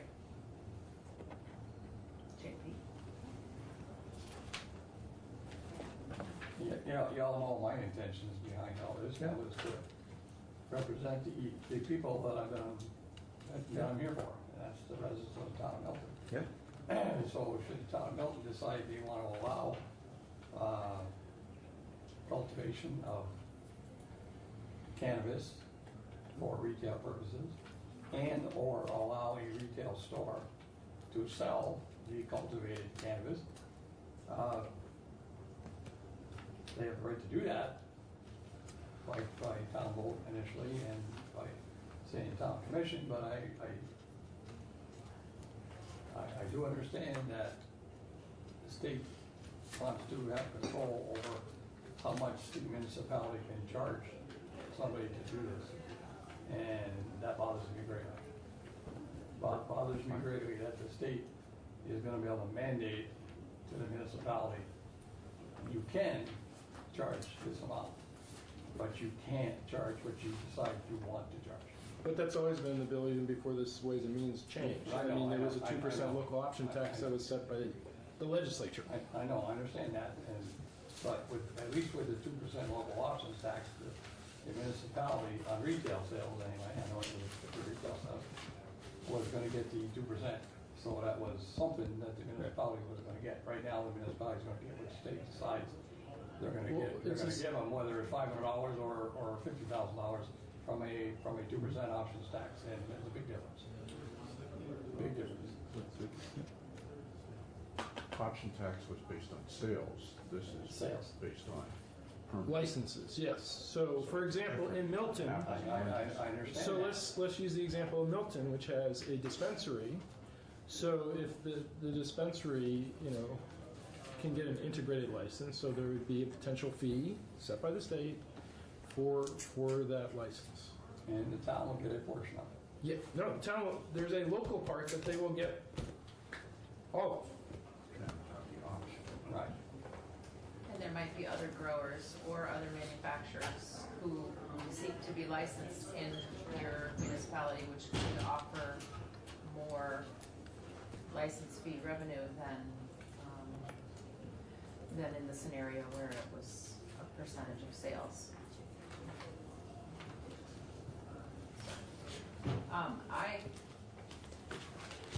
From the perspective of my small community, where I don't know whether anybody will choose to open a retail shop, I actually think that this is a more even spread of revenue sharing across the landscape, because you can imagine that there, is going to be a wider distribution of growers and labs and wholesalers and manufacturers across the landscape than there will be for the distribution of retailers. So, from the perspective of my community, I could see having more of an even revenue spread across the state.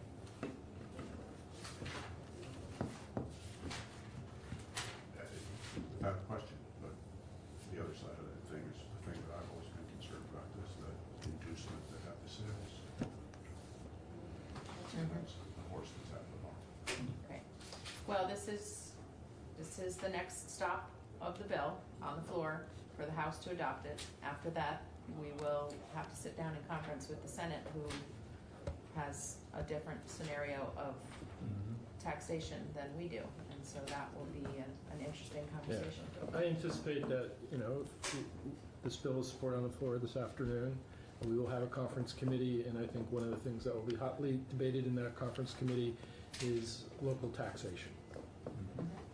Given that, I've heard that from the Senate. I think that is one of their concerns. So, with this bill, as it comes out of the House. So, there's still another step in this process, assuming this gets passed on the floor this afternoon, where we will have a say, because we'll be part of that conference committee process.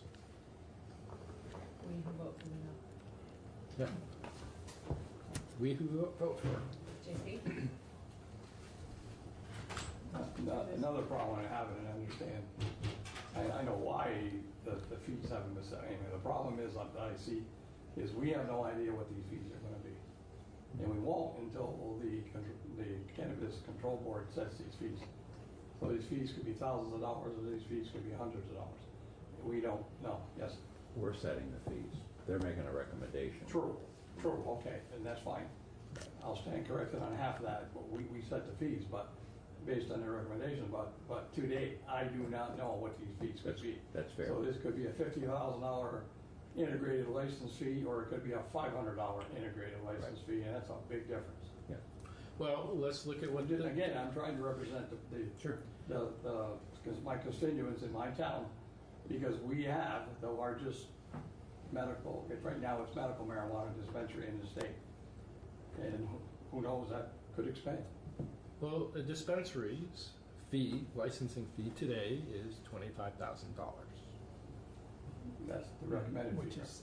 No, that's what State. they pay. That's what it is. State fee. That's what Shane pays. Yep. Yeah, but that's medical, I'm talking Nothing. retail. What do you get now? Probably ballpark. And there's no taxes, so there's no ability to collect a option tax on dispensary sales. On this, So what you're saying is, I think you're saying, John, is again, we don't like to use the word assume, but we need to assume here because we don't have set things. So we're gonna assume that let's say an integrated fee, which is the biggest and the best and the largest fee, which is gonna get the most money, is gonna be at least how much? I think, you could model it after the integrated not the dispensary fee that is currently charged. Which is 25, I think, is that it? Right. And that 25, all that 25 will go to all that will go to where? It will go into the Cannabis Regulation Fund to support the cost of the Cannabis Control Board. So what part is going to, what the amount do you think is going to go to the town? Well, there's a separate fee that will be set for the town. Again, we don't know. We don't know, but we don't know any of these fees. I know, But that's the hard ultimately, part. here, we decide. It's gonna be something. And you'll have input into that process. We continue. All right, the only other amendment that I know of was an amendment to the appropriations section of the, was an amendment to the appropriations amendment, which essentially takes out, you want to describe that to us? 6% sales tax used going to the grant program. Okay. For after school. So it does not designate where the 6% sales tax revenue goes, it just dumps it into the ed fund? Right. Okay. We voted on that. We'd like Yes, I'd love to know what you... We voted to find that amendment not favorable on 11-0. And I just said in my hand too, just an update for those that saw the newest fiscal note of the board cost over 3 years. So we'll have that on our desk from Ways and Means. Good. I don't know if we need to hear from the sponsor. If we do, we can wait, but otherwise I would move that we find the Beck amendment unfavorable. I don't, maybe it's not even for us to, it's an appropriation of money, so maybe it's... So it's a data point that might come up, and so I think it's fine for us to straw poll it. Because it was an amendment to the work that the Appropriations Committee did, we presented it there. So if Jim's motion is to find Beck unfavorable, so yes means no. Do you find the Beck amendment unfavorable? All right, do you find it favorable? Are you abstaining? Sorry. I'm sorry, it's lunchtime. Sugar levels, yes means no. Quick raisins. All right. No, it's, So- I made the motion to make it unfavorable, which You don't like it. we don't want the amendment. I mean, it'll just get put into the education fund and who knows where it goes. I think is what the appropriations kind of look yeah. at. It goes into Appropriations that wanted to section it big off and pot say of that money, this which is can for always use more, extended but learning. it will get lost. Right, so if you vote yes, it's gonna go into the education fund, and if you vote no, it's going where? No, if you vote yes, it's not going, it's going into the after-school program. Right, and that's what I like. Okay, so Then- you're then voting yes. You're with everybody else. I just wanna make sure I got the right one.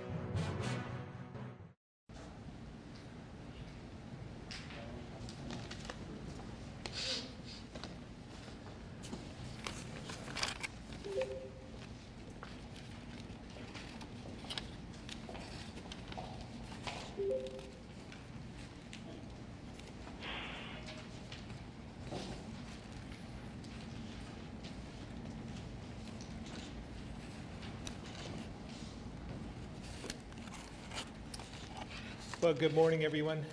Thank you all for being here for our latest update on COVID-19.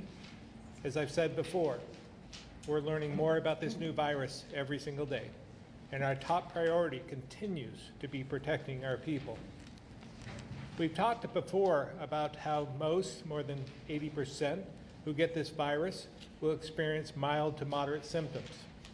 But even if you're not worried about yourself, it's important that everyone focus on protecting those at higher risk, especially older Vermonters and those with serious health conditions like heart or lung disease or diabetes.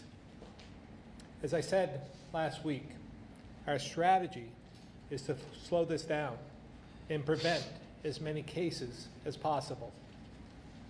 As you know, I declared a state of emergency, and we've implemented a range of mitigation steps to slow the spread of the virus, from limiting public gatherings and restricting visitors at long-term care facilities and hospitals, to banning state employee work travel and extending unemployment benefits to those who have to self-isolate, and so much more.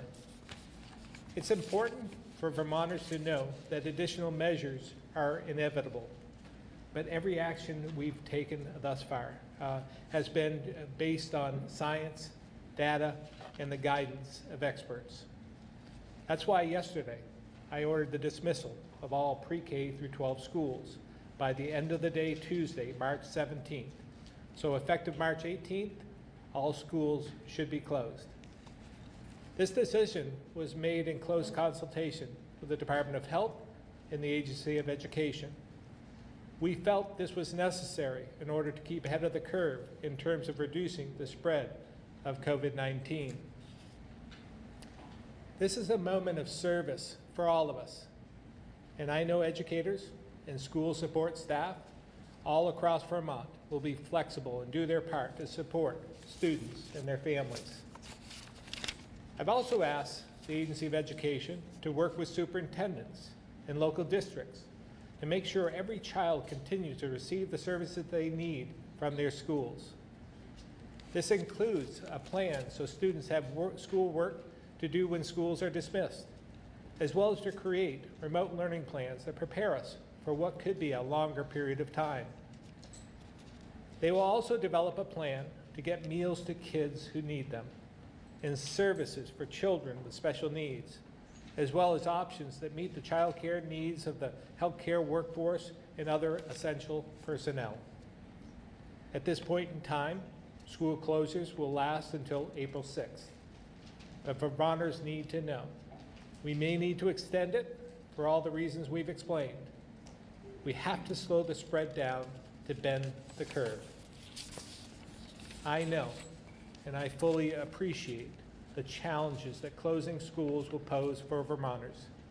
But based on the best science available, this decision is now necessary to stay ahead of the curve to reduce the spread of COVID-19.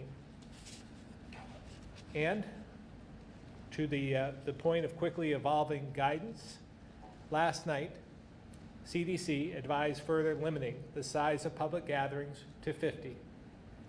Based on that recommendation, I'm amending my executive order to limit gatherings to a maximum of 50, or 50% of an establishment's occupancy, whichever is less. Additionally, as a state government, we're working diligently to transition our state employees to work remotely. As well, we're implementing measures to limit person-to-person transactions at state offices, like the DMV. Those measures will be combined with 90-day extensions in license and registration renewals. I want Vermonters to know we're continuously evaluating other mitigation steps, and will continue to communicate those as they are put into place. It's important to remember that in times of crisis, we all need to make sacrifices. But Vermonters and all Americans have risen to the challenges before, and this time will be no different. We will get through this, and we'll do it together. Now I'm going to turn this over to Dr. Levine to remind us of all the details around COVID-19, who is at risk, while bending the curve is so important. And he can also address how we're extending our testing capacity. Dr. Levine. Thank you, Governor. Just 3 short days ago, we stood before you to say that Vermont was not yet at the point where closing schools was called for to slow the spread of coronavirus. But the governor and I both stressed that the calculus could change, and change soon. Based on the certain knowledge that we must take every action, even those that are the most disruptive to the lives of our children and families, we have come to the quick and data-driven conclusion that closing schools, while considering the many consequences and working to mitigate them, is the responsible action to take. In the US, the virus has been clearly overtaking our efforts at containment. In Vermont, our testing underlines this assessment. When I last spoke with you all on Friday, I noted that the health department had recorded 2 positives out of 140 tests. I noted to you that we would be expecting to have a marked increase in testing, and that we took our public health surveillance functions very seriously and would act rapidly, informed by data. Since then, in just 3 days, we have now tested a total of 415 people and are up to 12 positive tests. Cases have been reported in people who live in Bennington, Chittenden, Orange, Washington, and Windsor counties, plus neighboring Massachusetts and New York. At least 3 out of the 4 most recent cases seem clearly to be the result of person-to-person spread of illness in the community and not travel-related. So even these small numbers indicate that community transitioning is occurring. And that is why implementing these social distancing measures is a powerful public health tool, such as banning large public gatherings, prohibiting visitors to care settings, teleworking, and others. So now, in addition to all the actions we've taken thus far to try to slow the spread of illness over time and flatten that curve of transmission, it's appropriate to close schools. In fact, we are at precisely the time when school closure has been shown to be an effective public health strategy. Closing schools at the end of the day Tuesday is a further step that will help us keep ahead of the curve in terms of preventing and reducing spread of COVID-19. We are painfully aware of the disruptions and social isolation that will result from this. These are extremely difficult times for everyone, and they will not soon be over.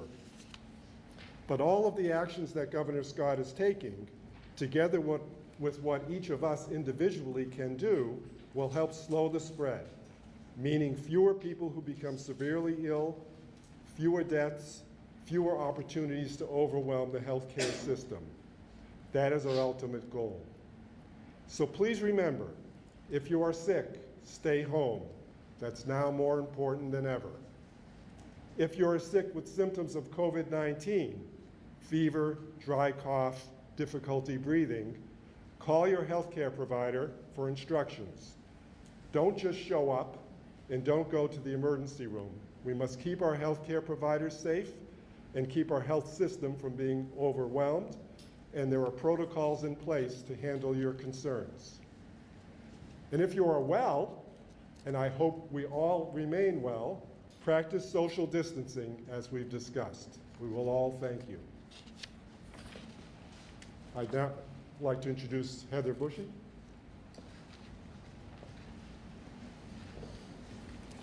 Good morning, everyone. Yes, Heather Boucher, the Deputy Secretary for Education. I'd like to start by thanking our educators and districts and school administrators throughout the state for their commitment to students and families. We at the Agency of Education have received numerous calls and questions.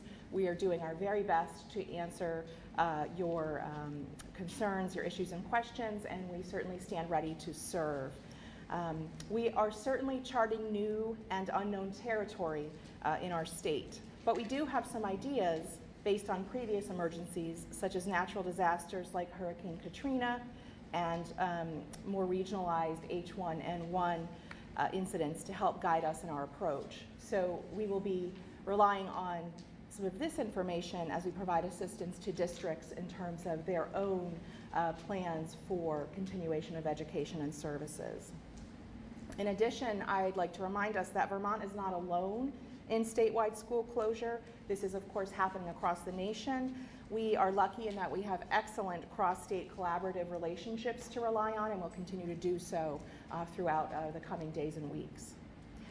At AOE, we are quickly turning operations towards continuity of education and service focus. We're setting up a new structure to address this need.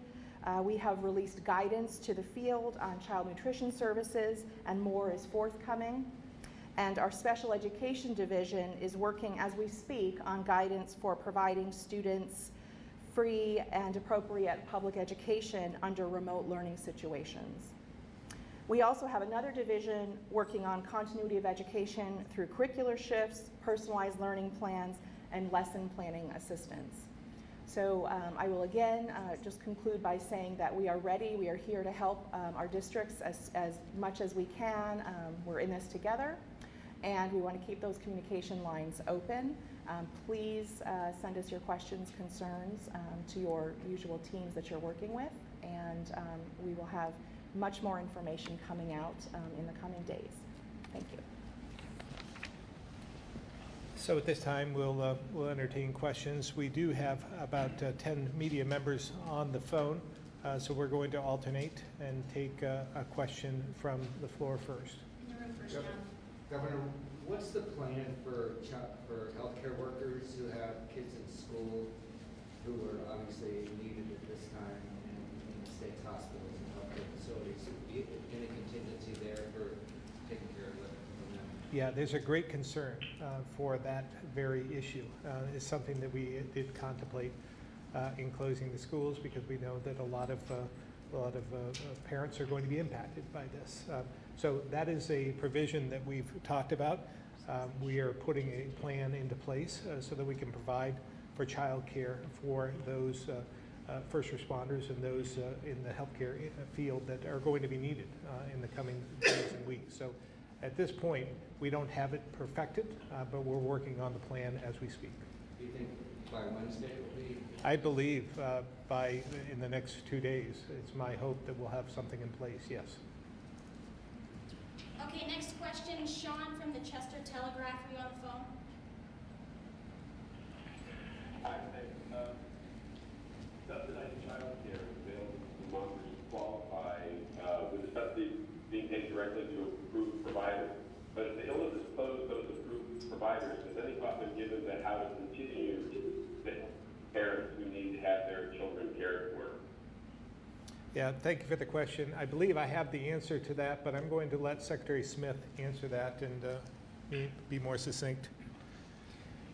Sean, thank you for the question. Mike Smith, Secretary of Human Services. When we got the order yesterday at the agency, we formed a internal task force to look at these various issues of subsidies, as well as moving forward, how we're going to move forward on this. We met this morning. We're going to be setting up a 24/7 hotline. Those questions of subsidies will be answered in the near future. As the governor had mentioned, we've got a window here that we have to get these answers done by, this 2-day window, and those answers will be answered. But using the subsidies, we're going to try to be as flexible as possible to sort of forewarn that, and then we'll make the decision of how those subsidies are going to be used, I would say within the next 24 to 36 hours.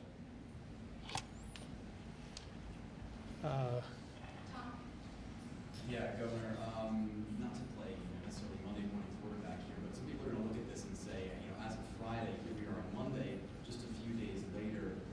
Is there anything that you're looking at now that maybe that this should have been called for earlier on Friday, which would have given schools maybe a couple days over the weekend to figure out closing schools today rather than Wednesday? Yeah, no, I think we're right on schedule in some respects. We were waiting for different guidance in many different ways. Certainly from the number of tests that are coming back in, we were watching that. And we feel to be ahead of the curve, giving this 2-day period will give us time to get ahead of the curve. So I believe we're right on schedule, and I can let Dr. Levine add to that.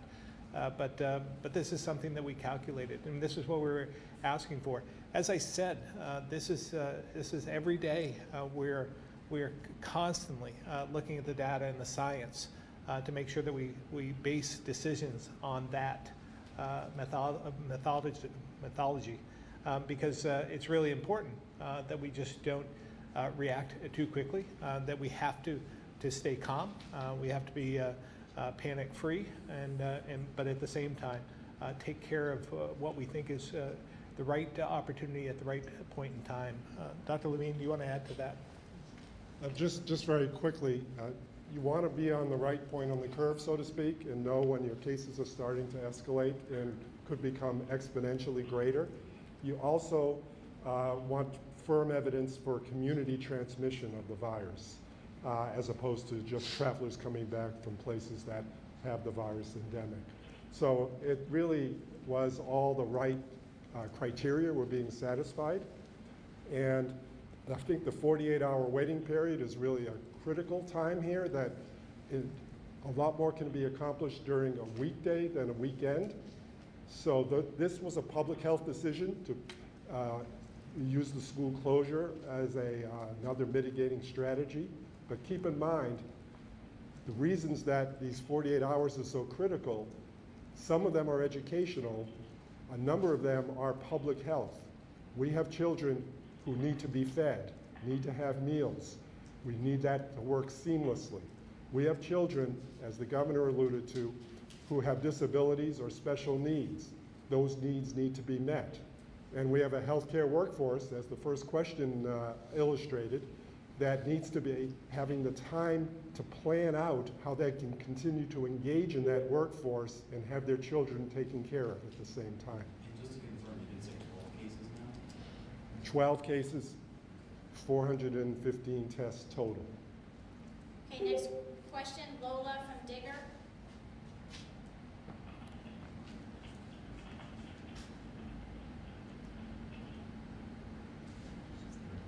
Maybe on mute. All right, we're going to move along. Wilson Ring. Yeah, no. I unmuted myself, guys. Hi. There's this hope that we're going to use online learning to keep kids on track. What is that going to look like in communities that don't have access to high-speed internet? Yeah, I'm going to let Heather take this one. But again, we're going to have to be creative, understanding that we don't have internet access everywhere. But we do have a method we're going to put into place to make sure that schoolwork gets to kids, and that we can keep track of it and it's reportable. Heather? Yes, just to echo what Governor Scott said, it will be largely contingent on the communities that we're talking about. In some communities, they could rather seamlessly move to a fully online platform with some training, because internet usage and internet accessibility is reasonable in communities. Many of our communities, however, will likely be focusing on a combined online and paper, if you will, packet format. We will be providing assistance to the districts depending on their own unique situations, and our districts and schools know that they are required to make sure that all students have access to the materials and to the instruction that will be taking place.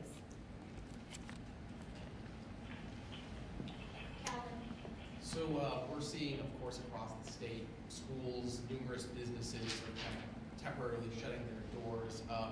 Who should be at work today? Well, obviously, those you have to take some responsibility yourself. Make sure that you're well, that you are not showing any signs yourself. We're asking businesses to implement some strategies in order to distance workers. If you can work remotely, you should. There are a number of different cases, and again, I have to stress, you know, we're here in Vermont. We can get creative, and we can do this if we just think about it a little bit differently.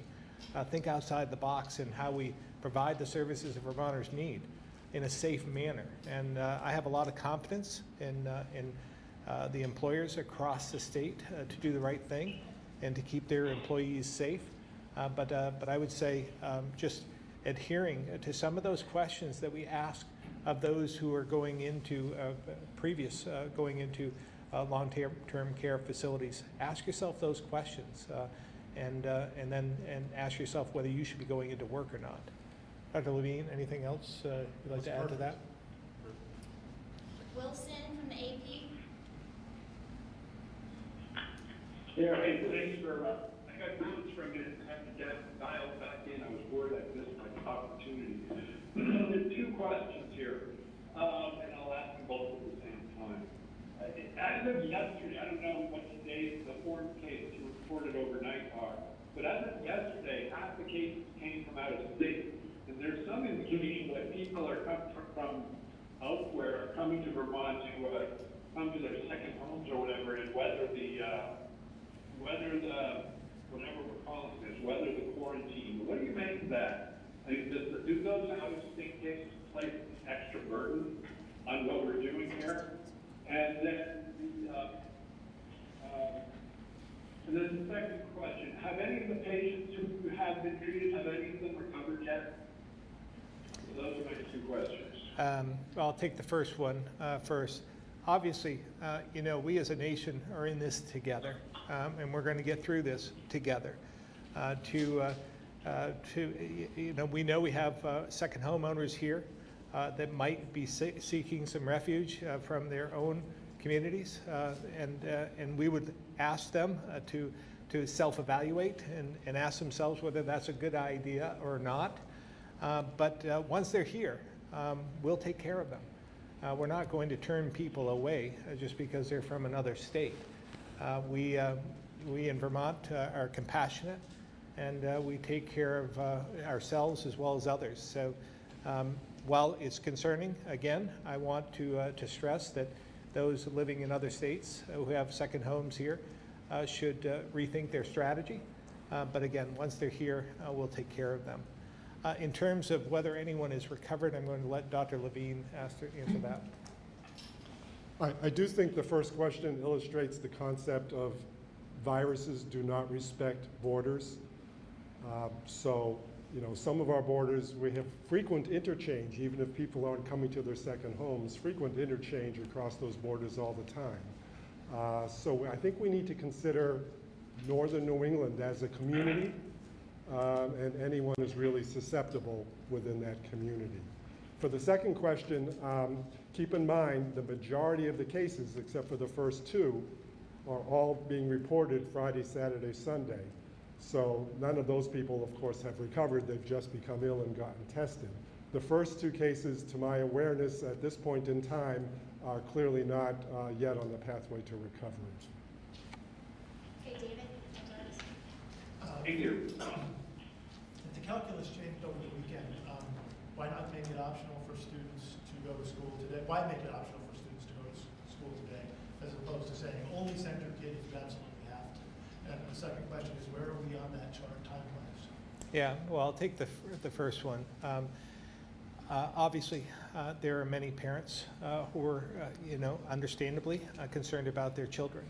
And that's why I said that it's up to them. If they don't feel comfortable sending their kids to school, they should keep them home. We feel it's okay to send them to school for Monday and Tuesday. We're ahead of the curve on this, and this is calculated in our approach, giving at least 2 days to prepare for this. So it's not as though if we had thought that it was unsafe for them to go to school on Monday morning, we would have said over the weekend, don't come in on Monday. But we again are basing this on science and data, and we feel that we have 2 days to prepare for this. and that by Wednesday, having them home will give us the best result. So the community spread that you're seeing happening, you don't suspect would happen in a school setting?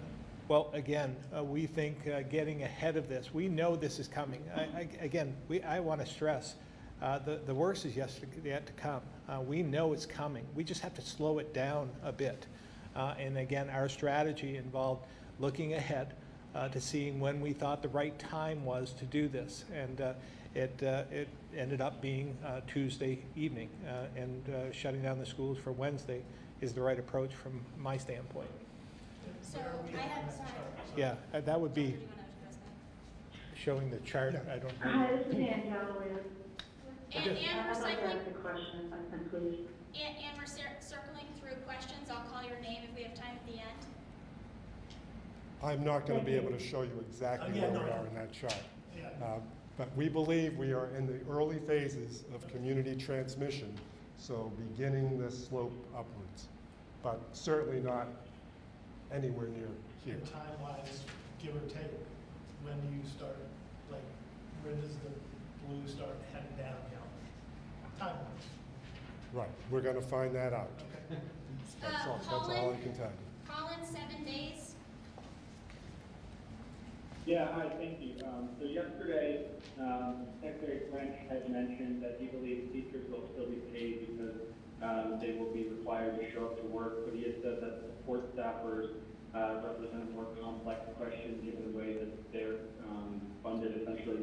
Just wondering if there's been any updates to that thinking, any assurances that can be given to these people about whether they'll be paid, and there are a lot of concerns about that. Yeah, we have communicated to the districts and superintendents that we expect everyone to be paid.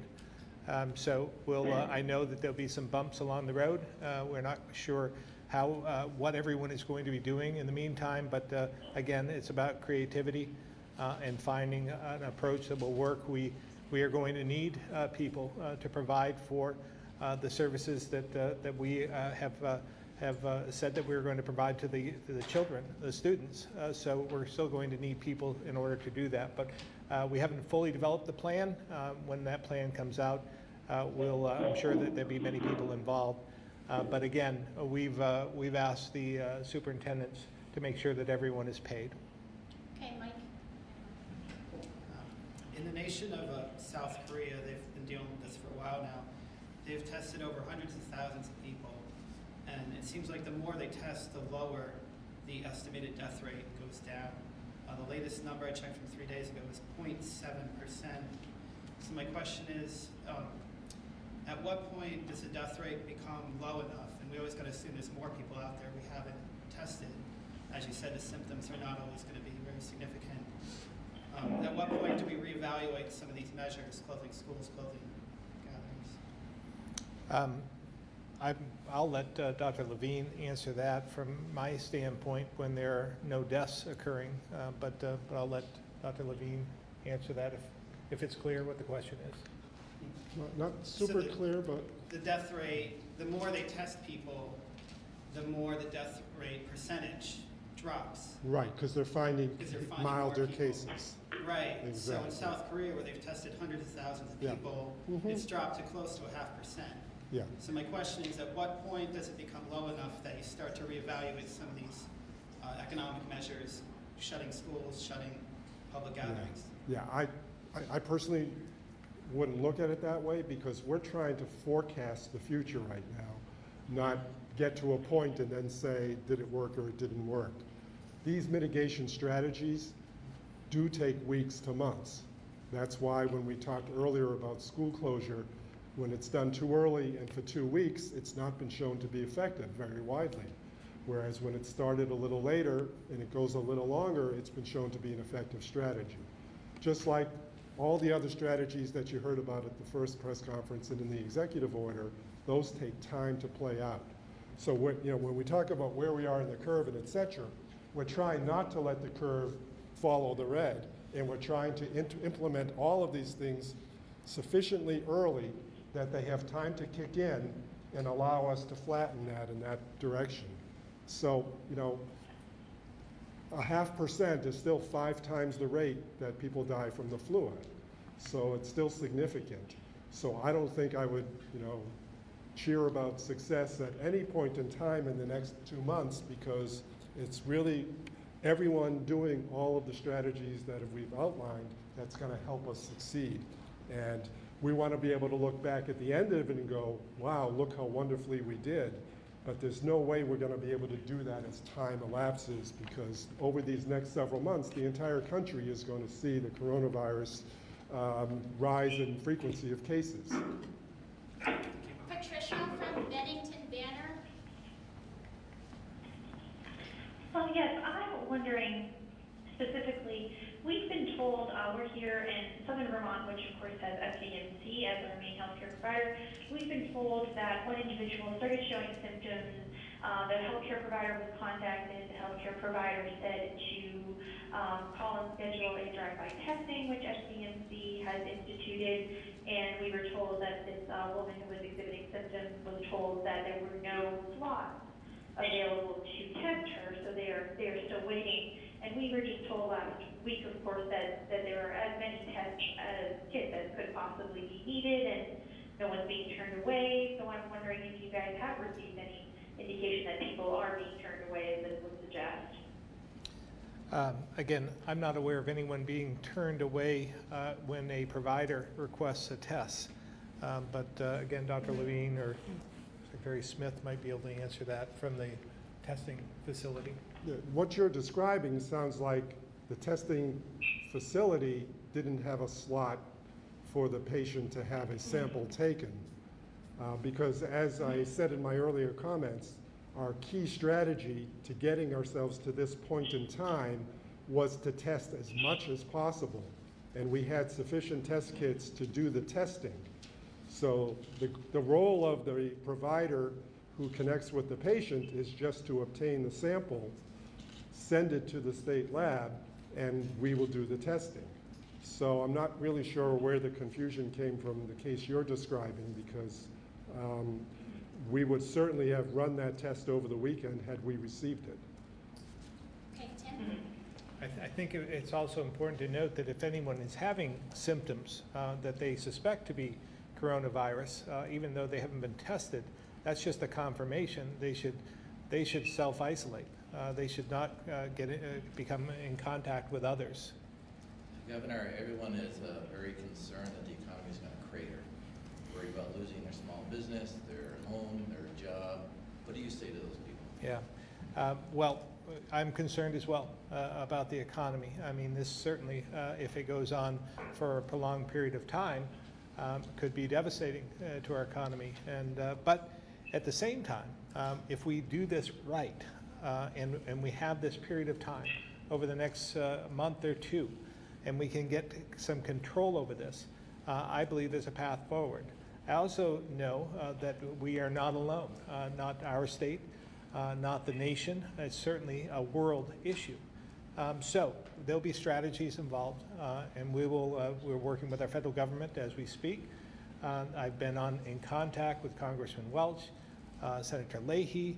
I had calls with them over the weekend, and they are going to do everything they can to provide for some stimulus to help us with this economy, to provide for the local economies across the state.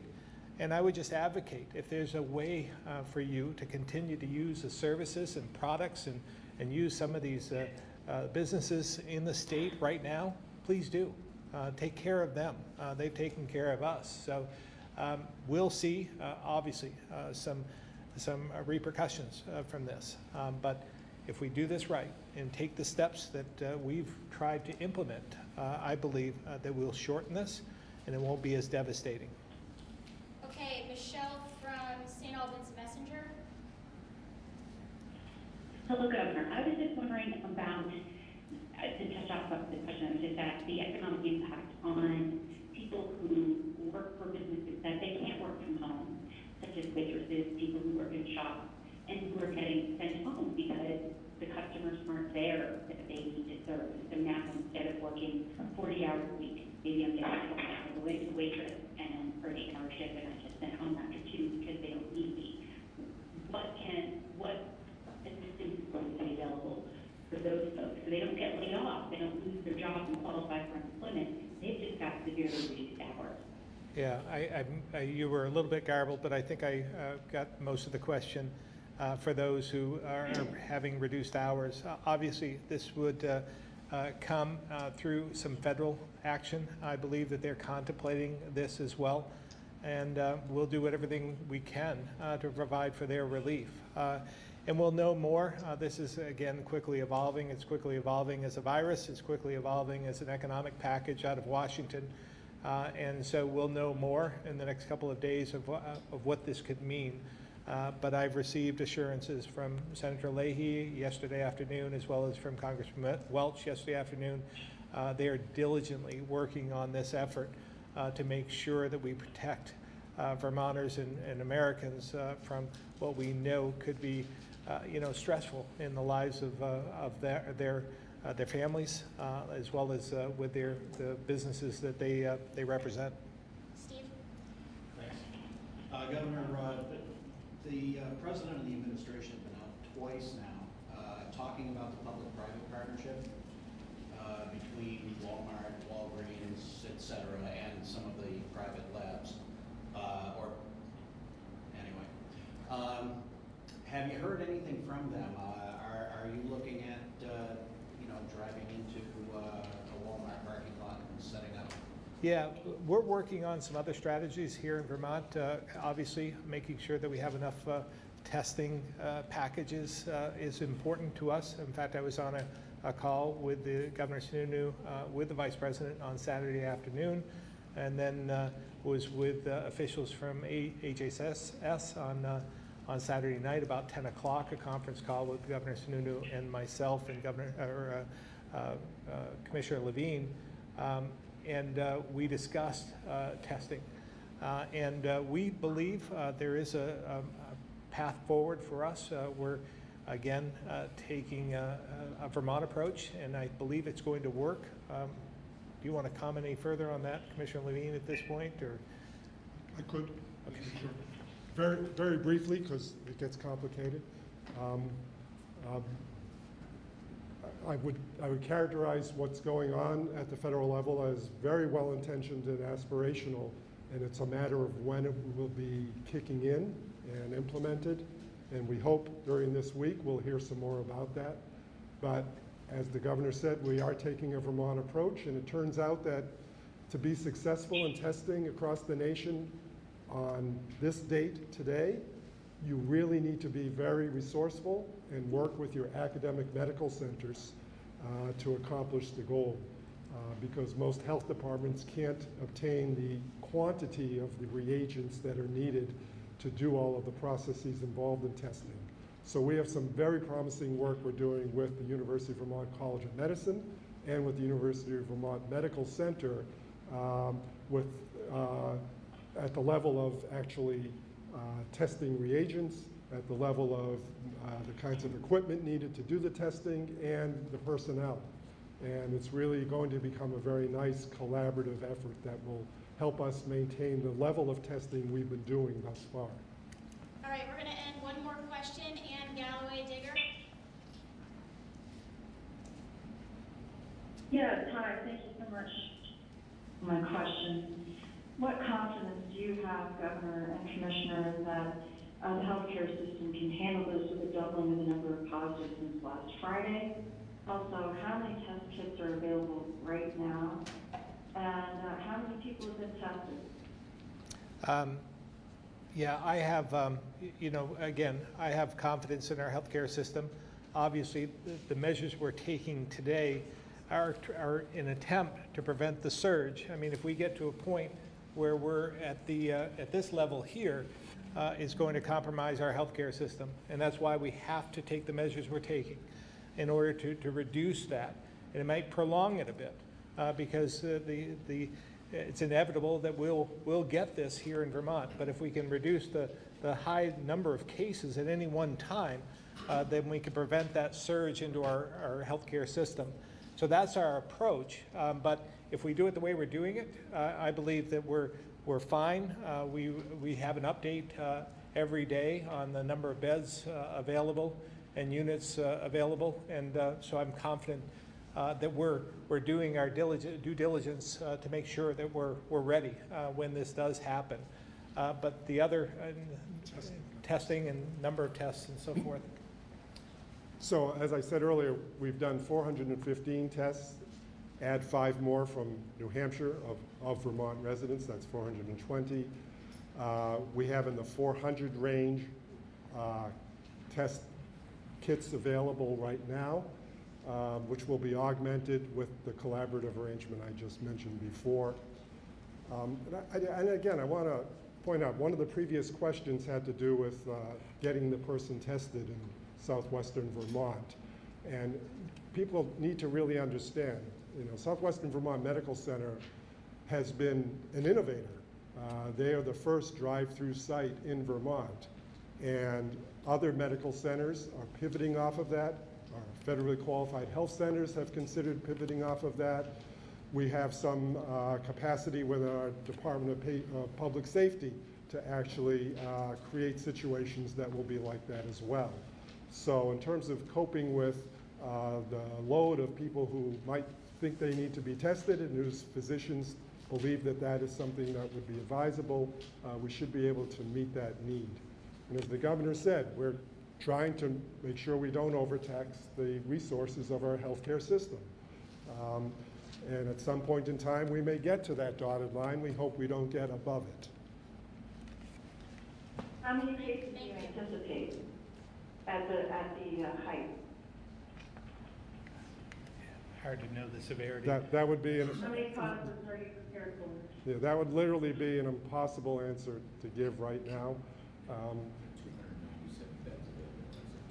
About 297 beds available today. And keep in mind, not all of the 12 positives are in a hospital ICU. A number of them are in home. They've been seen by the healthcare system and are well enough to stay at home and weather the storm, so to speak, with their illness. And we anticipate, again, if we use the experience of other countries, that over 80% of Vermonters who contract this illness should not require hospitalization and should have a mild to moderate course. I think that's why it's really important that we focus on the elderly and those with chronic conditions to prevent them from getting it, prevent the spread. And that's why we focus so heavily on that population, so that, because we know that they're the ones who may be hospitalized as a result. All right, thank you all very much. Yeah, thank you all. Thank you to the media for your questions. And we have to get the governor to a call now. There is a process for questions. If you need to follow up with us, please do so. Thanks for communicating this to Vermonters in the way you've done it. It really does help. We appreciate it.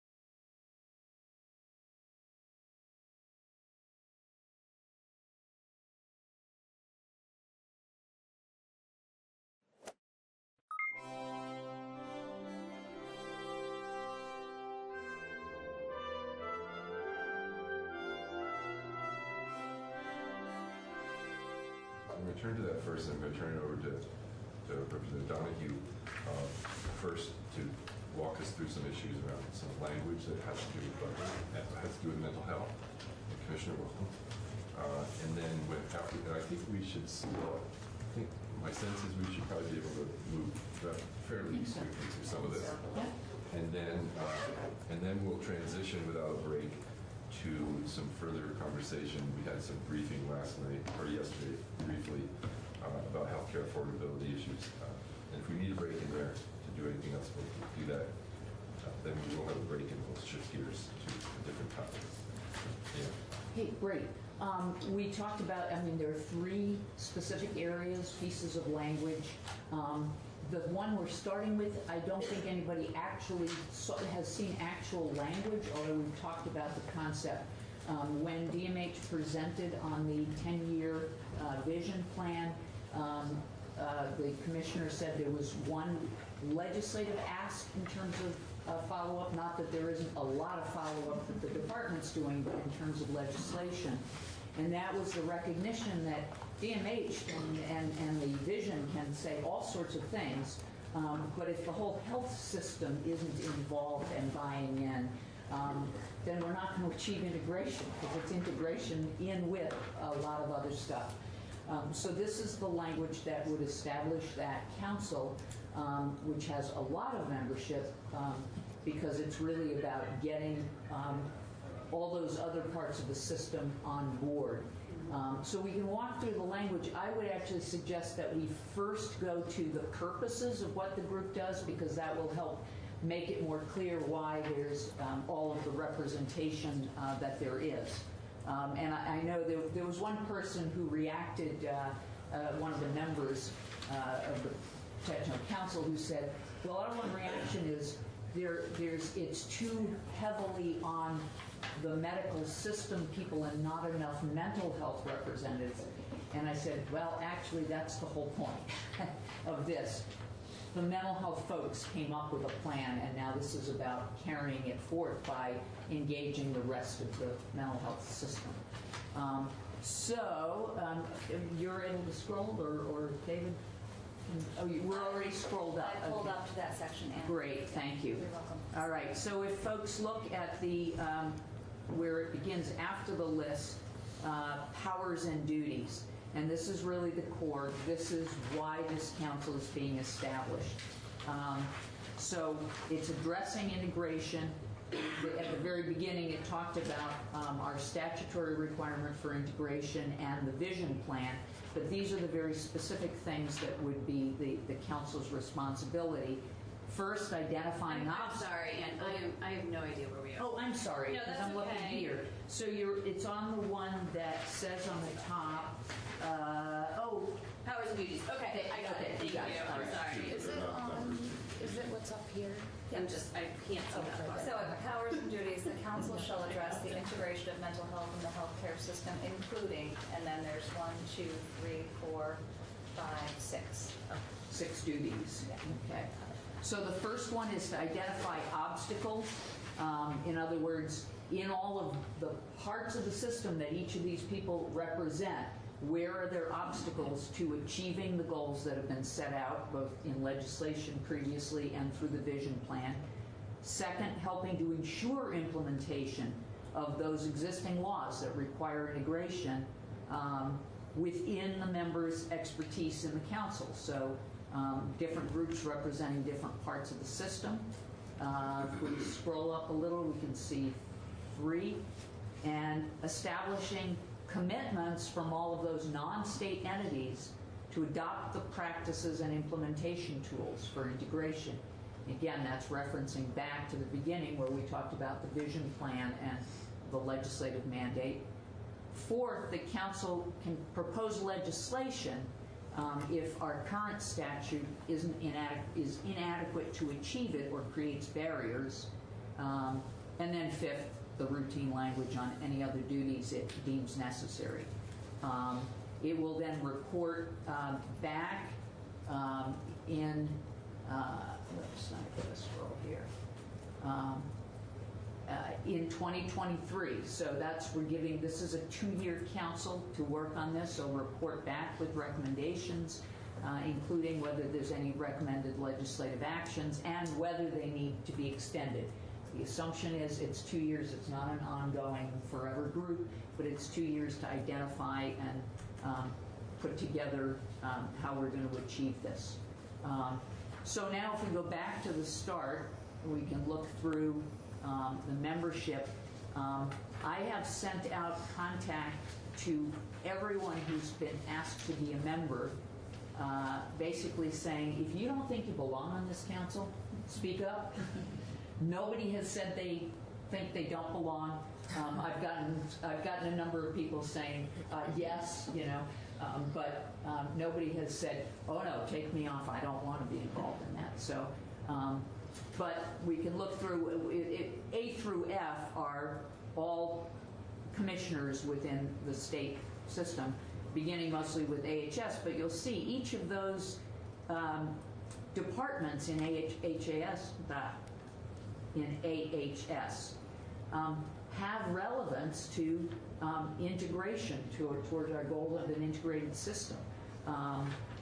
Corrections has a division in how it delivers healthcare systems and so forth. And the F, then the Commissioner of Financial Regulation, is pretty self-evident why they're important to be a part. We then have both the Green Mountain Care Board and the Secretary of Education. And after that, it begins more the community-wide stakeholders, which includes the Medical Society, the Hospitals Association, Vermont Care Partners, which are the designated agencies, the Vermont Association of Mental Health and Addiction Recovery. That's somebody we haven't actually, I don't know if some of the new members have met, Peter Espen, yeah, who is the executive director of that group. The bi-state primary care, important aspect of primary care delivery, representative from the University of Vermont Medical School, and that's really important. This was some of what the what think tank made recommendations about when we're talking about sort of the unconscious bias of the system, if you will, that right in medical school that needs to begin to be addressed, and we need that commitment from the medical school. OneCare, the healthcare advocate, the mental health care advocate, representation from the insurance industry. And just to clarify, the council is getting pretty large. Often there isn't a group that represents all of the private insurers. They each speak for themselves. But it didn't really seem rational in terms of expanding the council to have both Blue Cross Blue Shield and MVP representative. I spoke with them about that issue, and MVP said they were completely okay and understood that only the largest insurer, which for Vermont is Blue Cross Blue Shield, represent that perspective. So you can be assured that's not going to create a problem, that it's just one which, in the language of art or whatever, what that's saying is Blue Cross Blue Shield. And then in terms of direct stakeholders, to keep that voice at the table, two people who have received services, one of them being somebody who delivers peer services, so that's the peer workforce representation. And then family members, there are two also there, because one is family of people who receive services, but the other is a family member who has a child who receives services. So that's the list. I think there's been some cross discussions around trying to make it inclusive. And that's really the core of the bill. There is language at the end that is the routine, the Department of Mental Health chairs, the Department of Health co-chairs. I mentioned the reports. There are directives around meetings, and that is meeting at least bi-monthly. Ceases to exist July 30th, 2023. We routinely have councils exist beyond when their final report is, because we may need them to come in and tell us what's in their report and so forth. And reimbursement is under our statute, which basically means people who are not getting paid by their job position for their activities are eligible for a stipend. So, if we could now have our witness comment and maybe answer questions. Yes, of course. Well, thank you. Good morning. For the record, Sarah Squirrel, Commissioner of the Department of Mental Health. I want to thank Vice Chair Donahue for her leadership on this in terms of thinking about the council. From my perspective, as this committee is aware, the Department of Mental Health really leaned into our charge in terms of articulating a 10-year plan for a future of integration of mental health within the broader healthcare system that I think will benefit generations of Vermonters to come. One of our very specific asks of the legislature was to form this council. We have several other action areas that we are able to implement within our existing authority and resources that we, of course, are working on. But when we think about, as I said before, the 10-year plan wasn't the end, it was just the beginning. And we really want to create conditions for change. I really feel that what we have articulated as a state system, as systems partners, really has the opportunity to be transformational. When we think about implementation, as someone who's been steeped in implementation science, we really need a council, a table that is set with high-level leaders across mental health and our healthcare system if we really want to move things forward and actually operationalize some of the incredible opportunities that we have around integration. So the Department of Mental Health fully supports the representation that's been articulated here.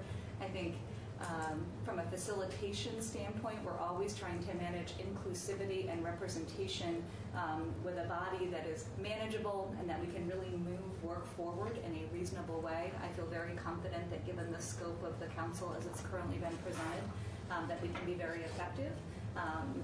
It is proposed to be chaired by the Commissioner of Mental Health, working in collaboration with the Department of Health. I think that's the right way to approach it because really we can really continue our leadership on the 10-year plan and our vision for integration. I think that the council itself can hold the vision of integration under the tent of the council, which is, I think, significant as we look to move this forward. It also creates an accountability structure that we need. It provides structure so that we can create decision making. As the Vice Chair noted, we have some significant areas that are actually already statutorily in law, but maybe not being fully implemented. So we need the right folks around the table to help us do that. A good example of that is payment parity in terms of equal rates of payment for the same services when provided by mental health professionals as compared to physical health professionals to ensure that folks can access those services equitably. I also think there is an opportunity as we look to implement the 10-year plan that the council creates an accountability infrastructure to oversee that implementation as we move forward. So those are my high-level comments. Again, the department supports what's been presented, and we're looking forward to this as the next step to advance our statewide work around integration. Great. If we could just scroll back to the very beginning, because one question that had already come back is, are we starting over on trying to identify what does it mean to integrate? And I think the introductory language helps make clear that this is about ensuring that everybody participates in the principles that are already in statute and as envisioned by the plan that's been developed. So this is not to start reworking a plan. This is to involve everyone else in making it happen. That's a great point. We have put a lot of time and energy over the past year in terms of articulating what our end state is, what those short-term, mid-term, and long-term strategies are. The council is a vehicle to advance that work, not to start over. So any questions? You have a lot of commissioners here, and then I see or designee. Do you expect all your commissioners to participate in the membership of this board, or do you expect it perhaps will be passed off to somebody at a lower grade? I think it will depend. I think there are commissioners, some we have having talked to some of the other commissioners that really want a seat at the table.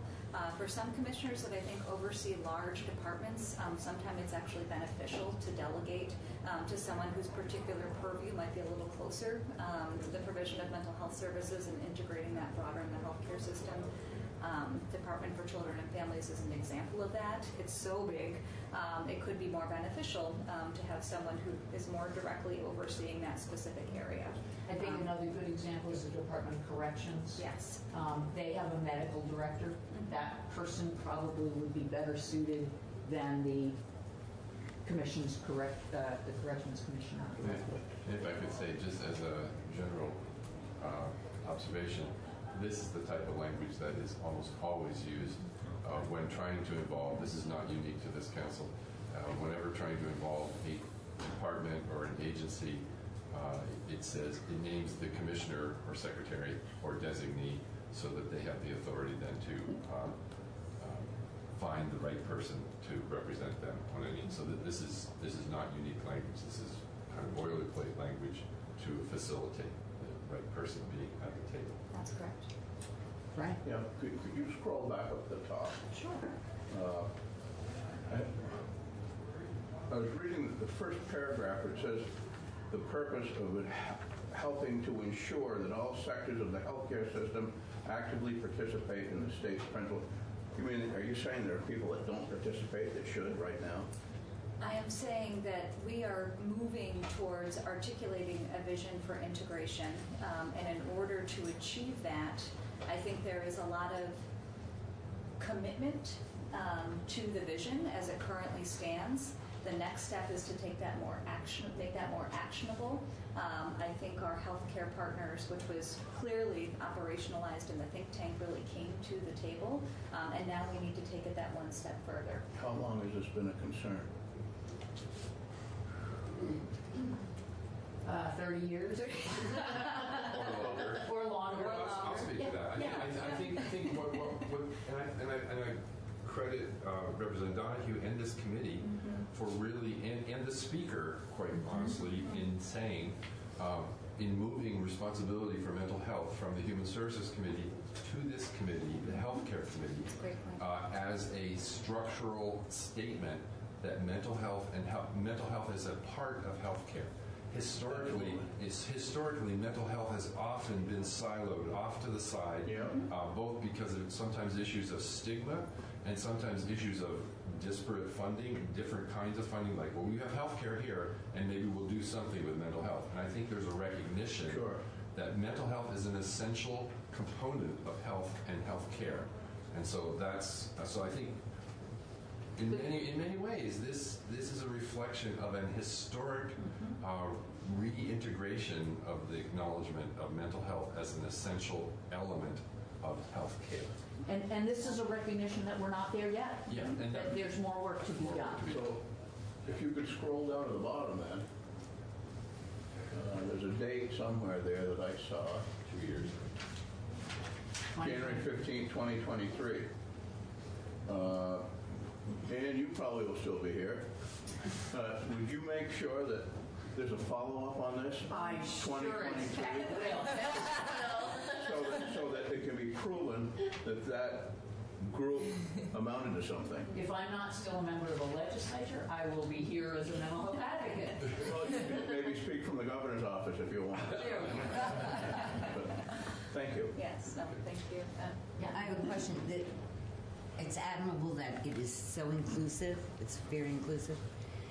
Is it too big, though, and unwieldy? It's a great question, and as I mentioned in my opening remarks, we're always trying to balance inclusion and representation with actually facilitating a working group. I think that actually our facilitation of the think tank was a good demonstration of our capacity to take a large group, such as 25 or more key stakeholders, to really have good, solid facilitation. I think the Department of Mental Health has a deep bench of talent when it comes to facilitating large groups, and we will be the primary kind of administrative support. So I think my answer is the group big? Yes. Can we manage it and be a productive entity? Absolutely. Lucy? I have a couple things. I guess to Brian Smith's point, it's something I think I've been thinking about a lot as far as creating groups and asking for reports. And I guess just a proposal to the committee that I think it might be a good idea if we hold ourselves to the standard that any time we ask for a report or create a group, at least one member of the committee verbally commits, whether they're reelected or here or not, to follow through to the very end. And this is something I've been thinking about, where I would not ask for another report or group unless I personally was committed that I would stick with it through the end and make something come of it. And it's just a thought to float to the committee. And then my other piece, could you go to the duties? Yeah, I really appreciated the intro part about making sure that it's, the idea is not to come up with a new plan. The idea is to implement the plan that extreme work has gone into coming up with. And the only one here I wonder about is number 1. If identifying obstacles to the full integration of mental health, it seems like a lot of what the vision group was doing was identifying those obstacles. So I wonder if there would be a way to word that something more close to identifying obstacles to the full integration of, and then specifically list the statute and specifically list the 10-year vision. And so it's clear that the idea is not to start at square one with a new discussion of what do we need in our mental health care system, but talk with these stakeholders about, we know what we need and what are the obstacles to all of us getting there. I don't know, just to float that out.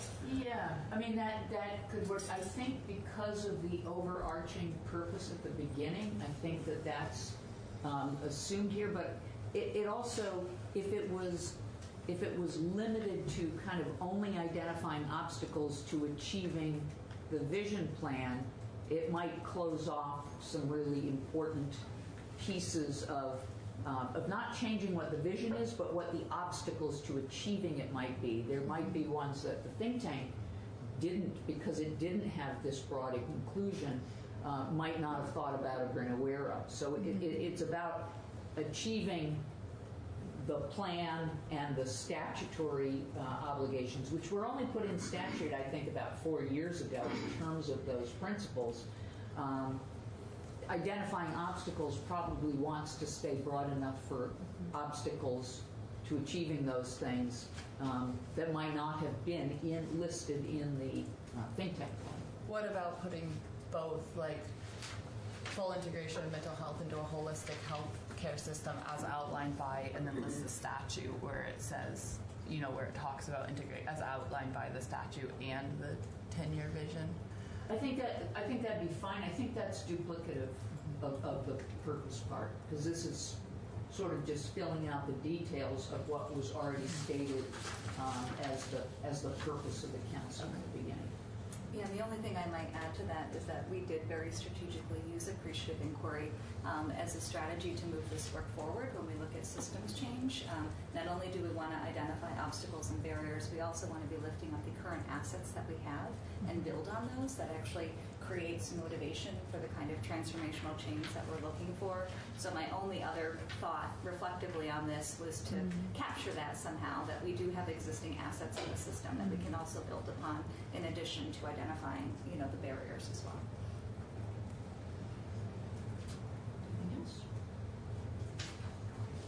So can we talk for a minute about the process of moving this forward? There was discussion about having it in our miscellaneous healthcare bill, which we're talking about moving, which we will move by tomorrow. Because it talks about per diems, initially one thought was that perhaps that would pull it pull the whole bill into the appropriations committee, because anytime there's per diems, something has to go to appropriations and then they have to vote the bill out. It doesn't go directly to the floor. I did note that and I'm not sure that this gets around it, but that the per diems are actually coming out of the mental health budget, so they're not additional per diems that have to be authorized by the appropriations committee. And in noting that, it seemed to me that maybe it wouldn't be pulled into appropriations. But I think I would like to take a straw poll on the general construct or language and then be able to consult with appropriations. Because frankly, I don't want the whole miscellaneous healthcare bill to linger in appropriations. If in fact this becomes a part of it, then we might find another vehicle or even have it be freestanding, so that if it was required to go to appropriations, this alone would go there rather than all of our other elements. So rather than a bill number to vote, or where it fits in, we can. And then we'll talk. I'll discuss that further with the committee in terms of the actual vehicle for moving this forward, because I think there's some strategic issues that we should think about in terms of what it might mean to have it go into appropriations as part of a larger bill that otherwise would not be going there. So, does that seem agreeable to folks? So with that, then just take a straw poll. So I think are people prepared to just in general take a straw poll on the language? Lucy? Should it be interpreted as a straw poll on generally we like the direction, or a straw poll on the exact language? I'm talking crossover smart. At this point, we need to be moving. Okay. So was there interest in expanding it to talk about the asset? I mean, is now the time to have the final language? Yes. So should we talk about if there should be a piece about in the identifying challenges, also identifying the assets of the anything system that you as wish it is? to talk about, this is the time, because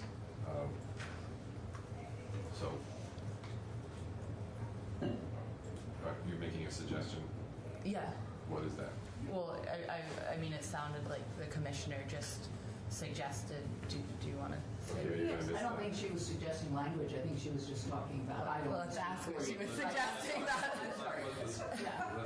I think that I don't know that it requires a language change. I think that it can be inherent, kind of linking back to Vision 2030, which is referenced in the beginning. We have a lot of information about appreciative inquiry in our approach in order to engage the council to feel motivated towards change. We will be facilitating looking at obstacles and assets. So I don't think it's necessarily needing to be included in the language. Is that satisfactory? Yes. Okay, other questions? We're not talking about a lot of money for this bill.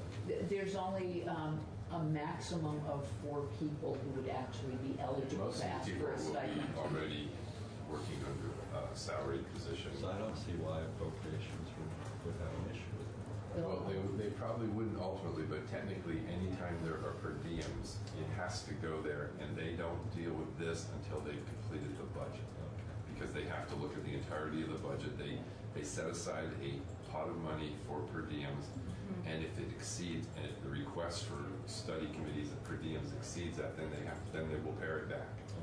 And so it slows something down from moving through our process. Right. Is your concern the money coming out of mental health appropriations or health appropriations? Is that the concern? No. No. Then I'm missing what this straw vote is going to be about. Okay, I'm sorry. Let me try to clarify. I was trying to just move us forward and explain that we were initially talking about maybe having this be part of a larger miscellaneous healthcare bill, or alternatively having it stand alone. We could make the decision right now to just have it stand alone as a bill. We could take it to the floor as a bill, and then that would, if it goes to appropriations, so be it. If it doesn't, then our miscellaneous healthcare bill won't have this as part of it. If it's a standalone bill, there's not a lot of money involved in it, is there? No. It doesn't seem to be. No. Very small amount. So.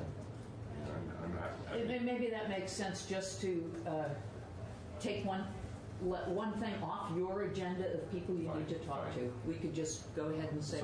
So then the process would be asking Jen to craft this as a committee bill. It's not in that form right now. Right. But we would ask her to put it in the form of a committee bill from the House Healthcare Committee, which we can do, and have this be a standalone bill. Does that seem like that? Maybe that's the most straightforward way to do it. At which point, then, I would suggest this, that we ask her to bring that back to us as a committee bill, and we will vote on that sometime later today, rather than take any more time now. And that way we'll have it in the form of a bill that we will then have a formal vote. Sure. Okay. Is that the best way? There's no, if we do that, this is not going to fail. Is that correct? Well, I still will communicate with appropriations, but it avoids the possibility of complicating the House Healthcare Committee, the miscellaneous committee. To respond, would it be fair to say that it doesn't in any way increase the likelihood that this fails relative to including it? And I think that was your question. Yes. No. No, it actually increases the likelihood of something else we're doing, not getting encumbered in appropriations for a period of time. Okay, well, So, let's leave that there then. But Okay. be prepared for us to put that to a committee vote later today, assuming Jen gets a chance to craft it into a committee vote. Okay. So this next piece is not new language you haven't seen, except that it's pared way back. Because in talking with the Appropriations Committee, this is the part which is a little technical. In fact, in many ways, although it's based on key philosophy about integration, the same topic, it's a technical change in the budget process, which is at its core saying, we should not be siloing our budgets and splitting up where in the budget mental health shows up, beginning the first step being about inpatient mental health care. If you recall, when the budgets were introduced to us earlier this year, even a budget adjustment saying, well, we have this increase in rate for the retreat because of their financial situation. Part of that showed up in the DIVA budget, part of it showed up in the DMH budget.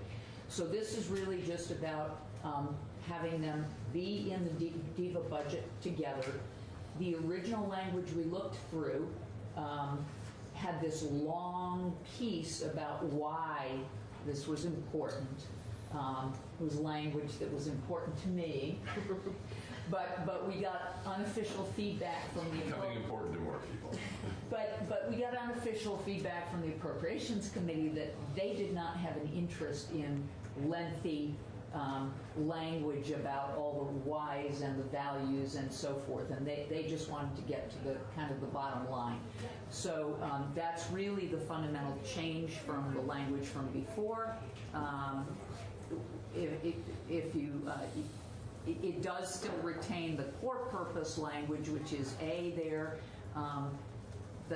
pointing out that the budget's an essential structural component about integrated care, and that separating budgets is an obstacle to that reform principle of ensuring equal access. This time we have the actual quote, so that's the section that was referred to on the Integration Council just before. This is a principle that we've adopted already, ensuring equal access to appropriate mental health care in a manner equivalent to other aspects of health care. So that's A. B is just the directive. Shall integrate the public funding, in other words, Medicaid, for inpatient mental health care with the funding for other health care services within the DIVA budget. Oversight and utilization review and how the care is managed is the more policy end. That's the Department of Mental Health's role, so it's noting that that will maintain according to which department is legally overseeing that. On the request of those departments, the date for it actually to occur will be basically to be achieved in fiscal year 2023, which means proposed for the 2022 budget. In other words, not this year, but the year after. And based on that, there is the new section, Section B, which says, because we're giving you an extra year, next year you do have to come back with that kind of layout showing us exactly where the money is in each budget, so that it makes it clearer for that next step the year after to actually do it. And it outlines the existing categories of where this money gets currently split up. in inpatient care. So as we scroll down, you see 1, 2, 3, 4. Those are the different categories of inpatient psychiatric care, and the different categories of which some are in DIVA's budget and some are in DMH, and folks who are in the CRT, Community Rehabilitation and Treatment Programs, as that line right before the 1, 2, 3, 4 points out, they can be in any one of those 4 subcategories, therefore determining whether they're in the DMH or the DIVA budget. So we're saying, fill us in next year on where all those pieces are following, and then the subsequent year they will all be moved into DIVA. This has absolutely no impact. This language and this directive has absolutely no impact on the budget itself or the amount of money. That's subject to the normal budget process. What it does is move it in terms of which budget it appears in, to put it in the budget with the rest of our healthcare budget. So that's the overview of the now much briefer language, and if the commissioner would like to testify. And my understanding is that the commissioner of DIVA has spoken with you, and you are representing both departments as testimony on the record about this. Yes, the Agency of Human Services as a whole has reviewed this, and we are aligned with the recommendations as proposed in the bill language. And just to echo the Vice Chair's points, that this really does provide the structural components of creating conditions that will support the integration of mental health within the Bratt healthcare system. Many other states have actually transitioned to integrated financing models where managed care plans manage all the physical and mental health programs for Medicaid enrollees. So this is aligned with, I think, national practices and where other states are moving. Again, a goal of this is to enhance shared data, incentives, tools to deliver integrated services. The area that I think we just want to be careful about and thoughtful about is that the potential of this integration of the fiscal part of it is really hinged on our ability to ensure that clinical integration is also happening when we think about care coordination. So it's important that for those with complex health and social needs, that the outcome of this is that their care is better coordinated and we have better outcomes. So I just don't want to lose sight of, that is the ultimate goal of what we're trying to achieve. So broadly, the Agency of Human Services supports this as it's currently written. The timeline feels appropriate from our perspective. And I just want to note a few other points related to the custodial and legal role of the Department of Mental Health. So there are some differences between the Department of Mental Health and DIVA. It's important that we recognize that DMH is not an administrator of health insurance like DIVA. We are responsible for prioritizing and managing the care of specific populations. As a custodial commissioner, I feel an enormous responsibility to the individuals who are under the care and custody of the Commissioner of Mental Health. So we want to make sure that as we move towards integrated financing, and this is, I think, reflected in this bill, that for those who are under the care and custody of the Commissioner, particularly for those who are level 1, my care management team manages the care coordination of those individuals from the time that they are in the emergency department, admitted to inpatient, and then transitioning to lower levels of care.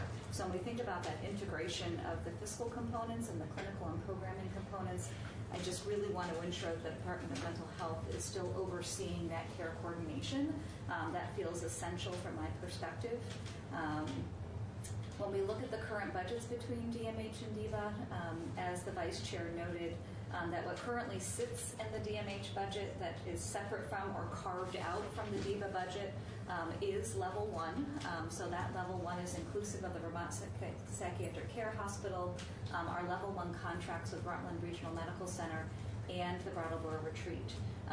So you'll note at the very end of this, there is noted language related to that our budget presentation that the Vice Chair was noting shall also include any implementation recommendations to achieve that integrated funding. I do think there are some pieces that we'll have to work out behind the scenes because there's current statutory language of the Department of Mental Health related to level 1 and reasonable actual costs. So if those funds shift over to DEVA, then would those contracts for level 1 need to be facilitated by DEVA versus the Department of Mental Health? And there are some pieces that we will have to coordinate around there. Not insurmountable, but certainly some things that we want to think about because those level 1 contracts are essential to us actually creating some accountability so that those Rutland and Bombardable Retreat actually accept those individuals. So that's a little bit of an accountability and a leverage point for the Department of Mental Health. That I should reflect when the commissioner pointed those pieces to me, and that was where, in helping to craft this, I agreed that providing that extra year instead of saying this shall happen for next year's budget made sense. Yes. The other thing that I would note is that VPCH is also currently all within the Department of Mental Health's budget. The Bratt Psychiatric Care Hospital is run by the Department of Mental Health. They're by my people, they're the staff. So if that entire budget moves to DEVA, that will just be another point that we'll have to navigate in terms of the budget for the hospital will actually sit in a different department than the department that's running the hospital itself. So again, that's why I requested the additional time because we need to respectively figure out how that will work and how we operationalize that and maintain the great outcomes and quality that we're currently achieving at Vermont Psychiatric Care Hospital. So those, I think that's the summary of my points for the committee related to this proposed language. On the surface, I mean, this is, the integration seems simple, it's a short bill, but is this going to, behind the scenes, add more bureaucracy or trying to coordinate or, you're talking about we'll work these things out behind the scenes, but in the end, is there going to be another layer that we're not seeing, sort of like the unintended consequences of bureaucracy? I think that there are certainly going to be some coordination pieces that we will have to work out behind the scenes.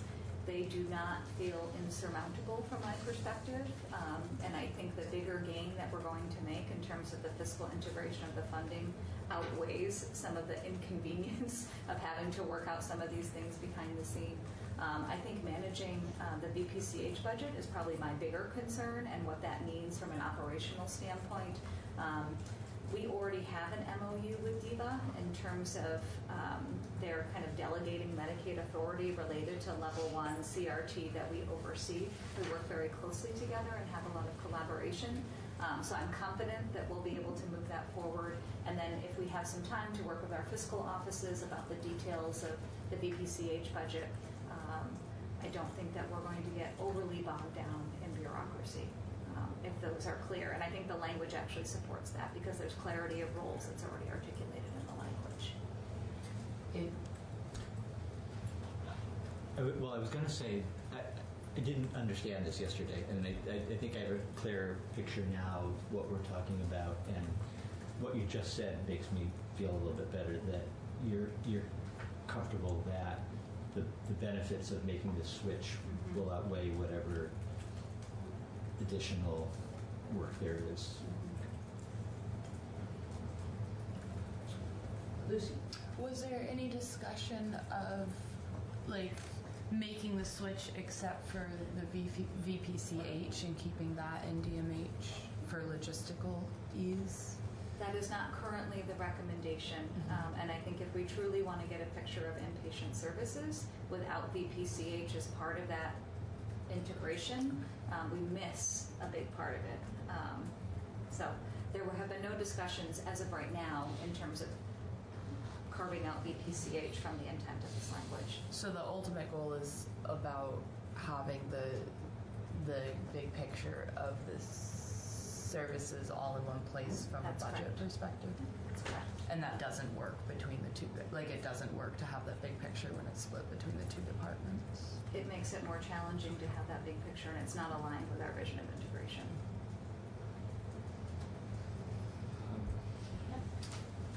I have a couple of questions. A delicate question. questions, and I don't mean to criticize you or your department or anything like that. But I read somewhere where there was an incident with your department and I guess the corrections department in which an ill patient, whether that patient should go to a hospital emergency room setting versus going to a prison corrections department. And I think your department took the stand that that individual should go to a prison setting. And then the corrections department had an issue. They felt that there was a budgetary issue, and that's why that individual was being sent to the corrections department, a prison. Would this bill correct that situation? And do you know what I'm referring to? We have a lot of situations where the bright line between criminal justice system, criminogenic behavior, and mental health is blurred, and it's confusing. And this is, I think, one of the opportunities we have right now when we think about a true forensic system of care that we're grappling with. So I don't think that this in particular addresses that particular issue. What I can assure you is that the Department of Mental Health as a healthcare provider is managing individuals who might be involved in the criminal justice system to meet their acute mental health needs within an acute care system that is all Medicaid funded. If we are able to treat an individual and their mental illness, it is the requirement that we have to transition them to lower levels of care. That's philosophically and fundamentally what Vermont, a fundamental value of Vermont. Federally, that's what we have to do to meet those mandates. Those decisions are not made for budgetary decisions. Those are clinical decisions that are made to ensure that people are receiving the right care at the right time in the right place. And for some individuals, they might also have criminogenic behaviors and public safety risk that we also have to manage, and so we have to work responsibly with our criminal justice partners. The other piece I would just add is that sometimes because we are a healthcare provider, we have to abide by protected health information. So what you hear publicly or in the media might not actually reflect kind of the true state of the situation. And that's just something the Department of Mental Health has to manage on a daily basis. Thank you. You're welcome. And I was going to say, well, just to finish this piece, there is a bill coming over from the Senate that will be asking the House to look a little bit more into that issue of criminal justice, forensic, mental health, which is separate from this issue of when there is mental health hospitalization, does it go into the DIVA or the DMH budget? So the Department of Corrections aspect is not in this bill. That issue is going to be coming to us. Thank you, Ann. And then one other question. If we already have an MOU, or if you already have an MOU, why do we need a bill? Because the MOU allows us, it's really just delegating Medicaid authority. So it doesn't address the integration of the funding within the DIVA budget, which is what we're trying to accomplish. Okay. Other questions? So this is language that we only need a vote, not as a bill, but on sending it to ask appropriations to include it in the budget bill, because this is a budget alignment issue, not a, obviously it has policy behind it, but it's not an independent bill. Again, just to explain that the budget always includes both numbers and appropriations, but there's also budget language that reflects about how to move things around, or in this case, integrate differently. So, and the Appropriations Committee has asked all committees if we have language for the budget to have that prepared for them by tomorrow. So they are anticipating the possibility of this as language. Yes, the person in charge of that, like, actually, I had told them, well, it's on our agenda Thursday. She said, good, I want it Thursday. So, so are people, are your questions answered? Are we prepared to, I would do it as a straw poll, really, to move it to the budget language? Yes, Anne Marie? I do have. At the end, when they say including any subdivision between the person served by the community rehab and treatment program, they list those. There's no really report, and I know we hate reports, but report back on, yeah, we have these problems worked out, or there's unintended consequences, or we need more time, or is there someone that's going to ride herd on this and bring it back to So the committee? language B that you see here, the department's fiscal year 2022 budget presentation, which will be our way of articulating the integrated budgets, even though we're not there yet operationally, also includes implementation recommendations. So part of our budget report back to, assuming this committee, will also include implementation recommendations related to some of the areas that the Department of Mental Health has some, coordination concerns that we need to work out. So that's what that language is intended to do. Okay. Any other questions? Then I would suggest that we take this language, take a straw poll on recommending that this language be moved into, or be given to the Appropriations Committee as budget language. All those in favor, show of hands. Let the record show that all members present. And Brian, are you on the line still? Do you wish to join us in this? I am on the line still. Can you hear me? Yes. I am here. Okay, well, I think at this point we have a clear, all members present, and that's sufficient to move the language to the Appropriations Committee. We will do that, and we'll have you can weigh in as you wish along the way, because it will be in the final budget as well. Okay, thank you. Now, there. One last piece which we've discussed before, so I'm hoping this is sort of we're already there on it, but this last piece is the technical language to achieve the Brattleboro Retreats budget being under the Green Mountain Care Board in the same way all other hospital budgets are. This had been proposed last year. The retreat had concerns about being fully included, so we sort of created a special language, review light, if you will, and in light of some of the budget issues that came up this year, some folks like me thought maybe we need to have it fully under the Green Mountain Care Board's review process.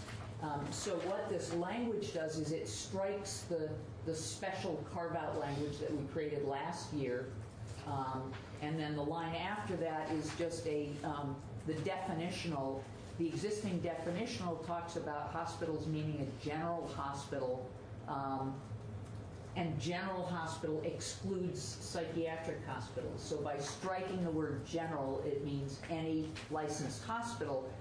But clearly the one budget that doesn't come under the Green Mountain Care Board is the state-run hospital, VPCH.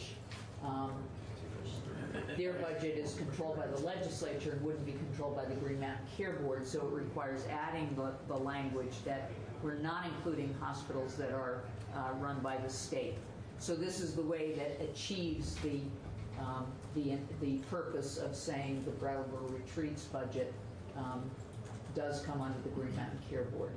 And we did have on the record previously testimony from the chair of the Green Mountain Care Board and the director saying they're fine with this. This does not add a burden on them that requires additional staff requests. Sometimes we ask them to do things, resources of any kind. Sometimes we ask them to do things and they say, look, you're asking us to do something more. We would need more resources to be able to do it. And they told us on the record that's not the case with this. They can handle this with their existing resources. Questions? Are we going to hear from the Brattleboro retreat? We have, they testified earlier on the record in support of this when they were here. Anyone lose Steve?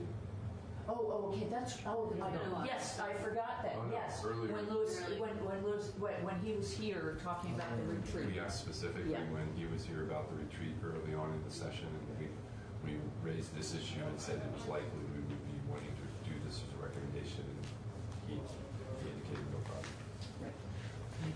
I guess maybe I'll go back on the record and look at it. It strikes me as interesting because last year when we brought it up, there seemed to be lots of problems from the retreat's perspective. And things shifted. No, I know. It's just I'm curious as to what has been done to resolve the problems that the retreat had last year with it. I'd be happy to check. And I think the issues were not one of difficulty. I think the issues were one of transparency. And last year, what we agreed to was that the Secretary of Human Services would have access to Brattleboro Retreat's records sufficiently to know that they were confident in giving the kinds of support increases and rate increases. And at the time, it was Secretary Gobet. So we agreed to back off from asking to have it go through the Green Mountain Care Board as a hospital budget review. And then I think in light of the, frankly, the emergent situation, which we were addressing in the very first days of the session, where the Brattleboro Retreat was here with Mike Smith from the Aegis of Human Services. It was in that context, before they had resolved how to resolve things, that we also raised the question of having the Brattleboro Retreat given the significant amount of their budget, which is in fact state funds now, be part of the hospital budget review, that he indicated that was not an issue at this time.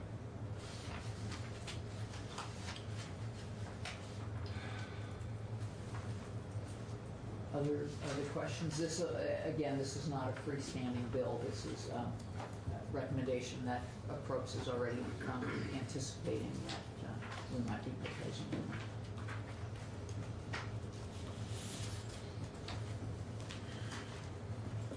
Well, let me just say out loud, it doesn't seem like that seems satisfactory.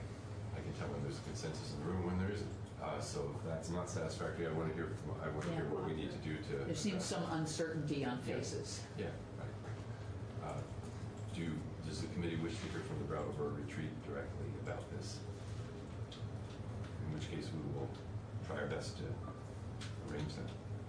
I remember them saying, and sort of being very. Okay. Well, I just wanted to check because I think it was one of the questions I had. What's that? I think it was one of the questions I had when they were here. But Lori, my response is, quite frankly, it really doesn't matter to me if they are in favor of it, that we have a situation on our hands and they need to be part of the process. So I'm for this thing. Yeah, I mean, I guess I just feel like there's clearly dynamics that I'm missing, especially, I mean, I guess that's where I feel is I maybe need to understand more of the dynamics and said earlier that we could have a conversation. So I guess in my mind, it just kind of feels like maybe that needs to happen before I would feel ready to. I will say it. I will say it on the record. It's not very distant from what Lori's saying. I think last year they felt able to argue that they were a private hospital and that I mean, their fundamental argument, which I believe to really be an issue of not wanting to be as fully transparent as is required of other hospitals. That's my opinion. Their argument was because they're so significantly funded by Medicaid and the Green Mountain Care Board review, the bottom line of the review is the Green Mountain Care Board has the authority to say you can't increase your rates. It's a by more than X percent. The other hospitals are able to do cost shifting inside their budgets that allow for, if they're required to reduce private payment, they their amount of Medicaid is less in terms of all of that functional pieces of the budget. And so the retreat was saying last year, well, we don't think we should be part of that because they can't, we have so much of our budget that's state controlled because of Medicaid. And I think this year the retreat recognized that, quite frankly, from a political perspective, recognized that they weren't in a position to say, we're not comfortable with being required to be evaluated as closely as other hospitals' budgets are. Mm-hmm. And so they were not objecting anymore. And the Green Mountain Care Board clearly will have to look at their budget, understanding the percent that's Medicaid in terms of how it reviews it. Do we have a sense of how much it will cost the retreat to undergo the budget review process? No. I mean, we haven't asked that. They did last year, based on the new language, have to start providing a good deal of the information that is required of hospitals for budget review. But it just seems like an interesting time to be asking them to do something that's going to put more costs on them when we already know that. Well, I would take the position that it's also a very interesting time, and it's an interesting time when they, in fact, are turning to the state for an additional $1.5 million, when we're already giving them millions of dollars, when their entire budget is practically now state funded. That it's the time when they should be, even at some additional cost, they should be fully transparent and they should be not treated differently. Just again, it's interesting in terms of what we were talking about earlier, the integration of mental health and the healthcare system. They are a siloed mental health inpatient facility, or not well. They do other stuff, but they're not strictly inpatient. But I think that I don't think that we should be making them an exception, or based on the fact that their primary and exclusive work is around mental health and substance use disorders. And I think they should be treated the same as other hospitals. Just to answer that a little bit, at least in my experience at Gifford, the work that goes into presenting the Green Mountain Care Board is sort of presenting the financials you already have. I mean, they do have some format things they want. I would say the bigger issue might be if then the Green Mountain Care Board comes back and says, well, we want a sustainability plan like they're trying to put on other hospitals now, which might involve a little more cost. But they would do it for a reason, and they only do it when the hospitals are financially struggling, and we want to see how it's going to move forward. That's exactly why we want That's why we do it. They should spend whatever time it takes. Yeah. I'm sure Secretary Smith would agree with this. I would think so. Okay. So I'm going to ask that we put it to a straw vote to move it to the language in the budget as well. By show of hands, those in favor? Sorry. Is abstaining a possibility on a straw vote? No. Oh, on the straw vote, yes. Yes, that's fine. This is a straw vote, yeah. On an actual roll call vote, you can't abstain. So those in favor of moving it to the budget by show of hands? Those opposed? Those abstaining? Okay, that's great. So we'll move it to the budget. Thank you. Okay, so I'm now going to, things are shifting as we're sitting and talking.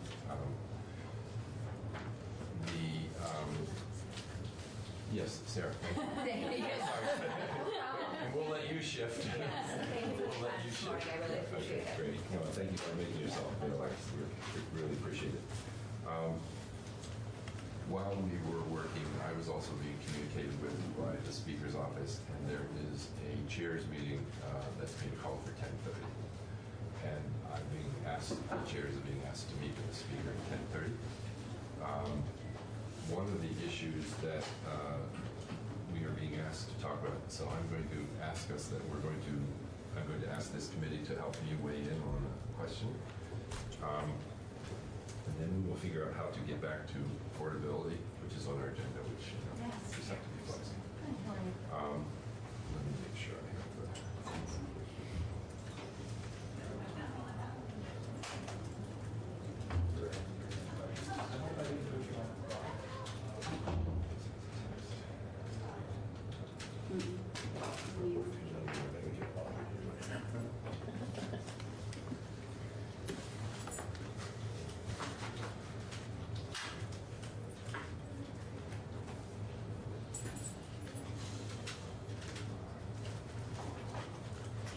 So,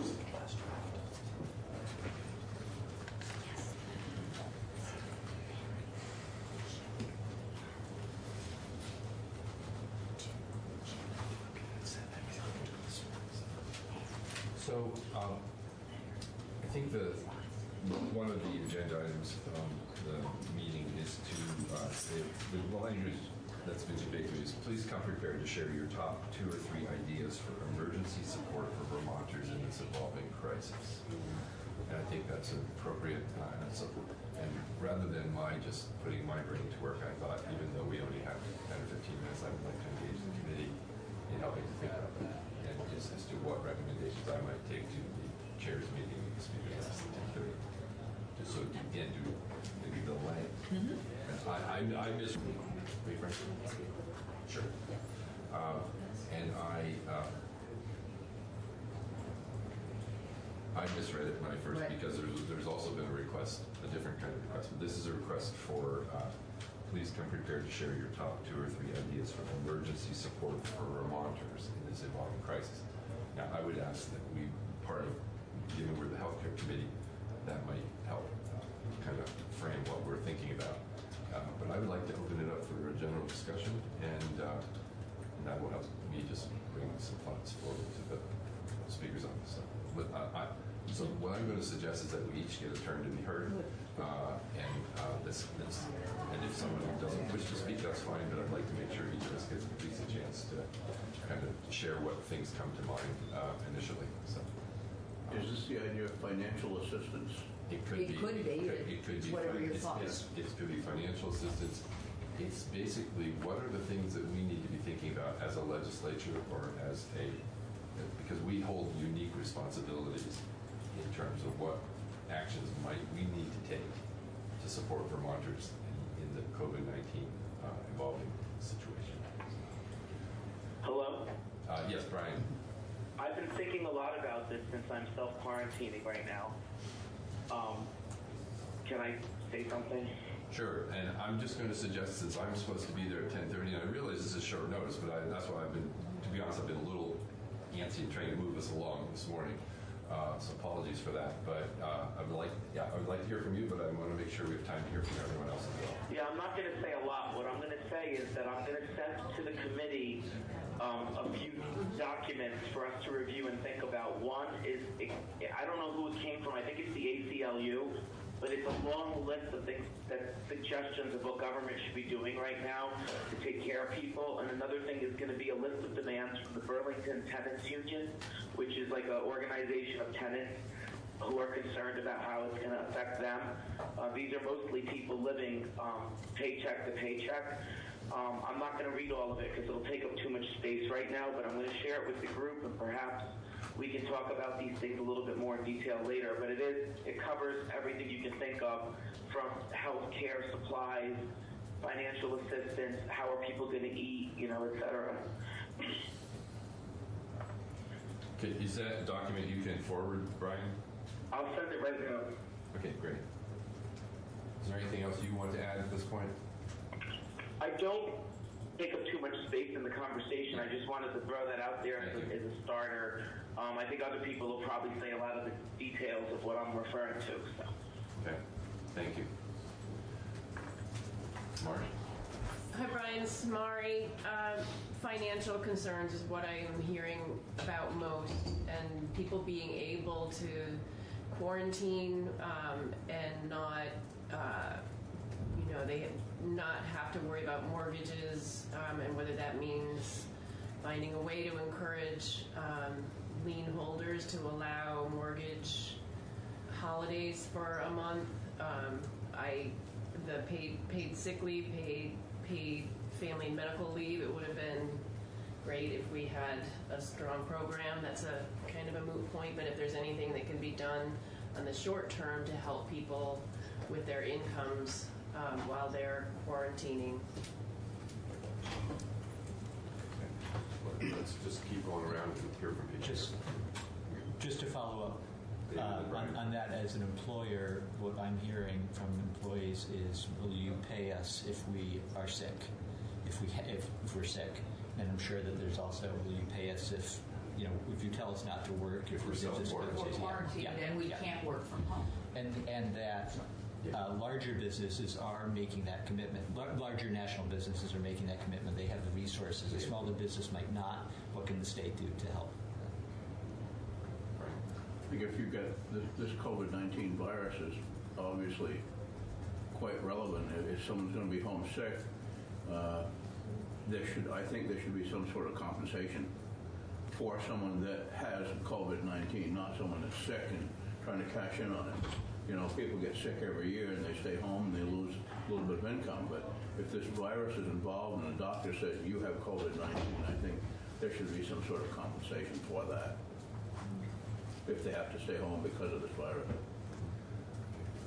Yeah, I think pretty much echoing what's been said is my top concern. I just want to add to the conversation. I know I've raised as like a younger member of the legislature a lot kind of the biases that this position puts us in as far as recognizing that people come to this position from all financial backgrounds, but that we as a legislature likely are biased towards people who could afford to pay for 2 weeks of ourselves needed.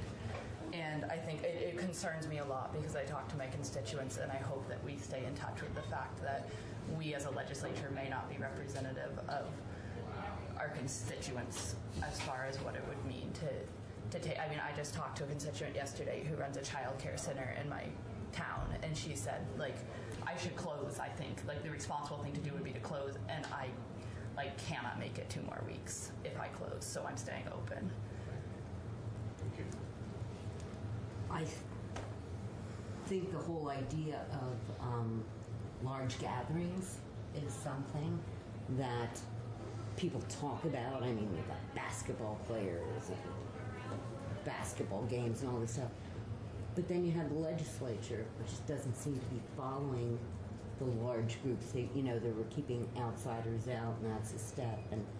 But still, when you look at the demographics of the people when you're sitting on the floor, those are the ones that are checking all the boxes, like over 60, pre-existing conditions. And I think we are not leading by example. However, I also realize that money is going to be a big deal going forward on budgets and keeping government running it, and I don't have an answer to that. But I think that's something that needs to go into the conversation, and I'm sure it is, but we don't know anything about it, so that's it. And the other thing is that we are carriers. We are leaving a central point and going to all points of the state and then coming back again. So it's something.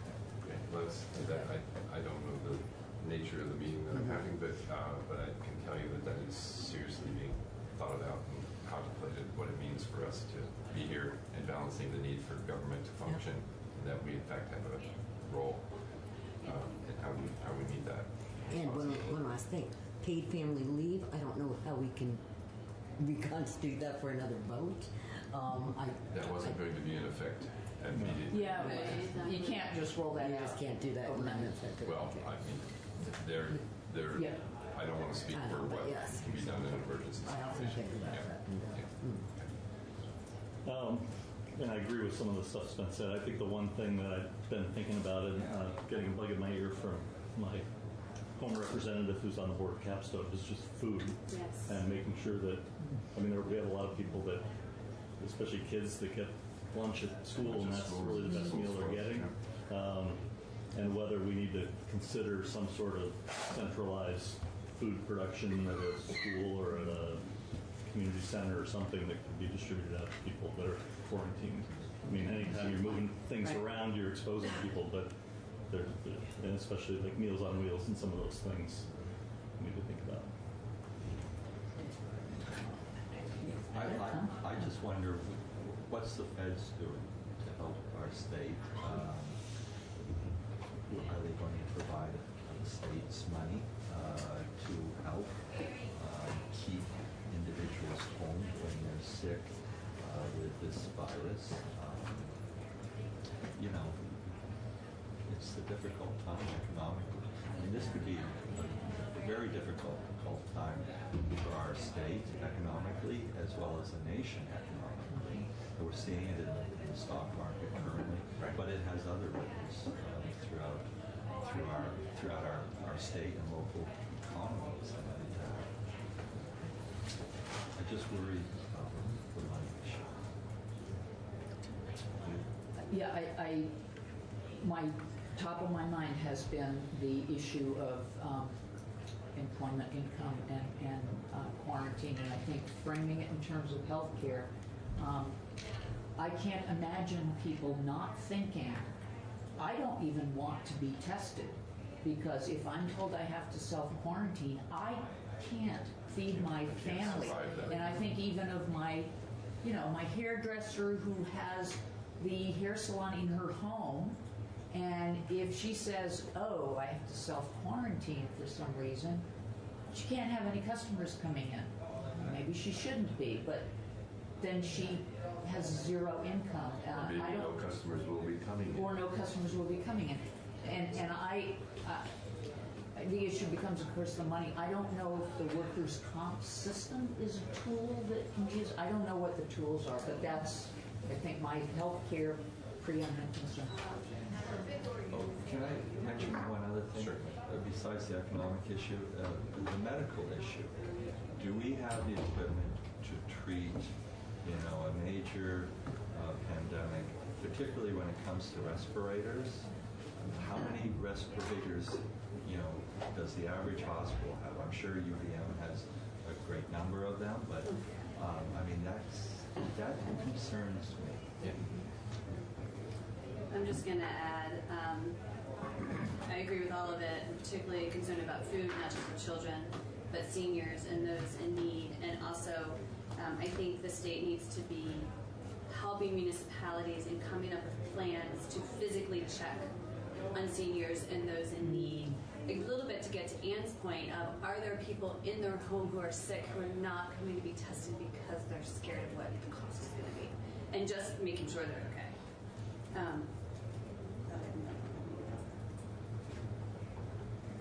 If we get the tests, are there enough tests?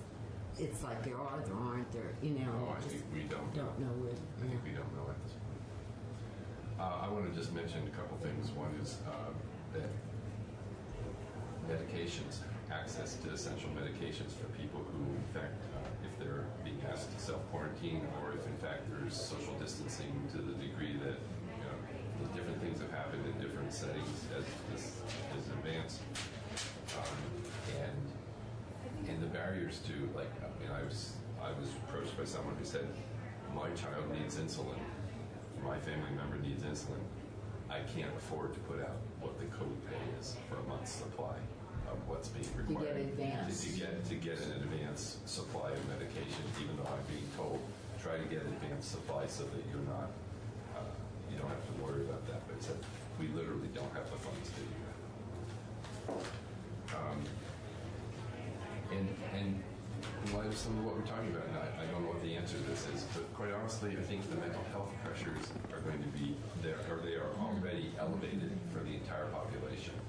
And for people, for everyone, there's a significantly heightened level of anxiety and fear, and you can name it, and just cascade through the issues. And I think we need to at least recognize that, and recognize that the pressures on all of our formal systems, but our informal systems are going to be highly pressured as well. So, just add on to that point. I know healthcare workers. I mean, that's my biggest concern is that this does take off. We have a limited supply, and how are we going to protect them, keep them safe, keep them working to help the people that are in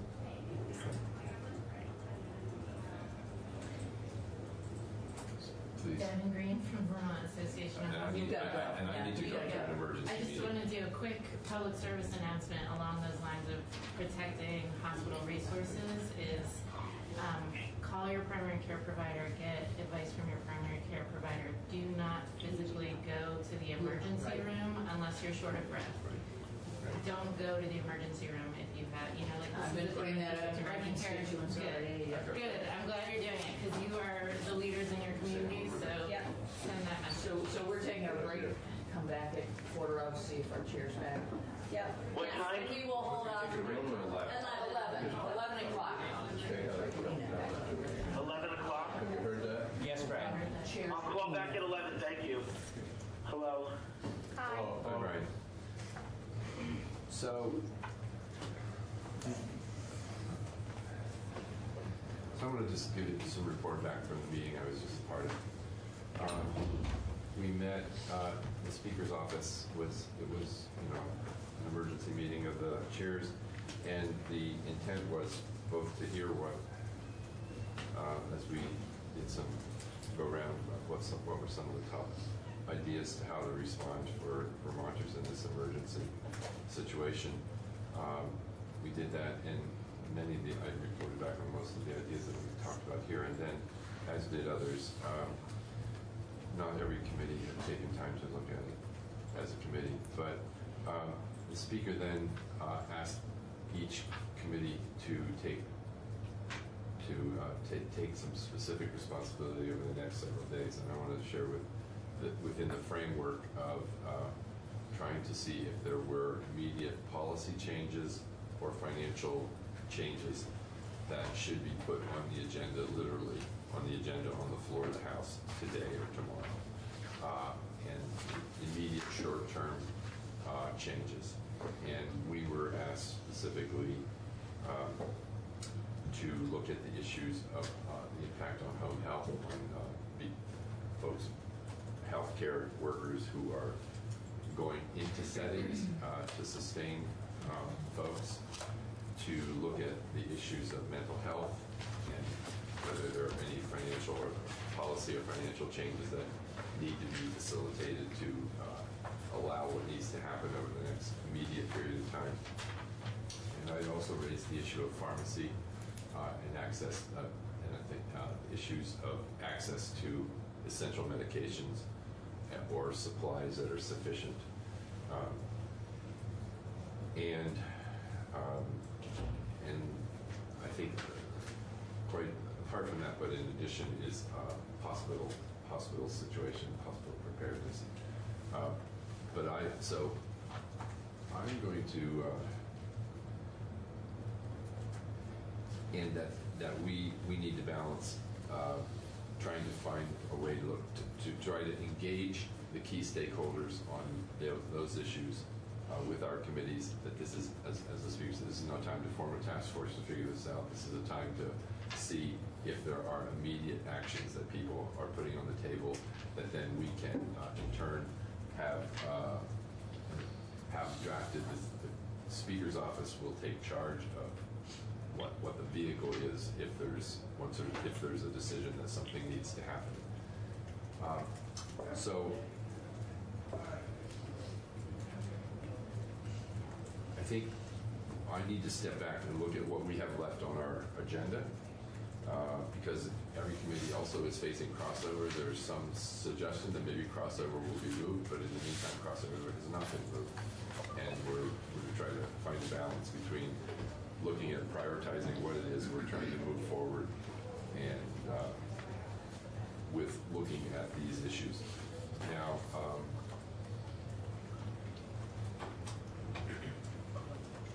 I'm just frankly trying to think out loud right now about how best to proceed. I think what we might do is, I think we have a specific proposal in front of us that I think is prepared that is a longer term. This is not a short term immediate issue, but is a longer term piece, but I think one which we might be able to go through quickly. And so why don't we do that? In the meantime, I would like, looking around the room, but also thinking that some of the key players, both around home health issues, mental health issues, and pharmacy issues in terms of carriers and obviously pharmacy. So what I'm going to ask is that if you're in the room and you are engaged in that specific, in any of those three specific areas, or in hospital preparedness, that you be thinking about, are there immediate policy changes that you believe should happen and could happen in the immediate term and/or financial changes that would be necessary in order to support Vermonters, that the legislature has the ability to take steps in the next 48 hours. I'm asking you to be thinking about that, and for us to be reaching out to other stakeholders who are similarly situated. But I think in the meantime, we'll find a time either later today or certainly tomorrow to come back and see what those proposals are. So I know that some folks who are engaged in these issues are in the room and some are not, but that's, if you, to the degree you who are can communicate with your stakeholder colleagues who would be a key stakeholder on that, if you would ask them, this is a request from the House Healthcare Committee to help us think about those immediate policy changes or financial changes, financial issues that could be addressed by the legislature in the next 48 hours.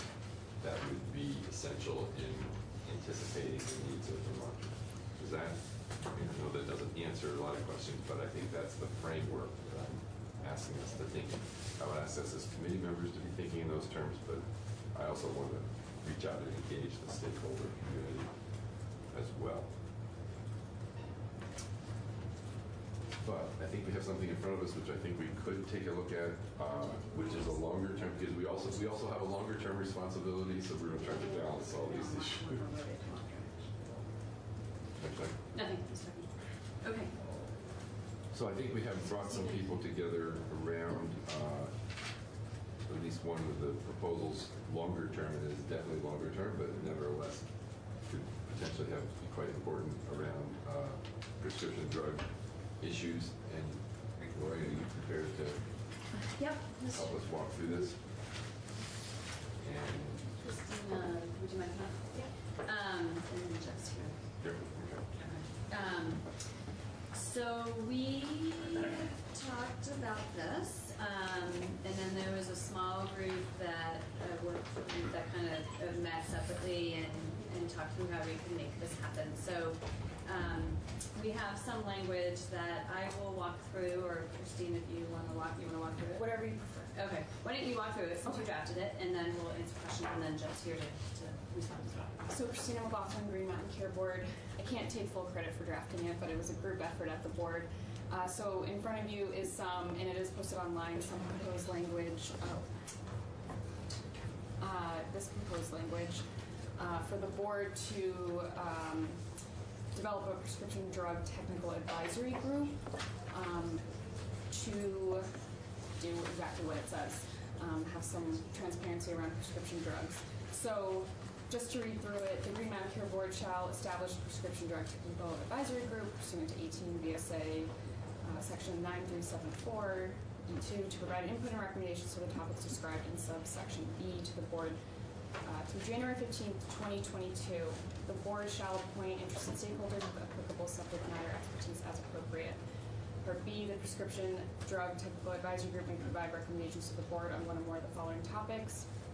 One, models that enhance the board's ability to analyze, monitor, or report the pricing of prescription drug products, or the relationship between prescription drug pricing and consumer prescription drug costs, the effectiveness of prescription drug initiatives on prescription drug costs, or 3, other mechanisms for increasing prescription drug price transparency at one or more levels of prescription drug supply chain. The Green Mountain Care Board shall provide a report to the General Assembly on or before January 15th, 2022, based on the recommendations from this advisory group, and we suggested that the effective date is effective upon passage. So I have a question. Why the 2022 date? So at the board and working with Jeff, Jeff Hochberg, we agreed that either we ask for money so we can contract out some of this work, or we can not ask for money and have a little more time to work on this. And we felt the no money ask was a safer bet. Okay. Questions?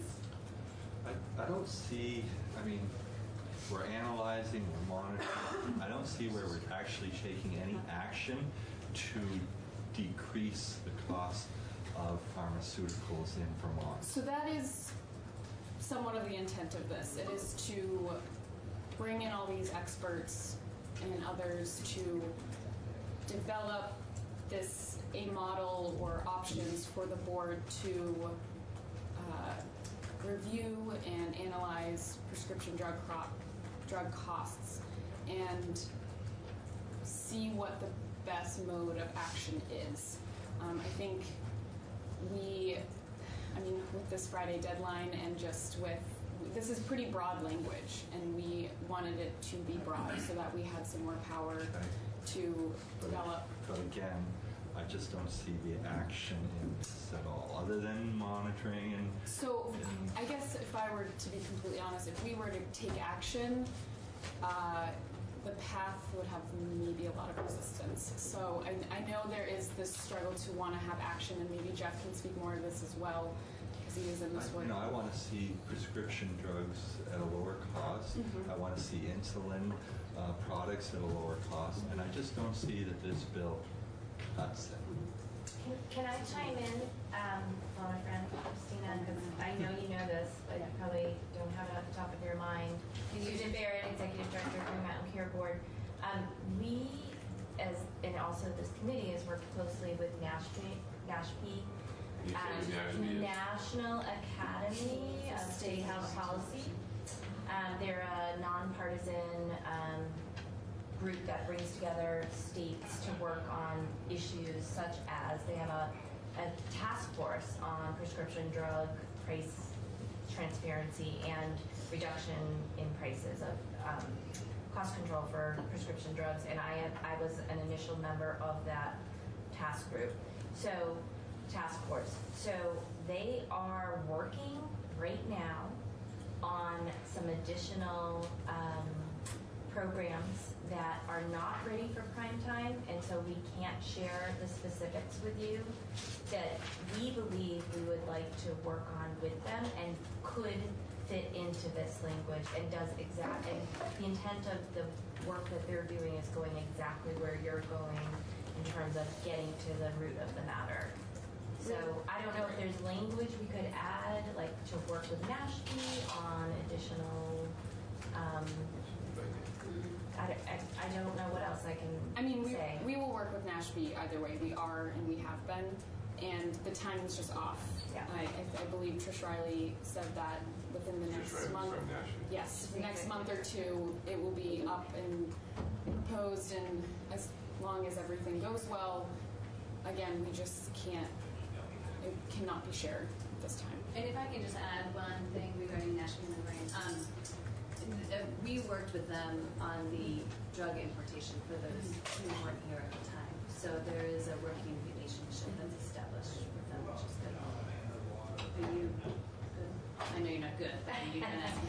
Well, I guess I would just also say if we had something that we could put on the table to take direct action on at this point in time, would we put it on the table? I don't think we have that. I know the Senate has looked at issues around insulin and capping insulin co-pays or some element of that. That will be coming over from the Senate. That's why we did not take that specific issue up in this committee. But there are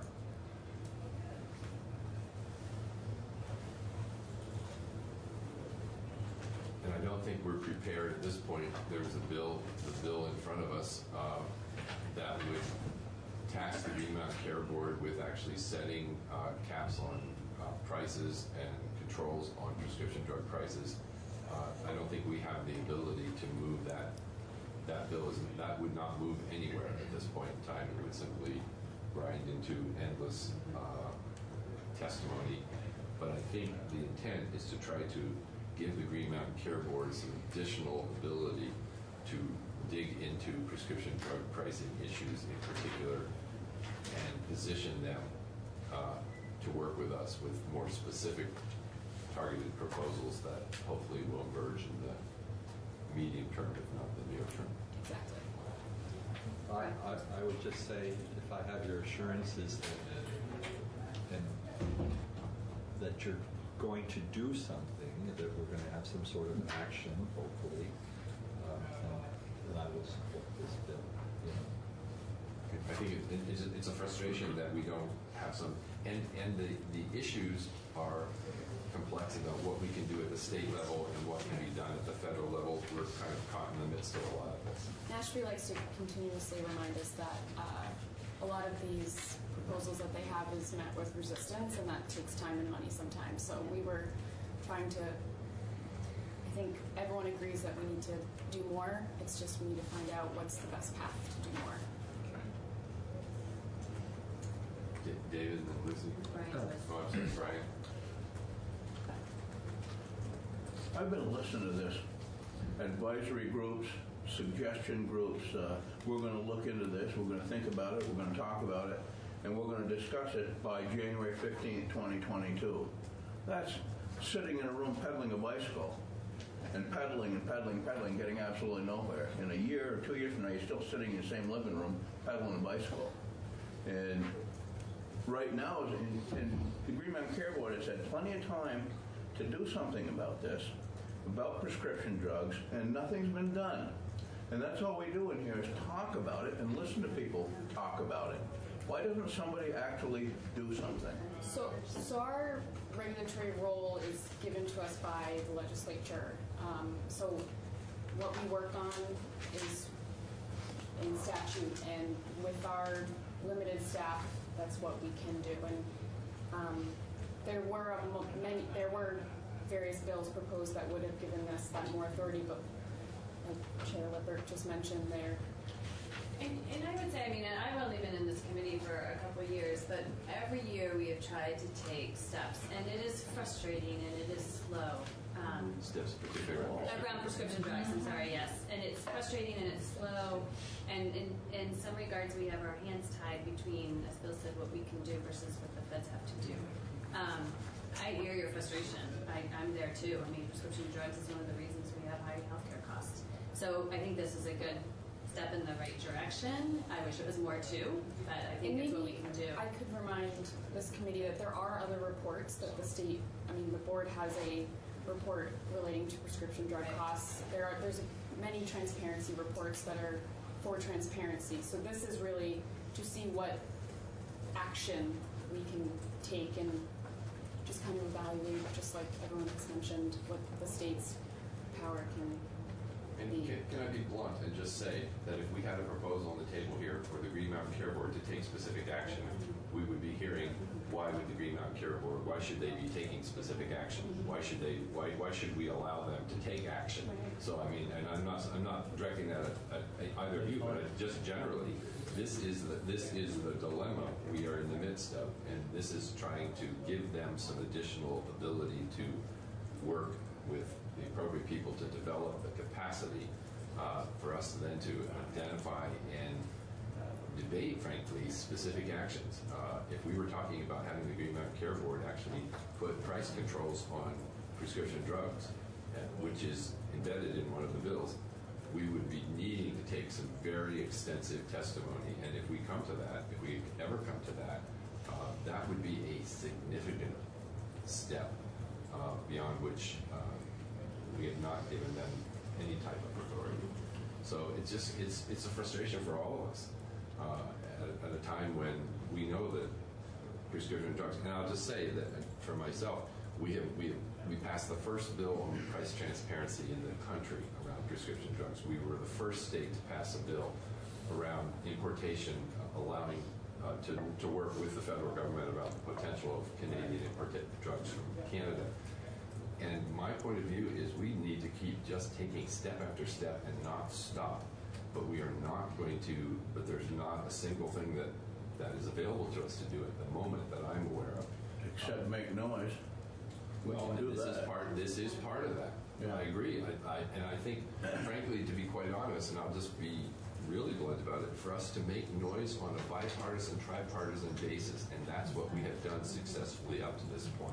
When we have moved the bills on truck price transparency in the face of objections from the pharma and the pharmaceutical industry, when we did Canadian drug importation, this committee collectively on a tripartisan at the time basis said we need to make noise and we need to make it clear that there's action that needs to be taken. And so I'm hoping that we can continue to do do that, even in the face of knowing that this is not sufficient? I would like to see more follow-up rather than wait to 2022 on. I know Town of Derby's still waiting for their Y2K generators. That's 20 years ago. The state promised the Town of Derby generators when we were going to turn into Y2K. Still waiting for them. I hope we don't have to wait that long for something like this to happen. That might be a little bit of an over-exaggeration, but Can we add a line about giving Derby their generators? I think so. I think we should do that. And where are the Derby generators? Yes. I can add here, we're happy to check in with this committee on our progress towards this. I think Christina did an excellent job describing the conundrum we're in, that we have other duties we're performing, and we are very, to your point about the task force and the technical advisory group, we have a very successful technical advisory group, the primary care advisory group, that actually, I believe, brought to light a lot of the workforce issues that you're dealing with now. So I think that this is a promising avenue.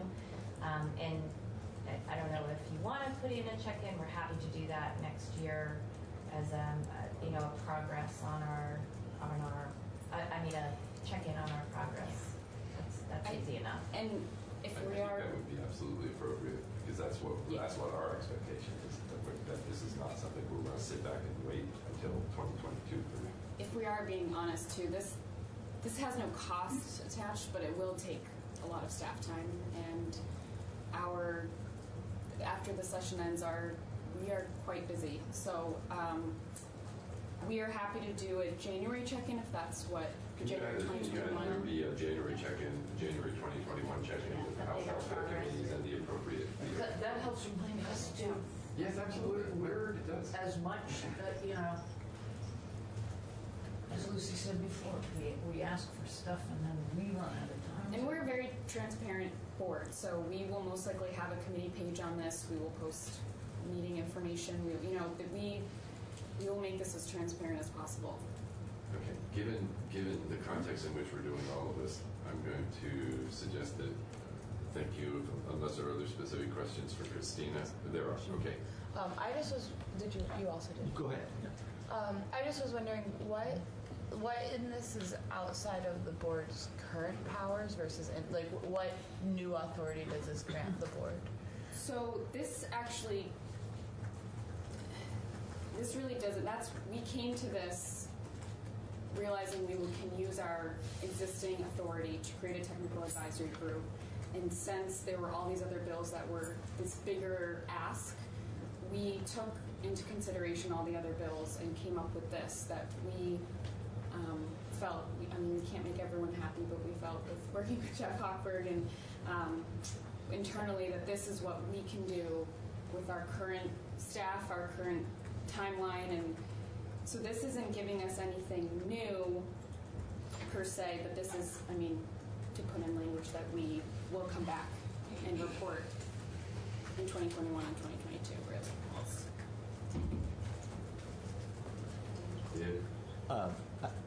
I have two questions, and they may not be best directed at you, so you can say so if you want. I'm not clear on what, in number 2, what a prescription drug initiative would mean.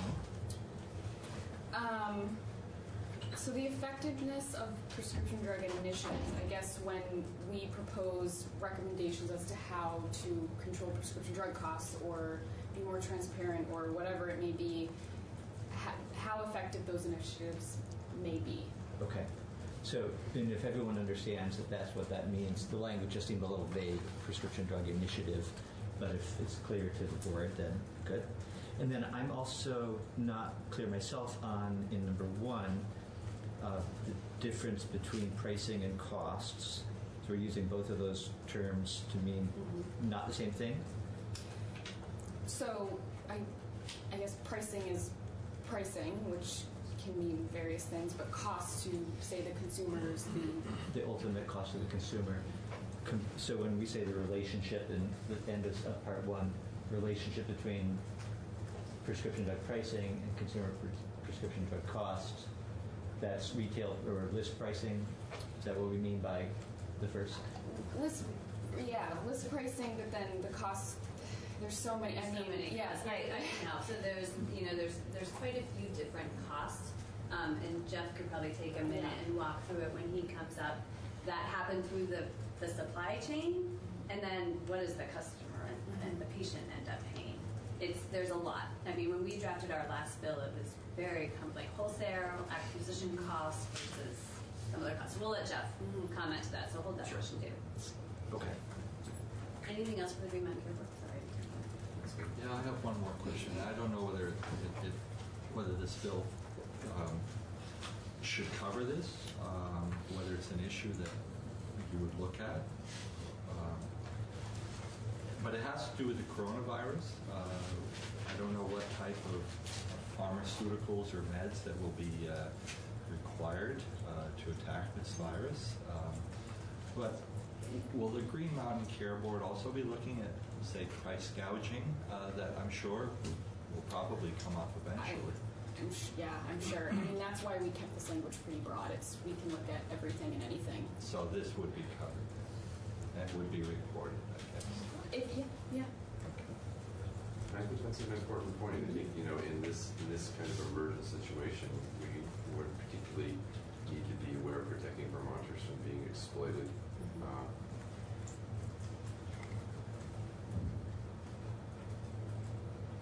Thank you, Christina. Thank you. Jeff, would you like to comment? Absolutely.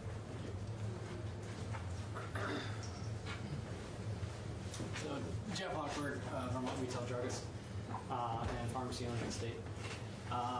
First, I think I need a tissue to cry because I think the comments that I just heard from the committee about wanting to do more to tackle this, it's been my almost career endeavor here for the last 10 years of advocating to this committee and others about the need for transparency, the need to make change. And what I've come to learn, maybe apart from maybe Susan and maybe Mike, who've probably been at this a little bit longer than I have, the point I'd like to make is that, I can come here and I can give you a bill. I could give you NCOIL's recommended language for reforming PBM that's going to have downward effect on patient copays today, but then turn around a year from now and may have lasting impacts on premiums. And I can say that I'm being underpaid on these drugs, I'm being overpaid on these drugs. The hospitals are having excess access issues. These meds, the 340B pricing, the insulin pricing, there's so many factors that go into this that the one thing that I've learned over the years is that what we need more than anything is true, reliable data to move forward effectively. And that's what this bill does. And that's why we fully support this bill. And it is, I think it's a milestone to really put it in statute, to actively drive a cost containment data acquisition program that is going to perpetuate throughout our lifetimes. And that's what's key. Because we could institute something today, we may not see any savings tomorrow. And we want to be able to make sound decisions going forward because we've tried things in the past and they just haven't panned out.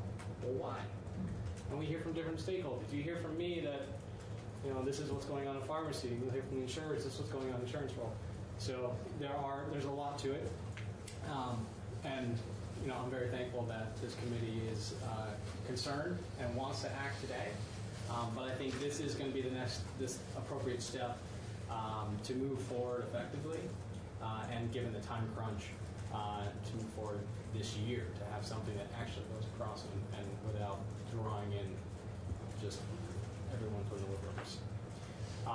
So that said, we fully support this bill, and I'd like to thank the Green Mountain Care Board for their work on coming up with this. And I'm always available to come here and testify more to the comings and goings of pharmacy matters. And I'll just start by saying, too, that one, I don't have any hand sanitizer available for you. So I can't sell anymore. It's not available to me. I thought you wanted some right now. I have my own stockpile at home. Thank you, though. But to the board's or to the committee's chairman, your comments earlier about what some of the things we need to think about now in the immediate. I have actually thought a lot about this. We've been in active discussion both within our store group, with other stores. I've been in conversation recently with the national committees. There's a lot of discussion going on about what is going on currently. And there are going to be access issues. There already are access issues. I think one thing that I would like to stress to this community that I would, thinking outside of the box, some things that I would like to see are maybe an emergency access request. Okay? You asked the question about what are the treatments for coronavirus. Viruses, there are a heck of a lot of treatment. Unless you have a drug that's developed specific to target a specific virus, there's little you can do other than really protect against treat symptoms, and you can treat secondary infections. What we're seeing and what we're being told at the pharmacy level now is to try to gain access to inhalers, to steroids, to antibiotics, and all of those are already under allocation from all the wholesalers. So the wholesalers are already limiting how much is available to the local pharmacies and to the hospital entities.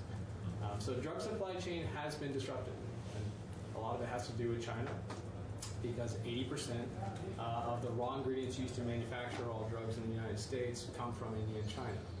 So there will be a slowdown that will be perpetuated beyond this quarter. It will continue on at least through quarter two before we see a true reform of it. Also, the drugs that are being investigated by the big manufacturers, by Gilead, by AbbVie, you see these in the headlines. These drugs are all very expensive drugs. They're usually limited distribution drugs, and they're usually restricted network drugs. One thing that I think would be helpful is that maybe an emergency measure to require that these drugs be available to every access point possible within our system. So every retail community pharmacy should be able to access these products as appropriate and go through so that we can distribute to the general public as quickly as possible. So let me ask you specifically about that, because we are looking for immediate recommendations, but that sounds to me like that's probably a federal recommendation rather than a state recommendation. Would that be fair to say, or am I misunderstanding? No, because a lot of it is dictated by the insurance market. It's dictated by? The insurance market, even under the exchange book. So where certain drugs are acquired by patients is dictated to a level within the insurance market, and that would need to be uplifted in addition to any federal stoppages that may exist as a pipeline. But there is, without question, a hard insurance market, narrow marketing of certain drug classes. You're talking about prior authorization and... Prior authorizations, certain medications, which they like to call specialty medications, have limited restricted networks. They may not be limited distribution drugs. I have full access to some of these drugs, but yet I can't dispense them to patients because I'm not in network to dispense them. So something like that may be of consideration, increasing access. One thing that I hear constantly in the news about is this massive move, which we're seeing today, about liquidation and move to capitalization for individuals and companies. So perhaps maybe a moratorium on deductibles, so that constituents are only paying copays or even bottom tier copays in the interim here, so that their own financial resources are not depleted amidst any potential fallout that may come, so that they can prepare effectively. They can buy other consumables as necessary, water, whatever, just toilet paper, which is hard to get to. And I think the third thing that I would suggest for consideration would be something to protect the healthcare industry. Pharmacies, hospitals, physicians' offices, in order for those to work, all require significant infrastructure of staff. In the event of a massive outbreak, if our staff goes down, we cannot continue to service our population. What I think would be, and and this is just an idea that popped into my head, is some assistance with small businesses to furlough positions so that we could self-isolate in staff members to keep rotating in without any certainly, so that they can be compensated for this lack of actual work hours. But we could rotate people in so that in the event that people, there is an outbreak, they're somewhat segregated and can effectively manage with minimal staff so that we can continue to service throughout the outbreak. I think I'm kind of explaining that correctly. I don't know. It's just an idea that popped in my head. I'm not sure I fully follow. Let me try this again. But I'm going to suggest that I'm not going to try to come up, but I'm going to ask you to think about it and try to articulate something further for us at a later time. So, those are, I think, my comments. I'm good. Yeah, thank you. Mark? About the bill, see if I can find that. So I'm concerned that the language about the interested stakeholders, the board shall appoint interested stakeholders with applicable subject matter expertise is appropriate. Do you think that's clear